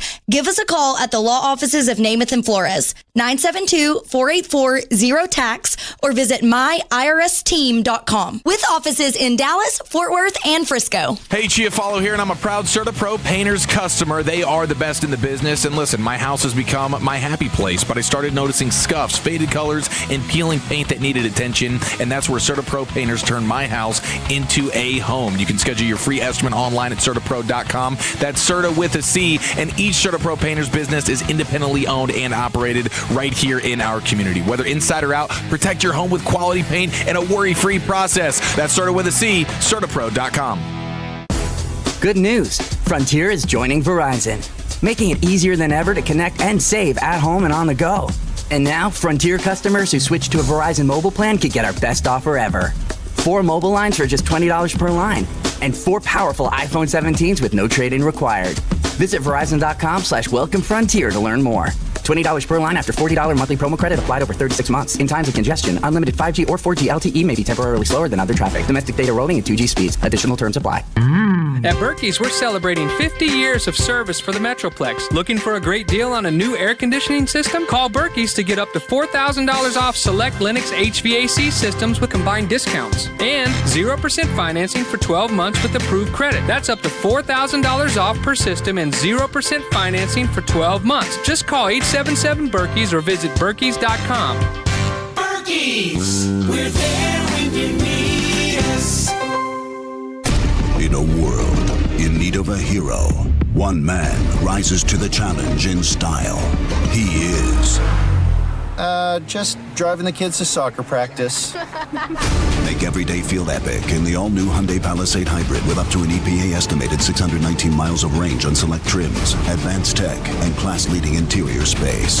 Visit HyundaiUSA.com or call 562-314-4603 for more details. And hey, come on, no cleats on the seats. Kevin, if you just want to put water on your walls, you can do that with a bucket of paint, or you could use Rhino Shield and actually protect your home. Look, the ceramic coating where you never have to paint your home again, plus it comes with a 25-year transferable warranty. And right now, you can take 15% off Rhino Shield's regular price to jumpstart your project. Go ahead and schedule that free estimate and enjoy that 15% off later at RhinoShieldDFW.com. Remember, why just paint your house when you can shield your home? You know your customers. Ralph likes his coffee black on Fridays, but Mondays he takes a little cream. Jennifer comes in every 3 years when her lease is up to get the newer and better model. And for some reason, pepperoni pizza sells like crazy on Friday nights. Who knew? At Odyssey, we have the expertise to get your media plan done right. With ads like you're hearing right now, to targeted social media campaigns, search engine optimization, and location-based advertising. Advertise with Odyssey and help us grow your business. Visit ads.odyssey.com. Gavin Dawson here from Men's T Clinic. It is time here in 2026. Mention me with your first appointment. Get a free in-body composition analysis and a free B12 shot. If you're tired of feeling off, low energy, weight gain, lost drive, you are not alone. 1 in 5 men has low testosterone. So what is next? Let's stop the cycle. Do what I did. Call Men's T Clinic, the local experts in testosterone and total male wellness. Real labs, real data, personalized plan. 972-GO-MEN'S T. Men'sTClinic.com. Get back to being you with Men's T. Men's T Clinic, 1-800-246-OT. Men'sTClinic.com. This is the exclusive home of Dallas Cowboys football. KRLD-FM and HD1, Dallas, Fort Worth. Let's go, Cowboys. An Odyssey sports station. Driven by our D&M Leasing Studios, you're rolling with the G-Bag Nation on 105.3 The Fan. Here we go. It's hour number 3 of the G-Bag Nation on 105.3 The Fan. It is time now for a daily football fix. Here's Zach Wolchuk. Thank you so much. Let's get our football fix right after this. You think football is still fun? Yes. Sir. Wrong side! Left side! Wrong side! Left side! I use these for acid indigestion. So what are we going to use these for? Intimidation. You know I got to get my fix, man. Yes, let's get our fix. Rest in peace to the great Miss Price. We love you, and the Cowboys issued a statement, and maybe we'll hear what Brian had to say later on. Man, the text is killing me, you guys. It's. I mean, some of the text is great. Treating the lady like cheesecake. Yep, like cheesecake, just like cheesecake. Hey, we might have a hell of a staff potentially brewing there in Vegas. They did hire Clint Kubiak. They made that official. The Super Bowl winning offensive coordinator for the Seattle Seahawks. They introduced him today. But now the latest rumor-ooski is he is a big fan of Jim Schwartz, who resigned as the defensive coordinator in Cleveland. So multiple NFL execs, according to Jason La Canfora, and you can take that with a grain of salt, because he's now with Sports Boom. I don't even know what that is. At one point, he was very highly respected. I don't know what people think about him anymore, but he's given us information. And he said multiple NFL execs whose teams have been engaging in hiring new coaching staffs indicated that Schwartz is very thought of and that Clint Kubiak and the Raiders are expected to look into him to fill their defensive coordinator responsibility. That's awesome, man. Very thought of. It's not necessarily a good or bad thing, but he is thought of a lot. Yep, he's thought of, and I think he meant well-respected and highly regarded and no question. All of those things in a good way. But I think that would be a hell of a pairing. You've got Schwartz to work with the offense, the defense, and he's also been a former head coach. Now you've got a first-time head coach. It's kind of what the Cowboys like to do. And Clint Kubiak, who's one of the better offensive play callers in all of football right now. You're going to get a rookie quarterback in Fernando Mendoza.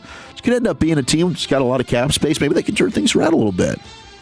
Yeah, they certainly have it, but I wouldn't going in the right direction on with their coaching it's the Raiders, staff. right? They seem to be snake bitten, but I don't know. I mean, if Clint Kubiak hits and the coaching staff ends up, the Schwartz edition, if Mendoza ends up being what people think he could be, you've got Brock Bowers, you've got Mayer, you've got Ashton Genty. They've got to really address that offensive line. But we saw the Bears do this. A year ago, they were in a similar situation. Offensive line terrible. They went ahead and brought in 3 new offensive linemen. Can Vegas do something with that money? Can they go ahead and just retool that offensive line? All of a sudden, maybe that is a team that could jumpstart and be competitive sooner than we think.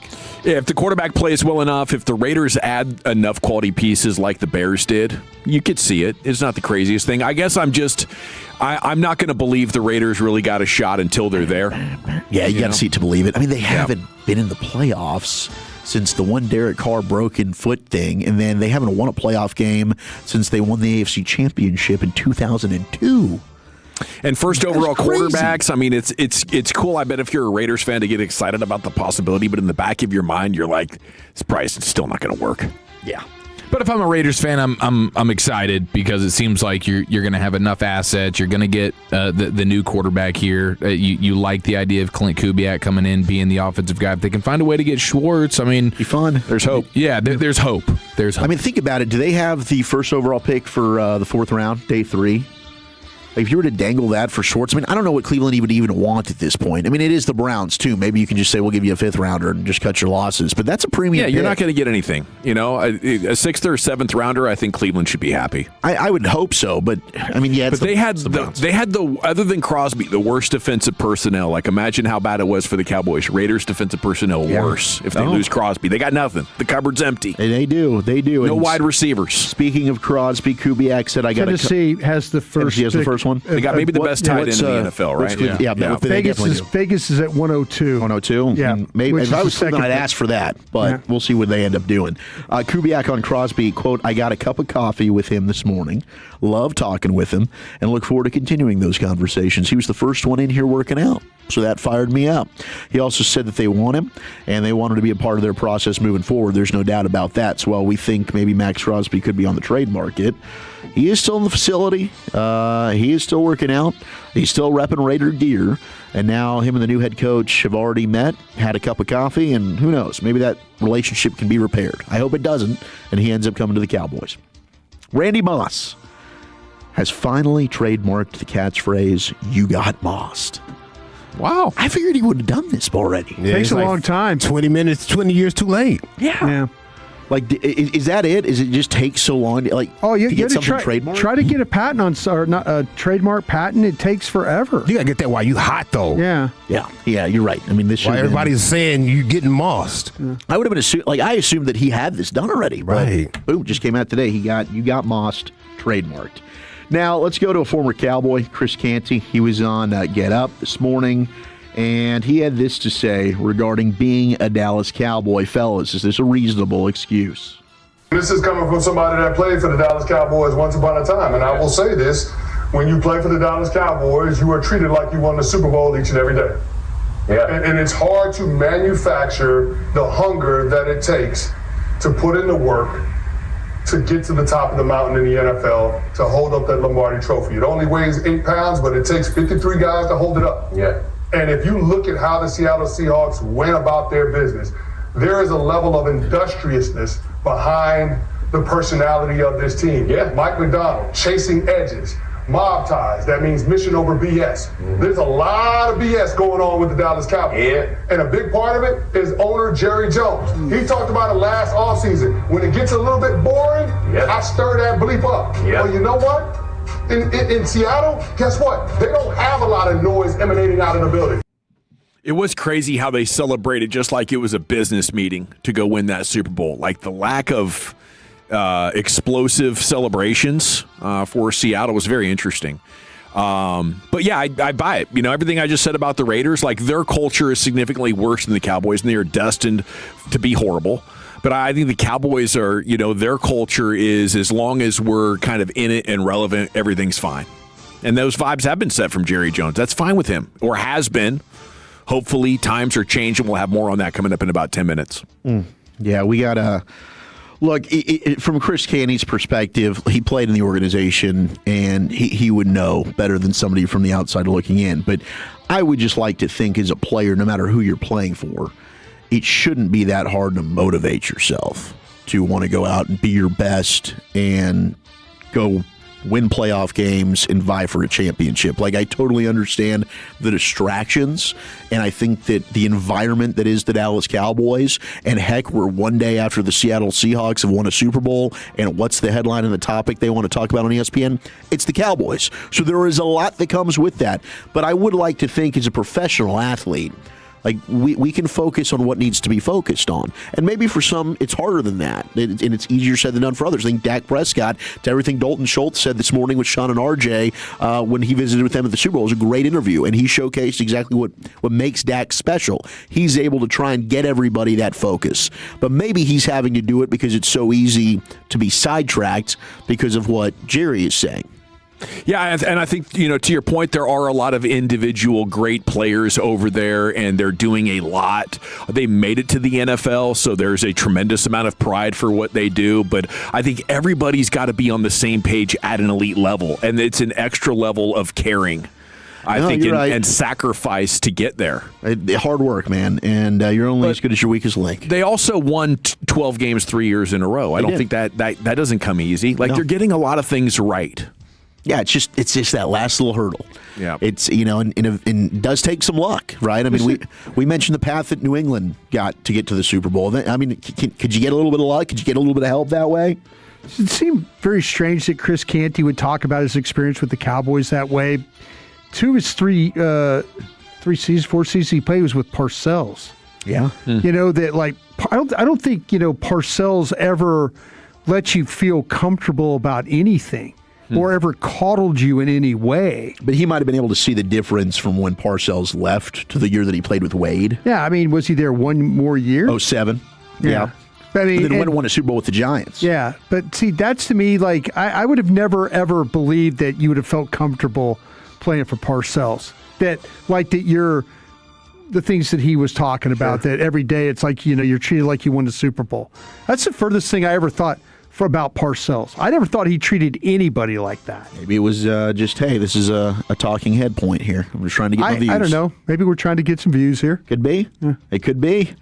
Man, what a wild story. Keon White, former New England Patriot, current San Francisco 49er, he's had to have surgery. He was shot in the ankle in San Francisco. This was after a Super Bowl party. He got into it with a rapper, is what the News is reporting. I mean, there's so much misinformation that's going on, but I guess there was a little bit of a back and forth. This happened at 4 a.m. Mission Street, where we were just off of there in San Francisco local time. He was a victim that they found with an apparent gunshot wound. The responding officers provided aid, called paramedics, said the victim was taken to the hospital to be treated for non-life-threatening injuries. Preliminary investigation revealed a verbal altercation occurred between two groups inside a business. The victim was injured when shots were fired by an unknown suspect.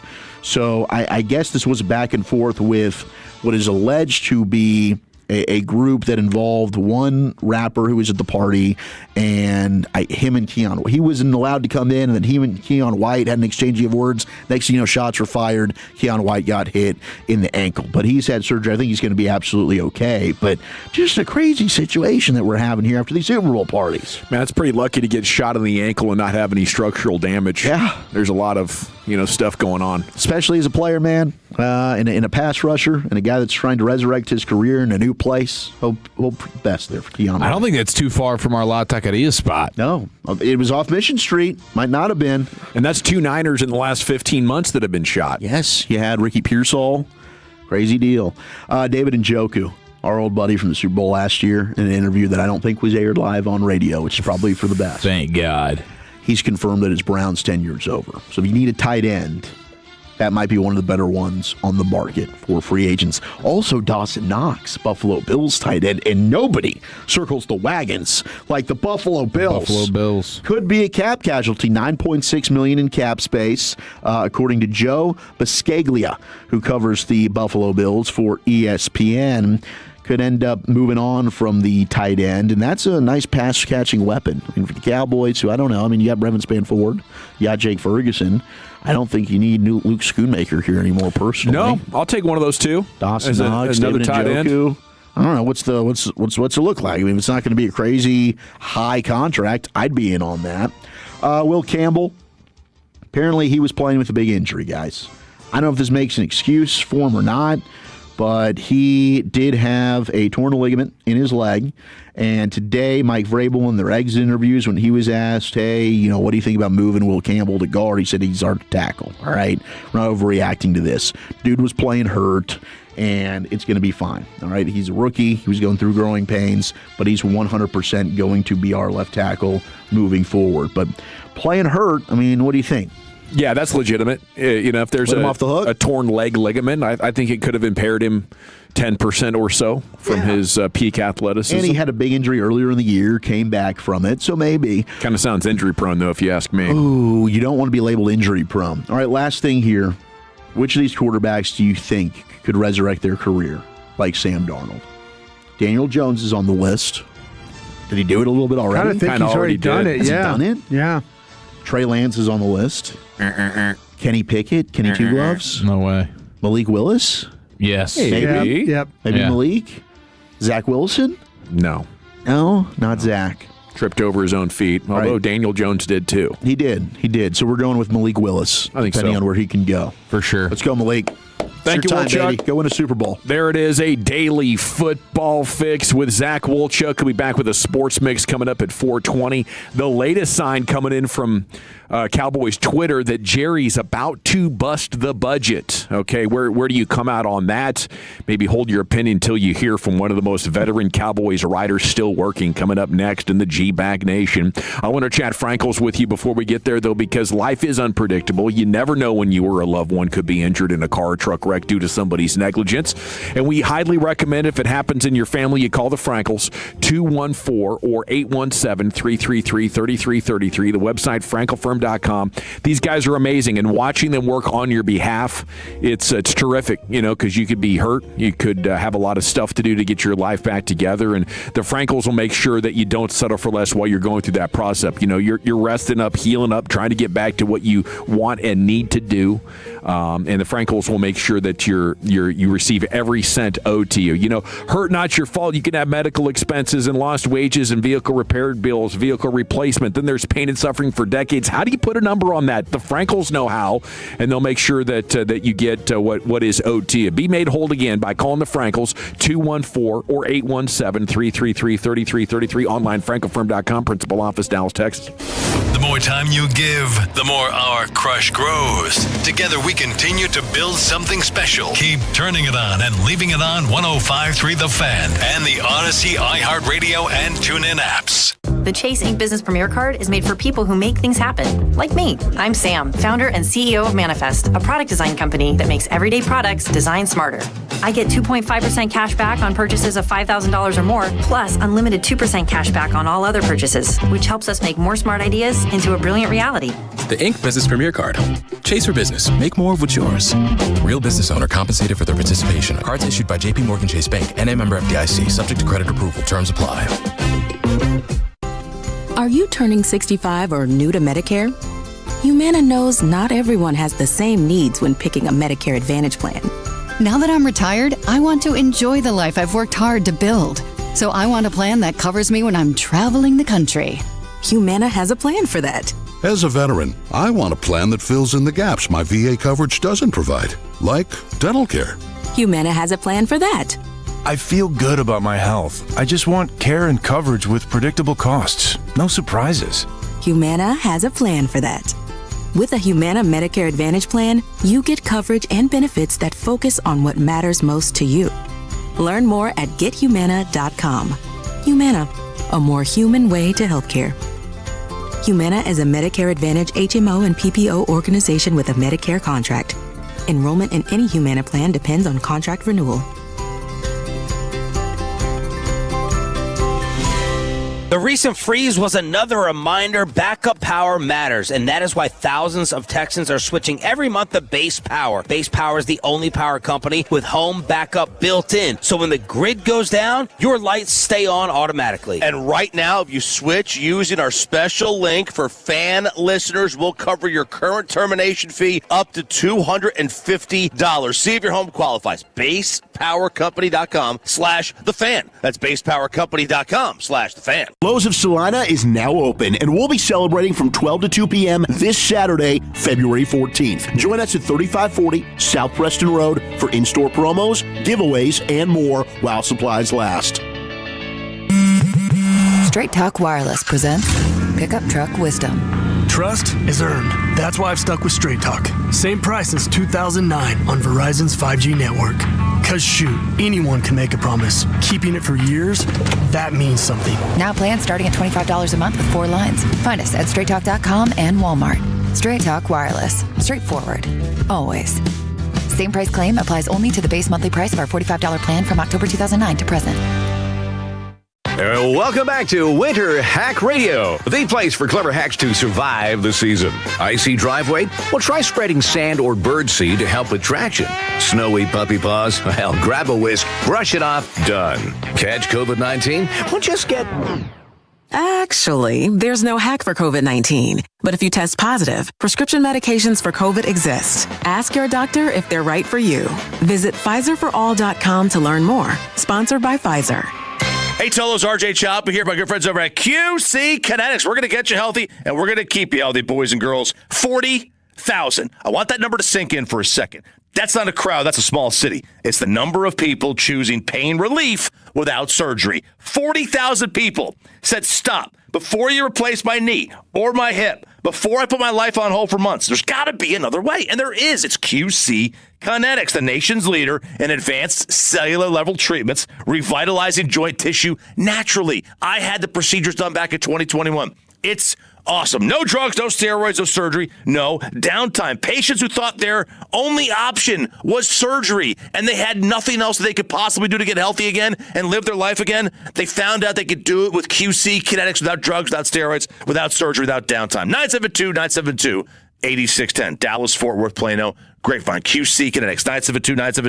972-972-8610. Free consultation. 972-972-8610. I'm Bob Burke, founder and chairman of Burke America Parts Group, a family of brands that includes RepairClinic.com, an appliance and HVAC parts solution company that's grown into an international brand. Before AmericanEagle.com, we partially launched a new technology platform developed by another firm. American Eagle helped take our technology to a whole new level with digital marketing, software development, and business insights into our key markets, appliances, HVAC, and outdoor power equipment, and did so both on time and on budget. AmericanEagle.com has the resources, experience, and talent needed to produce solutions. Our new technology platform, developed by AmericanEagle.com, has produced tremendous results with higher traffic, conversion, engagement, and online revenue. If you have any home repairs you need to take care of, check us out at RepairClinic.com.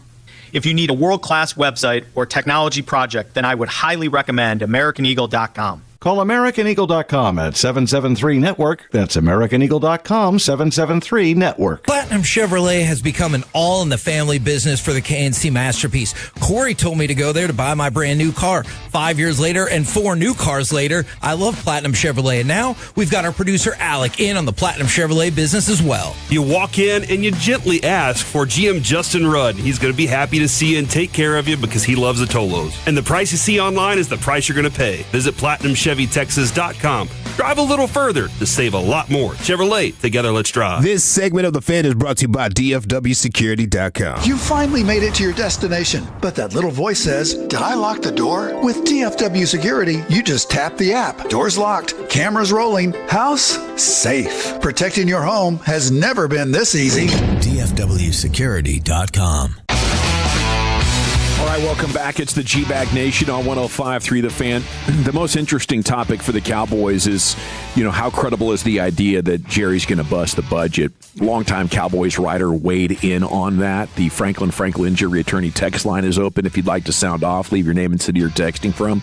Segment's brought to you by the Frankels. If we've been injured in a car truck wreck, call the Frankels first, 214 or 817-333-3333. There is never an out-of-pocket cost. They only get paid when you win. The Frankels are the go-to car and truck wreck attorneys in Dallas. We're watching the Olympics on television while we're chatting with you here throughout the afternoon, about to hit the midway point of the show. We go all the way till 7 o'clock. And I'm watching these biathlon athletes with their rifles. And their rifles are so badass. They're bolt action, but it's almost like they got this little video game trigger on them or something to chamber a new round. So I looked up, how much does a rifle cost for a biathlon? Apparently they're using the Anschutz Fortner. You're looking at between $6,000 and $9,000 for one of those bad boys. Just to how heavy are those rifles? They can't weigh anything, basically. Does it say the weight of the? I mean, they look super light, and there's basically no recoil on them. Yeah, let me see if I can get this up here real quick for you. You're like skiing along, and then you're just kind of like... Okay, about 8 pounds. There you go. You strap it to your back, and then you drop down and take a couple of shots. It's interesting to watch them control their breathing between shots. Uh-huh. Like, some guys stand up... I don't know. I mean, I think some events you stand in, some you have to sit get to the bottom of. There's some laying down positions. Yeah. Some you have to lay down. So, do they make you lay down and stand up? I think it says some different or do you have locations. A choice? Different locations. Okay. You have to hit higher targets and lower targets, I guess? Yes, sir. Right. But it's crazy when they slow down their breathing because they're doing full cardio. They're going up hills on the skis and everything, and they get right there and just shut it down. Yeah. Get focused. Yeah, they're going up like the green and blue slopes that we would go ski on. Yeah. So they come down those and then they have to charge back up them and then go sideways and then stop and shoot. There's like a relay to it and everything. This is called hunting. Yeah. They're hunting, bro, basically. They're in the mountains on skis and you stop and get your shot. Chasing down caribou. Exactly, bro. What's crazy is to finish this event, it's kind of like running a marathon.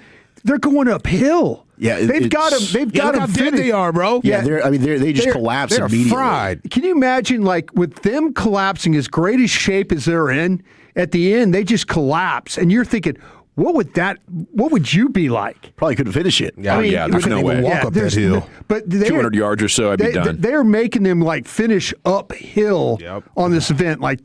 They've already done this for miles, and now it's like, hey, by the way, you got to finish this thing uphill. And then and 3 more shots. Yeah, and 3 more shots. Jeez. Yeah, I mean, you can imagine just like burn. Just trying to hold a rifle steady when you're not exhausted is a tough son of a gun, and the breathing becomes important there. But absolutely, when your body is trying to gasp desperately for air, that's why they got to kind of like stop and slow down for a little bit before they try to get those off. But man, they're incredibly accurate from a couple hundred meters, even in that state. The title from David Moore, now with D Magazine, longtime Cowboys writer. Before Calvin Watkins, for like 15 or 20 years, David Moore led off that press conference with the first question. Yeah. David? And he left the Morning News, retired, but D Magazine dragged him back in. And I don't know, he writes every month or so, seems like. I always look forward to his articles. The title, NFL offseason has begun. Expect Jerry Jones and the Cowboys to finally meet the moment. Are you ready for this, Wolchuk? You've been waiting your whole life. I will just be so thrilled to see it happen. I don't know if I'm ready for it. How old were you when they won their last one? 4 or 5? I was 4. You were 4 years old. Yep. Holy cow! I think they're gonna take their best crack at it, and you know you got to make a lot of quality decisions, and then you got to have a little bit of injury luck, not get screwed by the refs. So it's hard, but I'm picking up what David's putting down, and I agree with it, but it is understandable to be skeptical, and David acknowledges that at multiple points in his article. So it's not like he's jumping in here full fanboy style. But my takeaway from the article is actually, hot damn, Jerry Jones is finally tired of losing. Yeah. I mean, he goes into it and he's painting the Robert Kraft picture, and we know how Jerry is competing with Robert Kraft in terms of being the number one owner, and really the only way he's trailing him is with the championships. And Robert Kraft threw a bunch of money at the Patriots roster this previous offseason, and look where it got him. The Seahawks are another team that threw a bunch of money at the roster in free agency, and look where it got him. And then the other thing too is that I think is a great point is Jerry was selling us the entire time after the Micah Parsons deal of what this does for us from an opportunity to add more talent. And so now he's got to come correct on that. And there was plenty of backlash for the Micah trade. And the one thing that he kept saying the whole time was, well, this is going to open us up in terms of having more cap space, more draft assets. And so now this is his moment to be able to actually make good on that promise and not just ball sack us all. And I think Jerry is probably, and then you just factor in all the other reasons why Jerry right now would want to get extra aggressive in trying to make something happen. It does make sense, and I'm going to remain skeptical until you actually see it happen, but you are being given reasons. Broadus has talked about it for months now. Jay Glazer tells us at Radio Road. Now you have David Moore, who's pretty in the know. He's tied in pretty good. So if he's going to crank out an article that is painting a picture like this, aggressive Jerry, aggressive Cowboys in free agency, it does give you some level of hope here, but we've had plenty of hope before, and we had egg on our face because of it. So you can't get too crazy with it, but it is encouraging. Yeah, I'd like to believe that as David Moore has his entire choice of articles to write, possibly. It's not like he's pressed for a deadline. He's got to put words to a concept. Right. It's like he's handpicking the topic that he wants to address. I don't think he would go into that spitball and throwing things up on the wall just to see what sticks, like a opinion blasting columnist. I think this is journalism from a man who I believe the Cowboys organization handpicked to break a number of stories over a sustained period of time. The problem is I think Jerry absolutely would want to be aggressive. I don't not believe that for a second. I don't know if it's a consensus. I don't know if other people that Jerry surrounds himself with are going to look at mortgaging the future in the same way that Jerry's open to doing it. So, he might want to throw the money out there. Does he get pushback from other people and say, oh, well, if you look at our books here in 3 years, is that the wisest thing to do, Jerry? Does he get tucked out of it? I hope he doesn't. I'd like to see the wild card gambler come on back here and make a run for it. Yeah, and while I believe the cap is real, there is something to be said for you can always just push it forward. Yeah.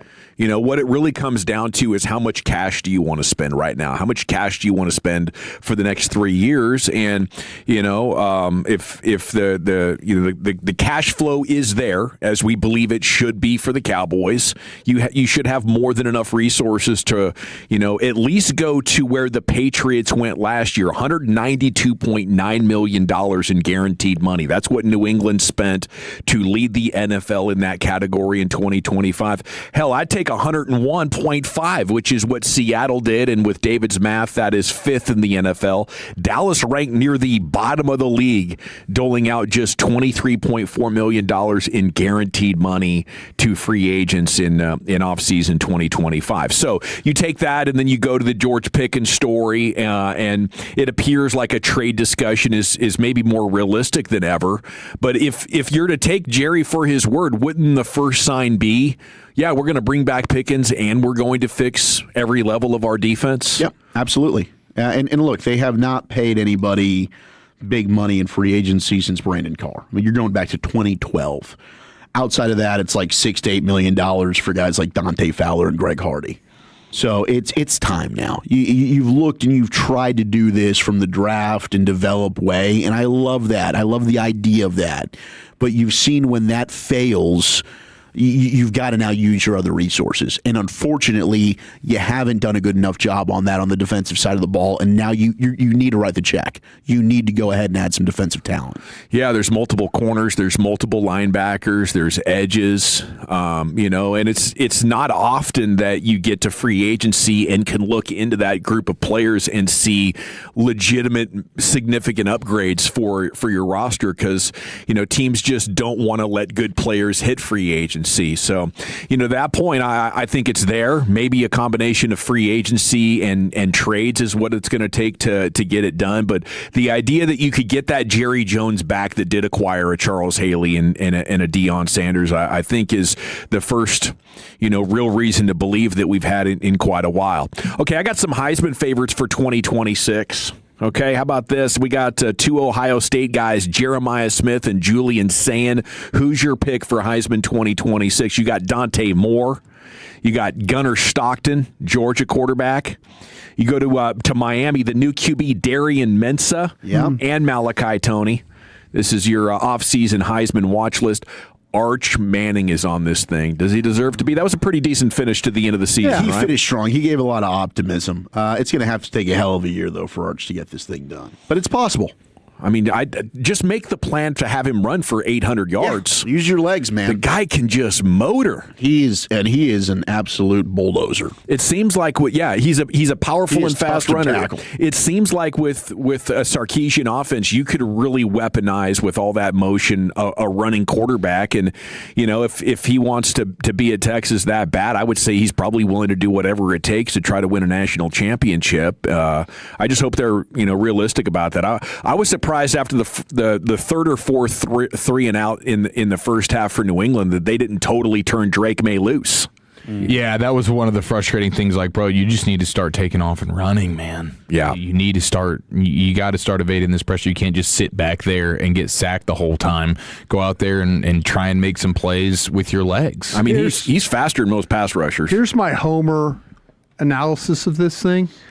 If you talk about what Lane Kiffin has done with quarterbacks in the past, Sam Levitt would have a chance here, wouldn't he? Yeah, absolutely. I mean, they're going to throw the ball every snap, basically. And right? Sam Levitt's a hell of a player. Yeah. So, I mean, he absolutely would. I think Dante Moore would probably be the best bet to make because Oregon's had guys in this position in recent years, and I think he's super talented. He's going back. He's got a great supporting cast. So Dante Moore, I think, would be the guy that I'd throw the money on right now. But I think Sam Levitt's absolutely. I'm just saying that because I've seen what this coach has done with quarterbacks and stuff like that. I mean, look at Trinidad Chambliss. Yeah.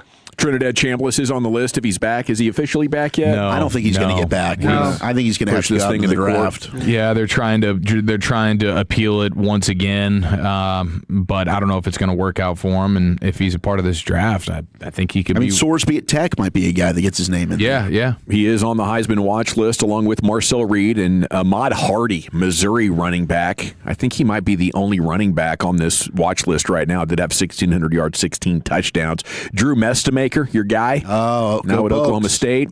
C.J. Carr, Notre Dame. Quarterback at Notre Dame, right? And and DeMond Williams, a junior quarterback at the University of Washington. That's the Washington guy that said, I'm out, no, I'm back in. Oh, that's right. Yeah. That's an awkward deal, man. Okay, it is the G-Bag Nation here on the Fan. Little mixed bag coming up, old Chuck. Yeah, let's do it, man. P's and C's have reported Rangers items to watch in spring training, Olympic news, and the best NHL arena, Brian. Where's the AAC? That's next in the nation. But Tolos, if you're losing your hair, you need a simple solution that works. You want the best modern technology with top-rated physicians, something that's guaranteed to work. And that's why, fellas, you need Advanced Hair. They have completely redefined hair restoration from the experience itself to their unmatched results. Whether you have a receding hairline, a bald spot, or some just general thinning of the hair, you can address them all with Advanced Hair's simple one-day treatment in a calm, relaxed environment with the most experienced professionals. Advanced Hair has performed tens of thousands of these breakthrough treatments,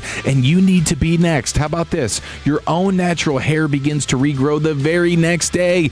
Absolutely unprecedented stuff. No one can offer anything like the Advanced FUE found at Advanced Hair, and I highly recommend their team. They're absolutely fantastic. It all starts with your free consultation. Call 469-599-HAIR, and just for being a Tolo, you'll get $250 off and 250 free hair grafts. Refine your hairline with the team that's redefined hair restoration. That is Advanced Hair. 469-599-HAIR or advancedhair.com. Coming up on the next KNC Masterpiece, we'll be live at the Nexo Dallas Open. We'll power rank the 2026 NFL Power Rankings. And do you miss these things from baseball? Join the show 10 a.m. to 2 p.m. right here on The Fan.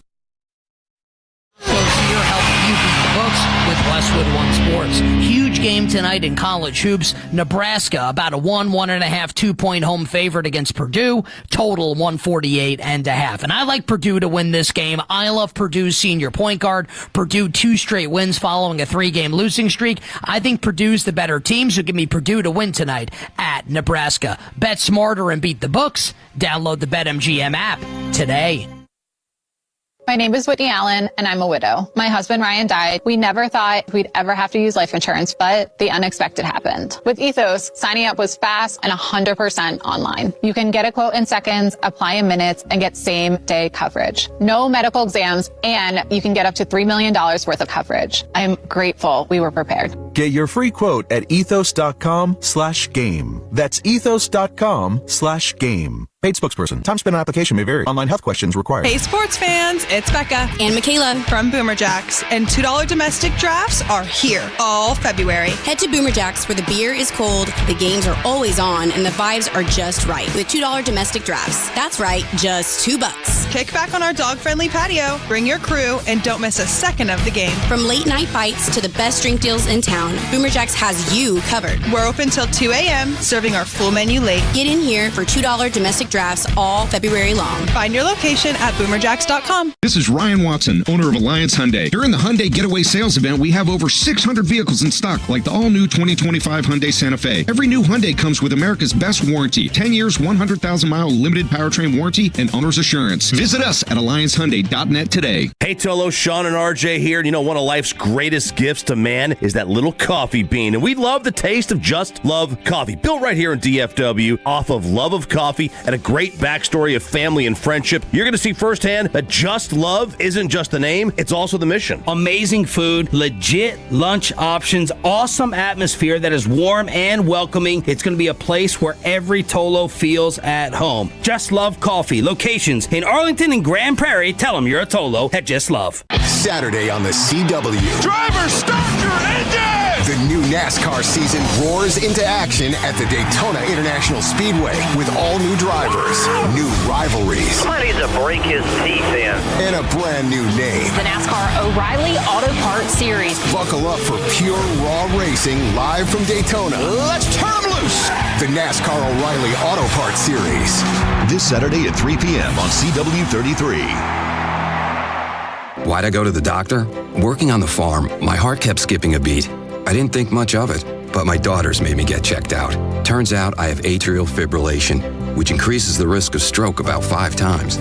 Symptoms like irregular heartbeat, heart racing, chest pain, shortness of breath, fatigue, or lightheadedness can come and go. But if it's AFib, the risk of stroke remains. If you have symptoms, contact a doctor. I'm so glad I did.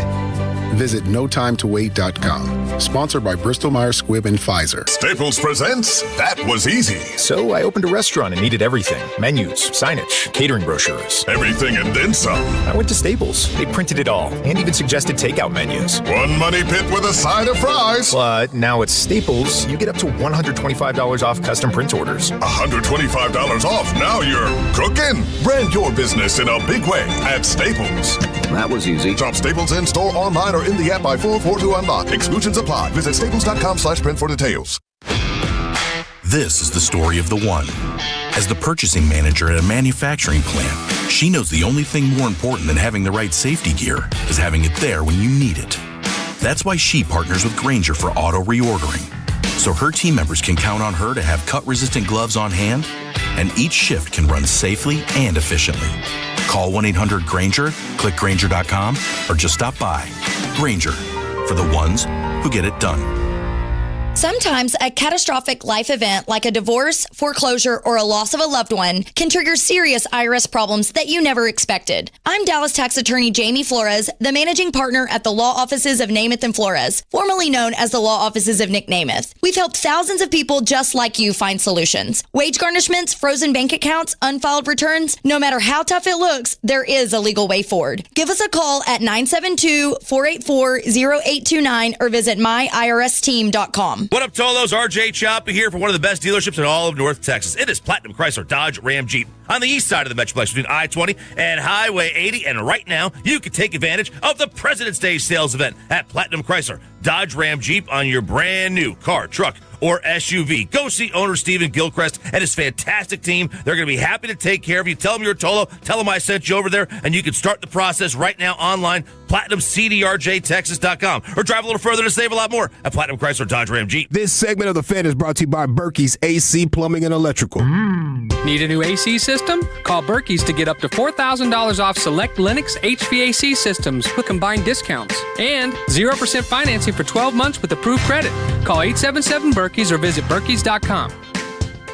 The Fan is proud to partner with the Nexo Dallas Open. Some of the highest-ranking tennis players in the world will face off at the Star in Frisco, February 7th through the 15th. For tickets, go to DallasOpen.com. If you're in the market to upgrade your vehicle, get to Classic Chevrolet in Grapevine. Back-to-back, #1 Chevy dealership in the world.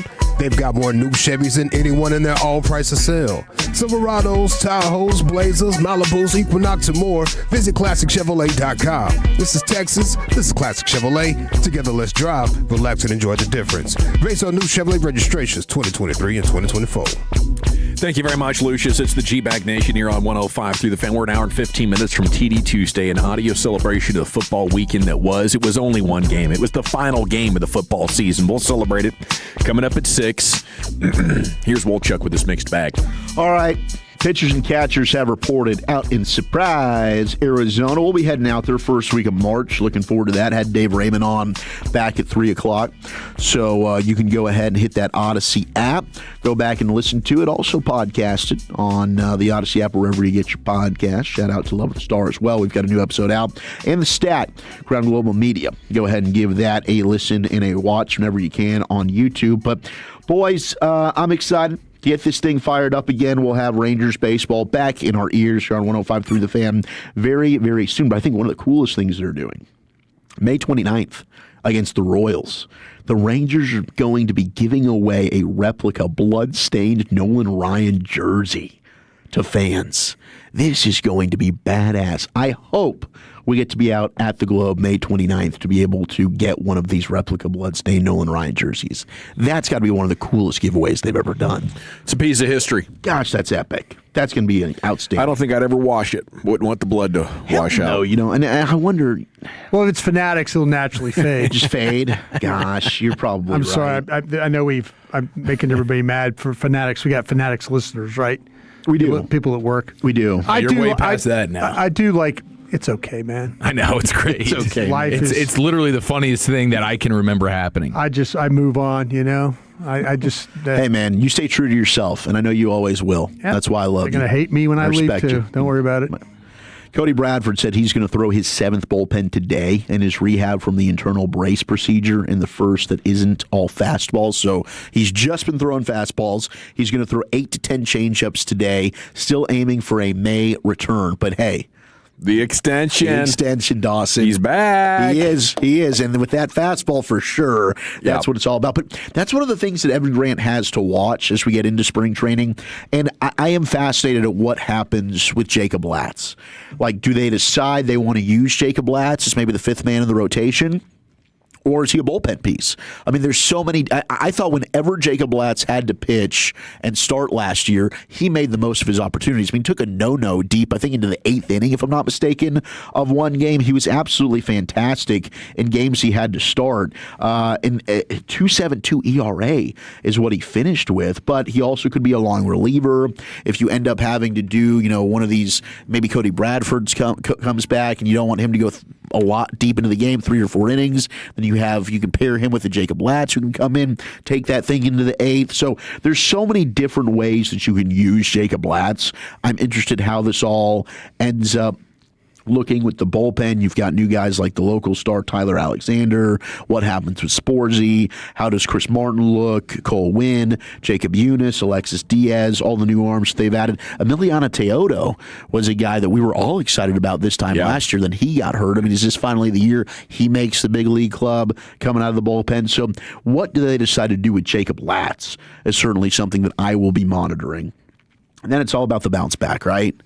I mean, we got to get Jock Peterson and Josh Young swinging the bats well. 100%, yeah. Holy hell. Like, if you're able to get solid offensive production from those two, now you're looking at this team probably absolutely competing for a wild card. It's not even probable. Like, if the starting pitching carries over, and I do think that it will, and is as good as it was a year ago, I do wonder, defensively, they were the best defense in all of baseball when it comes to fielding.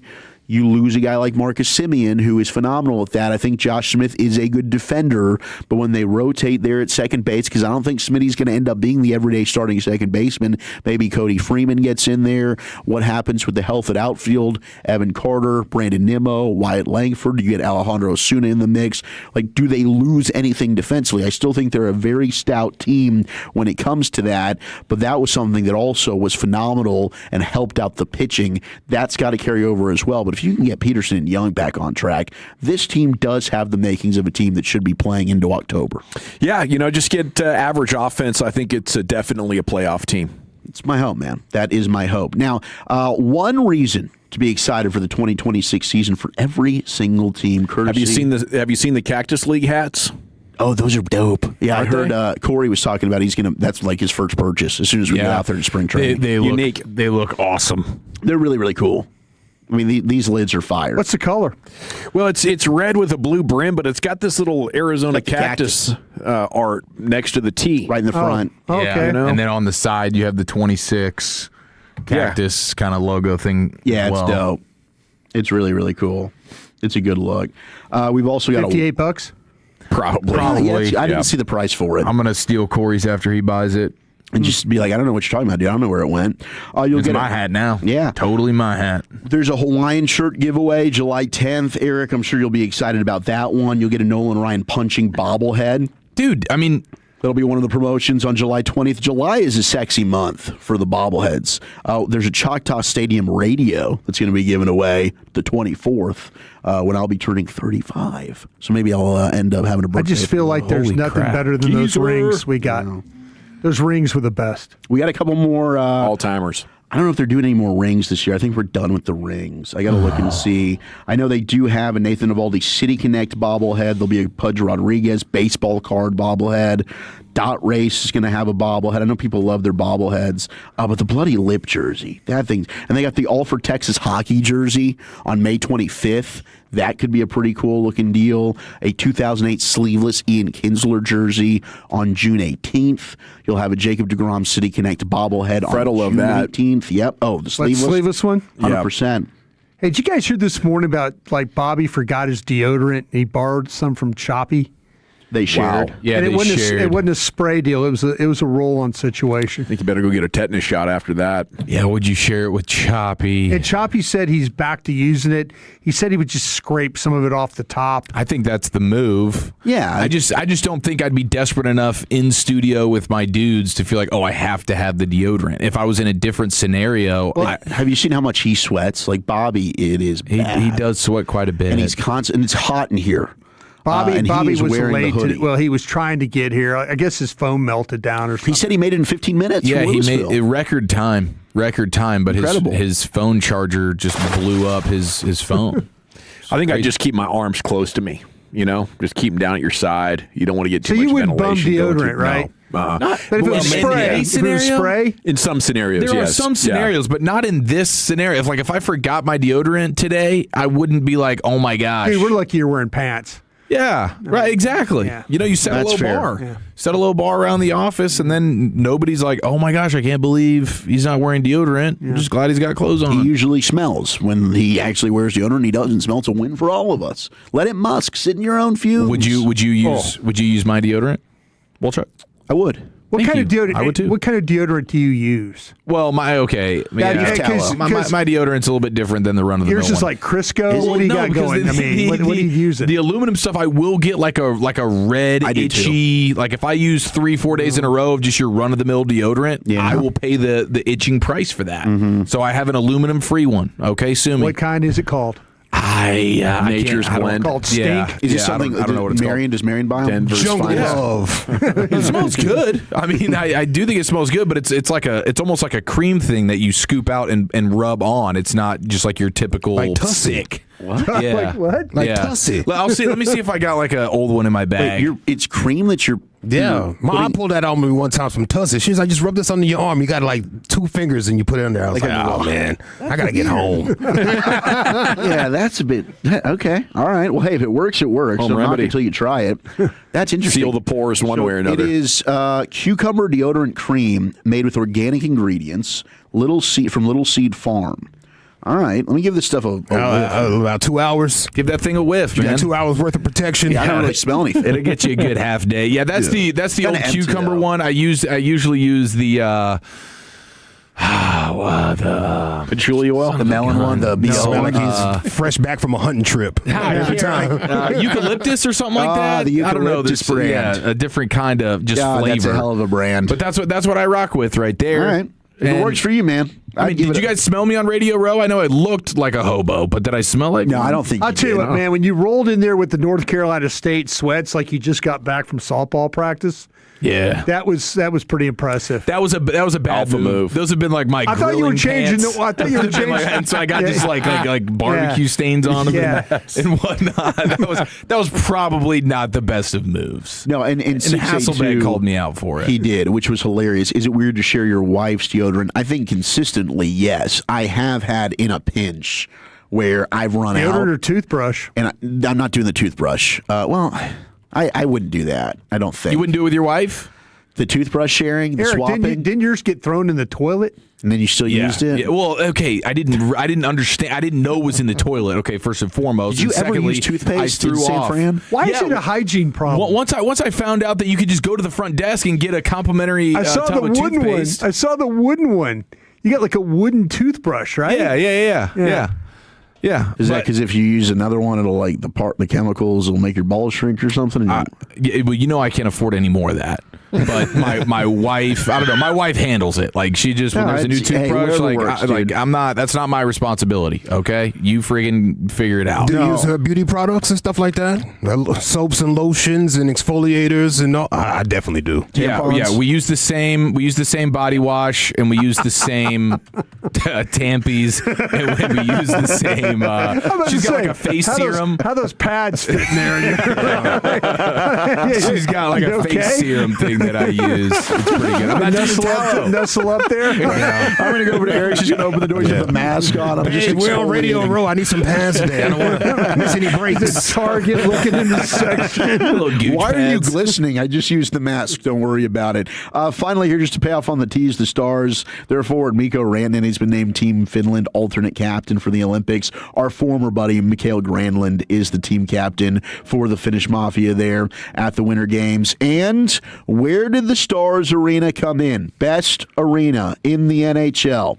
Number 14. Number 1, Bell Center in Montreal. Yeah. T-Mobile Arena was 2 in Vegas. Benchmark Arena in Tampa at 4. Bridgestone Arena in Nashville at 4. Benchmark was at 3 in Tampa. And Little Caesars Arena in Detroit. I can see where Nashville's arena is a lot of fun. It looks really, really cool. Yeah. Madison Square Garden, though, only at 10, where the Rangers are playing. That Bell Center in Montreal, I heard is like, I'd love to have gone to the Forum back in the day. Isn't that where they played the Four Nations last year? Bell Center in Montreal, and that place was rocking. Yeah. Well, thank you, Wolchuk. Thank you. All righty, we got football's finest coming up next. The most diabolical sound from Super Bowl week in San Francisco, and I don't think Diggs is the only player in some hot water next in the nation. Looking forward to hearing about that. Looking forward to telling you about Men's T Clinic, because if you suffer, we got a great solution for you. Men's T Clinic. 1 in 5 men are suffering from low testosterone, and you might see, on social media, on the internet, hey, do it yourself. We'll send you a package at home. You don't want to do that. Optimizing your hormones, it's scientific. You want medical experts like they have at Men's T Clinic, especially at the price point. Very affordable cash options available. Plus, they'll take your insurance and monitor everything that needs monitoring to make sure that while you're getting optimized, everything is medically perfect for you. Men'sTClinic.com, 972-GO-MEN'S-T. Low testosterone is the source of all sort of male problems, from your body composition, your libido, mood issues, sleep, drive, focus. You got brain fog on board. Could be low testosterone. You check into a Men's T Clinic location, of which we have 5 here in North Texas. Working on a 6th there in Fort Worth Alliance. But you check in, about a 5-minute appointment. They'll take your blood, tell you what your testosterone numbers are, and then get it coursing through your veins. You're going to feel amazing. And the performance upgrades, the health benefits, reducing belly fat, adding muscle. It's all there for you. And, your first step is just getting a hold of the Men's T Clinic nearest you. 972-GO-MEN'S-T, Men'sTClinic.com. Stop scrolling, trying to figure this out on your own. Listen to me right now. Go to Men'sTClinic.com, 972-GO-MEN'S-T, and get back to being you. Salute.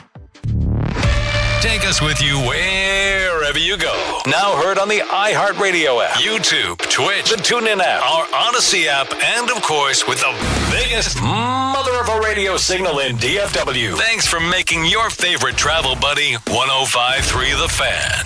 This is an Odyssey Sports Minute. Streaming providers want more NFL games, and Commissioner Roger Goodell wants international expansion. If both things are being floated, there's a good chance at some point they will come to fruition. NFL expansion into an international market would be a horrible idea. And if Goodell gets his way on both fronts, it's only a matter of time before we get a Super Bowl on Netflix in London. I'm Adam Abdallah.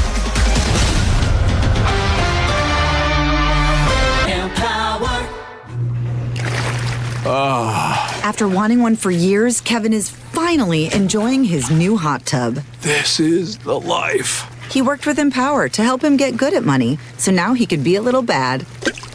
Oh, no, not my phone. Oh, Kevin. Kevin's phone may be in hot water, but his finances aren't.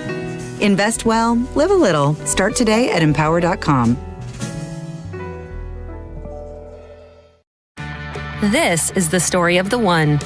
As an HVAC technician, he and his digital multimeter are in high demand. So when a noisy office HVAC turns out to be a failing blower motor, he doesn't break a sweat. With Grainger's easy-to-use website and product information, he selects the product he needs to keep everything humming right along. Call 1-800-GRAINGER, click Grainger.com, or just stop by. Grainger, for the ones who get it done.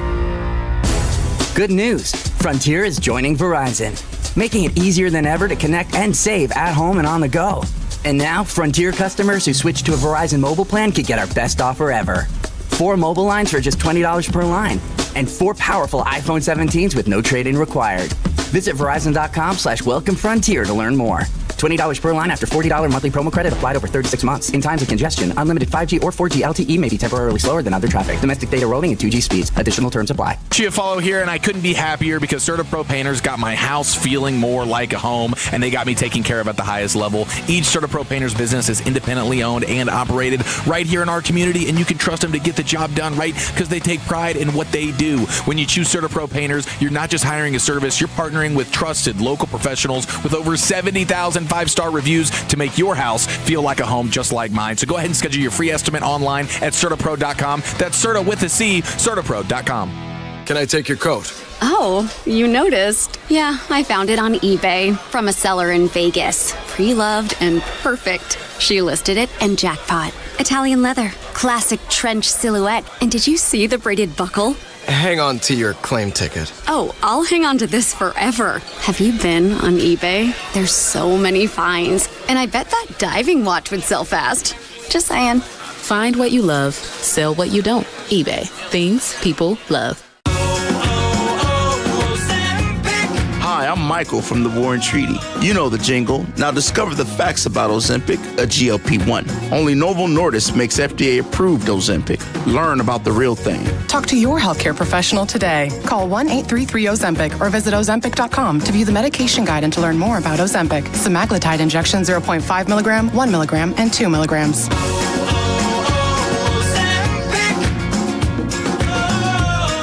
Your turn it on, leave it on. Home of America's team is 105.3 The Fan. Hello, baby. KRLD-FM and HD1, Dallas-Fort Worth. An Odyssey sports station. Driven by our D&M Leasing Studios. You're rolling with the G-Bag Nation on 105.3 The Fan. Welcome to the nation. Here we go. It's our 4 G-Bag Nation here on 105.3 The Fan. Thanks for making us part of your day. We got G-Bag today coming up at 5:30, then LA Live. Right now it's time for football's finest, and here's the Chief. Oh, my gosh, do we have a lot to get into right after this. But at the end of the day, it's about taking it a day by a time, a day and a day, just continuing to do that. You cannot lose games in the NFL and still win. To win games, you have to win the game, not lose the game. It doesn't matter. He pulls another rabbit out of his head. What are they doing, man? Making Sam Darnold and your MVP for the Super Bowl, Kenneth Walker, ride the teacups at Disneyland? Just a couple of cuties, man. Are you not allowed to check for that? You're not allowed to say no to that. I mean, that is a recipe for, especially on the heels of probably doing some level of celebratory boozing. Now you're going to throw me on the teacups? Yeah, I would never do that. I would rather ride any, and I'm not a roller coaster guy. Like, really just don't need to do that. But I would take whatever scary kind of roller coaster you got, as opposed to riding this teacup thing, because that's just an immediate, where's the trash can? I got to puke. Oh, yeah, the spinning. The spinning is just no good for me. No good for me. Oh, yeah. And I guess if you're immune to that, you're fine with the teacups. But that thing, I mean, even since like high school, that thing punished me. He might be okay with it. He's a younger man. He's obviously capable of spinning in a very fast way and have it not bother him. I think he's just a different dude.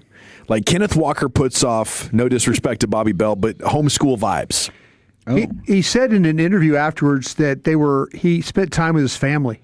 Yeah, he just went back to the hotel and hang out. That was a celebration. He didn't go out to clubs or anything like that. He probably didn't have a cocktail. We heard the story about his father, who's got anxiety and crowds problem. Was able to go see him play in person. Yeah, we actually have that sound of Kenneth Walker after the game, talking about his dad. Yeah, and if you see him at the game, like they show him at the game, you could see he's just sitting there, and everybody around him is going nuts, and he's just sitting there. And I imagine he's, in a way, he's so excited, but he's going through probably just hell, with just the crowd around him that way. Well, here was Kenneth Walker after the game talking about his dad making his first appearance. My dad, he comes out to Seattle all the time and watch games, but he never goes to the game because he don't like crowds. So this is his first NFL game, and, we won a Super Bowl, so it means a lot to me, and I know he's proud of me for real. I wasn't the one that convinced him, actually. My agent convinced him to come out here. So I didn't think he would come. They ended up miking him up and everything, so he got out of his comfort zone. Okay, so we played that yesterday? Yeah. Sorry, bro. It's a new audience. It is, and it's a different hour and everything. So there are people that have never heard that before. So, but shout out to the agent, right? It is a pretty great story. Yeah, shout out to the agent, but But I mean, your son wins the Super Bowl and the Super Bowl MVP. You're there. Now you've got to go to every game. He looked like he was struggling. I mean, I'm sure inside he's super happy, but gosh dang, I felt bad for him. Everybody around him is going just nuts and rightfully so. They had their hands all in the air and they were cheering. And he was just like looking at the clock, like, when can I leave? When can I leave? I get nervous in crowds. Can I leave this? Yeah. Miserable That's got to be tough when you deal with that, though. Well, Dawson, I mean, I'm maybe not that level. If I had to sit in the window seat and there were two people between me and the row, I feel that way. Yeah. It's being like blocked from a path of, freedom, space. Wow. Yeah, no, I get that. Now, also, I mean, I don't know, is Boomer Esiason kind of ball sacking us here, or is this true about Sam Darnold losing money? I'm glad that you brought this up because I didn't know if maybe like Brian knew more about this, having been in the. I do think there is an element to this being true, depending on what city you're playing, and you have to pay taxes. We got tax for said city. Yeah, when we played in Baltimore. We got taxed. There was a player tax so my return, there were a couple of states where we got that. They charged us for playing. The jock tax. Yeah, playing in those cities. They say Darnold is set to lose $249,000 due to California taxes. Yeah. Every player on the championship team receives a $178,000 bonus, but the bonus is classed as regular income, meaning that federal tax will be paid on it. It is projected that they will take home between $89,000 and change, and just over $100,000, meaning each player is likely to lose $67,000 in tax. But Darnold is a different story. The Super Bowl winning quarterback is a California resident, meaning he is set to pay a staggering $249,000 in income tax. So a $71,000 net loss for helping Seattle win their Super Bowl. So how is the tax more than the income? It doesn't add up, Well, I think he's being taxed on. He's from the state of California. Yeah, because he hit $4 million in bonuses. He claims that as his home. Right, but every resident in California isn't paying more for their paycheck in taxes than what they get. Yeah, it has to do something with entertainment, I bet. Yeah, he's being taxed on more than just what he made in the Super Bowl. Is there an actor tax? Yeah, well, I have no idea, but certainly is a jock tax. Yeah, and I meant like that. I guess he's considered a performer, right? So where are we getting this news? It seems like anti-California fake news. Well, Let me just throw that out there. Boomer threw this out on his show, is where I had seen it, but yeah, I had heard that when you travel. You have to pay taxes. Yeah, you have to pay state tax. Right. And some states have that 6, 7, 8%. So you off got to see the taxes we pay when I go rent the car for us out there in California. All the different taxes that we have to pay. That's part of the bill that we get. It's crazy. I think there was 7 or 8 different taxes that you pay just to rent a car. So California, not the friendliest folks when it comes to paying your income tax or how they charge you and stuff like that. Yeah, man. It's a lot. Sammy D got popped on that one. Yeah. Now, so there's a jock tax of income earned during duty days in the state. Yeah. Huh. And I guess he had a lot of 7 duty days because he was technically working in California all throughout the weekend lead up. Huh. So I don't know. It's a weird deal, but you're right, Mr. Perez. He did get schlonged. Well, I mean, so he would have played Rams twice. Does that include? Is that part of? Yeah. So for him, he had Rams to play in once, LA. Right. How many games did they play in California? I mean, they played San Francisco once, the Rams once, and then the Super Bowl. So 3 games there. Yeah. So I don't know. Maybe that's how he gets into the negative category. Now, a lot of people were wondering, how do you get an attorney, man? This is not right. Am I in the schlonged category? Everybody was like, wow, okay. The Seahawks defense was so good in that game. How good, Eric? How good were they? So good, boys. Devin Witherspoon says that they knew what was they kind of had a tip on what was happening. Were they reading the tackle stance? Yeah, he says we had a good tell on what they like to do and how they like to play and how they were going to attack us. Coach put us in the best position to succeed. We had a tell on their guards and tackles, how they like to set. They're going to overset on certain rushes. They're going to fall for certain moves anytime a group of guys get after them, and that's what we did. So that's kind of a red flag right there if you're Josh McDaniel and if you're Mike Vrabel. Like, you got to get that cleaned up, bro. I'm surprised more teams didn't get a beat on some of that stuff throughout the season. But the Seahawks were buttoned up pretty much. If you could in just a big way. You could run right through both their tackles. That's all you needed to know.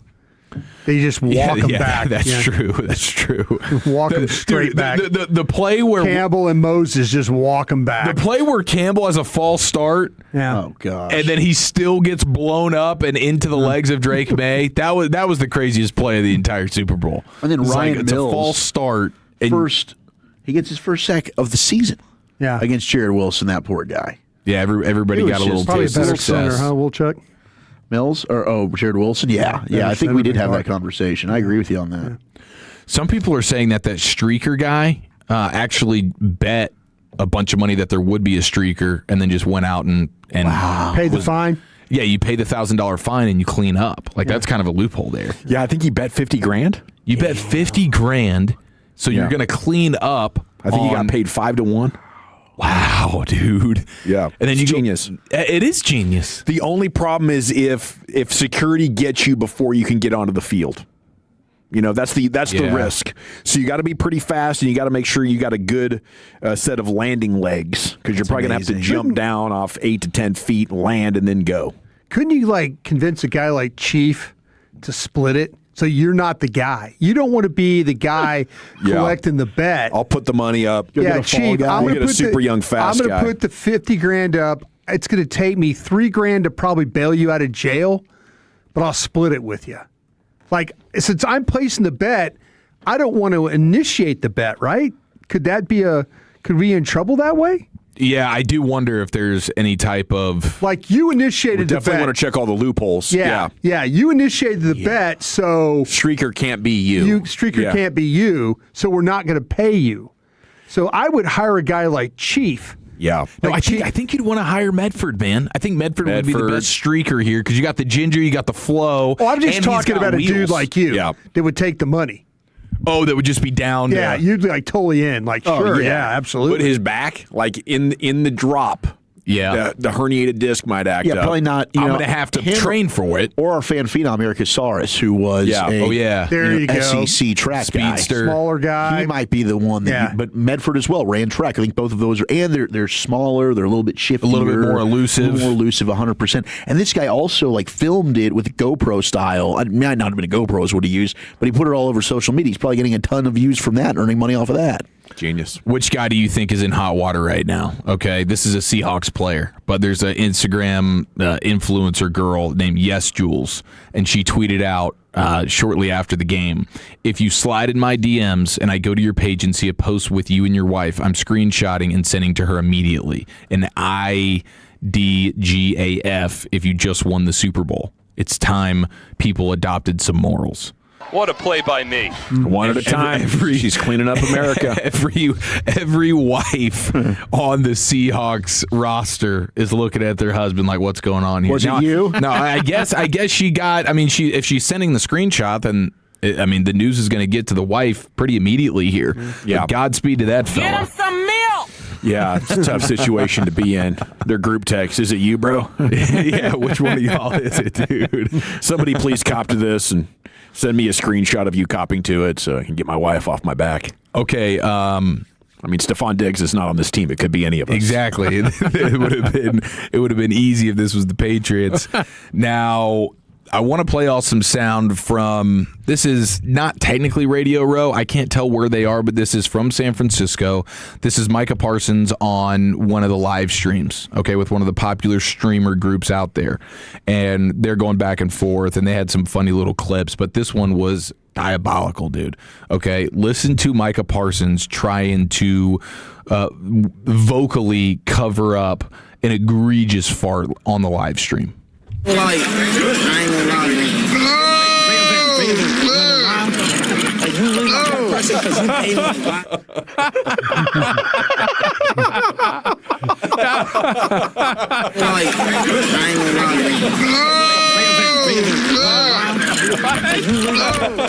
That was wet, dude. A for effort. That was a short. Bad timing. Damn. Woo. I mean, and when you watch it, like he is leaning back, he is uncorking that. Whoa! What a disgusting human. Oh, that's funny. Well done. Well done. That's those microphones that just pick up everything. Right. Yeah. That's why I like one you got to talk right into. Not so much ambient noise. Probably a vinyl couch, too. A vinyl or leather couch. The reverb on that thing was ridiculous. Oh, my gosh. That was a cheap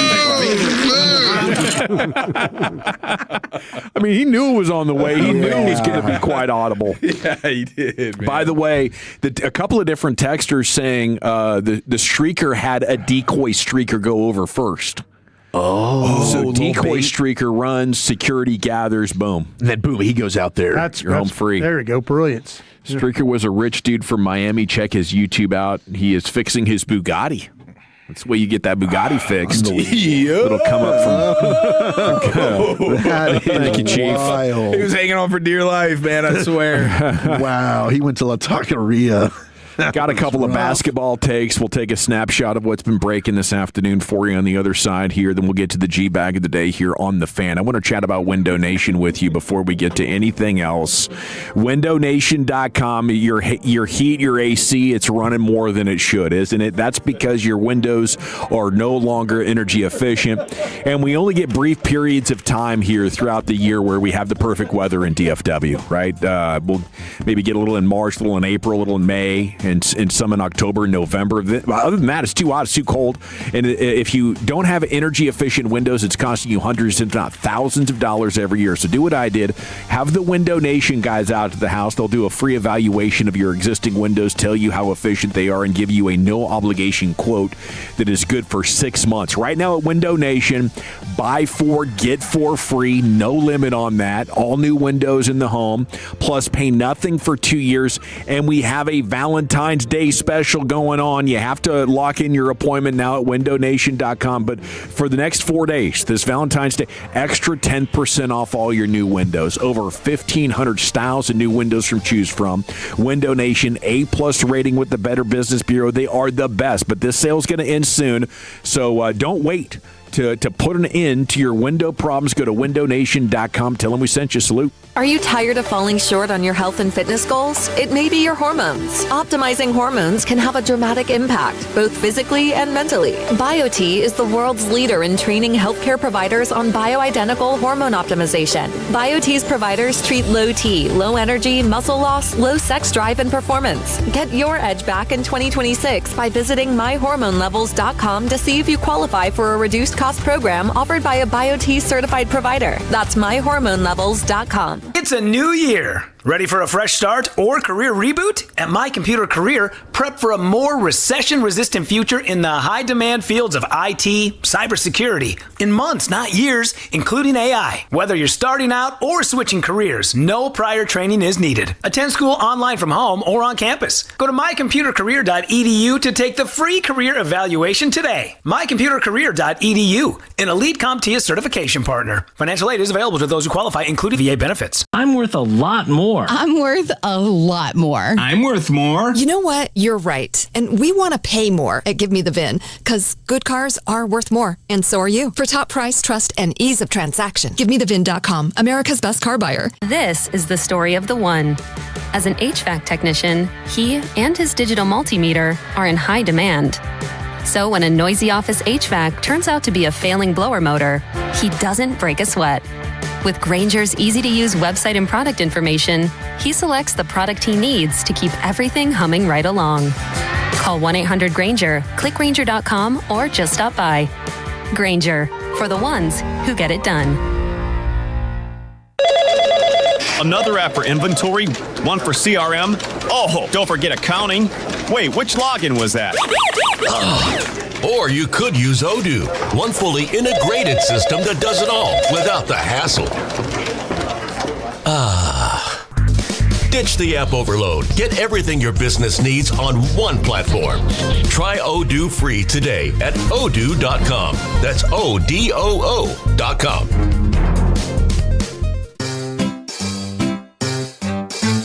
1-877 Cars for Kids. KARS Cars for Kids. 1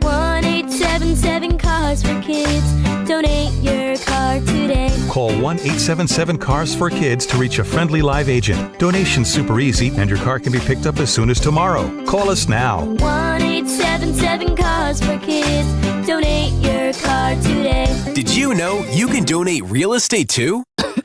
Honey, that flu keeping you up? Did you take NyQuil Intense Flu? Nah, I got this. Okay, I don't got this. Yeah, you need NyQuil Intense Flu. Undo your flu with NyQuil Intense Flu. NyQuil Intense Flu provides powerful relief of your flu symptoms so you can sleep. You do got this. NyQuil Intense Flu. The nighttime sniffling, aching fever. Best sleep with the flu medicine. Use as directed. Keep out of reach of children. Staples presents That Was Easy. So I own a coffee shop, and I wanted to label everything with our logo. That's ambitious. Cups, boxes, bags. Ooh, that'll add up. Not at all. Because right now, Staples prints custom labels for 30% off. 30% off? That's shockingly affordable branding. Yep. Now our logo and URL are seen all over town. Brand your business for less at Staples.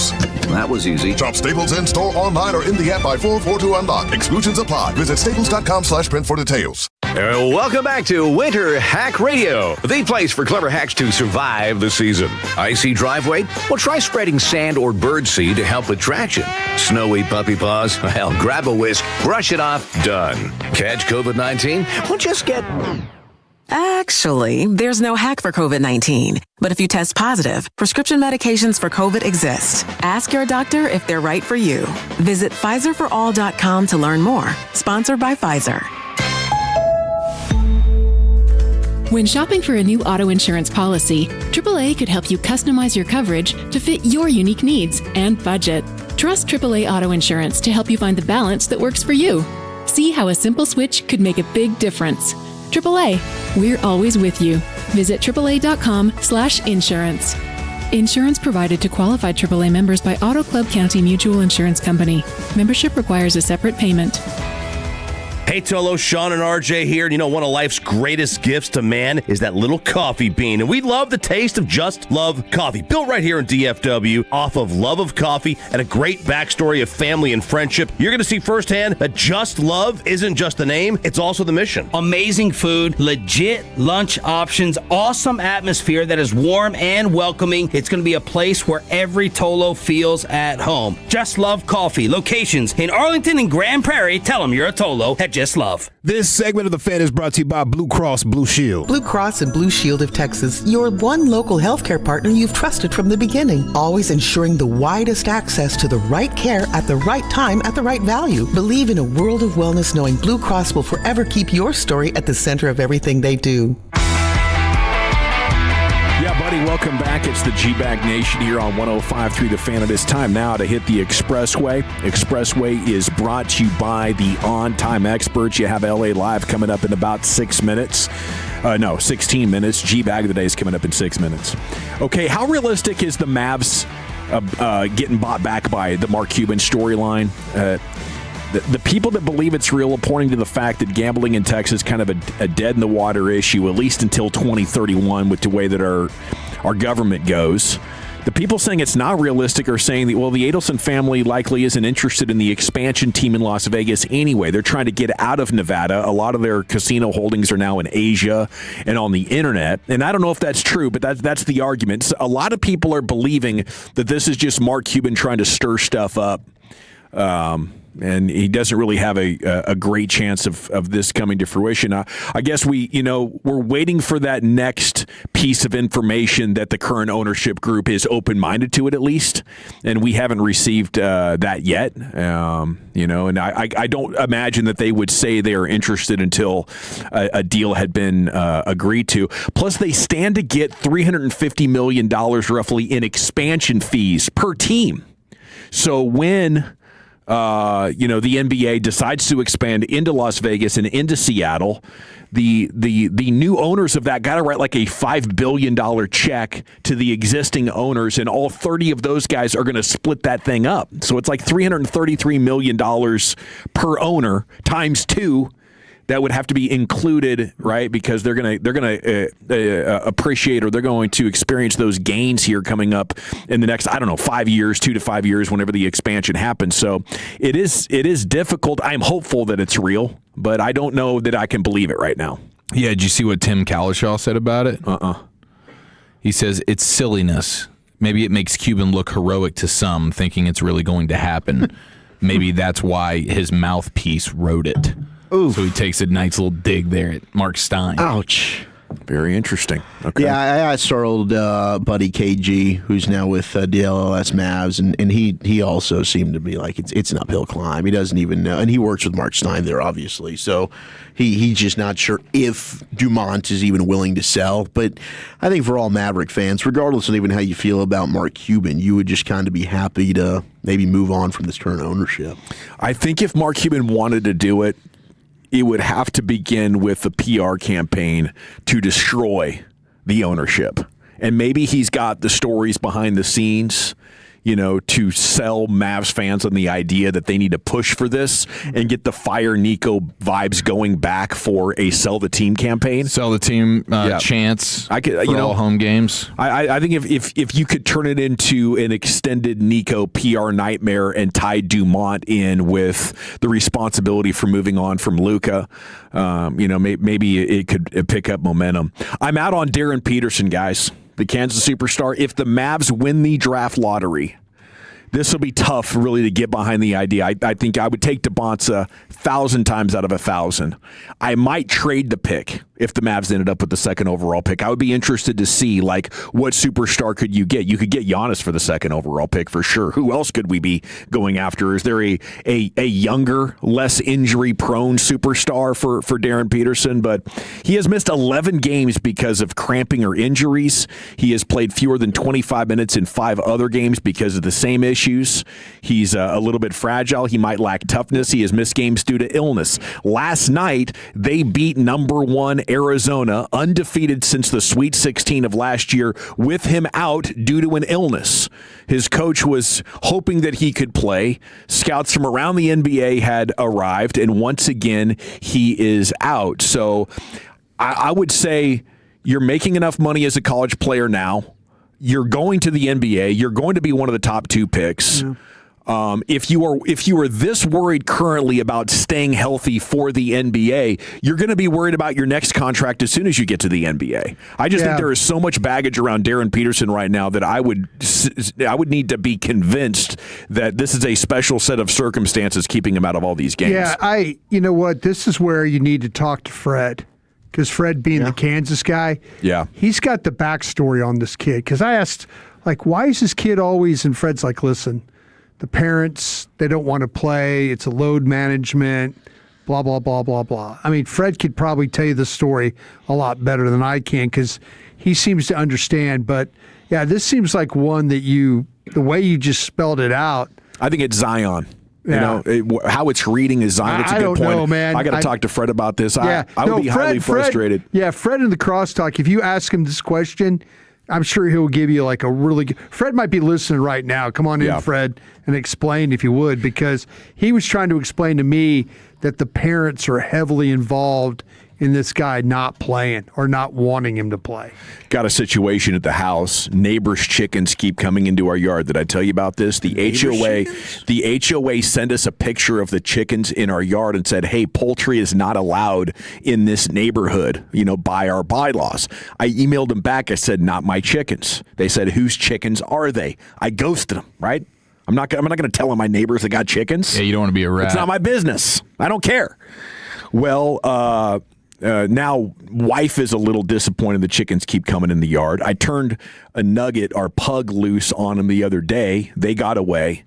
But now she's worried that the HOA is going to come back after us because she saw somebody come through and take a picture of chickens in the yard again. Somebody's sending out the red alert. I'm trying to I don't care. They're nesting a little bit in the flower beds. I think that's kind of neat. I don't mind looking outside and seeing chickens. Yeah. They did poop on my grill one time. I had to clean it up. Yeah. That was bad. I would fire up the green egg if I were you.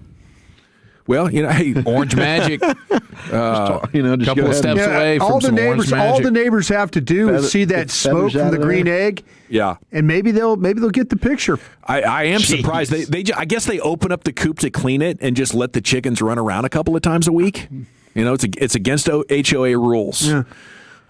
Fresh eggs. So she's asking me to send her a copy of the email from the HOA to go over there and show them on the phone and be like, see, I don't want neighbor beef though.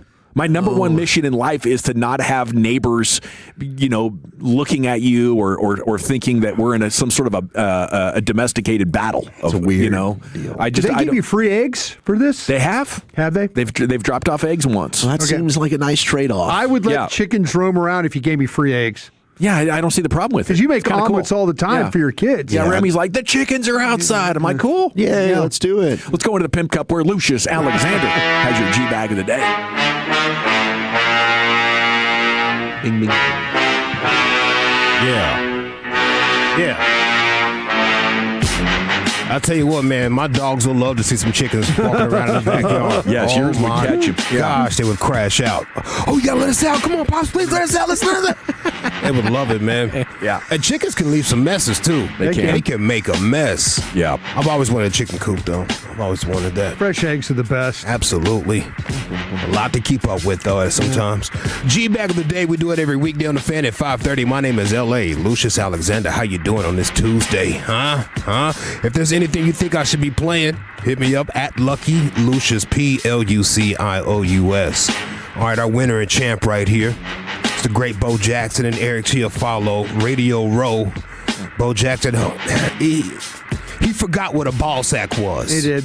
Can you explain to the audience what the ball sack means in media terms? Fake sports report. Fake news. Fake sports report. They were talking about the Robin Ventura fight. Where were you at with the Nolan Ryan versus Ventura? Did somebody take a bite? Did somebody bite you? No, he didn't try to bite me. We got ball sacked on that? We got sacked on that, didn't we? What do you mean, ball sack? Yeah, it's like a fake report. Butt crack sports parodies. Yes. Yeah. yes. Well, Chuck jumps in with the butt crack, butt crack, ball sack. You get it. Bo knows. Now he does. Now he does now. For sure. Ball sack. What do you mean? What do you mean by that? All right, I got a lot on deck. Hey. Preston! Go get him! Yeah. Okay, shoot, man. How am I going to do this? Let's just go to this. Okay, this clip is going to be kind of long. If it wins, I know where I'm going to shorten it next time, but I'm going to give you this whole thing right here.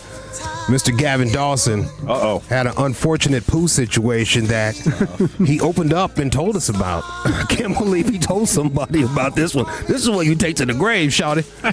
Yeah. Unless you're on a stand-up comedy routine and you run out of time, maybe you can tell them this. A couple of weeks ago or a month ago when I told that other bathroom story, I forget what that one was, I remember it went over well in that restroom revelation. So I was thinking... front wipe. Yeah, okay, the front wiping, yeah. So I was thinking all day long, should I tell this story on air? And then when it hit National Poop Day, I think somebody said that it was National Poop Day. My mom sent. I was like, it's a sign to me. Sign, got to do it. Got to do it. It's a sign from God. Here we go, Mr. Gavin Dawson's unfortunate poo situation. Okay, so you ever go and think you're going and you're not? Okay, like nothing's coming out as you think you. What'd you say? That's what I thought had happened. Like I just pooped and it turned out to be a fart, right? Oh, okay. So I looked in the bowl when this was all over. Nothing's and there. the bowl was clean. Them cheeks must have been vibrating. For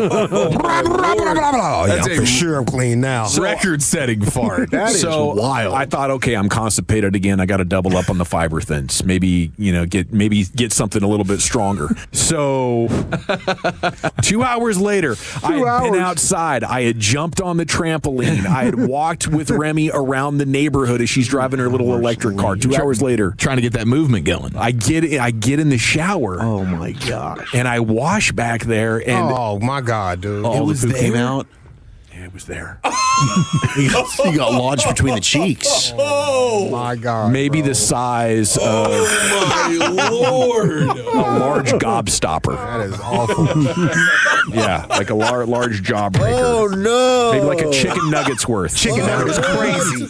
So you had like Chicken an old nuggets sitting crazy. there? All of a sudden, well, the bottom of the shower all of a sudden got really different colored. It was clearly not clean water anymore. Oh my gosh!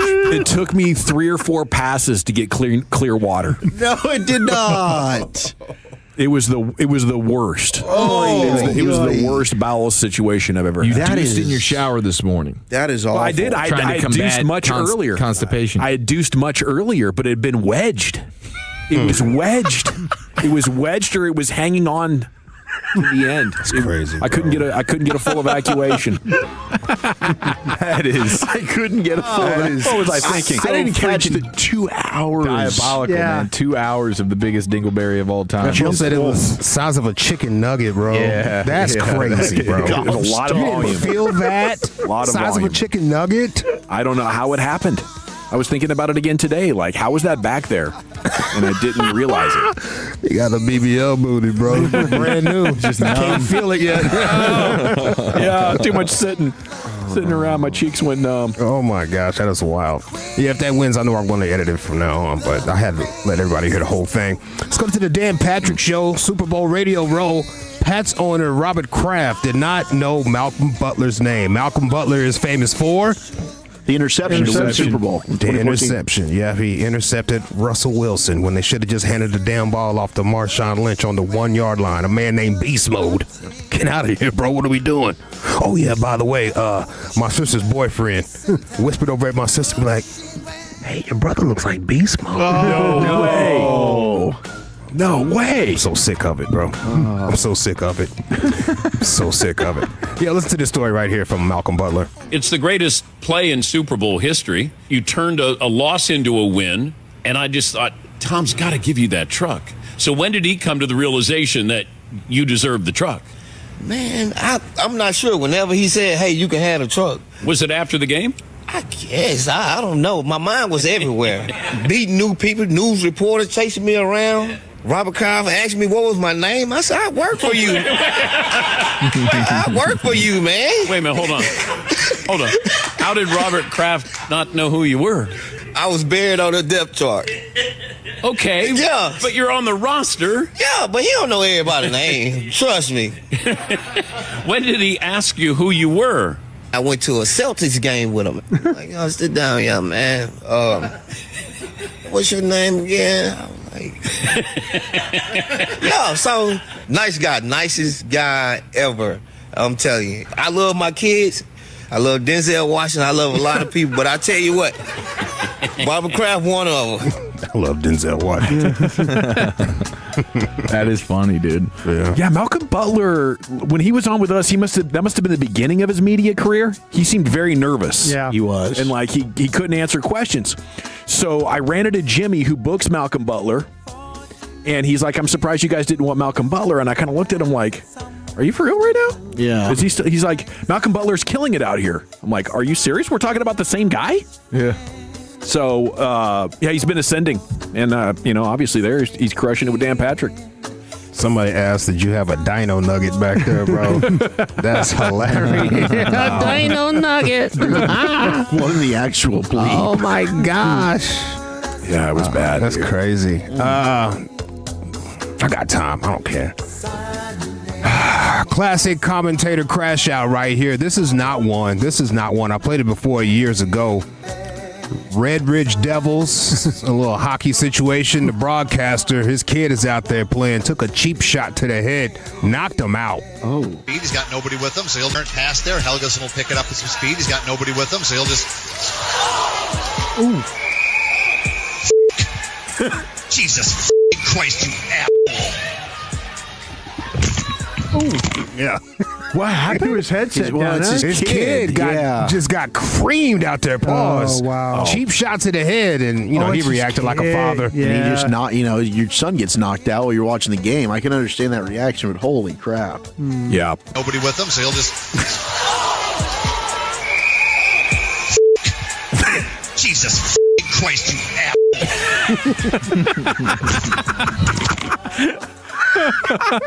you Just slams that and sat down.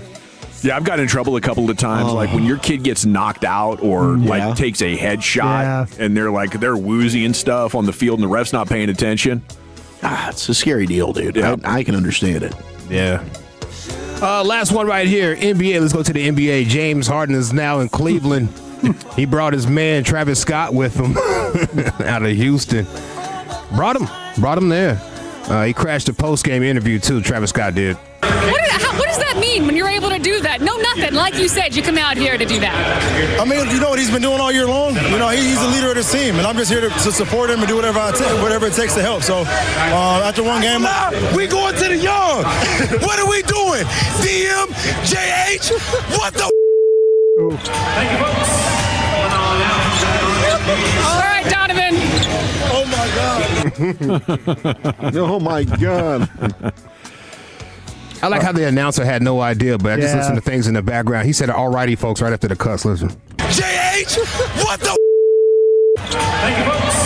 Thank you, folks. That'll do it for us here. All right, bro. Is it Bo Jackson? Is it my unfortunate bathroom story? Is it Malcolm Butler on Robert Kraft meeting him? Is it the basketball play-by-play man upset that his kid got laid out? Or is it we're going to the yard? We got. I'm going to vote for Bo Jackson, Chief. How about you? I'm going for you, man. Shoot, man. This is tough because both of them are great. I'm going to go with Bo to make it interesting here. Well, Chuck? Oh, no. I guess, I got to go for the poop. Okay. What? We're tied at 2, Brian. This is so hard. What? I'm going to make Lucis shorten this clip. Dawson. Oh, by a score of 3-2. Oh, man. We'll make Bo Jackson an honorary 5-time champion, so he'll be eligible for the G-Bag of the Year. If you ever miss the champ, you can catch it at 2:20. Lucius replays it for you every day before we get to Wolchuk's Top 10. Now it's time to stay in the Pimp Cup where Lucius has LA Live. You ever seen it with Holly Jackson? Holly Jackson from ABC News Reporter? No. Ever seen him? Okay. All right, let's get into a Toxic Tuesday edition of LA Live right after the great Rick James. All right, you squares. It's time you smoke. Fire up this funk, baby. Fire up this funk and let's have a toke. It'll make you dance to some of everything. Everybody get hot. If you don't know Brian Knobs, he'll be the guy after the show whose merch table has fewer people than a Von Erich family reunion. Oh, wow. No Damn, way. Man. Come on. That is It's too much. Too much. Too much, bro. That joke was so dark, Hulk Hogan's daughter wants to it. Oh, okay. All right, that's enough. How dare you disrespect Brooke like that? Damn. That's comedian Tyler Morrison, the roast of Ric Flair. Roast of Ric Flair, if you want to go catch that. This is LA Live for Tuesday, February 10th, 2026. It is a Toxic Tuesday edition of LA Live. Welcome in, folks. Sing along with me. Busting out on the funk. We busting out of the funk. We busting out of the funk. Y'all don't hear that, though. Shout out to the first time, last time, and long time listeners of this here station. I hope you're having a good little Tuesday, folks. I really do. Rest in paradise to Miss Price. Rest in paradise to Miss Price. I seen all of the Cowboys medias giving some love to her out there.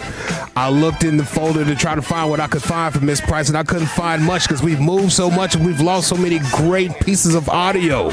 I'm pretty sure with a lot of time I could have found it on the internet somewhere, but I couldn't find it in our folders. But I did find this situation right here. Sean Sharif out there in Oxnard talking to Miss Price. All right, Miss Price, what did you want to tell all the Tolos back home listening on the Fan? I want to tell you all I thank you so very much. I'm out here at America's Team Training Camp. I went through a lot with my pneumonia. I know there was a lot of support and prayers, and I do appreciate you. I need to let you know, ask you one question. How about those Cowboys?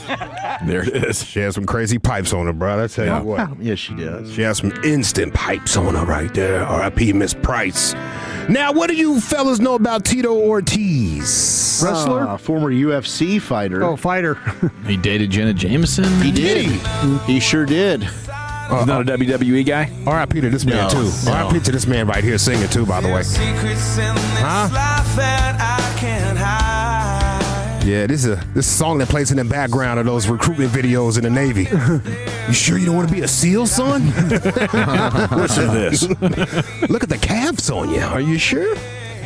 You're doing 35 push-ups. All right. Yeah, Tito Ortiz. I didn't know he dated Jenna Jameson. Shout out to you, fam. UFC Hall of Famer and former UFC light heavyweight champion, excuse me. Anyway, hold up.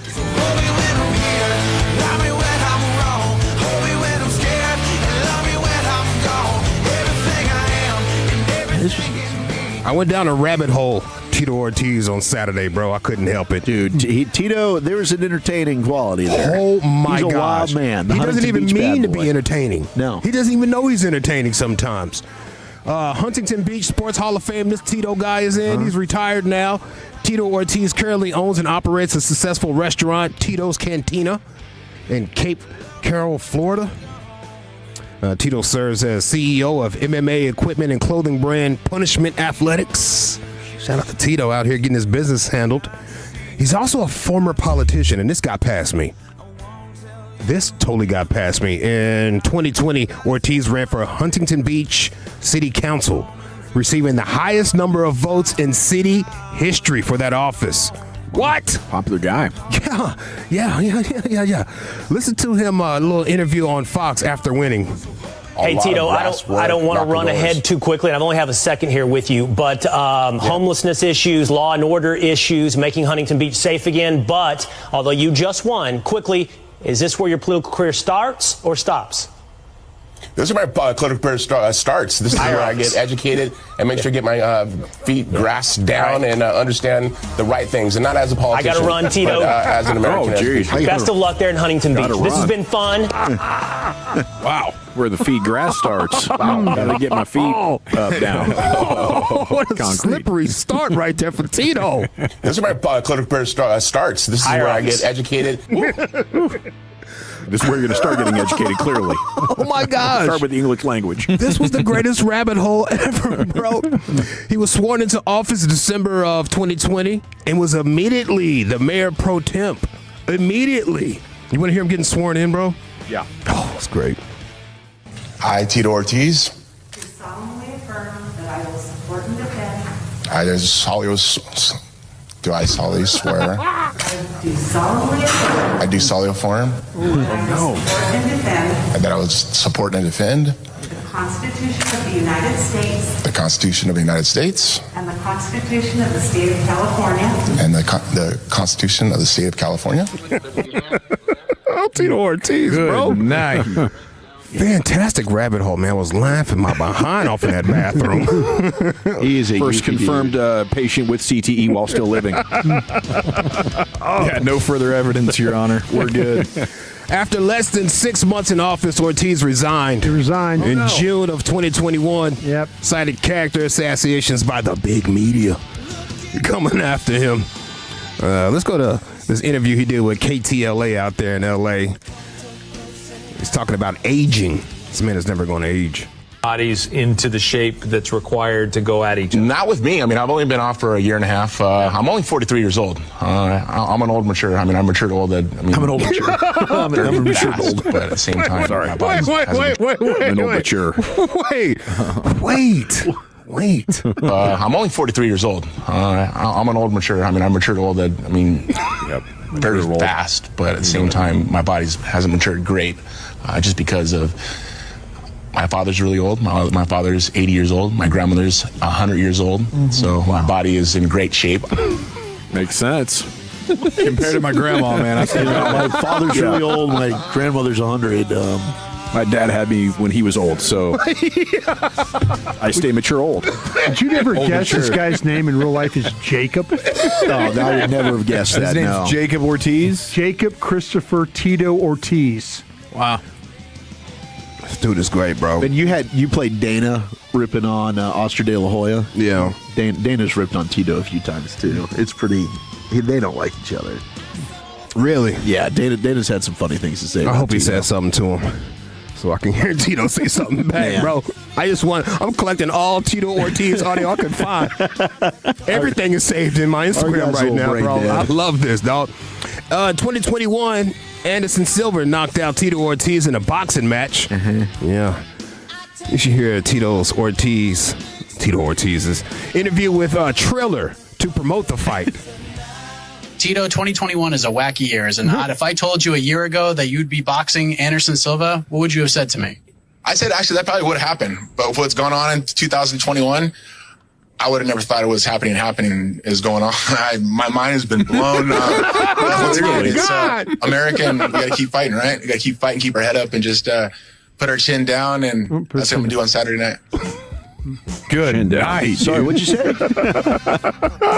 Chin down. This is bad. It's really bad. You got to win the game to win the game. Win the game at the end of the day. You can't lose games. You can't lose the game to win the game. Oh my God, Tito, I love you, bro. I said, actually, that probably would have happened. But what's going on in 2021, I would have never thought it was happening is going on. My mind has been blown. Wow. happening.